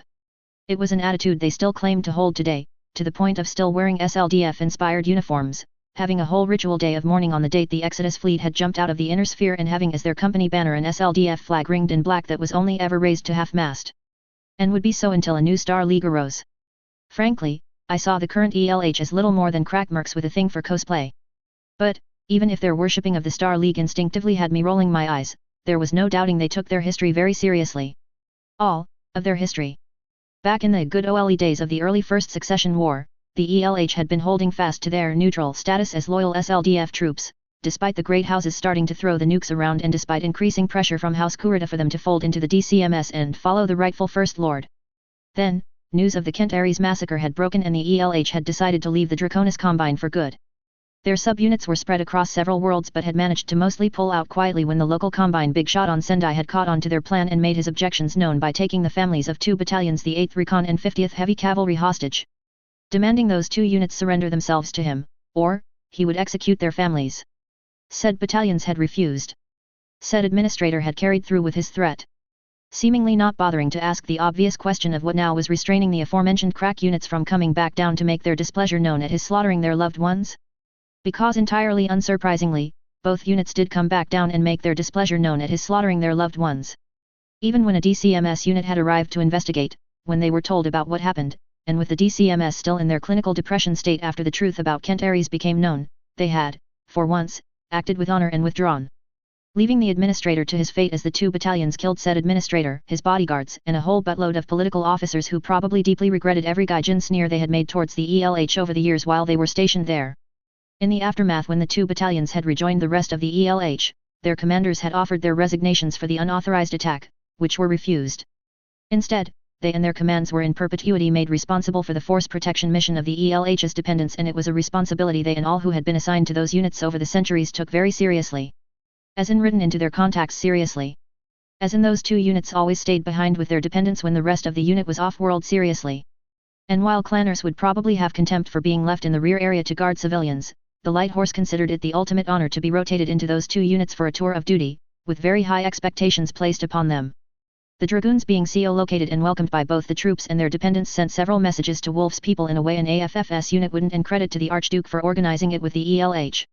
The fact that they were comfortable with having the Dragoons as house guests given how ridiculously uptight they were about protecting their dependents said in no uncertain what the wider merc community, with the ELH as their proxy, thought of the claims made against them by the Combine. And fellow mercs taking their side like that, especially a unit as prestigious as the ELH, frankly, probably meant even more to them than Hansa and Katrina saying as much. The ELH unit also served as a rebuke to any Home Guard troops who may have been sulking over the fact that they had been left behind while their comrades went into battle. Because the 8th Recon and 50th Heavy Cavalry lived by the same words as many of Robinson's extensive Judaic community had lived by for over a millennium. Never again. Jamie Wolfe had failed to keep his dependents, his family, alive once before, and no one for a second doubted that he would do whatever it took to keep them alive this time. So, before they complained about sitting this out in the rear, they should talk to their joint patrol partners about what the price of failure meant. Or they could talk to Kerensky to bitch about it if they wanted. They might even survive the experience if they were lucky and she was in a really good mood. Part of me, as we approached the gate and its guardians, wondered if the ELH presence may also have been meant to serve as a subtler rebuke to the Dragoons. Certainly not rubbing it in their faces, but perhaps at least making it clear that if you walked into a cave with a lion, expect to be fucking mauled. The Combine's treatment of mercs even on a good day tended towards the disdain, you should be on your knees thanking us for the chance to serve the dragon, unworthy merc scum, side of the scale, and the ELH were hardly the first to have been turned on by the Combine. Why the fuck people wanted to work for them. Approaching Mechs, this is Colonel Elliot Jameson, Zeta Battalion, Wolf Dragoons. Please identify yourself and state your intentions, came a gruff voice over the general channel, and I glanced up at the gate as Arden slowed to a halt at the precise yield line painted on the ground marking where approaching units should stop, my mech matching his movements. The 4 battle mechs at the gate were looking in our direction now, but my advanced communications systems instead tagged a Dragoon stalker further back inside the facility as the source of the transmission. With a thumb on a trackball built into the side of my left-hand joystick, I idly swept an indicator over to it and highlighted it. My LiDAR systems triggered for a half second and moments later a projection of the assault mech materialized in front of me, to show it in much greater detail. Again, Royal Command got the best toys. The stalker looked operational, but it also clearly needed servicing, with field patches all over the armor and a bit of a rushed paint job to cover it up. To be honest though, the Freddy Krueger look just made it more terrifying, and a stalker was plenty terrifying already, what with the sheer number of guns sticking out of it, and with a wave I dismissed the hologram. So. That was the commander of Zeta Battalion, the big stick of the Dragoons. One of the original clanners, and I had absolutely no idea which way he would jump come the fun that was about to happen. Of course, that held true for a lot of the Dragoons, which made this whole ritual of challenge and approach rather important, and hence Arden's desire to arrive in full mech warrior pomp. Sacred hospitality under the name of honors of war was still a thing in this neo-feudal society, especially between mech warriors. Even on the battlefield, claiming privilege could be done to at least allow for brief ceasefires to have a civil discussion, often through third parties like Comstar. And the clanners at least nominally held to such customs with their own bargaining practices and traditions such as Sufkin and Hijira. Well, we'd see how this went. Then as Arden went through the formal reply process, which basically came down to "I have an appointment with Colonel Wolf, I believe I am expected," my EU board chirped and the stalker flashed as it in turn scanned me, then a few seconds later, a deeper warbling sounded as a much more focused multi-band scan swept over me and the corner of my mouth twitched up in a smirk. That was the battle mech equivalent of a double take. Clearly Jameson had also just realized this wasn't a mad 3D. The Dragoons had, possibly past tense depending how Misery ended up, at least some Marauders in their TONE. And indeed, they were exclusive user and creator of the Marauder 2, the jumping assault mech's big brother of my design. But I was pretty confident they had never seen anything like this, well, except perhaps back in the clan home worlds. But if he was off balance from my one-of-a-kind but definitely not a Frakenmuck, he gave no hints in his voice as he now answered Arden. "We have been expecting you, Colonel Sortak," the Zeta commander replied smoothly with exact formality. "Pass friends and enter." And with that the lance of battle mechs at the gate backed up a little as the anti-vehicle barriers sunk into the ground, the two of us walking through the entrance as each guard mech raising their right arm in a gesture universally recognized as a mech salute that Arden returned smoothly as we stepped past, the unit closing ranks behind us once again. Ahead, Jameson's mech lifted slightly as he took it out of parking mode and the armless monster with an absurd amount of guns started stomping off at a sedate 30 km per hour, the two of us falling into line behind him. I didn't mind the slow pace through, it gave me a good look around at the base as we carefully walked down the road, the lights all green for us with railway-like boom arms holding traffic back on crossroads. The first blocks nearest the gate seemed to be administration offices, presumably filled with locals doing all the support work the Dragoons needed done as they settled in. And probably a lot of the Dragoons' dependents who in merc units tended to handle the back office stuff. Because even in the 31st century, the paperwork must flow. Beyond the office blocks were clearly residential areas and apartments, although this main road was carefully raised now to minimize danger to civilians, giving a good view of what amounted almost to a miniature city for the personnel and their families. Some of whom I'm sure would be rejoicing in the return of their loved ones. Others, well, I saw what seemed to be a large military hospital in the distance and it looked like it was pretty damn active. No surprise there. The Dragoons had taken losses that, while not enough to destroy them, were certainly the worst they had taken since the fun in Anton's rebellion, according to the summary Arden had received on the way in from DMR and DMI. 20% of their mech warriors and 60% of the aerospace pilots were listed as Kia, with another 30 to 40% of their mech warriors WIA to a non-mission capable level. Add to that roughly 50% equipment losses and the Dragoons were in a world of hurt. In normal times, they would have reserve stockpiles to restore some of that, but the long company store play the Combine had run had quite ruthlessly drawn down those stockpiles down and there were no more clan resupply runs for them either. They had a decent amount of salvage of course, both their own and DCMS gear, but so brutal had the battle on Misery been that DMI's reports suggested said salvage was less about rebuilding mechs and more about yanking useful components out of scrap either for repair work on other mechs, or putting up for sale to get some quick cash. Because it went without saying that finances-wise no one was paying the bills now. House Davian was letting them crash here with free housing, food, and support of course, but surely, they wanted to get a new contract hammered out soonest.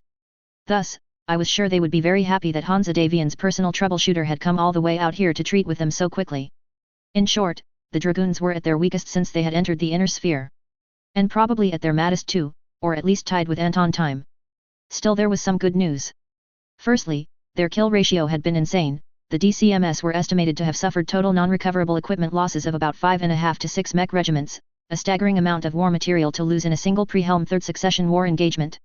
I had no idea where Takashi had even gotten the mechs to build the Ryokan units in the first place.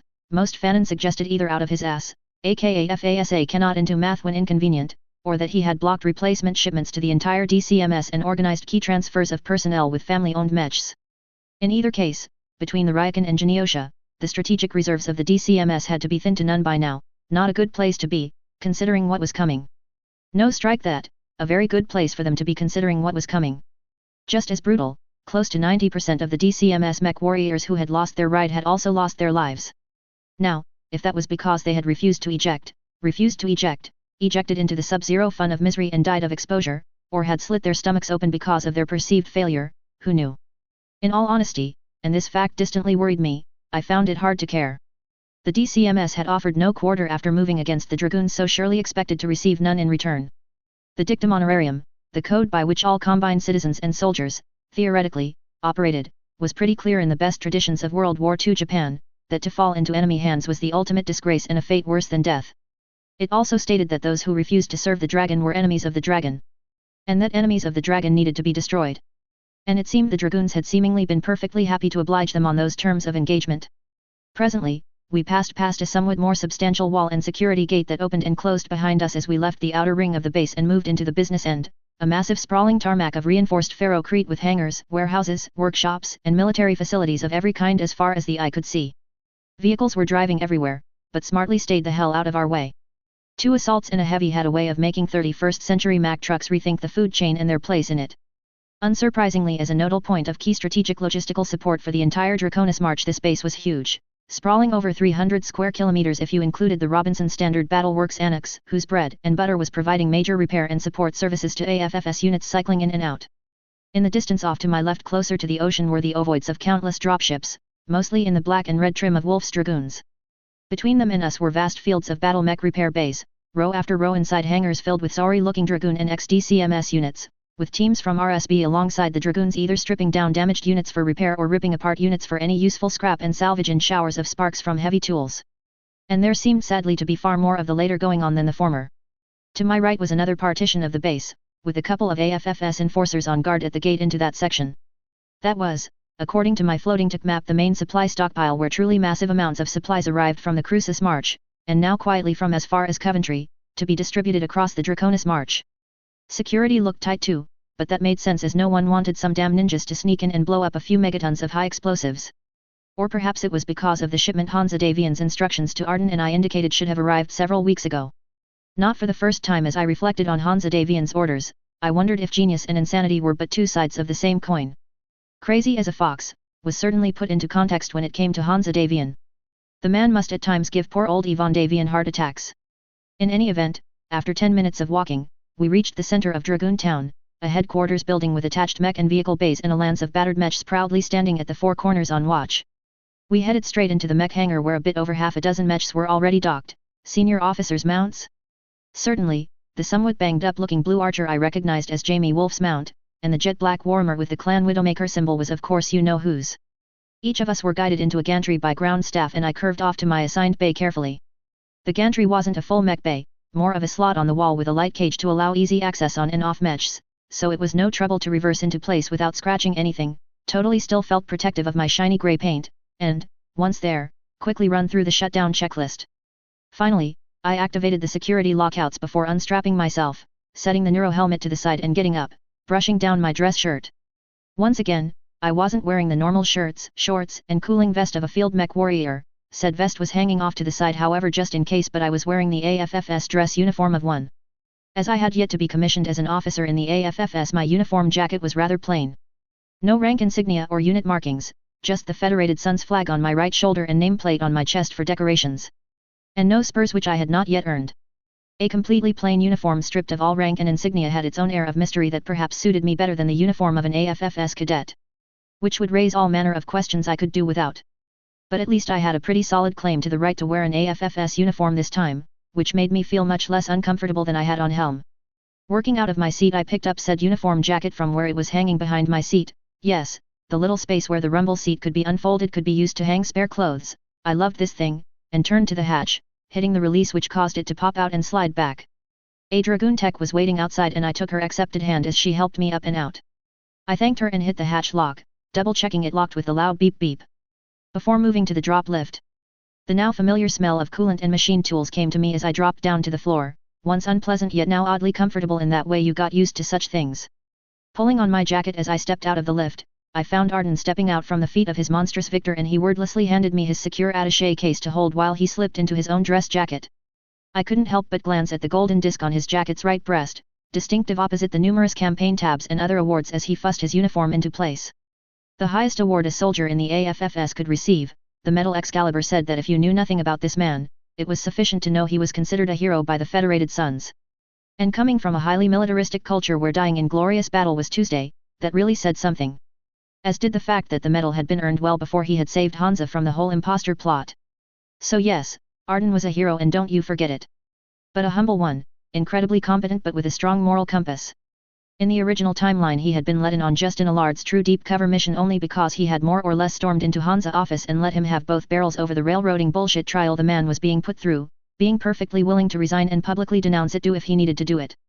It took a lot of balls to threaten that to the Fox's face. As well as showing exactly why Hansa kept him so close to hand as he plotted and schemed, the speed brake on the ship of state if he started to cross certain lines. As one of those lines had quite possibly been executing me outright to maintain OPSEC for the Federated Sons HPG research program and instead giving me a new life, well I think everyone was more than happy with the results of that choice. His jacket in place, Sortak and I were quickly escorted by a waiting Dragoon tech to the main lift. At a bit of a jog, Colonel Jameson moved to join us, having parked his own monster next to Wolf's. He was a surprisingly big man, as in fit big, who looked strikingly like Tom Selleck, but I held that thought back as he extended his hand to Arden with a smile on his face. Colonel, it is a pleasure to finally meet you, he greeted Arden, the two shaking hands firmly. Likewise, Colonel Arden nodded, his expression sincere before turning to gesture to me. May I present John Smith, my aide-de-camp? Colonel, I nodded and extended my hand after shifting Arden's annoyingly heavy secure case to my left, the Dragoon officer taking it and shaking it firmly, but with no contest of strength or anything silly like that, which was good as I'm sure he could have crushed my bones quite casually, as he briefly took in my plain uniform. Mr. Smith. That is a very interesting battle mech you have, he said as he released my hand, glancing back behind me at it for a moment, his eyes clearly intent on it as he picked it over. Looks like a modified 2 Romeo with a large pulse laser and 2 mediums under the chin.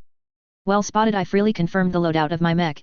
After all, it wasn't as if Wolfnet wouldn't be able to confirm that easily enough, and I was sure while we were upstairs, some of their people would be crawling over the outside of my mech taking pictures. Of course, very few people should know off the cuff what a large pulse laser looked like, and I wondered if that was an unintentional slip from the clanner, or a fake-out attempt to test me. After all, Katrina's casual exposing of Snord being on Jamie's orders should have Wolf at least wondering what else we might know, if he's not being more of an idiot than normal anyway. I take it this was a Helm mech? He continued, his tone suggesting it wasn't a question as he continued without waiting for an answer. A very impressive-looking retrofit, I am presuming an NAIS job.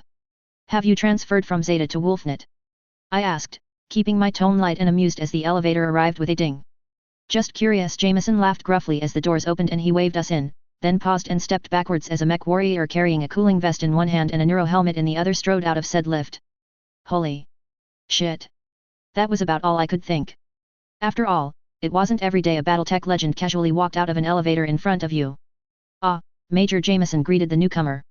Good timing. Before you head out, I'd like to introduce you to our representatives from the Federated Sons. He gestured towards us. The woman turned to us and, damn. I mean, just, damn. In a mech warrior's sports bra, with Clan Widowmaker's distinctive spiders sewn into it, shorts and boots with a holster supporting a wicked-looking knife on her shin and a heavy slug-thrower pistol on her hip, there was no fucking way I would ever have guessed, for so much as a second, that this woman was nearing 60 years old. Seriously.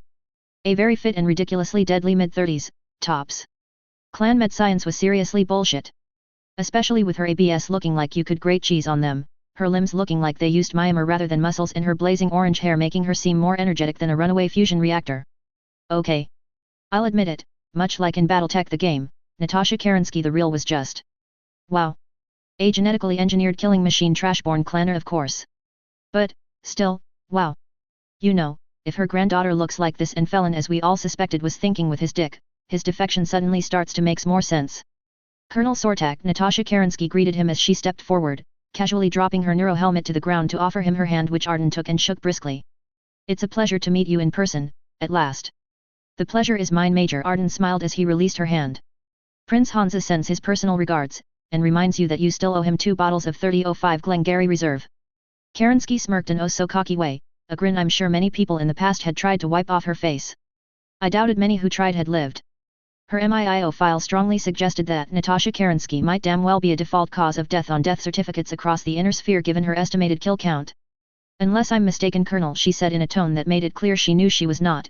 Ian never found out where those 2 bottles on Hans's desk vanished that night.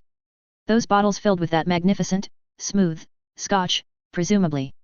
But feel free to tell him that I actually picked up an 05, somewhere, in my travels.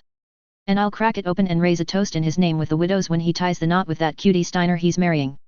I'll be sure to pass that on, Arden said with dry amusement before stepping to the side. But I don't want to keep you, and Colonel Wolf is expecting us. Given that you ran out here all the way from New Avalon, I'm sure he can wait a few minutes more. Kerensky snorted dismissively at that as she turned to face me and at a glance took in my odd uniform. And who exactly are you then? And there goes the hard hammering in the chest. Right on schedule. Trying very hard not to either think about what she had done, purely on reflex, to Fadra Singh, or squee at a high frequency over the fact that Natasha Kerensky was paying attention to me. So don't fucking give her an excuse to pull her gun, John Smith. John Smith. I offered her a polite nod and extended my hand. Big fan of your work. Well, always happy to meet a fan, she smirked. Any favorite hits? You killing Burke Krasin and nailing Vlad Ward in the back to score 4 kills in your little trial of position to retest when you rejoined the clans was pretty awesome. Well, it's pretty hard to go past your avenging Joshua Wolf and the Dragoon dependents, I said, and seeing the ancient embers of pain and anger that flickered in her eyes, I quickly moved onwards from the battle she had arguably made her name, founding the Black Widows and turning into the murder machine we all knew and loved. But, I have to say that from what I read, you've reached a new level of excellence as a champion of chaos and master of disaster on Misery. What can I say? I'm a gal who likes her work, she shrugged impishly, but then seemed to notice the time on her watch. But we'll have to table comparative destruction. My slot at the firing range won't be held all day and I have a high score to set, she said as she reached down and picked up her helmet. Oh GOWD, don't look at her as she bends over like that, she might stab you in the eye. Chow. She said, and with that strode out whistling in an off-key sort of way. Wait, was that you? Ain't nothing but a hound dog. Must have been hanging out with Rhonda Snord. I turned back to Zeta's commander as her last words came to me. The Major won't be joining us in the staff meeting. I asked Jameson curiously as he hit the lift call button again, dragging with almost physical effort my gaze away from the way her short shorts moved.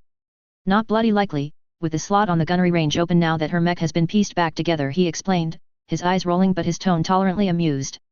Whenever we hit a base with a firing range that scores individual performances, she always heads out to set a new high score.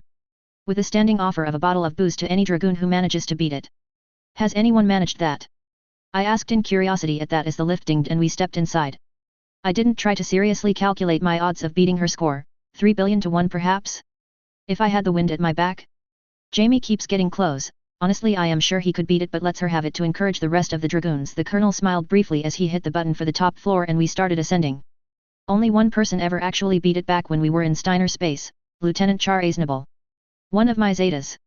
Not sure it was worth it though. Kerensky was sulking for a month after that, even though she made it a point to go out and beat his score by 20%, half hungover, the day after. Oh yeah, forgot that. The Dragoons have their own XP Gundam pilot, don't they? Wonder if his neuro helmet is as crazy looking. Well, it could be amusing to watch her reaction if he beats it again, I thought aloud. After all, so long as it wasn't directed at me, a sulking Natasha Kerensky could be hilarious.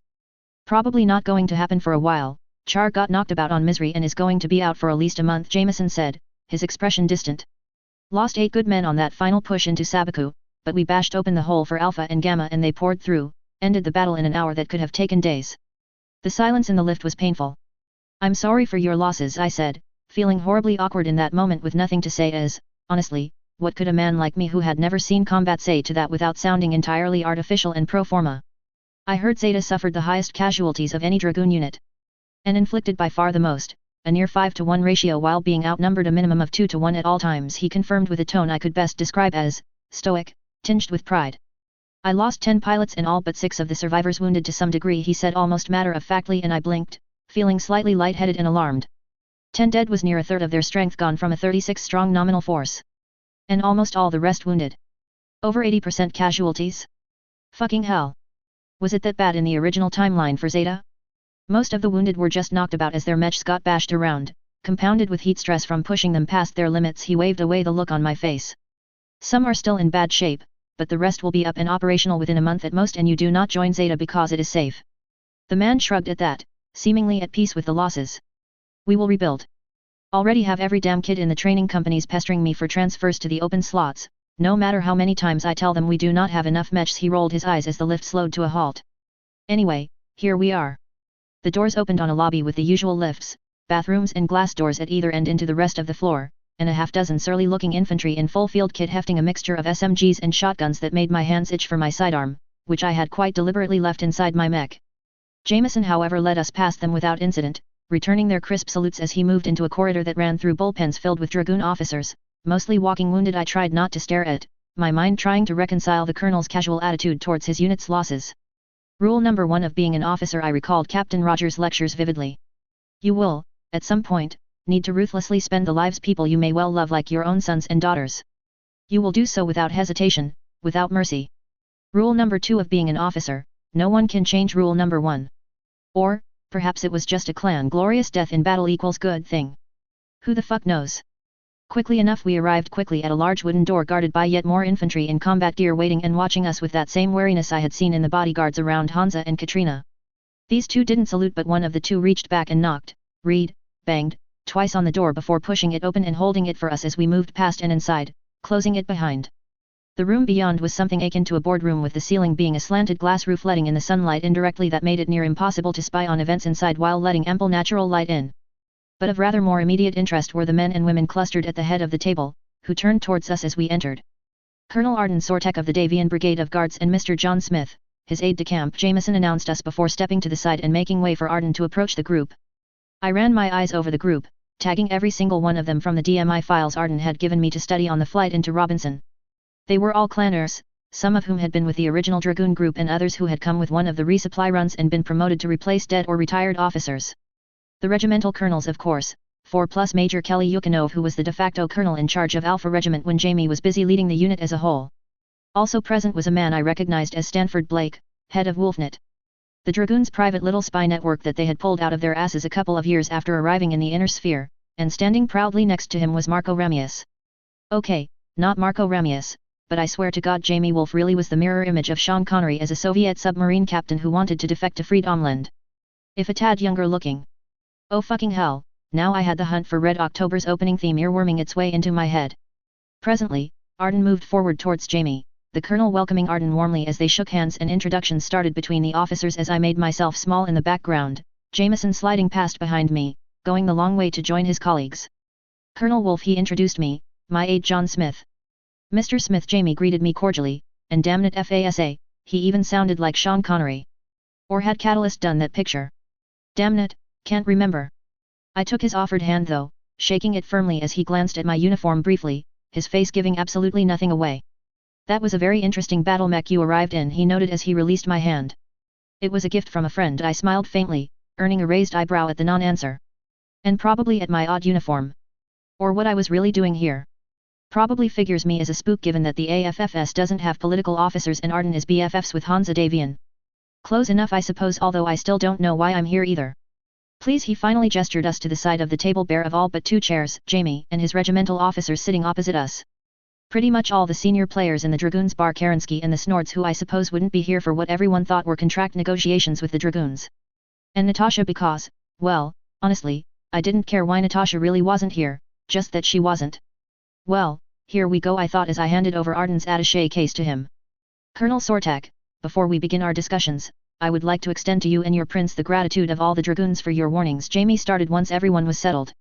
My people, and he glanced at Blake who nodded very slightly, are of the opinion that such superb intelligence could only have come from a very high-level source that you risked exposing by passing on such information.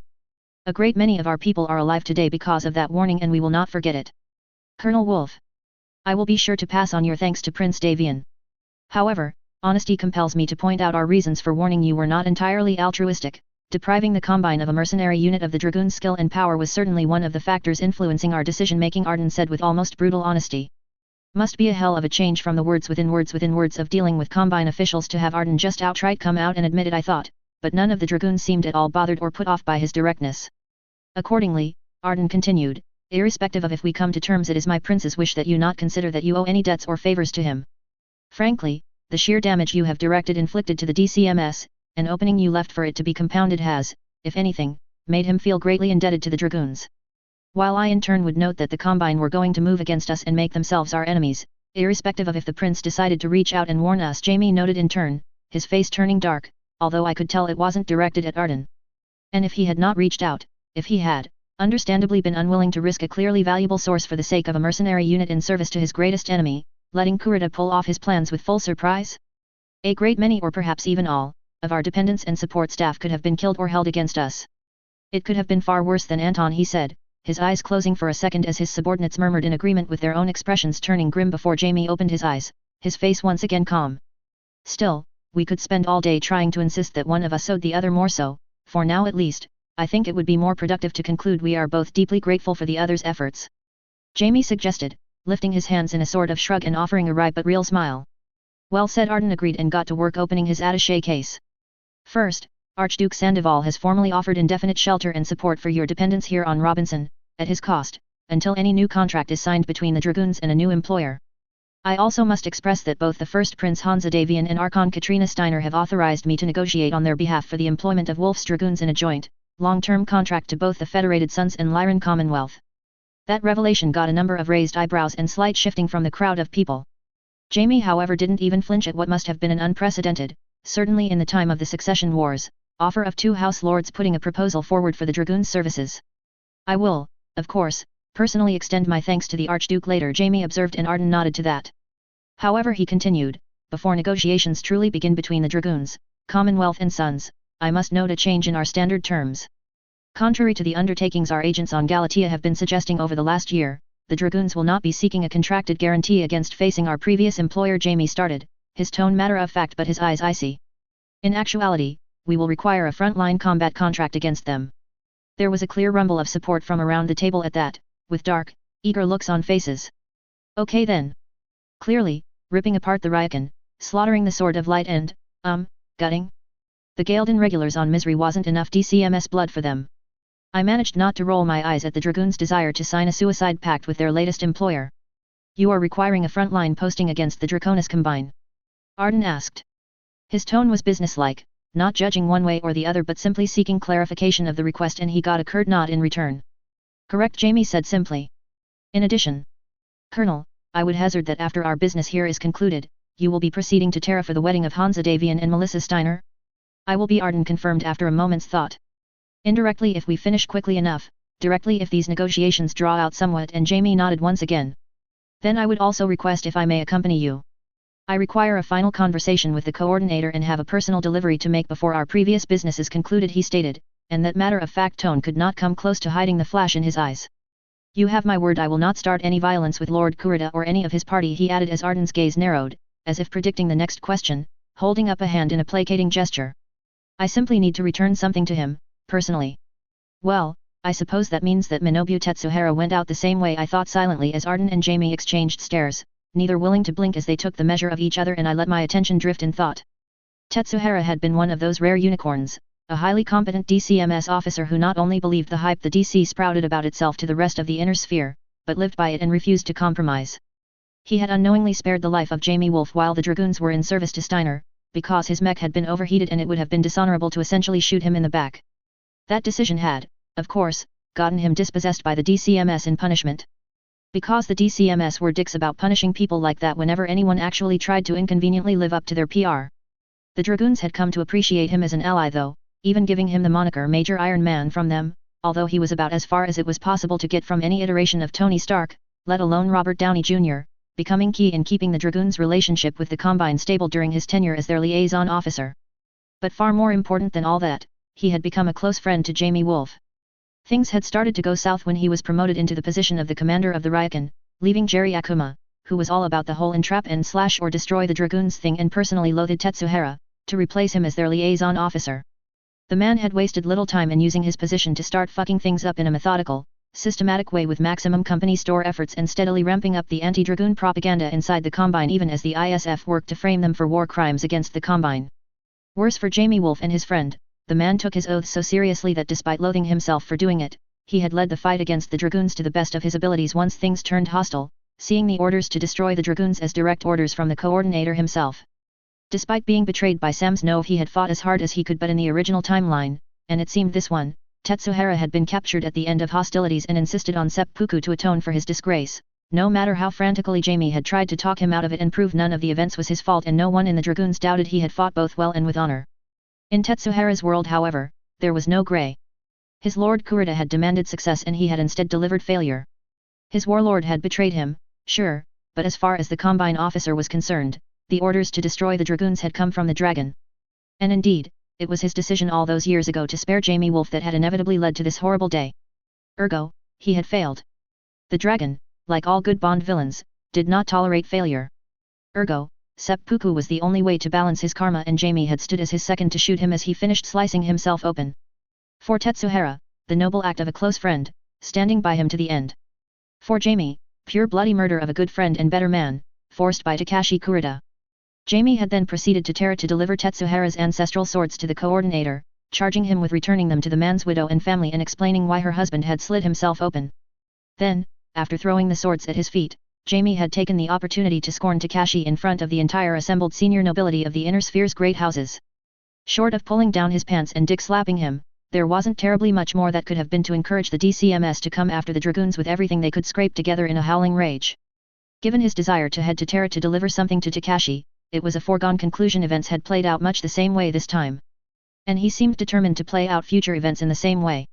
From the reports I've read. Sortek continued after a few seconds of exchanging stares with Jaime led nowhere, instead glancing down as he leafed through his papers from DMR, the Dragoons' mech regiments are, as a whole, sitting at greater than 50% non-recoverable material losses and 30% damaged, with 20% personnel losses and another 30 or 40% currently non-mission capable. Would this be an accurate assessment? Approximately, yes, Jaime agreed with a stoic nod, as if Arden hadn't just pointed out he had gone from having 5 crack regiments at his beck and call a few months ago to having barely one right now. If we can quickly come to contract terms for some other parts as well as helping to expedite a shipment ordered from Blackwell, I am confident we will be able to put 2.5 regiments of battle mechs in the field within 2 months, with another regiment of dispossessed mech warriors combat ready.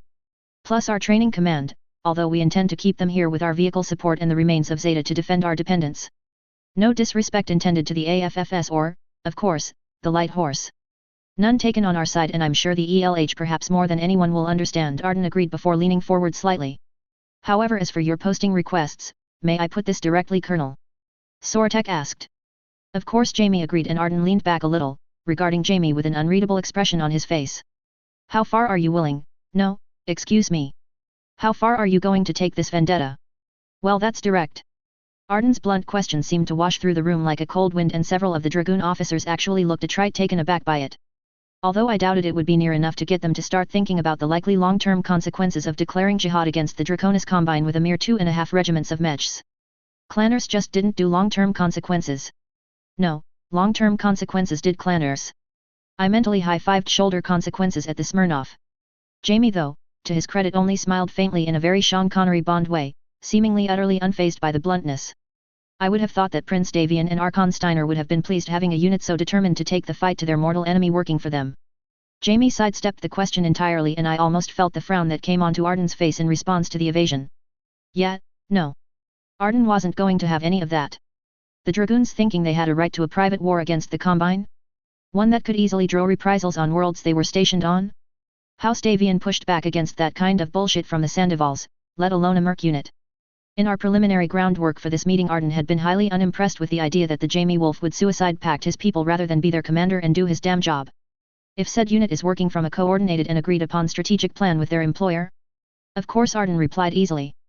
If however said unit simply wants to wage a private self-destructive war against an entire successor state without any concern for the wider strategic implications or possible second-order consequences to the nation hosting them, I can assure you neither the First Prince or Archon would accept such a unit as that into their employment.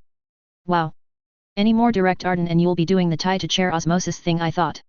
His statement had the desired effect across the room, though. I was sure they had expected Arden was coming here to roll out the royal carpet for them, to see to their repair needs with maximum priority with an eye to getting the Dragoons up and ready for round 2 as fast as possible. Because what House Lord wouldn't love to throw the Dragoons at their mortal enemy? There was a palpable irony that Wolf had orders for the Dragoons to save the Inner Sphere, and now it was up to the Inner Sphere to save the Dragoons. Wolf, however, seemed surprisingly unfazed by Arden's rebuttal, even if his officers were looking increasingly off balance, perhaps even worried about the way this contract negotiation, which I'm sure they thought was going to be mostly pro forma, was going. But then, I suppose if Wolf could sit through hours of Greek Sam's no ranting at him and Jerry Akuma lying to his face time after time, This was probably nothing terribly impressive by his standards and that far more would be needed to break his composure. Remaining calm, he leaned forward after a few seconds to mirror Arden's posture, his gaze not shifting 1 micron.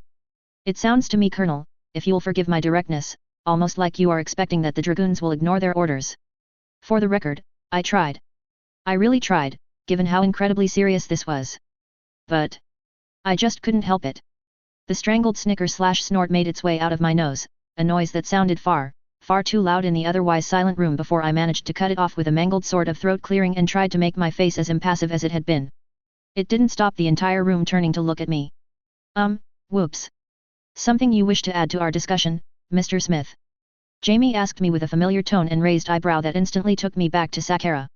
One that suggested strongly the only acceptable answer was sir, no sir.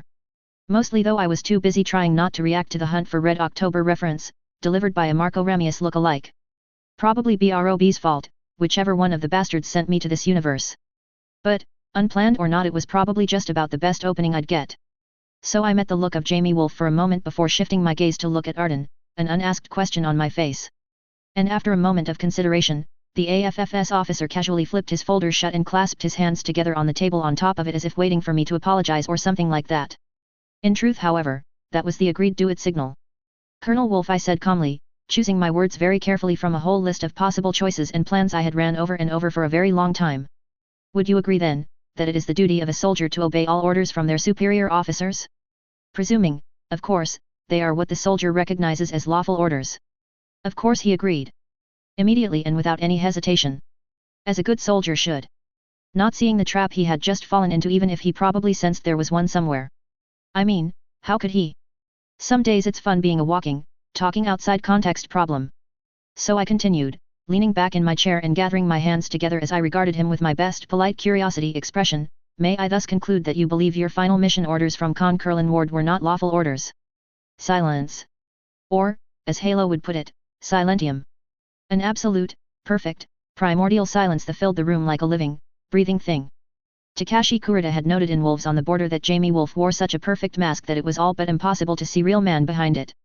Framed in chi bullshit, of course, but fundamentally the coordinator had been annoyed that unlike most people, he simply couldn't get any read on Jamie in their few encounters, making it impossible for him to anticipate which way Wolf would jump. That made me regret that I didn't have a camera to capture the look of numb dumbfounded shock on his face as said iron control shattered, his gaze flickering back and forth between Arden and I in a way that said he was lost for what to say or do as the rug was entirely brutally ripped out from under his feet. The eerie silence lasted for about 10 seconds when finally Colonel Jameson leaned forward. The leather creaking of his chair was almost painfully loud in the dead silence and drew Wolf's attention with almost undue haste to his subordinate. A quick exchange of looks between them that seemed almost telepathic, and the Zeta Battalion commander turned to me, clearing his throat as Jamie seemed almost to withdraw into himself, his gaze directed at nothing. I couldn't bring myself to feel terribly much pity for him being called out on not doing his fucking job. Could you please elaborate, Mr. Smith? Jameson's words were ever so carefully chosen, but the white knuckles on his fists and rigid shoulders betrayed the tension roaring through him. I suspected that Jameson, and the rest of the dragoons in the room for that matter, had some faint hope that this was just a fishing trip. That the people Arden and I represented had some information, many suspicions, and a whole lot of missing context and had come looking for more data. And perhaps, just perhaps, if they held their nerve they might just be able to limit the fallout from this utterly unexpected, catastrophic, and world-changing event? If so, he was about to be sorely disappointed. Of course I nodded politely as if we were talking about who we liked in this year's Solaris circuit now that Allard had left for Xi'an after killing Norden. During the Dragoons' final resupply run, Colonel Wolf and Star Colonel Kerensky, the senior blood named Trueborn of record in the Dragoons, were given direct, explicit, and very clear orders from your Khan to begin preparing the inner sphere to repel an increasingly probable Crusader clan invasion. I explained in a matter-of-fact tone, perhaps enjoying the numb looks on the faces opposite me a little too much as I talked of things I couldn't possibly know as casually as if we were negotiating hydrogen fuel shipment fees. Following receipt of those new orders and after purging your jump ship nav data to the Kerensky cluster to ensure you had to follow them, I continued, Colonel Wolf led you into employment with House Steiner, the greatest industrial power in human space. And rather than leverage that starting point to, for example, disseminate the clan technology already in production with Blackwell, Colonel Wolf simply offered the Dragoons once more as frontline shock troops. Then when that contract ended, he in turn offered the same deal to the Combine, leading raids against the Federated Sons until the Combine betrayed you all. And now? I glanced around the room, daring any of the officers to interject even as I kept my voice almost conversationally polite. You all seem determined to launch a private trial of annihilation against the Draconis Combine that will only end one way. With you all dead and your mission dead in the grave with you, I didn't say, but I saw that the implication was very clearly understood as Arden now glanced at me before leaning forward, causing me to slip back in my chair slightly as he took the lead again in the eerie, numb silence. From a mission analysis point of view, Colonel Arden took over, directly his attention at Jamie, who seemed to with an almost physical effort push aside his introspective pensiveness to meet the AFFS officer's gaze. You've had most of a decade to start laying the groundwork for defending against a clan invasion, but, as far as Lick and MIO can tell, no clear work has been done along those lines. He wasn't lying. MIO and Lick had with some urgency retraced the Dragoons' steps not quite down to the micron since their final resupply run, looking for any fingers in any pies in the private sector to confirm my assertions they had done diddly squat. And, with the exception of Blackwell Industries, who were still mostly a component manufacturer on New Valentia set up in their early years in the inner sphere, the spooks were confident in saying they hadn't done shit in the private sector. And as for the government sector? Well, Katrina might be ruthlessly pragmatic enough to play the we knew all along game against Snord, but word was she was highly unimpressed by Snord, on Jamie's orders, holding back a whole buttload of Lestek from her. To say nothing of the whole Castle Bryan thing. Granted, Helm now made his finds almost inconsequential, but the fact was he had covered it up rather than take the perfect opportunity of a genuine Lestek find to nudge the inner sphere's technology along and repay her loyalty to him with loyalty to her. Just as planned or not, suffice to say I didn't think she would be visiting his museum anytime soon. The continued mercenary work for and against the two states most directly in the path of a clan invasion has only served to weaken them, Martin continued in clinical tone of a staff officer as I mused over the reports from the spooks. Add to that precisely targeted raids on key Federated Sons key industrial and R&D facilities and House Davian's efforts to rebuild Star League military technology that might have helped close the technological gap with the clans have been significantly set back. On the face of it, as my prince and the Archon see it, he added to make sure that everyone knew this was coming from the top, the Dragoons' actions over the last decade have in a systematic way weakened the inner sphere against a hypothetical clan invasion. Not strengthened it. And everyone in the room flinched from that blunt rebuke, with Jamie simply closing his eyes. It was perfectly understandable that the Dragoons had not been expecting to come into this meeting to have Hansa Davian and Katrina Steiner deliver, via proxy, an assessment of their success in following their mission orders amounting to it's near impossible to tell if you were deliberately trying to fuck things up or if you were just that fucking incompetent, keyword, fucked. It was also understandable that such an assessment brutally shoved in their face in parallel to having their entire super-secret identities ripped open, would be a hell of a lot to deal with. Kathleen Dumont of Delta Regiment, for example, had an expression that suggested she was trying to swallow something very bitter and choking on it, looking around for one of her fellow officers to rebut the blunt accusation Arden had leveled, but none of them, not even Jameson, who just looked, defeated perhaps, stepped up to confront the accusation hanging in the air like a gunshot. Wow. I think we broke the Dragoons. Good, good. Shoulder devil consequences, Palpatine cackled. Then finally Jamie Wolf inhaled sharply and deeply, his eyes still closed, then exhaled. Moments later his eyes opened and his face, while looking rattled, had regained enough of its strength and poise to immediately draw all attention and rally his officers out of their numb despondency as he leaned forward, his eyes rising to meet our gazes. He didn't speak immediately. No one spoke, the Dragoons clearly very happy to defer to him the question only he could answer, and Arden and I were in no hurry to rush him either. We'd shoved him head first into the crucible, now it was time to see if we had something we could work with, or a man whose only desire really was suicide by coordinator. I couldn't help but idly think how incredibly awesome it would be if he now stood up, smiled, threw his arms wide and shouted, "The aristocrats," in response to our accusations. This discussion seems to be leading to a singular question, Colonel Jamie instead observed shrewdly. One that I think we both know you need to ask on behalf of the First Prince and Archon before we move any further, and so I invite you to ask it. Arden considered that for a moment before slowly nodding and sitting up, his uniform sharp and his bearing implacable, but oddly enough it didn't feel accusing.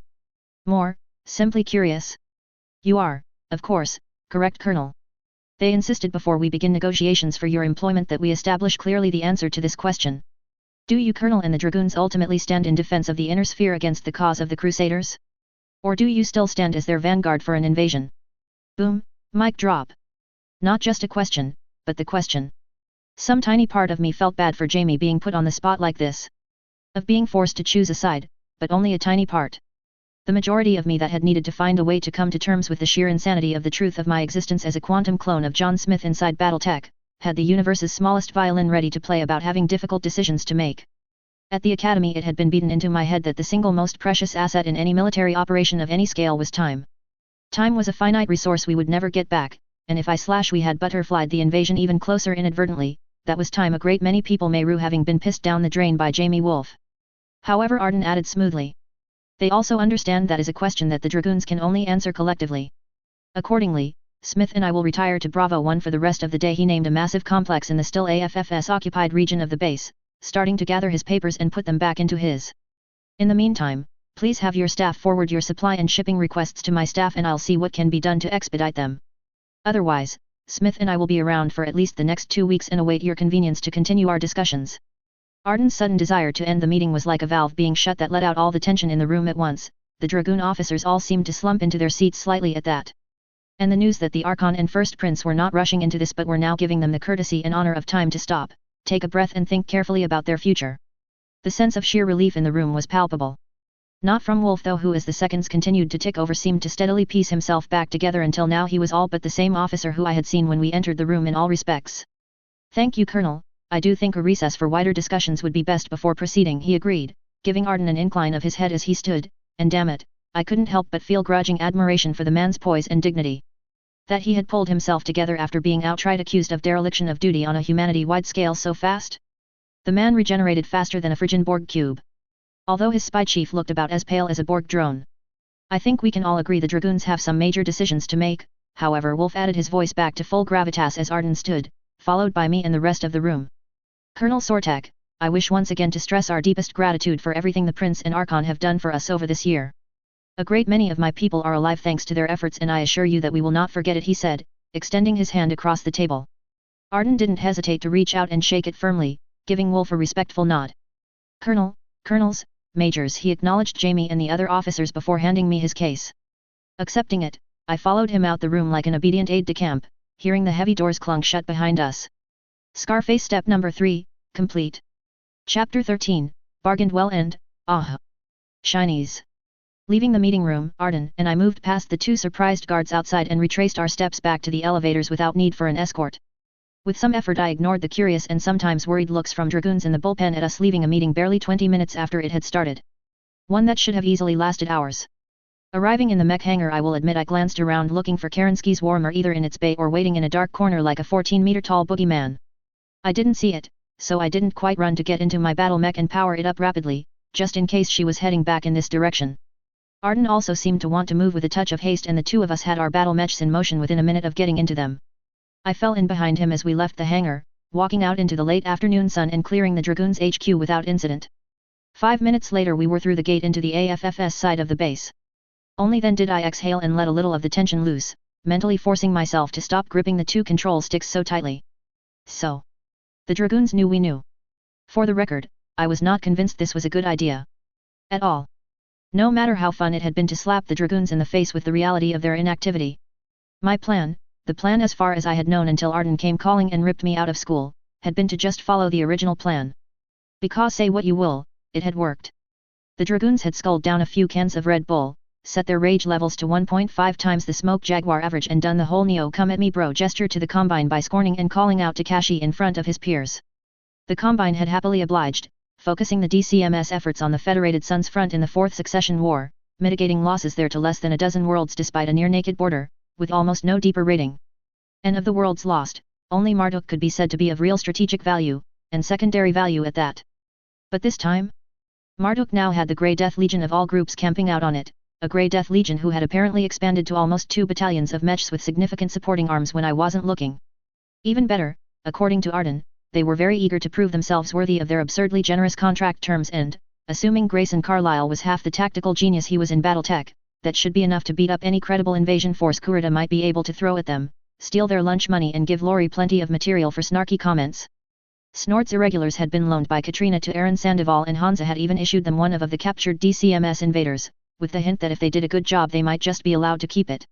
The Light Horse had also been pulled from Rat to stay on Robinson with their own extensive private jump ship fleet as a mobile reserve, their place apparently backfilled by some reshuffles Yvonne had done in tightening their plans based on my sources.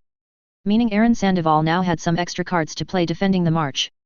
So we had extra units, increased direct and indirect starting damage to the DCMS thanks to the Dragoons and Light Horse and a sudden shortage of DCA jump ships on top of that.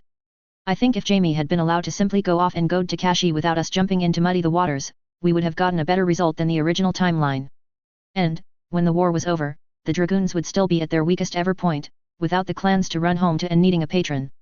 Hansa Davian and Katrina Steiner however, disagreed. Asterisk.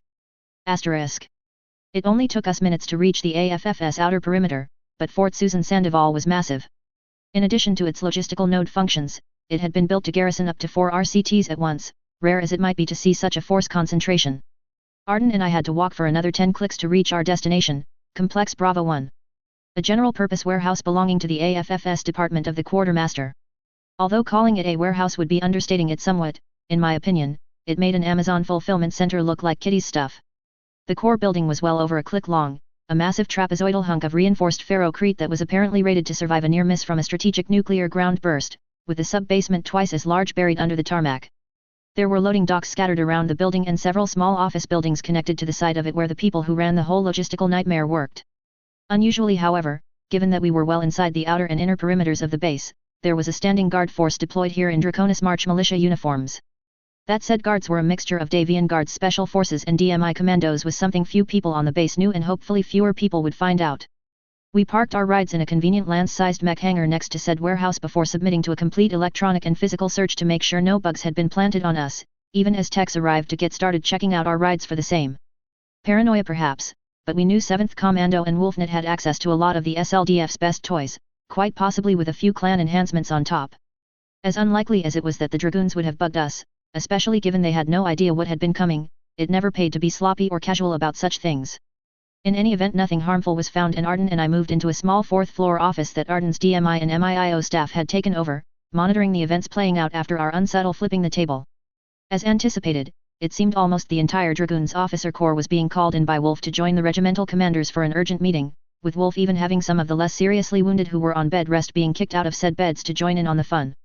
Snort and his daughter had also been called in, which I actually felt bad for, given that the surveillance feed showed they had been down on the base's extensive private beach with the Irregulars and most of the Black Widows. It looked to be pretty friggin' rockin' beach party too, with the Irregulars having borrowed an AFFS field kitchen and having acquired an impressive amount of booze, food, and other such supplies from who knows where. Rwanda had even moved her Lastek Highlander down there to serve as a combination jukebox and power source for some portable equipment they had set up.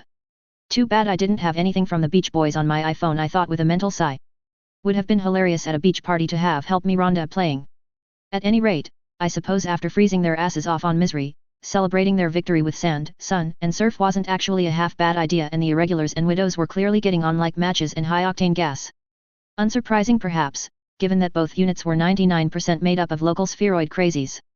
Alas, a bandit appeared not too long after Arden and I got back, blowing sand everywhere before William Cameron jumped out, grabbed the 2 Snords, dragged them on board and blasted back to base at maximum overthrust. Their absence hadn't seemed to dampen the party one bit though, as afternoon turned to dusk.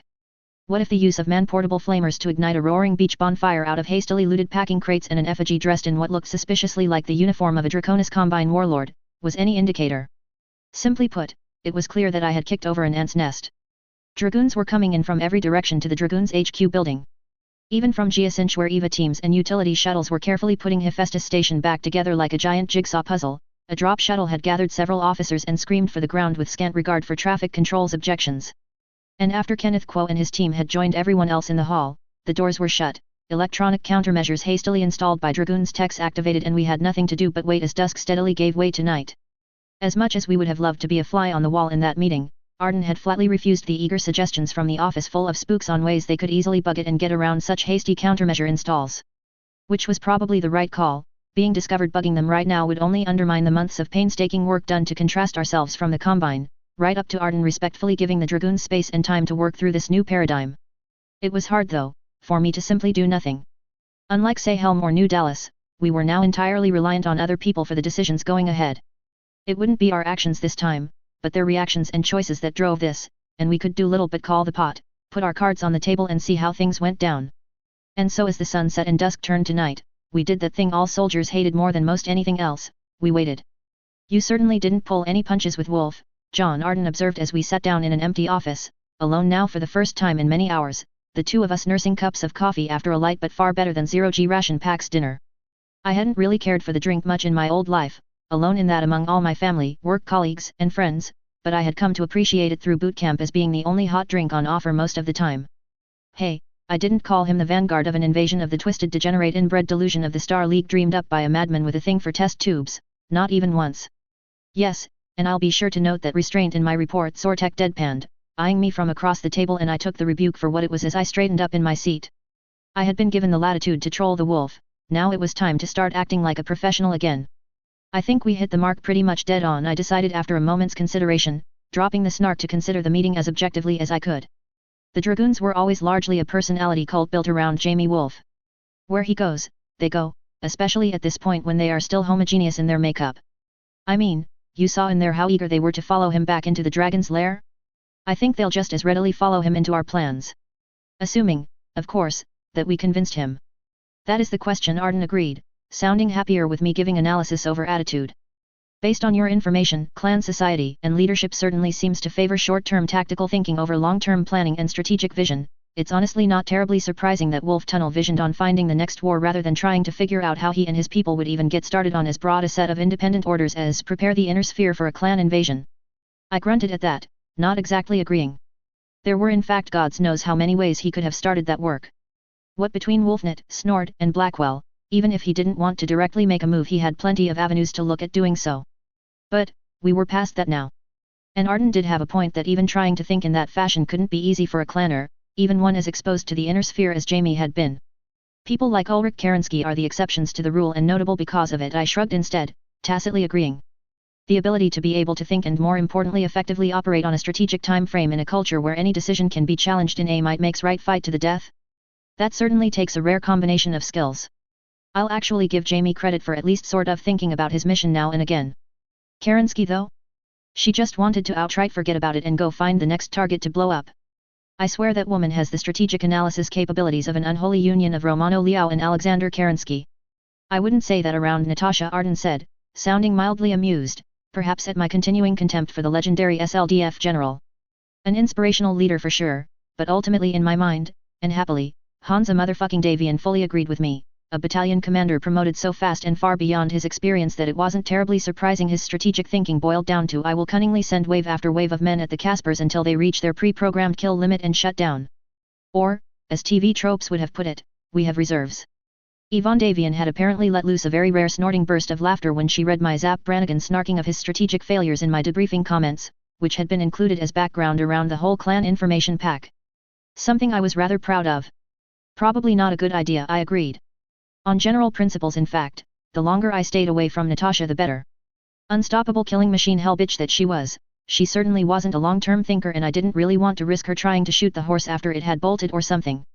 I mean, even in the fucking clan homeworlds Natasha was known to definitely lack the Kerensky vision that Ulrich had, and boy was that saying something if even clanners thought so. Her strategic review of the state of the inner sphere at the start of Lethal Heritage, well, clearly, she had her talents but strategic analysis was not one of them. But beyond a lack of critical strategic thinking skills, I continued, I'm also going to guess that Natasha declaring the whole idea of the inner sphere being unable to defend itself came down largely to CSS. CSS? Arden blinked and I waved a hand idly. Oh. Clanner superiority syndrome, I explained, and that caused Arden to roll his eyes, but there was a faint smile on his face to hold back the edge of the gesture. They're a step up from Homo sapiens and have either a right to dominate and lead, or a responsibility to magnanimously step in and protect because we're incapable of looking after ourselves, especially against other superior clanners. Ah, he said, rolling his eyes with exquisite tact, and left it there as we both took a sip of our drinks. I might be being unfair to the Dragoons, not bloody likely, but I always had a sneaking suspicion that, like most clanners, the original Dragoons had an instinctive belief in their superiority over the rest of mankind on a fundamental evolutionary level. Even if only subconsciously, they believed that only clanners, even freeborn renegade clanners, had any hope of saving the inner sphere from the clans. Even the Warden philosophy at its core still held that the inner sphere would inevitably need them to come in and save it from something the poor dumb spheroids couldn't handle at some point, rather than admitting a warrior society needed a war to justify its existence. So, despite mankind being out in space for 1,000 years and the clan's entire existence being barely 2 centuries worth of it in a population disparity just this side of hilariously lopsided, apparently we were all helpless little sheep needing either culling or petting. Such an attitude helped explain things like Jamie Wolf's complete waste of time 3051, conference on outreach to try and teach combat veterans with victories against the clans under their belts no less. How to be clan warriors to face them. Because, of course, real war wasn't about silly things like sitting down in the year of peace to plan logistics, troop movements, industrial plans and technology transfers, combined arms applications or strategic warfare modeling between the generals of the great houses to present a unified front and compare notes. No. It was entirely about shiny toys on the field driven by Ubermensch who would sweep across the inner sphere like an unstoppable fire unless they prepared their own Ubermensch to stop them on the clan's terms.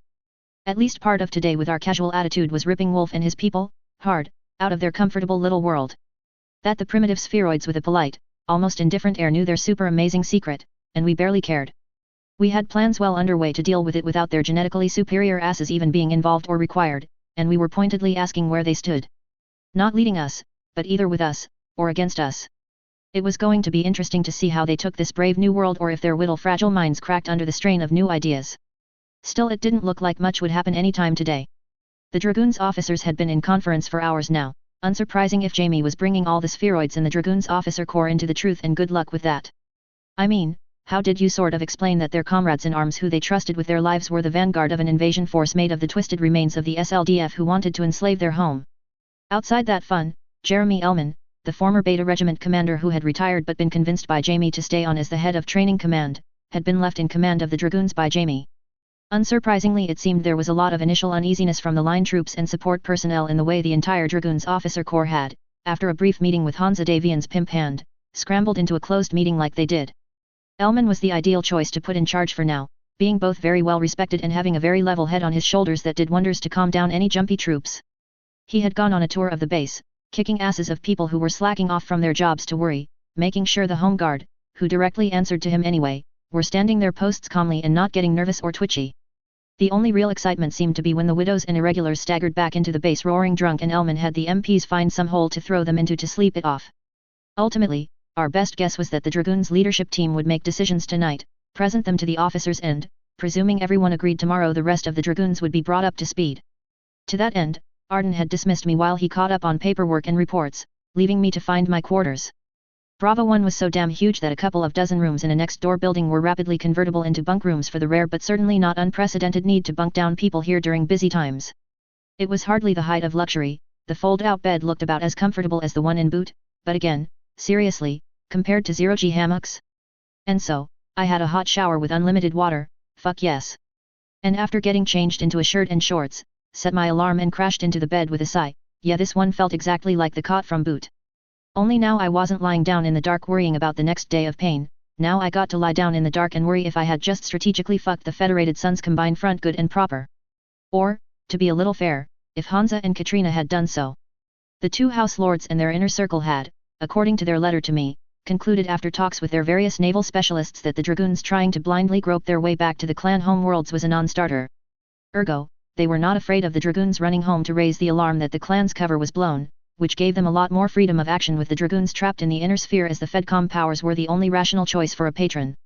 I mean, it was just a little unlikely they would run back to the Combine, no check that. A little unlikely they would run back to the Combine without murder-death-kill intentions. The Confederation would probably love to impress them into the CCAF in their weakened state, and Jamie would probably be less than enthused about that crazy daughter of Mad Max trying to marry and / or have him killed once again, not to mention Romano on top of that. Although that could lead to hilarious sitcom potential with Justin also in the mix now that I thought about it. The Free Worlds League was a valid possibility, but they were both some distance away and still the source of painful memories with all manner of growing internal problems. Hansa Davian's original timeline AstroTurf internal frictions he had set up to keep the Merrics out of the Fourth Succession War had now been well overtaken by a far more serious spat rapidly spiraling out of control from the fallout of Helm. Most especially the, entirely true, fact that Lord Garth of Irion had been trying to get at the cash to give him the military muscle to overthrow the Captain General. Apparently safe, whose foreign intelligence sucked balls but whose internal counterintelligence was actually considered first class, especially when focused on internal frictions, had found more than enough circumstantial evidence to convince the Captain General of Garth intentions, just not quite enough to be able to openly accuse him with hard proof. Not yet anyway. Things hadn't decayed, yet, to active shooting, but provincial and federal units were quietly shifting around, making everyone nervous, and every other province was eagerly maneuvering politically to see how they might be able to take advantage of the situation. Hans's original timeline had suddenly accelerated away into something far more genuine without him having to do a damn thing, and I suspected that jumping into another Free Worlds League civil war appealed to the Dragoons about as much as retiring to become farmers. Still, there were always other options, it was just a question of if you were willing or just desperate enough to risk the odds. And that was the billion-C-bill question that was keeping me awake in my bed. Were there enough people desperate enough to risk it? The Dragoons' warships had very deep cargo holds and plenty of room for dropships carrying extra personnel and supplies if enough of the Dragoons decided to run for it, even if it would probably take a bit of time to get them up and running. Wolfnet could surely use that time to get enough data from inner sphere periphery traders to guide them as far as the Chain Elaine Isles, a periphery microstate a few hundred light-years past the official core ward periphery border. A useful starting point given that it had inner sphere links, but it also had a lot of data on the deeper, darker things lurking out there if you knew who to ask. Data that just might include directions to the Hanseatic League or Jarnfolk, real deep periphery cultures that in turn had some contact with the clans. I mean, I had suggested exactly that progression to MIIO when they had asked for suggestions on how to get people into the Kerensky cluster. Of course, that was a highly unlikely, worst-case scenario. While there might be one or two outliers who would want to go back to the clans because they were cuckoo for Cocoa Puffs, a trained warship crew that did not make. Add to that the ranting of Sing-In wolves on the border that suggested that you cannot go home again factoid was already well known and accepted, but there had been no civil war or split as a result of it. And it wasn't hard to understand why either. I mean, the best their mech warriors could expect on getting back given their freeborn status and age, would be a pat on the back and demotion to infantry cannon fodder if they were very very lucky. And the non-combat arms? Say goodbye to the freedom of the inner sphere and hello to the tech caste, merchant caste, and labor caste with all the wonderful UR property for the warriors to trade around at will fun. The odds were good that Kurlan Ward and Ulrich Kerensky had stacked the dragoons with exactly the kind of freeborns who would only go back if dragged in chains kicking and screaming after having a taste of the inner sphere. To say nothing of the dragoons' inner sphere comrades in arms, families, and support personnel who'd probably be rather less inclined to pack up and wander off to an alien society where they would be fourth-class barbarian bondsmen at best. No. By and large the inner sphere was a paradise for the freeborn of the clans. Especially the more liberal states of the Fedcom and Free Worlds League. The only one with skin in the game on their silly breeding program by having a blood name as far as I knew was Kerensky, and she clearly hadn't really given a toss. Even when the formal recall order had come in the original timeline, she alone had obeyed it seemingly to fight against the invasion from the other side of the fence, alongside Ulrich. Probably ahead she and Jamie had decided on to cover their bases given that she was the only one the clans had to even pretend to listen to, being a clan blood-named council member. But in any event, worrying about this was pointless. The die was now cast. I had fucking cast it. All we could do was see which face came up. So I flipped over, closed my eyes and tried to get some sleep. Asterisk. Asterisk. My alarm went off at 5:30 on the dot and I was up and moving before my brain finished coming online as I threw off my blankets and rolled out of the camp cot. So automatic were my motions that I was up and yanking on clothes for about 10 seconds before I realized that this wasn't boot and I didn't have an angry NCO inbound to berate us for not being up and ready within 60 seconds of the end of the designated sleep time. This was worse. Well, I thought, glancing around the room, at least Natasha isn't sitting in a dark corner brooding at me while petting a giant slug thrower. I jumped into the shower, and hissed as by either design or some stupid plumbing mistake, I got a face full of cold water. I gritted my teeth and pushed through. It was sure as hell not the first time I had had to suffer such things in training, and it did wake me up rather effectively.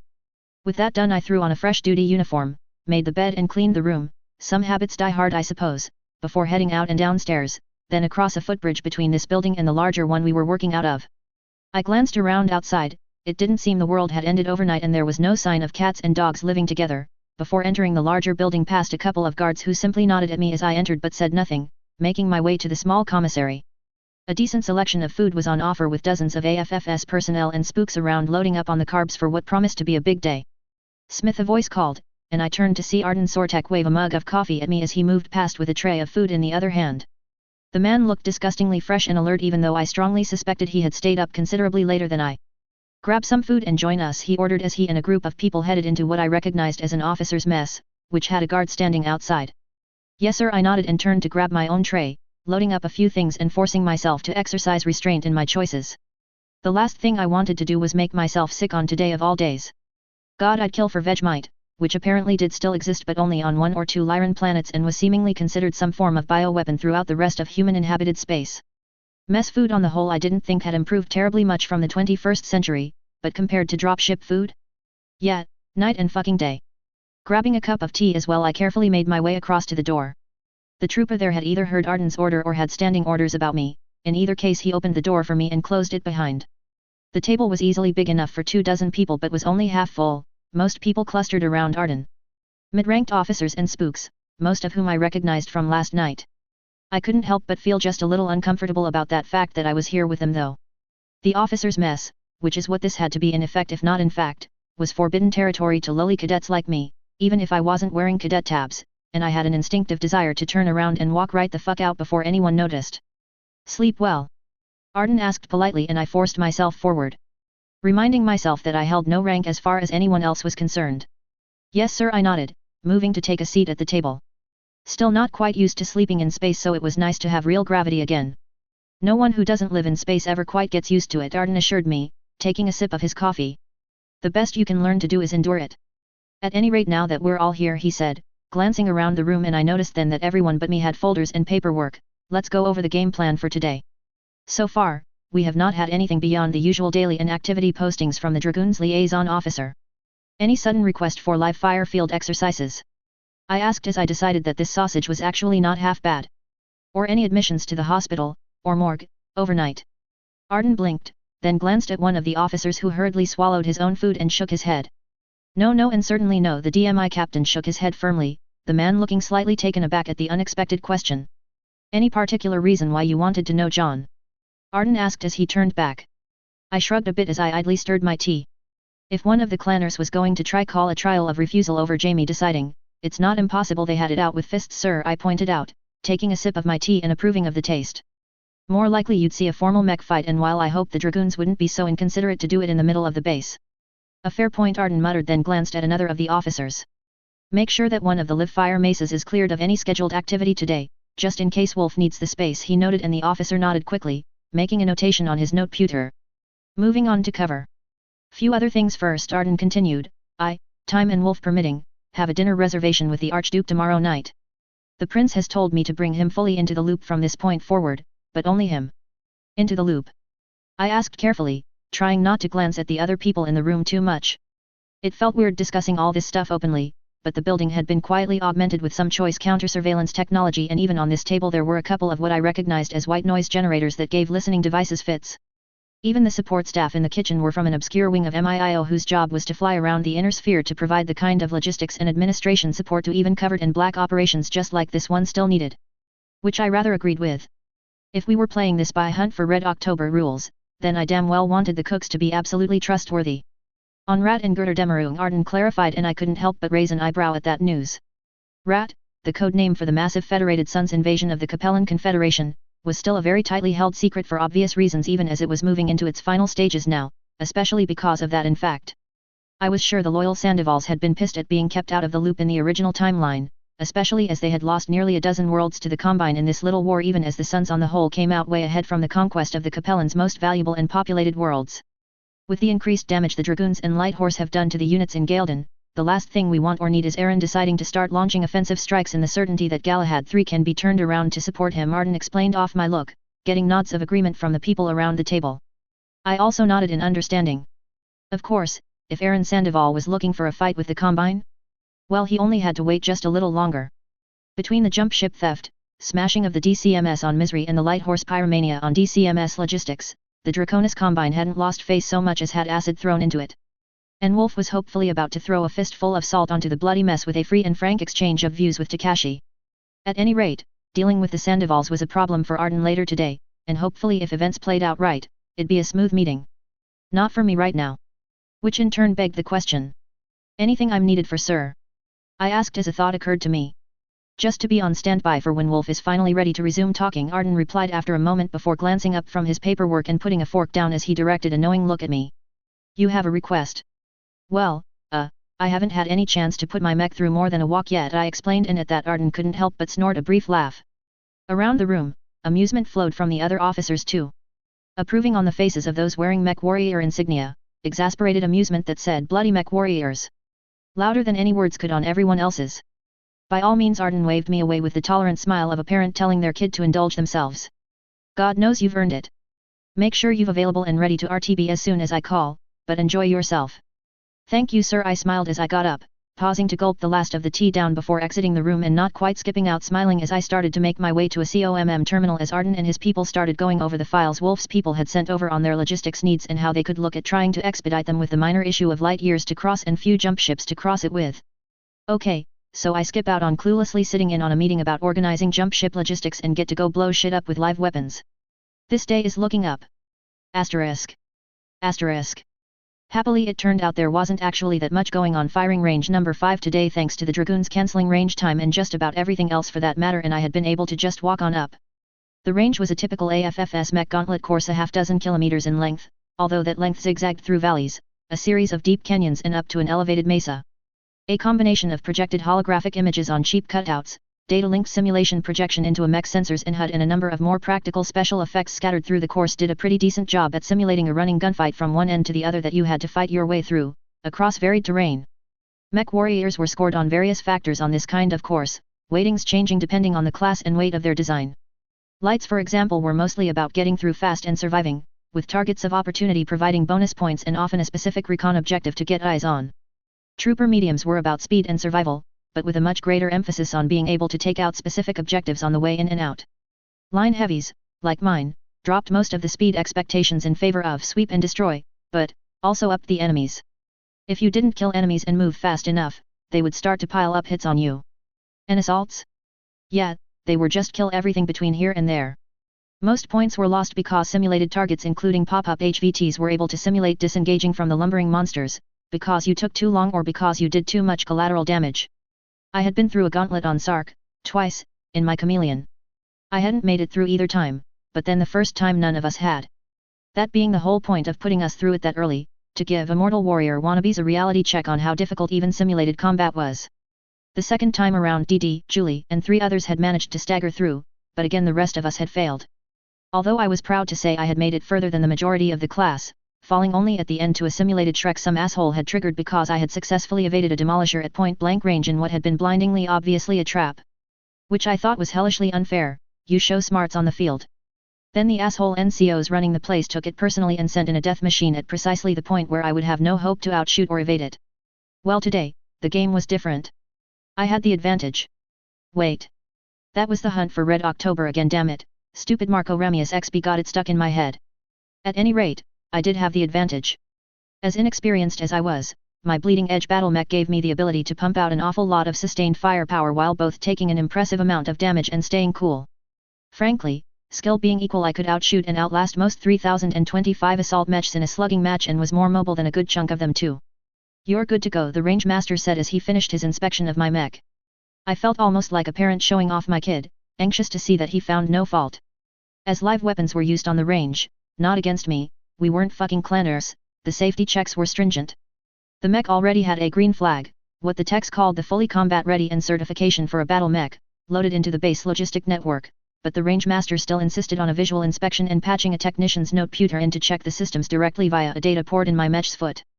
Professionally, I admired his diligence and attention to detail. Privately, I wondered if he just wanted to gawk and poke at the Lastek toy. He also seemed weirded out by the featureless grey paint job to the point that I did actually start to think about how I might improve on that, perhaps starting with a honk if you like Glag's bumper sticker? What would be most insulting to Harmony Gold? Difficult question. Get on TAC 16 when you're geared up and move to NAV Delta 50, the range master continued, snapping my attention back as he in turn jerked his head at the road that vanished into a tunnel, that rose through the face of the sheer rock wall in front of me. The gauntlet was on the other side of the ridgeline, something of a design choice to ensure stray shots didn't get back into the base. The course itself started in a sort of open valley that narrowed into a maze of canyons that reminded me greatly of the original Mech Warrior 2 intro, which I took as a good omen even if my mech looked dangerously like a timber wolf, before offering either a climb to an open plateau or an urban combat component through an abandoned firebase, depending on what the computers decided and my time. It looked like a lot of fun. We're running the Beta 4 scenario, be prepared for tracks and mechs, mid-ranged difficulty for a heavy. You've already synced your comp? Good, he nodded off my own nod. We'll start things rolling once you get to the NAV, and keep your weapons cold until you get clearance, he added with a scowl that made me wonder if the Dragoons had been flaunting the regs. Frankly, I doubted it, they were far too professional. Well, for the most part anyway. I mean, the Black Widows were the kind of unit you pointed towards an enemy, said Hulk. Smash, and sat back to watch the fireworks. But, for the most part, they were pros, so I decided this guy was just a hardass. Got it, I acknowledged, smiling at the man. Thanks, Sarge. Beta 4 suited me just fine, mid-ranged difficulty for 3025 heavies like Thunderbolts and Jagger mechs when I was running an SLDF Royal. I resisted the urge to cackle like Dr. Evil.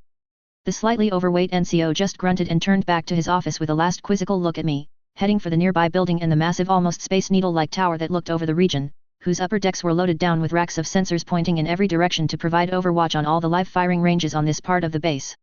The man had been disinclined to move terribly fast on my unusual request of just rocking up in a mech to request range time, but had at least humored me and run my AFFS ID card. At which point he had balked at something that came up on his screen I couldn't see, then after a more focused glance at me, hauled himself out of his chair and gotten the ball rolling with his staff, who had been preparing for a nice quiet morning off. I'm guessing I had Arden to thank for whatever that was about. Being on good terms with Hansa Davian's pimp hand was surprising useful for cutting through red tape. Walking over to the side of my mech, I took a last deep breath of the fresh sea air and started to ascend the chain link ladder that led back to my mech's cockpit. Luckily in boot the instructors made it a point, often literally by jabbing with pool cues on rope climbs, to ensure you build up enough upper body strength to be able to do this in the field where lift hoists were not available, so I made it to the cockpit with only a couple of grunts, swinging inside and slapping the prominent green button next to the hatch.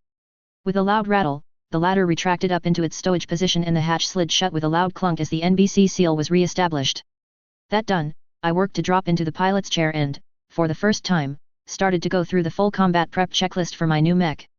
First came the coolant vest hanging next to my chair, which I slipped on over my t-shirt.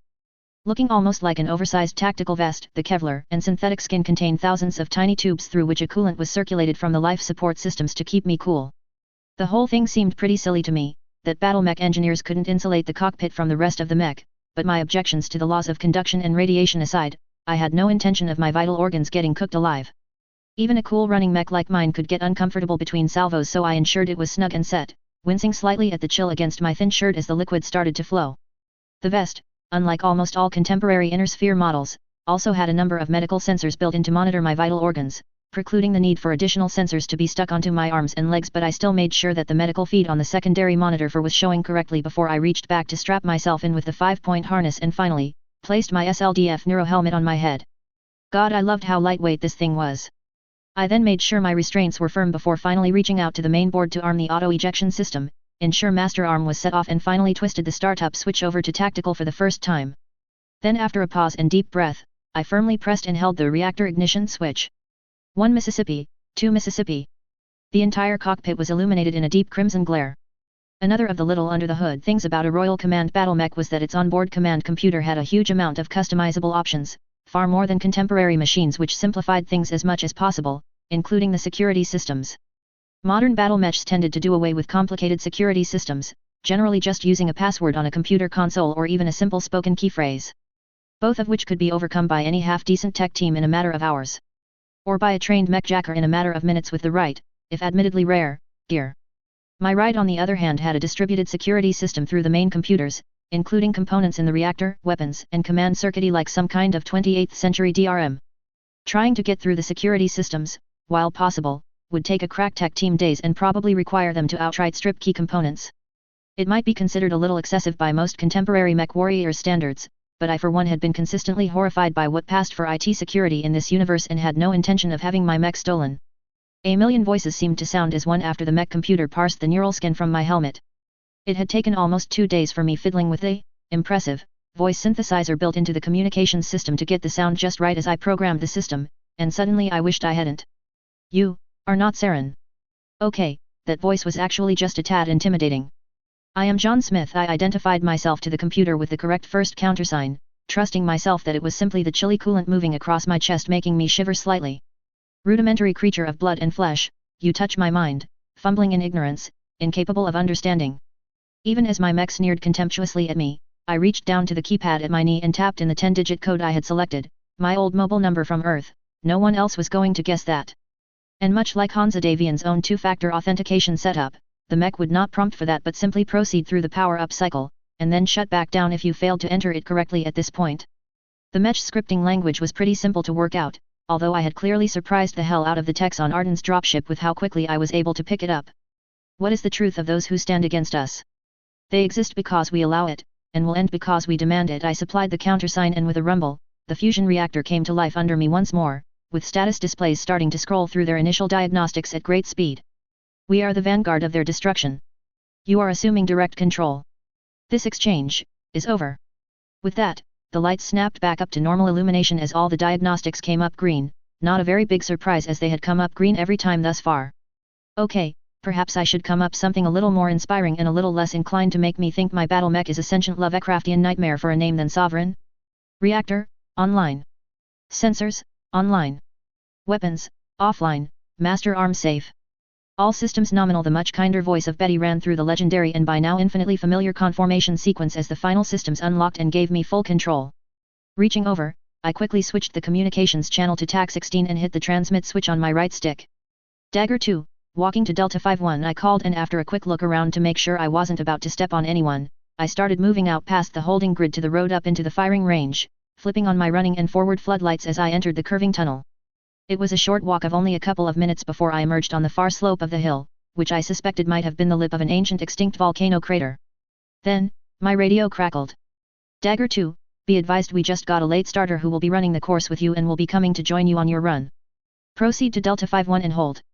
My face took on an incredulous look, glaring at my comm board in a way that made me glad that two-way video communication was generally not a thing used in the field. Fucking seriously? I finally got a chance to stretch my legs as it were and, to paraphrase Edina Menzel, to see what this killing machine can do, to test its limits and break through anything that got in my way. And now I was being forced to go side by side on the course? More than that, given my skill level I'd probably get shown up by some crackerjack Valkyrie pilot who stole all the kills and laughed at how damn horrible I was in such a vaunted machine. I mean, why couldn't they just wait their turn instead of being bundled in with me?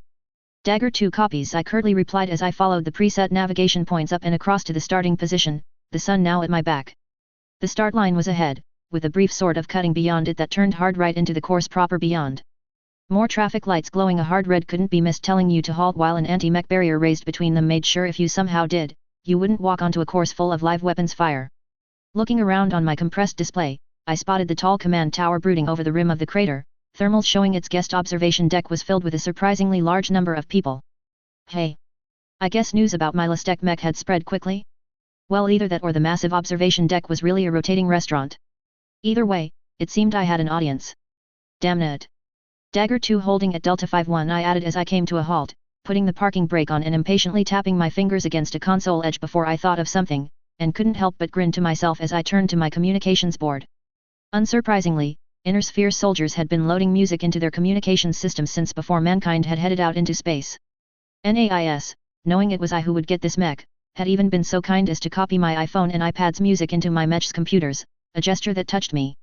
They had also renamed some of the tracks for obvious reasons, but the complete soundtracks of all 3 MechWarrior 2 games plus MechWarrior 4 were loaded and good to go, and I quickly started to queue them up. While idly thinking about what the NAIS scientists thought about that, having what essentially amounted to an official soundtrack for their universe. At any rate, fuck being professional for once. I had been in the Battletech universe for years now, and I have never once been allowed to just go nuts with a battle mech and shoot the fuck out of stuff with fully powered weapons. Damn it, I had earned this. But now I'd have to friggin' share with someone else. My timing was excellent though. I had just finished sorting my playlist when my sensor board pinged a proximity alert. A new passive mech contact was on an intercept course from my 6. Okay, that had to be my partner. I focused my compressed holographic display to a narrower rear aspect as the yellow unknown contact approached on my TIC map. And soon enough a vague figure came into view, backstopped by the cheerful ball of fusion of the ever-rising morning sun. The image processors did their best to deal with the light bloom, although I instantly wished they hadn't. Now, I was faced with a humanoid figure slow walking towards me with a rolling red ball of nuclear fire behind it. The figure was washed out, a dead black silhouette without much detail of heavy or assault size, and I was instantly reminded of that classic anime shot of Evangelion Unit 03 with the sun behind it walking towards the good guys with utterly implacable, unstoppable, menace. Okay, not a polite point of comparison to start with, Smith, I chided myself, tapping my COMM board to accept the lasercom handshake from the incoming. Well, if it isn't Mr. John Smith getting in an early morning workout. Natasha Kerensky's voice came through my headphones, and it was only by an act of God, in fact, that the parking brake was enabled, that my mech didn't skip forward a half-dozen meters as my feet jolted into the control pedals. Calm the fuck down, Smith, I swore at myself, closing my eyes and then exhaling a deep shuddering breath. I opened my eyes as she moved off the line that had her backlit, her dreaded jet black warmer filling out with dragoons and black widow markings. For a heart-stopping second as she turned, her massive weapons array seemed to line up on my rear aspect, but no, she was just turning in a zigzag to step up next to me on my left at the start line. Although she had probably taken her time with that pivot just to screw with me. Well, I'm very glad I hadn't had enough time to digest breakfast yet, otherwise I'm pretty sure I'd have to pull out for a few minutes to change my pants, I thought before. With another calming breath and careful clenching and unclenching of fists, I hit my microphone switch. Major, I greeted her in as cordial voice as I could. I must admit, I'm a little surprised to see you here this morning. I thought you ran through the course yesterday. I was running through it, and tracking to easily break all records. Then at the halfway mark Cameron busted into my command loop telling me to get back to base right the hell now and nothing more, she explained, sounding rather irritated at that sequence of events, making me cringe just a little. what given that I was largely responsible for that outcome? So, I did, thinking the widows had set the ocean on fire or something, but found everyone was being dragged into an emergency meeting. Apparently someone, and that emphasis told me then and there she knew it was me, blew the whole secret about our origins, and that meant it was time to run around in circles screaming that the sky was falling or something, like a bunch of Phrygian capellans just told the Chancellor was making a surprise personal inspection of their supply dump. Wait, what? You seem to be taking events rather calmly, I observed, entirely off-put by her blithful and unperturbed attitude. Kerensky however surprised me with her response to that as she snorted. What's there to waste time worrying about? Jamie getting a good kick in the behind to get to work? He can go run around in circles if it makes him happy. I've got a new course record to set. My mouth was hanging open right now and my face locked into a rictus of bewildered, stunned astonishment. Okay. Kerensky was acting, sensibly. Rationally. Non-kill frenzy-ish. What the hell was going? I immediately slapped myself with a mental 2x4. Do not ask questions, Smith. Do not look closer at this, Smith. Just fucking roll with it. Dagger 2, Widow Prime from Charlie. The range master droned from his elevated command center as he thankfully cut into my stunned silence at that point, saving me from having to try and come up with a reply. Go weapons hot and confirm readiness. Widow Prime, weapons hot and ready to rock. Natasha responded immediately on the channel, meaning her guns were already good to go, no surprise there. Technically that was a pretty big range safety violation, but it would take a very brave REMF to dare and call out the Black Widow on such things. My skin did a good job of crawling however as I realized that Kerensky had pointed a whole buttload of Alpha Strike at my back with live guns. Shaking it off, I reached up to flick the safety cover off the master arm switch, pressing the button underneath. A tiny LED switched from a dull red to a shimmering green in response. Master arm, engaged. Weapons, online Betty confirmed. A second later, there was a sudden almost anticipatory rise in the humming of my fusion reactor as my weapons started to pull low draw power. A set of floating crosshairs also materialized, nominally showing where my guns were pointing on their various mounts. In theory I could move either arm, the chin mount or the head turret independently of the others, but in the current mode the primary red crosshair had them slaved so that all my forward-firing guns would follow it, zeroed to optimum medium laser range. A flick of my right thumb and the aim point of my arms would recalibrate and zero the PPCs to whatever target or object was under said crosshairs. The ideal being to converge all weapons impacts at the same point, something easier said than done. Ergo, my decision to stay with the gun slaved to a single aiming point. My extended torso twisting would help make up for the more limited field of fire that got me. I hoped. Dagger 2, good to go, I replied to the command center with as much confidence as I could pull together. Mech 2, Mech 3, Mech 4, MWO and Living Legends, don't fail me now, I silently called upon the gaming gods before setting my hands on the sticks, feet on the pedals and focusing myself into the combat situation. Dagger 2, Widow Prime, copy. Good hunting. You are go for deployment in 30 seconds from my mark.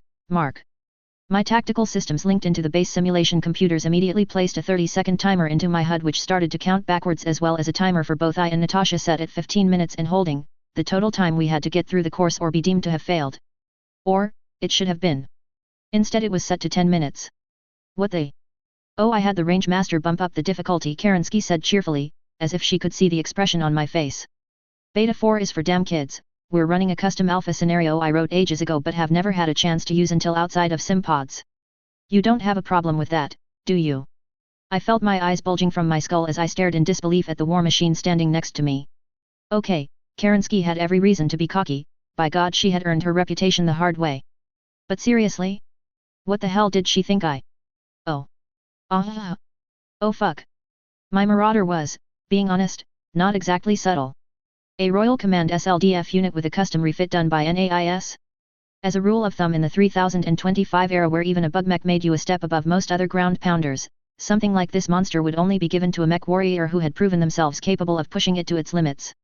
Because otherwise you were just wasting a very rare, non-renewable resource. Kerensky had probably been on her way here to shoot shit up, and her casualness aside, shooting shit up was probably the way she was going to deal with the stress from ongoing events. Found out I was here and decided this was a perfect chance to get a real workout in alongside a genuine peer of a mech warrior, who she probably had a great many questions about given how mysterious I was with my fuzzy position and rank.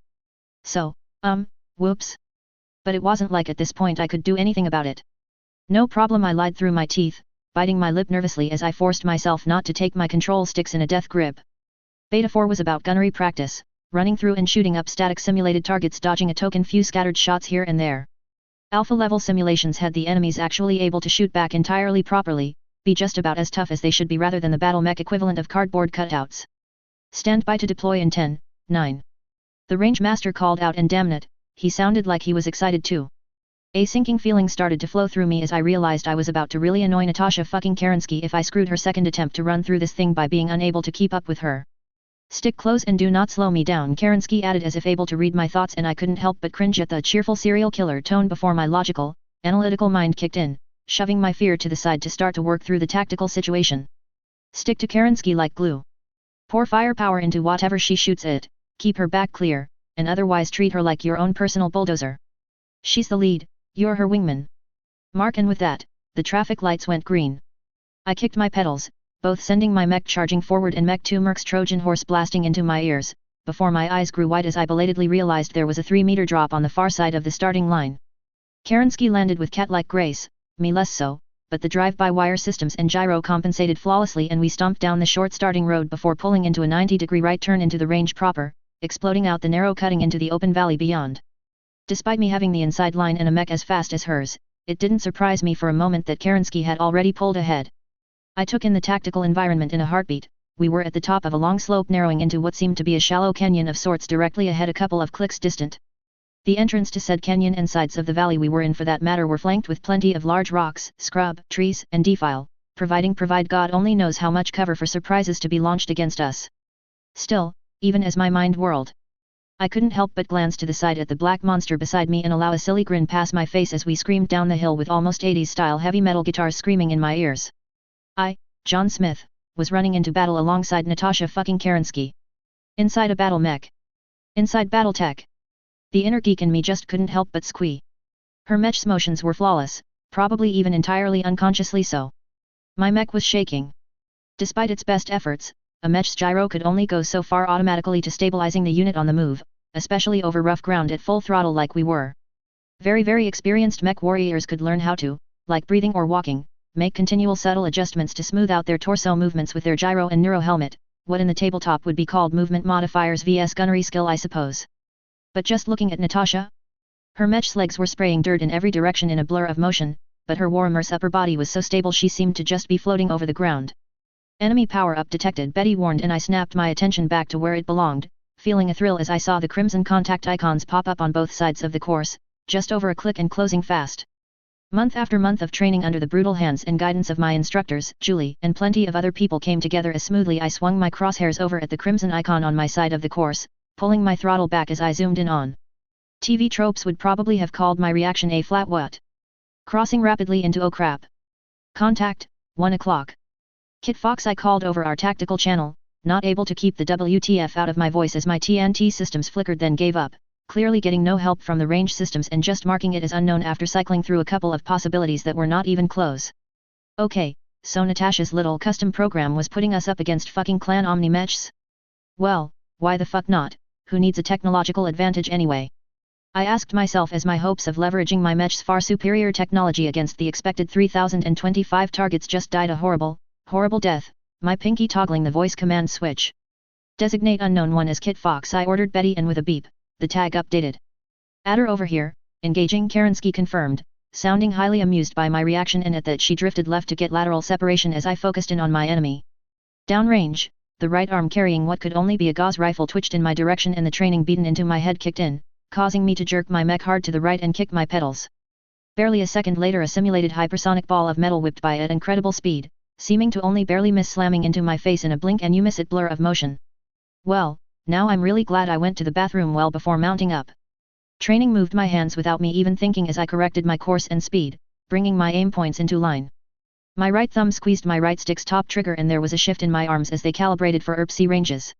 Pulling my speed as low as I dared as I held the guns on target, I squeezed the primary trigger. For the first time since 2781, my mech's guns were fired in anger. To my pleasant surprise, the twin purple particle beam smashed squarely into the target center mass, right on top of what I recognized as a Jade Falcon insignia. Said simulated target, really an iron plate on tracks with a holographic overlay, reeled for a second as the range computers calculated the effects of my beams ripping into its center torso, and with a highly unlikely explosion the first enemy of the day was down. My heat indicators flickered as the heat pumps in the cooling loop flushed good coolant through the weapons pods and carried the heat to the radiators, but I didn't feel any change in my cockpit, for now anyway. Enemy mech, destroyed. Betty approved of my actions and I couldn't help but smile. Nice shooting, move faster. Kerensky chided and I turned attention across to her side of the compressed display, and blinked as I saw her target long dead.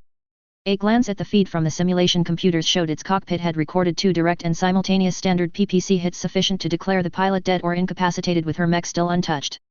Because of course Natasha fucking Kerensky could outshoot a unit with 2 clan ER PPCs, in her warmer, even from outside maximum effective PPC range, without slowing down. Day. Roger was all I trusted myself to say, kicking my throttle back up to full as she backed off to let me slowly catch up, the terrain of the downward slope giving way to a thin scattering of trees on a flat valley floor. Ahead, terrain narrowed, rising ahead to our left and right and constricting our path into a sort of canyon out of this first area. Moments later, Betty warned once more of enemy power-ups and over the rise at my 12-1 low-slung design loomed into place, at about 400 meters, holy shit that's a Nova. I slammed my mech to the right far more violently than I had when trying to evade the Gauss rifle, damn near causing my mech to spin to the ground as I simultaneously chopped the throttle back. My instinctive but poorly executed evasive maneuver caused my gyro to scream in protest almost as loud as the lock-on warning alarm and my torso wildly rocked ensuring I had no hope in hell of using my weapons, but the desperate move paid off handsomely as a New York rave party's worth of coherent light tore through where I would have been rather than where I was. 3 of the emerald beams did slash across my left arm, but without any concentration or dwell time generating the battle mech equivalent of a flesh wound. That could have been much, much worse. Should have been much worse. If that alpha strike had hit me dead on, it would have torn my mech to pieces. Fucking bullshit clan tech, I mentally snarled, the ancient curse of many a Battletech player. In whatever form of the game you played, from tabletop to mech warrior to RPGs, fucking bullshit clan tech. I brutally fought my top heavy battle mech, refusing to let gravity win while yelling at Betty to designate target 4 as a Nova. On the plus side, the targeting systems showed the thermodynamic price the Nova paid for pressing the Megadeth button as its heat scale exploded past the ability of its cooling systems to cope with the waste heat, glowing white hot on the simulated IR readout as it worked to kick off a virtual global warming scenario on Robinson. Personally, for at least the next 20, maybe 30 seconds it would be a non-factor, and I directed my attention to the other side of the field, hauling my almost stationary mech around in a 180. A clan mech I recognized as a Hellbringer, a clan take on the warmer in a lighter package, was busy having a free and frank exchange of views with Kerensky. Or, at least it was trying to, because Kerensky was busy drifting. Yes, drifting. As in Tokyo Drift drifting. With a 70-ton battle mech. It was completely impossible of course, so she did it anyway, telling Newton's first law to go fuck itself as she shifted her full throttle momentum near 50 degrees off her line of advance into a skidding slide of sorts that left mech feet-sized skid marks in the soil under her feet. The simulated Hellbringer's alpha strike ripped wildly through where she should have been, its guns barely scoring a glancing hit with a couple of SRMs and a glancing laser hit before its simulated muscles overloaded, leaving it unable to track its opponent. Unlike me however, Kerensky had kept her guns perfectly on target the whole time through with a torso swivel. The simulation seemed to have no programming for point defense systems, so her SRM smashed into the Hellbringer's chest unabated, the cluster of detonations serving as a fine aiming point for 2 medium lasers to slice into, followed by one of her 2 particle beams, the Widow clearly holding back her other big gun to manage her heat curve. Simulated armor panels went flying in every direction as the range computers projected the estimated damage, but while her withering salvo clearly staggered the bot, it was also clear that it wasn't going to be a straight kill. Even against a glass cannon like the Jade Falcon's favorite heavy. So without hesitation I snapped up my arms and opened fire. My snapshot was perhaps a tad too hasty, and I should have taken the time to aim more carefully as one PPC missed my aiming point and simply peeled armor from the target's right arm. The second particle beam however tore precisely through the shredded mess Kerensky had made of its torso and dug deep into the chewy nougat center. Enemy mech, destroyed. You know, I'm pretty sure that, as a rule, mechs don't normally explode like that. A frantic beeping in my ears however brought my attention to my situation as the Nova sluggishly, but malevolently came back to life on my compressed display. My own heat was being dissipated efficiently, firing both PPCs maxed out the cooling loop, and the further you overheated the less efficient the system became. Surprise surprise. While my other guns were charged, I wanted to hit hard, so I slammed my mech back into motion, wheeling back around in an evasive course to close the distance at a rapidly accelerating pace. The simulated bot was still badly overheated, the simulation faithfully reflecting the stiff sluggishness of my Oimer at its thermal limits, but even so the thing opened fire with a quartet of hitscan emerald beams as my torso twisted near automatically to prevent hard dwell penetration. 2 shots were clean misses, but the fire pattern of the AI had been annoyingly competent, using a laser on each arm and 2 on the torso to try and bracket me. 2 direct hits raked down my left arm, and this time they did far more than simply burning off paint, ripping an alarming amount of protection away. Ah! The fucking clan ER medium laser. OP, please nerf Catalyst. No, seriously please nerf them before I have to fight them for real. Nothing critical was damaged though. Riding out the simulated shuddering, my gyro threw me as the Nova again blazed white on the IR readout. I swung my mech and torso to face the Nova once again head on, halting inside medium laser range. My heat sinks were now well in the green and the enemy inside the sweet spot of firepower overlap, so I lined up my crosshairs on the jutting knee joint, flicked open the covered safety and pulled the secondary do not pull trigger on my left stick. It wasn't quite an alpha strike. While my mech could theoretically pull one off, it would push my unit's heat near to the scram level and turn my cockpit into an instant inferno. However, dropping one of the ERPPCs out of the loop would reduce the stress on the cooling loop sinks just enough to make it viable, so that's what I had programmed into that switch. It would still slow me down, with the Myanmar governors stiffening my limbs so I wouldn't risk damaging them by trying to run at normal speeds with them overheated, but not enough to be a problem. And if you absolutely positively had to kill every last trash-born motherfucker on the planet. 4 ruby lasers converged on the Nova. My aim point was slightly off, having targeted its right knee, but the beam slashed in nonetheless, flaying simulated armor from its thigh and slagging the real iron plate behind the simulation from the splatters of glowing metal spraying out of the projection. Joining them, a high-frequency blast from my pulse laser unleashed, cutting through the cloud of vaporized metal to rip into the simulated skeleton of the design, followed by the blowtorch of my right arm PPC bolt, the fire control system judging for whatever reason it had the better angle of the two, and fuck. The damn thing rocked back, but the idiotic range computers stubbornly believed my firepower concentration wasn't good enough to. Then lightning whipped left to right to exactly strike my targeted point, instantly snapping the leg off, and the simulated Omni-mech promptly fell face forward, and exploded. Seriously? What the hell was up with that? Enemy mech, destroyed. Phase 1 complete, proceed to Phase 2. Betty approved. Thanks for the assist, I called as I brought my mech up to speed, the jet black warmer casually walking down the slope on which the Hellbringer had been standing. Clearly that double PPC salvo had pushed her heat into the yellow zone given how brightly the radiators were glowing over her mech's skin, to say nothing of how her previously graceful loping had turned into a kind of stiff power walk. Movement still looked flawless though. Only fair, you took part of my kill, I get to take part of yours, Kerensky replied with an amused snort, her gait smoothing out as she dumped heat. My own heat also starting to flush from the saturated heat sinks, luckily still not high enough to have really made a difference in my cockpit. Yet. Now keep moving and stay close, kid, this next bit might get a little fun, she warned me, and with a bit of a smirk I fell into line behind her, our mechs kicking back into a solid sort of jog as we passed through the narrowing valley into the rocky sort of canyon entrance. Okay, we'd just nailed 4 fucking clan omnis.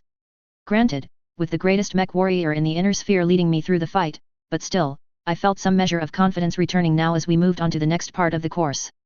Bring it, wait, did she just call me kid? Asterisk. Asterisk. NAV point Delta 54, reached. Commence final phase. 3 minutes, 10 seconds, remaining. I barely heard Betty as I staggered out of the canyon following Kerensky, deeply regretting my decision to taunt Murphy by daring the course to bring it on. My smirk had long vanished, being a rather pathetic look of pure relief as we cleared the canyon and moved back into open air. I dared to finally take a split second to release one of the death grips on my sticks to wipe the sweat out of my eyes, breathing shallowly in the stifling air of my cockpit. My mech's heat was technically already falling back towards the green, but the cooling loop system was primarily about pulling heat away from the weapons, reactor, and artificial muscles of my mech. Secondary waste heat, or ghost heat as mech warriors called it, tended to sink deeper, into the skeleton and air of the cockpit, taking a great deal more time to conduct to heat sinks. And much less time to conduct into my cockpit air. So, despite the best efforts of the life support systems, it was still a damn sauna in here. Of course this was a well-known issue, hence my vest, but that was just for keeping my major organs with intolerance and making sure I didn't die, not making sure I was comfortable. Although to be fair, not all of my sweat could be put down to excessive firing of weapons. The previous area had been a vast network of slot canyons. Natural formations, but expanded and dug out for mechs to run through. A network that had included dead ends, loopbacks, short tunnels and more than a few caves. It was the perfect place to run the infamous AFFS Scorpion's Nest scenario as part of this gauntlet, where mech warriors found themselves being mobbed by Quickie Mart's staple light tank. They were a joke of a threat really, at least against mechs like ours, one-on-one. The laughing tended to die quickly when 20 of them cornered you. 1 AC/5 shot connecting might earn a snort, 20 of them? Rather less funny. Even so, especially with Natasha fucking Kerensky on point, the two of us would have bulldozed through the scenario, if it had been the Scorpion's Nest scenario. These things were so fragile that no one bothered with stand-in proxy targets or plates, just pure holographics simulated on our HUDs that wilted at a stern glare. Except this wasn't the Scorpion's Nest scenario. This was a Kerensky special she called the Fire Scorpion's Nest scenario. 10, a full fucking binary, of the clan quad mechs had been lurking inside the canyons. The first one we had run into barely after we started our run into the next section. Its weapons loadout was pretty light, significantly lighter than mine in fact, but it had decent armor and was very stable as a firing platform. Even as Natasha and I had torn through its rear armor with a concentrated barrage that blew its holographic ammo bin sky high and caused it to simply vanish from our path, new sensor contacts had immediately flashed on with power-ups detected everywhere around us, and these wouldn't be so kind as to give us the chance to come up behind them and shoot through their weak rear armor. We had just awoken the nest and 6 or 7 more red contacts started converging on us with alarming speed. Kerensky had simply turned her mech slightly towards me and said one word. Run. And oh fuck did we run. I was certain Kerensky would not stop if I fell over, which I came terrifyingly close to happening several times, and as my soundtrack advanced to Timothy Seal's cover of Freedom Fight, it really did feel like I was sprinting for my life with a horde of killing machines galloping after me. I was also pretty much entirely relying on Kerensky. The difference between a complete N00B like me and her was never more apparent than now. Beyond the magical way she made her mech move or her bullshit aimbot accuracy, she exactly picked our course through the highly confusing terrain without needing to slow for so much as 1 second. Keeping her throttle firewalled with me barely able to keep up even with 100% of my focus on keeping from tripping over and absolutely nothing left over even to monitor where the enemy was. She weaved us through the canyons on a wild roller coaster ride that got us occasional snapshots from enemy mechs at crossroads, but only a handful of LB/X submunitions from those shots landed on my armor, scattering minimal damage. None of the heavier AC/10 shells managed to connect, thank God, and we managed to work up a decent lead over our pursuit as Natasha perfectly forced them into tail chase single file, except for the 2 that powered up suddenly right at the exit, stomping out of a couple of caves to physically, well, virtually I suppose, block our egress. Or as Matrix Smith would say, I'm sorry, this is a dead end. Because with the other 7 converging after us and Vala's clan Ghost Bear aimbot mech warrior nowhere to be seen, we had at best 2 minutes to kill them and get out of here before we got cornered and torn to pieces. Weaving as best I could to throw off the computer's aim and ignoring the autocannon shells and cluster rounds spraying over my armor causing my gyro to throw me around in programmed simulation of the impacts, I focused my firepower onto Kerensky's target, blazing away with my arm-mounted weapons. The hellish barrage of particle beams, lasers, and missiles ripped into the simulated target at optimal range, or at least the ground beyond it after passing through the projection, and did enough damage that the computers declared the 2 forward-facing weapons mounts on the design were out of action, rendering it useless. At which point it exploded. Whatever, question for later. Bad news however, my target was now stomping forward, clearly pissed I was ignoring it as it flung another 1-2 punch of autocannon munitions into me, alarms sounding as my front aspect armor started to buckle under the double tap of the UAC/10. Right leg, hit its right leg and move. Kerensky barked at me and my condition to follow orders mind obeyed, dropping my crosshairs and focus on the, wait was that my right, her right, or its right no time, leg and triggered my lasers, well before the heatsink's radiators could finish venting from saturation, the guns able to recharge faster than the heat cycle could complete. The quintet of beams scathed into the moving joint and Betty scolded me that I was getting awfully close to an automatic shutdown from the heat. Real scalding heat like someone had just opened the doors of a couple of ovens blew into the cockpit, and I hissed through my teeth as I saw my salvo hadn't done the job. At least 2 of the mediums, the arm mounts restricted by the sluggish Myanmar had shot long. Then a quartet of medium and small lasers joined my beams from the side, slashing in with an awe-inspiring shot focus that had all 4 converge at the exact same point, and pass through the hologram to hit the far wall of course, but that wasn't important.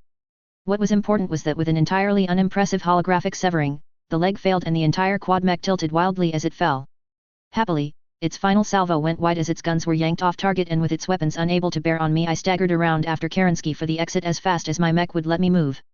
Proximity alarms warned me the rest of the fire scorpions were arriving to avenge their fellow bots, and I had to resist the urge to push my mech harder. After all, this was only a simulation and I didn't want to actually damage the thing for a few kilometers per hour more speed. Fortune smiled on me however as I staggered through the exit barely a second ahead of a barrage of mixed autocannon rounds from the lead quad that figuratively blew craters all over the canyon wall instead. Now that's what I call a fun run. Kerensky cackled, sounding horrifyingly like she was enjoying herself as we, or more accurately I, staggered towards the start line of the final section. I took a second to confirm I was on course before releasing my sticks to shake out my hands and then key the life support systems to break the NBC seal and vent with the outside air. Blessed cool morning sea air rushed through moments later and I tried not to wince at how wet my t-shirt was even as I grudgingly admitted it was doing a sterling job of conducting heat away with my chilly vest.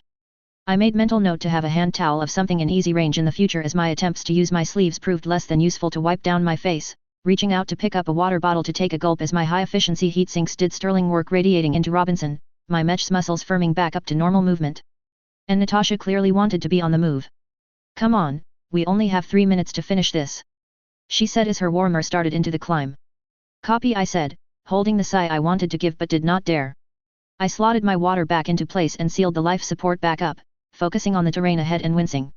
We were not being directed into the urban combat course, which was a mixed blessing. Less ambush chance, but now we were facing a long steady climb over rocky brown ground that provided absolutely no cover. A memory came to me then from MechWarrior 4, the final mission of the desert campaign. A hard push up a long slope like this one to the primary objective, a firebase serving as a POW camp. A slope backstopped by defensive missile turrets with mobile mech forces charging down the hill to stop us. Of course, with a firm resolve, and the Holy Gauze rifle, I and my lance had blasted our way up to the top. The game scenario, however, promised to be far less fun playing it in real life, especially as the terrain was just about as perfect as you could get for clan extended range weapons. Enemy power up, detected, Betty warned right on K as the range dropped steadily, and I took a hastily last swipe of the sweat on my forehead before setting myself and zooming in on the crest of the hill as we advanced up it, which showed 2 contacts approaching it from beyond, then emerging to skyline themselves. "Oh, you have got to be kidding me!" I groaned, my heart sinking in my chest as my optics zoomed in on the projected image facing off against me. It was like looking into a dark mirror. The same reverse-canted chicken walker legs, hexagonal weapons pods hanging from the sleek body with secondary guns stubbing the torso. In addition, however, this monster had 2 massive boxy missile launchers bolted onto its shoulders, just the CPLTC-1, and despite the threat, I couldn't help but smile wryly as my TNT system went into a perfectly cannon tailspin. Catapult. Marauder. Catapult. Marauder. Catapult. Marauder. Cat. A quick voice command override, however, gave it its true name. Seriously, I bitched over the channel. A fucking timber wolf. Kerensky just cackled, clearly finding my insolence amusing.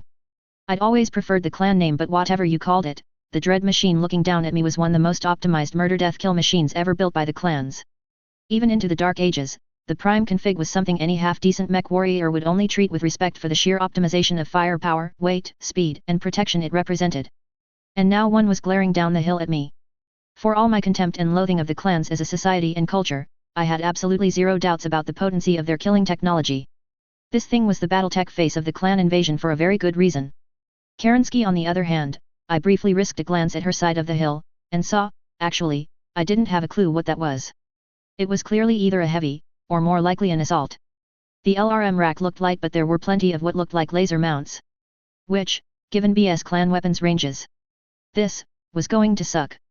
Then my music cued over to Action Pack from MechWarrior 4, the confident voice of Natasha fucking Kerensky came back over the line, and suddenly the odds didn't seem quite so bad. "Alright," Kerensky's voice came back, sounding almost hungry as she aligned for her attack run. "Hold your pace. I'll move forward, draw fire, then swing around for the timber wolf. Then we shift back on the Kingfisher. Ready? Go." And without giving me time to do more than process the orders as I tried to remember what the fuck a Kingfisher mounted, she opened fire, PPCs flashing with a thunderclap to reach out and slap into both enemy mechs simultaneously as she accelerated away. The damage should have been limited. Particle beams tended to start to lose coherence inside an atmosphere beyond about 800 meters or so, robbing them of the tight focus they needed to slice through the voodoo magic bullshit conductive armor plating used on modern combat vehicles. They could still hit things further out, but the rapid and unpredictable dissipation meant the probability of scoring a hit dropped off rapidly, ditto the damage done. And by a click you'd just have a rapidly dispersing cloud of ionized gas that might give infantry sunburn. My ERPPCS used some process that generated a buttload more heat, mind you, to contain the extended magnetic field that normally bloomed from the weapon's muzzle, improving focus and thus range by about a quarter, and I was only starting to come into that range now. However, Natasha fucking Kerensky was, of course, always going to Natasha fucking Kerensky, and nailed both mechs dead center with clean hits. The damage was almost incidental though, her shots serving their primary goal of pissing off the bots and causing them to focus in on the Warhammer storming up the slope towards them as I fell behind. So I brought my arms up, my targeting computer confirmed effective range, and I cut loose. 2 more particle beams ripped up the slope, only missing Kerensky by about 30 meters as she floated back across in an evasive maneuver, and I bit my lip painfully as I reminded myself my shots were not simulated. Passing low to the ground, the beams left arcs of grounding static electricity, the infamous man-made lightning effect, before smashing into the timer wolf's torso. Half-melted iron flew everywhere in a molten spray, and it was enough for the simulation to throw a randomization into stability of the mech, causing it to wobble as it tried to fire its 2 large lasers back at Widow Prime. Mechs were a horrible gunnery platform if we were being serious about this, barely missing her as she danced along, even as its shoulder launchers vomited a near Macross level of warheads downrange. And, as if to prove that no good deed ever goes unpunished, one of the beams that had harmlessly sliced through open air at her found downrange a convenient right torso to punch into anyway. Critical hit, right torso heatsink, Betty informed me helpfully as my mech bucked and I fought to keep its power walk steady, unleashing a string of profanity that took me right back to online gaming in the 21st century given how much the word bullshit was involved. A rapid glance on the damage control board and I dismissed the loss for now as the heat pumps automatically rerouted around the shutdown links. I still had enough capacity to keep throwing the PPCs out with only minor heat buildup and the beam had missed my fusion reactor and gyro at that penetration angle. The rest of my torso armor was also pretty cooked from an UAC/10 and LBX/10 trying their very best to bash it in, but now I had the Black Widow serving as my armor. And was proving far more effect than mere ferrofibrous plate.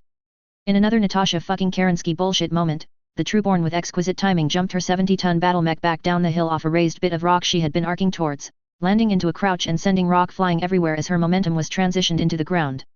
The crazy jumping, without jump jets mind you, zigzag move must have had her mech skeleton screaming in pain and betrayal, but the rapid change of direction seemed to throw off the direct missile barrage from the Timberwolf almost completely, with only one or two managing to splatter against her shoulder and most detonating on the ground in a failed attempt to track her.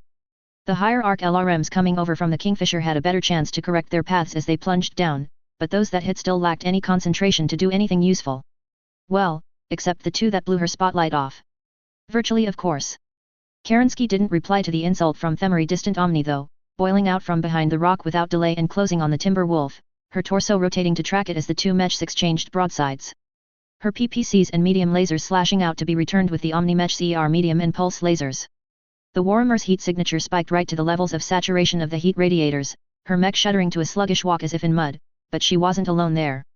Even as the clan mech tore chunks of armor from across her torso and legs, her firepower piled in on top of my own impacts, sending melted iron everywhere as the Omni mech started to move sluggishly from driving its heat past its limits. Smith. Finish it. Kerensky demanded over the COMM.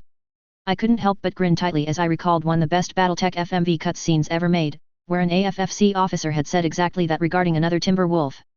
And in Panther's honor, one of the most ballsy Raven jockeys to ever live bar none in my opinion, I came to a halt, aimed and cut loose without hesitation, ignoring the low warning tone as my heat spiked into the yellow zone, having not quite given enough time for the heat to cycle before kicking into motion again. The particle beams were true, smashing into the torso to unleash hell inside the mech. An instant later a burst of SRMs from Kerensky ripped into the same explosion, staggering her mech to a crawl from the waste heat pouring out all over her. The range computer however promptly declared the gyro of the Omni mech was Kia and it staggered to a knee. And blew up. Seriously, were these things angels from NGE cosplaying battle mechs or something? Oh now there is a hilarious thought, imagine if Zeruel took a trip to Stranamakti. My daydreaming was rather quickly cut short however as my mech rocked hard to the side, 3 or 4 different alarms sounding as I unexpectedly slid to a halt. Safety configurations on the range meant that real mechs would never be unbalanced enough, by the simulations anyway, to deliberately send a mech falling. After all, on one hand there was making simulations realistic, and on the other, there was wasting a fuckload of money by breaking very expensive war machines. Ergo, mechs judged to have fallen over were forced to come to a sudden halt and stand for 8 seconds, the minimum time a very good mech warrior would need to get back to their feet after taking a tumble. The Kingfisher, I belatedly noticed, had most rudely, and surprisingly, stopped being pretending to be a stationary turret and was now stomping down and across the slopes at me, leaving its special effects iron cutout behind to go full holographic. In an ironic echo of my previous tactics of ignoring the overheated Nova, it seemed this bot wanted to quickly rip me up while Kerensky was overheated. My tactical computer also now helpfully updated its information to confirm that its lasers were fucking clan pulse bullshit and the 2 large and 2 mediums had just torn through my left torso to shear off my left arm, knock out a heatsink or 2 and unbalance me enough the computer had ruled I was, in virtual terms, lying on my back staring at the sky. Well fuck that shit. Smith, you okay? Kerensky called urgently. Duh, she does care. Or cares about how long I can draw fire from her anyway. Either or. 'Tis but a scratch. I declared as I glared at the penalty box counter. On the plus side the enforced wait was letting my coolant loop finish discharging and as my mech came back to life under me, I spun around and started to close in as fast as I could on the enemy assault. A burst of missiles ripped out at me for my insolence but my insane charge seemed to have screwed the bot's fire control because they mostly smashed into my destroyed arm, doing no damage at all, with a few more crashing into my left torso, costing me another heatsink but the zombie nature of my mech was really coming to the front now. Come on then, you pansy. I continued to yell over my open channel as with our combined closing speeds I crossed quickly into effective medium laser range rapidly and hit my alpha strike switch. I've had worse. Heat flooded again into my cockpit as the destroyed heatsinks were lazy bastards and refused to help, my guns tearing into the Kingfisher. My mech also slowed to a crawl as the governors, again, restrained my limbs. The heat wasn't too bad though, but with the loss of the heat sinks it would take longer than usual to vent. And while my barrage certainly looked impressive as it tore into the enemy mech sending fire and shrapnel everywhere, there was no armor breach as I had clearly missed the point Kerensky had hit earlier. Oh crapola! Perhaps the bot was pissed at me calling it a pansy, because it now let loose with everything it had, and I was again going to be sitting still for 8 seconds. Well, there goes my right arm. And why the hell did I program Betty to say critical hit when important things got trashed? Have at you then. It's just a flesh wound. I defied the other mech at the ridiculousness of my situation as it prepared to deliver the killing blow with the Aedan Pride signature small laser of doom move, at which point it suddenly veered off to face its other opponent, apparently because I was now locked up in the eyes of its programming. Or it was smarter than it looked and knew the Black Widow was not someone you ever turned your back on. Either way, its decision meant it took her salvo into the existing damage on its chest, and I suspect Kerensky had scored an ammo bin from the way the back of the mech exploded out towards me, case systems letting the ammo cook off.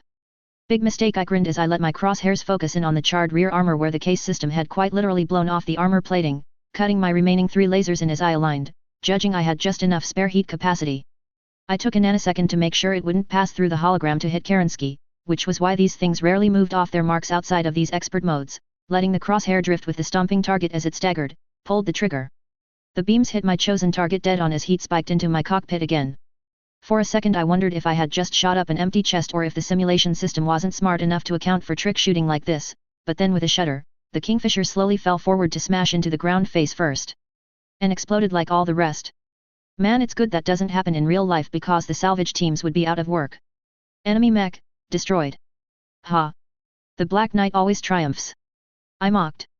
Not if you don't make it to the finish line, you don't. Kerensky snarled at me, and blinking I saw there was barely 20 seconds on the clock, and a bit under 200 meters to go, Kerensky stomping ahead of me towards it. Whoops. And clearly I had left the communications channel open. Shit.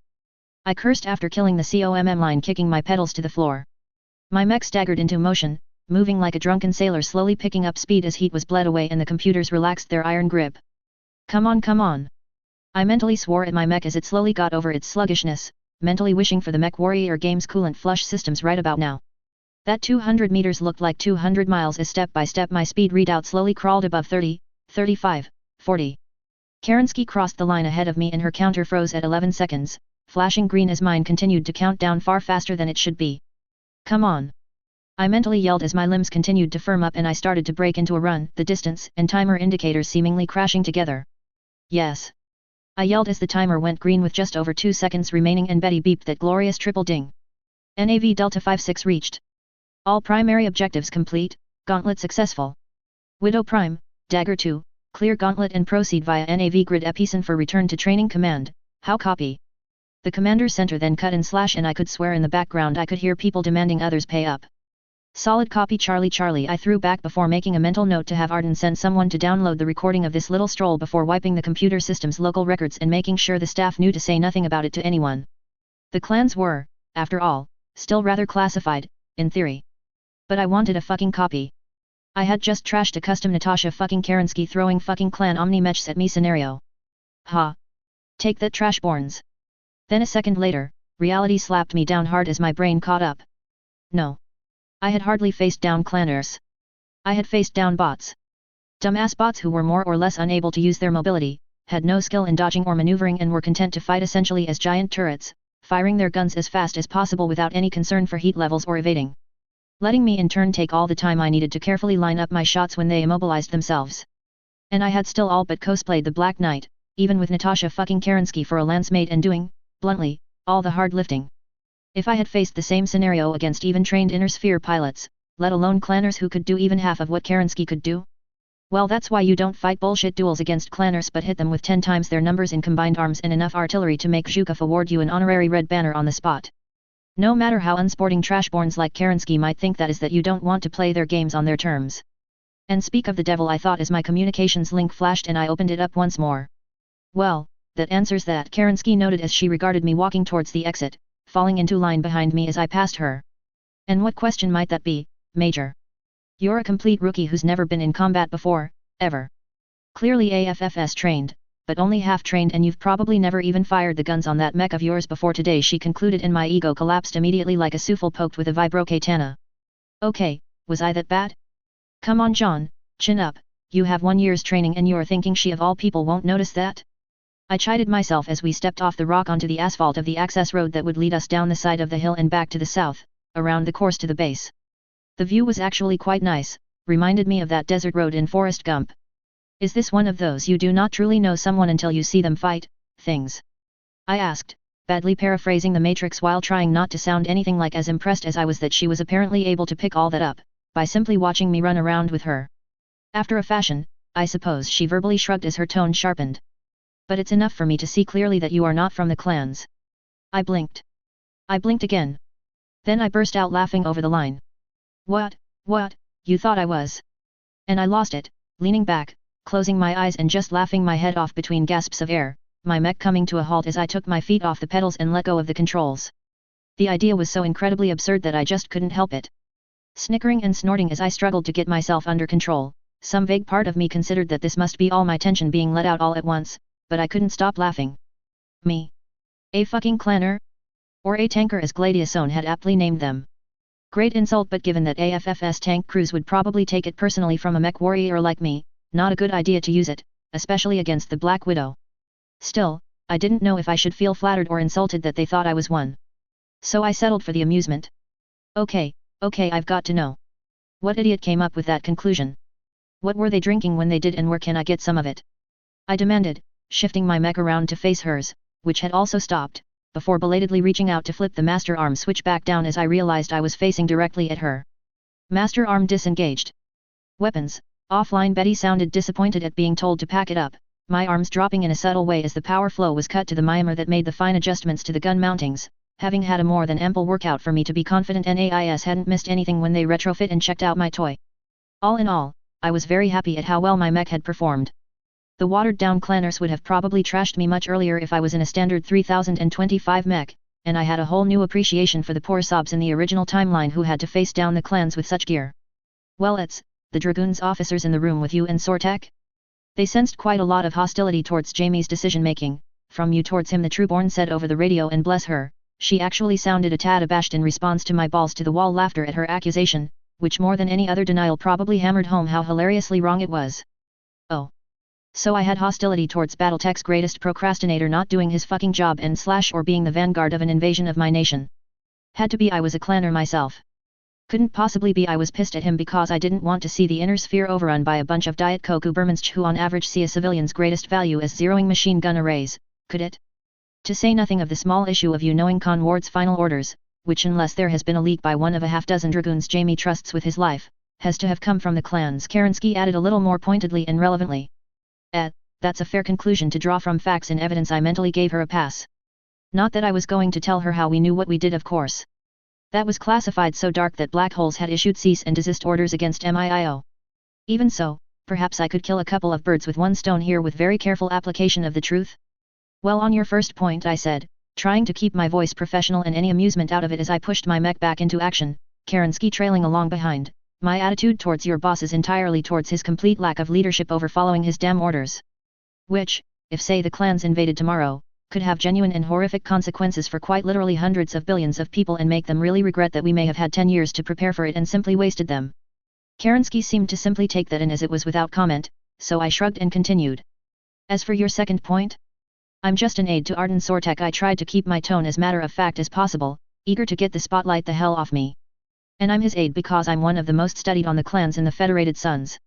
But I added, feeling like I was starting to reach Obi-Wan levels of from a certain point of view, it's pure book learning. I am also authorized to tell you that the source for our information on the clans was not either the Dragoons or anyone associated with them, including past associates like Snord. You can tell poor Major Blake, if he is about to start hitting the bottle, that his security was, to quote an irritated Quintus Allard, tighter than the Majestrix's corset, and before you ask, I have no idea how he knew how tight that was, or how tight that actually is for that matter. Kerensky made a sort of noise down the line as we continued down the road back to base. I tried not to think about the fact that I didn't technically have the authority to tell her these things, but was reasonably confident I could sell this to Arden as a necessary step in the plan. And Hans's paperwork to me had said quite clearly that we, plural, were to do whatever it took to get the Dragoons on side. You could get a lot of mileage out words like whatever it takes, and I think I had earned a little latitude even if there was probably an implied talk to Sortek first in there. And besides, he wasn't out here alone in a long lonely canyon walking back to base with the Black Widow directly behind you at point-blank range with real weapons. Okay, So next logical question, how the hell did you people know about the clans? She asked, and I took a second to consider my reply, content to let Kerensky keep pumping me for information I was happy to give, even if it was misinformation, from a certain point of view. Part of me wondered if this whole morning was all a cunning plan by Wolf to get more intel, but I doubted it. My presence on the range was a last-minute thing. It seemed more likely that Kerensky, after seeing me here, had decided to see what she could find out about me on her own by barging into my course time. A good reminder, if any was needed, that she wasn't a one-trick pony but had a great deal of street smarts in her head if nothing else. All I'm able to tell you about that is that only Katrina Steiner, Hansa Davian, Quintus Allard, and Simon Johnson have the authority to approve access to that information. So even if I did know, I wouldn't be authorized to say anything about how they got their information. If Wolf is still heading to Terra, I'm sure he can take it up with either of them there. There was a long silence as she absorbed that, and I focused on simply moving my mech smoothly. Fair enough, I suppose, she finally conceded, and thank God for that before her tone sharpened again. So, that would only leave one final question. Who are you? My inner forlorn smiled at that. The rest of me was less happy. Irrelevant, I replied. I think it is, she said, and this time there was an edge in her voice. Clearly, she wanted all the answers. With an implied "you don't want to make me angry, you wouldn't like me when I'm angry" in her statement. Well, tough luck. It's not like short of opening fire she had any real way to coerce my cooperation after all. Or so I kept telling myself to keep my bladder under control. Also irrelevant, I replied again.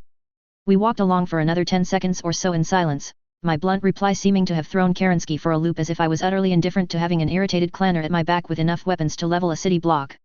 Which wasn't true for 1 second, mind you. But I also knew that I absolutely couldn't cave on this.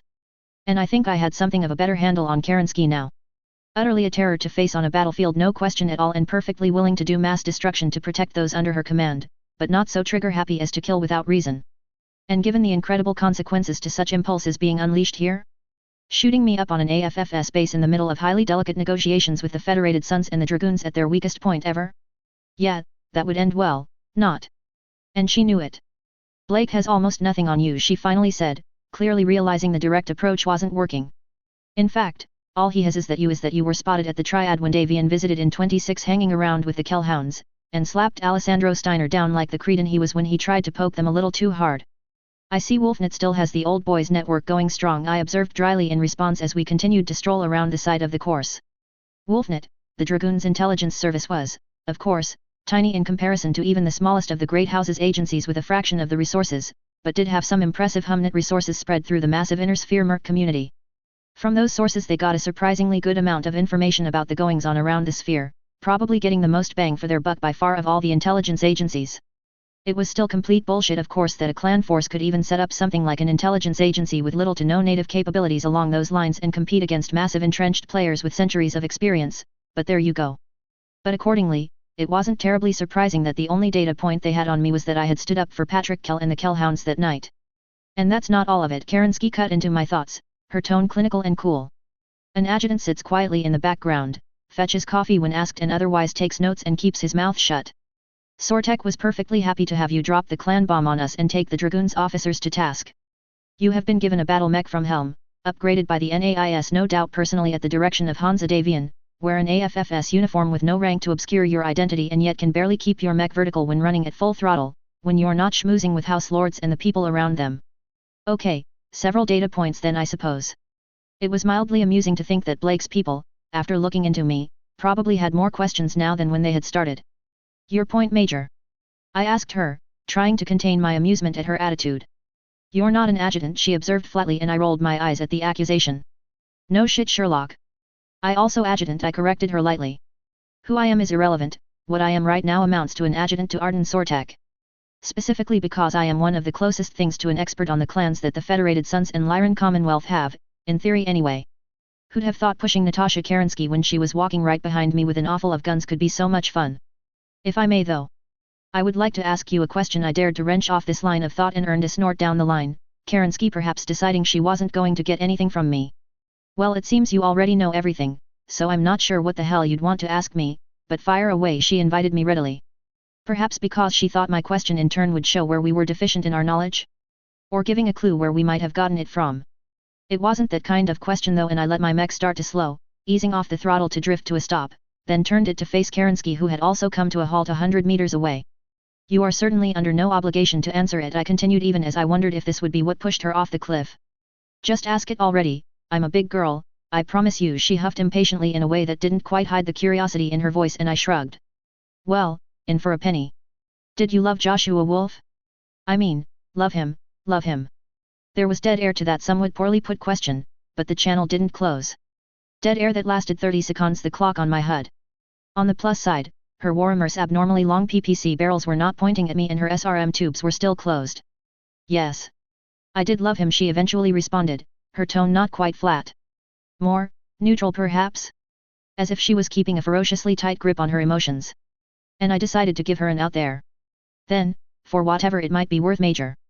I said carefully, even though I know it was a while ago, you have my condolences for your loss.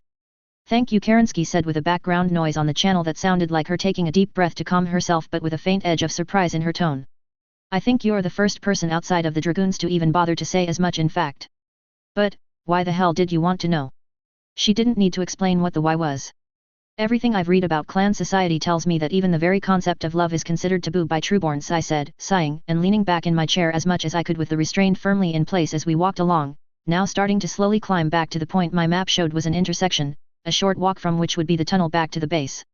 Kerensky's son seems to have put enormous effort into breaking down social norms to build his new master race. I was sure I couldn't keep the hints of contempt out of my voice, and I was sure I honestly didn't care if she heard them. Anthropologists brought in by MIIO are almost of the unanimous opinion that the clans are simply too alien to even think of as human anymore, in truth, in terms of them being able to relate to 99.99% of mankind. And what do you think? She asked me after a few seconds. The tone was almost alien and I didn't know what exactly to make of it, but I couldn't help but wonder what weight she put on my opinion. But let's see where this goes. I think you proved that underneath all the bullshit pretense, a trueborn is just as human as anyone else. And if you, one of the greatest mech warriors to come out of the whole breeding silliness, can fall in love and hurt so much when it was ripped away from you by those fuckheads Anton and Comstar, that you can make the leap to see that there is so much more to life than the artificial box Nicholas tried to slam down around his society, then it is probably inevitable that if and when the clans return to the inner sphere, the sheer overwhelming population and cultural differences will, in the long run, overwhelm them. MICR onion culture for the win. Isn't that right, Officers Pod? NAV Epsilon 3, reached, Betty said, which I took as yes. Good girl. Oddly, Kerensky was silent to that and I wasn't sure how she was taking it. What she asked in a slow, disturbingly careful, terrifyingly precise way, do you mean by Anton and Comstar? I blinked. I blinked again. Then the color drained from my face and I took a hand off one of my sticks to violently facepalm as it suddenly hit me what I said. Oh fuck. Excellent work, John. My mind sneered at me. You just had to show off and get all philosophical and high concept, didn't you? Kerensky. I started to say before sighing, closing my eyes and sighing as I let my mech once more drift to a halt. My instinctive desire to deny I had said that, being dismissed on the grounds of being absurdly stupid. Quintus is going to kill me, I observed as I let my mech slow to a halt, then an insane thought occurred to me. On the other hand, in for a penny? How could I turn this around a little? Alright, I said as I turned around to face her mech, and resisted the urge to take a step back as it was less than 10 meters away with the mech warrior inside visibly glaring at me through both sets of polarized glass. All I can offer you is information I saw on a very recent source uncovered in the last couple of years. You never heard it from me, we never had this conversation. I accept those terms, she said, and this time there was no denying the edge in her voice that suggested pushing her patience on this would be a bad move. I promise I won't tell anyone. What, do you know? Well, if nothing else it proves she really did love Joshua, if this is the reaction I'm getting. As you wish, I said, exhaling and wondering how loudly Quintus was going to yell at me for this. Then, in your knowledge of the events of Anton's rebellion and the assault on New Delos, do you recall hearing the name Visser Christopher at any point? Asterisk. Asterisk. There were, on reflection, a whole fuckload of worse positions I could be in right now. Considering that I now knew inter-universal travel to what I thought were fictional universes was possible, or at least forking a new instance of me into one, was possible, I knew I could have ended up somewhere much, much worse. I mean, there were also better places I could end up.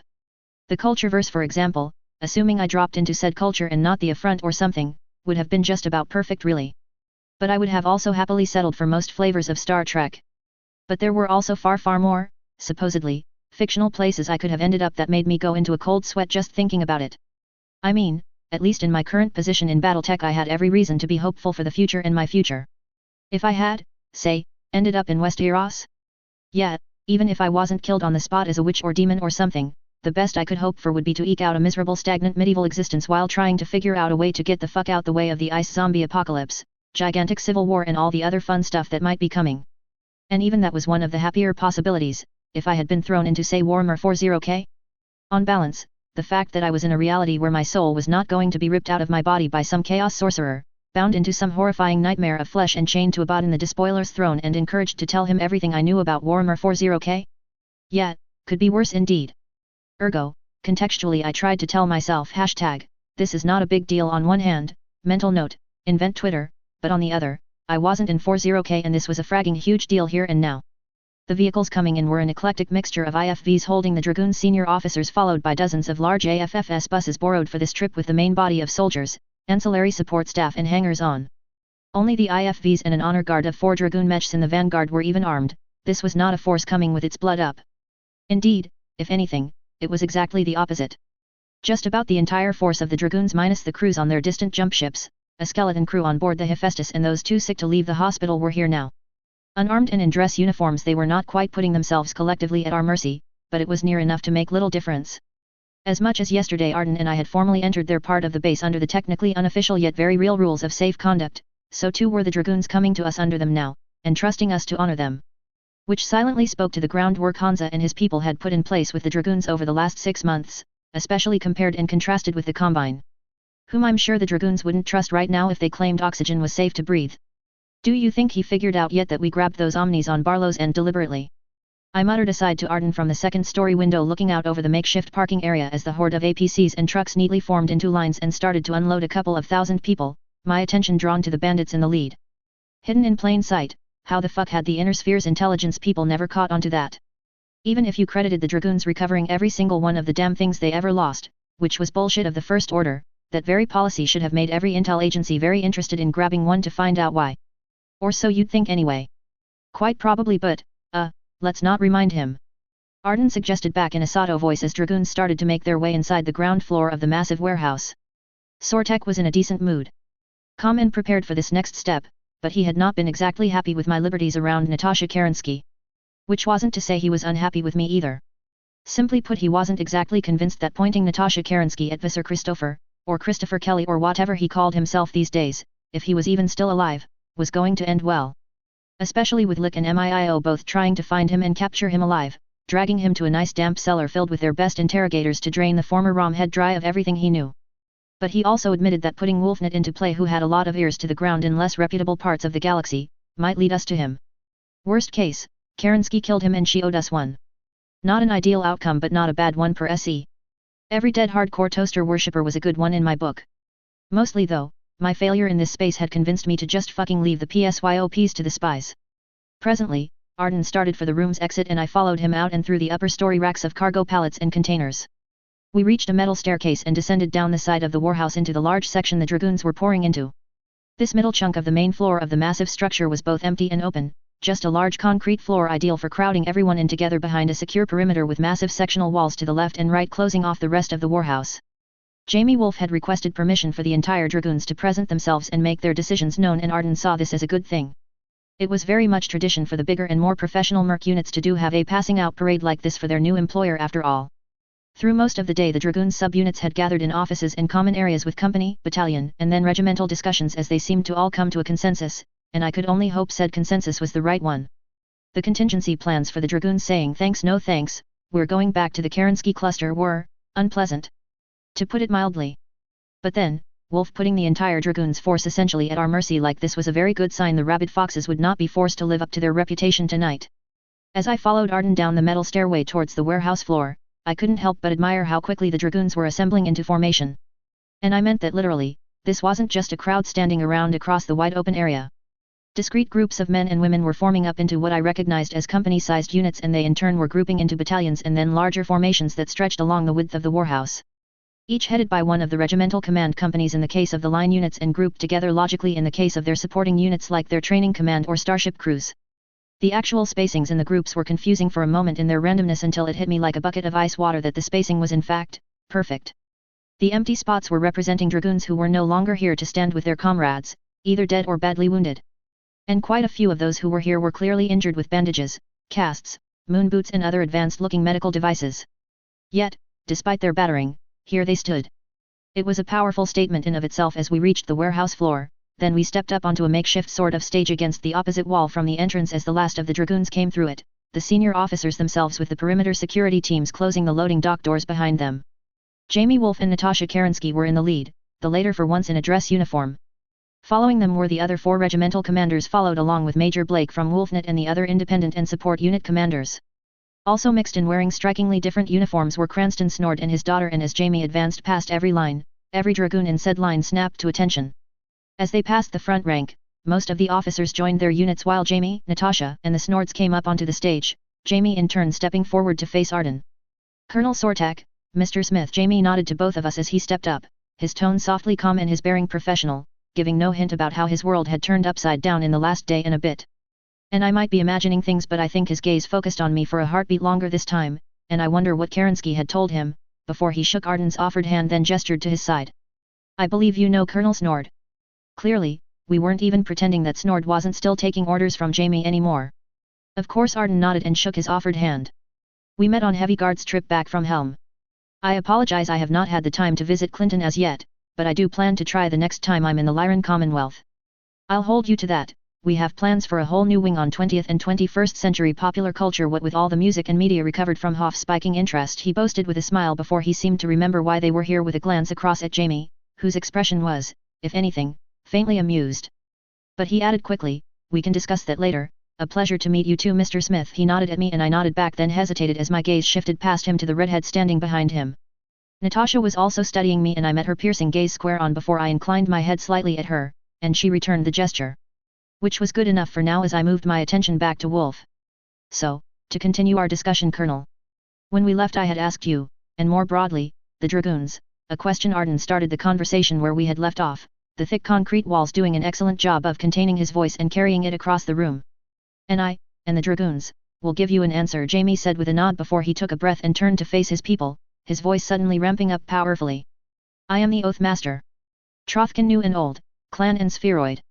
He paused for a second, drew a breath, dragoons he finished, and there was emotion in that word. A raw sense of inclusion that shivered through the room, and I guessed its pointed use meant that everyone had been brought into the secret, the issues worked through, and the dragoons still stood as one. Peer pressure was a hell of a thing, but that kind of loyalty was probably not surprising given the crucible of things like misery. At least with good leadership anyway, and happily it seemed if the dragoons' senior officers were in unity. And in cases like this, clan rules actually acted as a brake on dissension. If they did not want to play by clan rules and wished to attempt a trial of refusal at odds of 1,000 to 1 against or something, all we be bound by this conclave until they are dust and memories, and beyond that until the end of all that is. Scylla.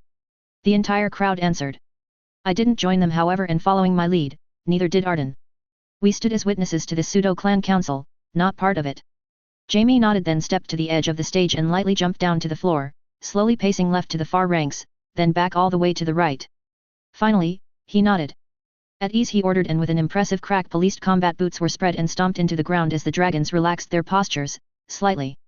We have come a long way since we were founded all those decades ago. Some have walked this road with me from the beginning. He nodded at Blake as he slowly walked back to the middle of the formation, his gaze locking with his senior officers one after the other.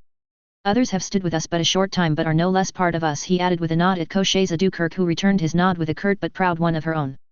And others have been lost along the way, he finished, glancing somberly at the empty slots before turning back towards us, his gaze seeming to lock with Natasha for a moment, emotions flashing between them I couldn't decipher but guessed were about the man they had both loved who had been ripped from them. One is a brother. One is a lover. And I didn't want to think what my little grenade lob this afternoon had done there. I would nonetheless trust every person in this room. Jamie continued, climbing back up to the stage and turning to face the dragoons, the power of his voice and bearing almost captivating as he seemed to grow in stature before me. With my life, he said unequivocally. And I have asked you to trust me with your lives in turn, trust you have given me, he continued, pausing for a moment before with a deep breath, he raised his chin unflinchingly. And I have failed that trust. The iron discipline of the dragoons cracked at that with an immediate rumble and shifting in the ranks and highly negative sounding muttering and objections coming from the group, including his senior officers, I noted, but Jamie held up a hand and the interjections stilled, an edge coming into his voice. I have failed because I was given orders to lead you, he said, turning his head to seemingly take in every person in the formation, unflinchingly. Orders to protect the inner sphere against the false righteousness of the Crusaders. To be a shield against their long-held desire to rampage across known space and destroy anything and everything that will not bend to their twisted vision of the future of humanity. To hold to the Great Father's true vision of living what he wished his descendants to see once more. To find and accept the value of what our ancestors left behind. To understand that it must be protected from those who would seek to destroy it, even if that threat would be found in those we once called Trothkin. And what? He added, raising his arms up at his side as if taking in all the mass of people in front of him and inviting them to answer his coming question. What have I done to accomplish this? He asked. He let his gaze sweep across his senior officers and then the ranks of battalions behind them to the very back of the formation, inviting anyone to speak up. No one did. I have done nothing, Jamie finally answered almost harshly. No shit Sherlock, I didn't say, but I had some self-control and didn't need to. Arden's look from the side telling me to keep my mouth shut. Thank you very much. There was always another battle to fight and no time to think about such things. And so I failed you. I failed my con, and worst of all I have failed the people of the inner sphere I was charged to defend, he finished, seemingly accepting said failures as he laid them out, before he seemed to grow almost half a meter in a moment. His eyes blazing as his voice cracked. But I will fail no more. Scylla! Was the shout, delivered in a very sir yes sir, sort of way. On misery Jamie continued after the thunder faded, his showing a sort of distant pain. I lost a friend. A good friend and a good man. I lost him because he saw his duty and refused to shy away from it. No matter how bitter the cost to him, he saw it through to the end. And in my rage against House Kurita, I was fully prepared to throw all of us at the Combine and not stop until either they broke or we did, and in so doing I would have failed you all once again by not doing my duty. Accordingly, he turned to face Arden and straightened up. Colonel Sortak, the Dragoons have discussed your question. And with unanimous agreement, we stand with the inner sphere against any Crusader invasion and stand ready to begin preparations to defend against one. Scylla, the entire warehouse echoed, this time in the somber way I had expected, and I had to fight the urge to sigh in relief. Okay, one problem solved, now the other minor issue. You would be willing to waive a request for a front-line deployment against the Draconis Combine? Arden asked him, the sheer gravity in his tone enough to shift the orbit of Robinson as I tried not to hold my breath as Jamie seemed to struggle for a second before exhaling and meeting Arden's gaze. Yes, Colonel. As of this moment I, on behalf of the Wolf's Dragoons, withdraw that request. Jamie agreed, clearly pained by the concession yet determined to accept the bitter pill and move on. There was only a muted reaction from the Dragoons at Wolf's request. Flashes of resigned acceptance and melancholy across their faces while others glanced away rather than the glares and explosion of protests I had expected, and no surprise.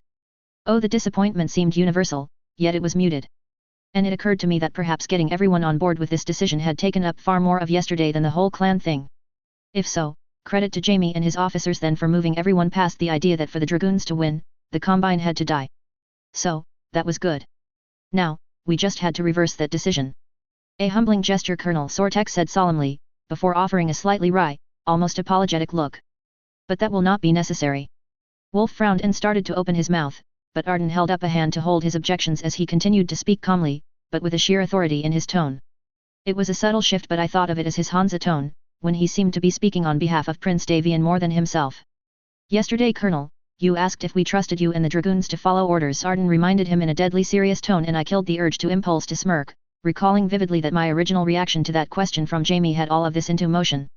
However, it would be more accurate to say that the concerns of the Prince and Archon were that if we granted your request for a frontline posting, that you and your Dragoons would see such a deployment as an open invitation to declare a private war against the Combine. A war that you would hold as between only yourself and the Combine, and that the worlds of the Federated Suns would simply be the ground you stood upon to fight, not the ground you stood upon to defend. The Dragoon CO remained stoically professional in the face of Arden's mild accusations, but my eyes caught the subtle looks passing between the senior officers down below. Perhaps I was projecting a bit here, but given that it was, you know, exactly what they fucking did in the original timeline, even if in the end it worked out neatly to House Davian's advantage. Given what they cost you, your willingness to step back from your fight with the Combine is a powerful gesture, Colonel, and it goes a long way to reassure me my concerns were misplaced. So, if you tell me here and now that you will stand with us against the Combine, not simply alongside us? That you will accept reinforcements if we send them and call for them if you need them, not declaring your fights to be private circles of equals? Or, perhaps to put it a different way, can you accept that the Federated Suns has a very long-going trial of grievance against the Draconis Combine that you are welcome to bid yourself into? While keeping in mind that there is a future beyond this fight we need to look towards. Jamie seemed to subtly straighten at that half-dozen inches at that, as if a terrible weight had just been lifted from his shoulders, a faint smile coming on his face, and he turned to look slowly across his people, and there was an electricity in the air as he took them in, finishing with Natasha, who nodded eagerly, but then that was probably her default expression when it came down to mass carnage and destruction in the air, before facing Arden again. We do accept. With gratitude and my promise that your trust will not be misplaced. Somewhere, back on New Avalon, I could feel Hansa Davian smiling coldly before, for no apparent reason anyone around him understood, doing a just as planned pose. Arden nodded at that in a way that was almost a shallow bow. Scylla. Scylla Wolf nodded back. Scylla. The rest of the dragoons barked, loudly. Looking all too eager, their gazes filled with vicious, determined joy as best I could put it that suggested any Kuritan mech warrior who went up against them was really going to be in for it. Arden then turned to me and nodded and I nodded back, strolling forward, my polished bots clicking against the stage in a way that echoed through the silent warehouse and drew attention like a magnet. I couldn't help but be highly amused at the fact that Jamie, Kerensky, and indeed the other senior officers down on the main floor all looked suddenly very much on alert at my moving forward. Amusing that I have a reputation that makes these people wary. Colonel Wolf, I nodded at him and he nodded back, again with that slightly on-guard edge. Your estimates from yesterday, as I recall, presuming we can expedite some shipments for you, were that the dragoons would be able to field roughly 50% of your 5 regiments' strength in about a month? With Zeta and the Home Guard units held back to defend your dependents as you rebuild? And roughly 1 regiment's worth of combat-ready mech warriors dispossessed. Correct, he nodded very slightly at me, clearly waiting for the shoe to drop. And to be fair, there was a shoe we were dropping, it was just a good one this time. We will deploy all 5 line regiments to forward planets currently undefended, moving some personnel around to put them at roughly 50% strength each.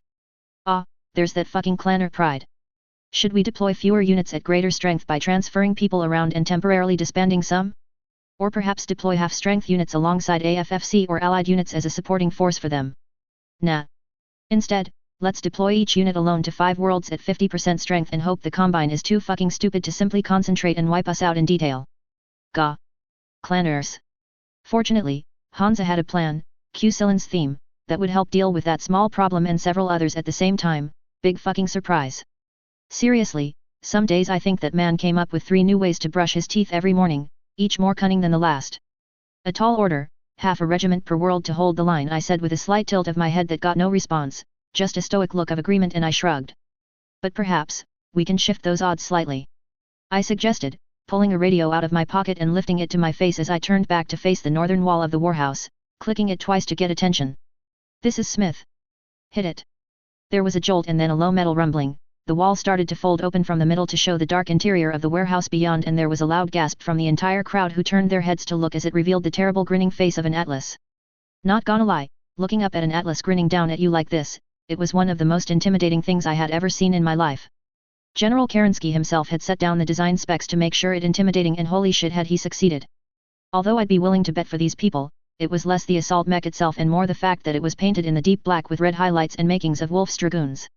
Well, that and the obvious upgrades, what with the 4 forward-firing lasers, not an uncommon mod even if they couldn't see right now. The 2 aft guns were actually still in place, and the Phrygian Gauss rifle in place of the Chemjet autocannon. And the line of S7 FCXS were not alone.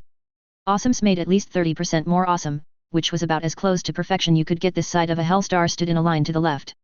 They may call these 2 models the AWS FCX and AWS FCY, but an AWS 9Q by any other name was still a nightmare on 2 legs that refused to die and just kept coming, flaying open anything in its path. Thugs to the right looked like they would live up to their name, mounting a secondary laser battery to replace the oversynced heatsinks that had been stripped out for use in some of the other mechs around them. Very much lemons to lemonade, the massive increase in close-range firepower promised interesting outcomes when unknown enemy mechs tried to get in under the PPC's effective range. 8 upgraded Cyclopses with their impressive command and control gear sat fully operational and waiting down the wall, followed by a dozen massive Thunder Hawks. And down the opposite wall were STK-3F Stalkers that were entirely stock. There were just not enough extra heatsinks to retrofit them, sad to say. Even after taking every free-floating one we had from Helm, stripping units like the Thugs down of a few and soaking up the first few months of production from Defiance, we had just about run out, which was a bit of a shame. But that just underlined the reason the Dragoons were being given all these battle mechs. Between a third to half of Hansa Davian's haul from the Helm cache. Hansa had, predictably, refused to be sucked down into the shiny new toy syndrome and instead carefully started to examine the logistical questions about exactly what he was going to do with his share of the loot after taking out the tech samples for NAIS, and had quickly determined he had quite a few issues to sort through. First, the AFFS would have to find techs to be taken off the line, given access to the technology they were now going to have to maintain, and find a way to train them up with what maintenance materials they had from Helm and the Helm Core. That was not something that would be quick and easy. The only people in the Federated Suns who were honestly qualified to handle this technology as qualified techs were the engineers at the NAIS, and, suffice to say, it was a non-starter to even think about moving them into a tech role for line AFFS units. Second, a lot of these weapons systems, especially the extended-range weapons like Gauss rifles and advanced electronic warfare technology required extensive retraining for mech warriors using it if they were going to use it at all effectively.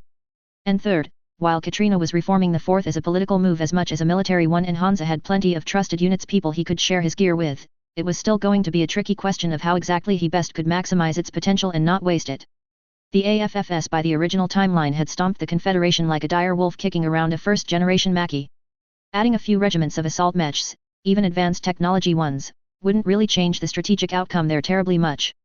Such mechs, limited in number but incredibly powerful, would best be deployed where you would get the maximum possible bang for the buck in the right concentration. So, where was that? Why, it was with the only force in the inner sphere that had the available spare mech warriors who were trained on using such technology, of course.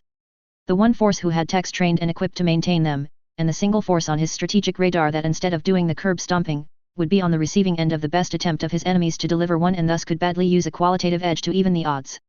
This has been a Hansa Davian. Just as planned trademark presentation in widescreen stereo. As I said earlier, Colonel Arden finally spoke up, drawing all attention back to him. We stand alongside each other. And thus shall we stand. He trailed off with a significant look at Wolf as he extended his hand to him, who gave a faint smile before taking it in a firm clasp. Until we all shall fall. Wolf finished the clan affirmation. Scylla. This time, I couldn't help but join in as Arden did as well. Mental note, buy mouthwash from the base PX tomorrow.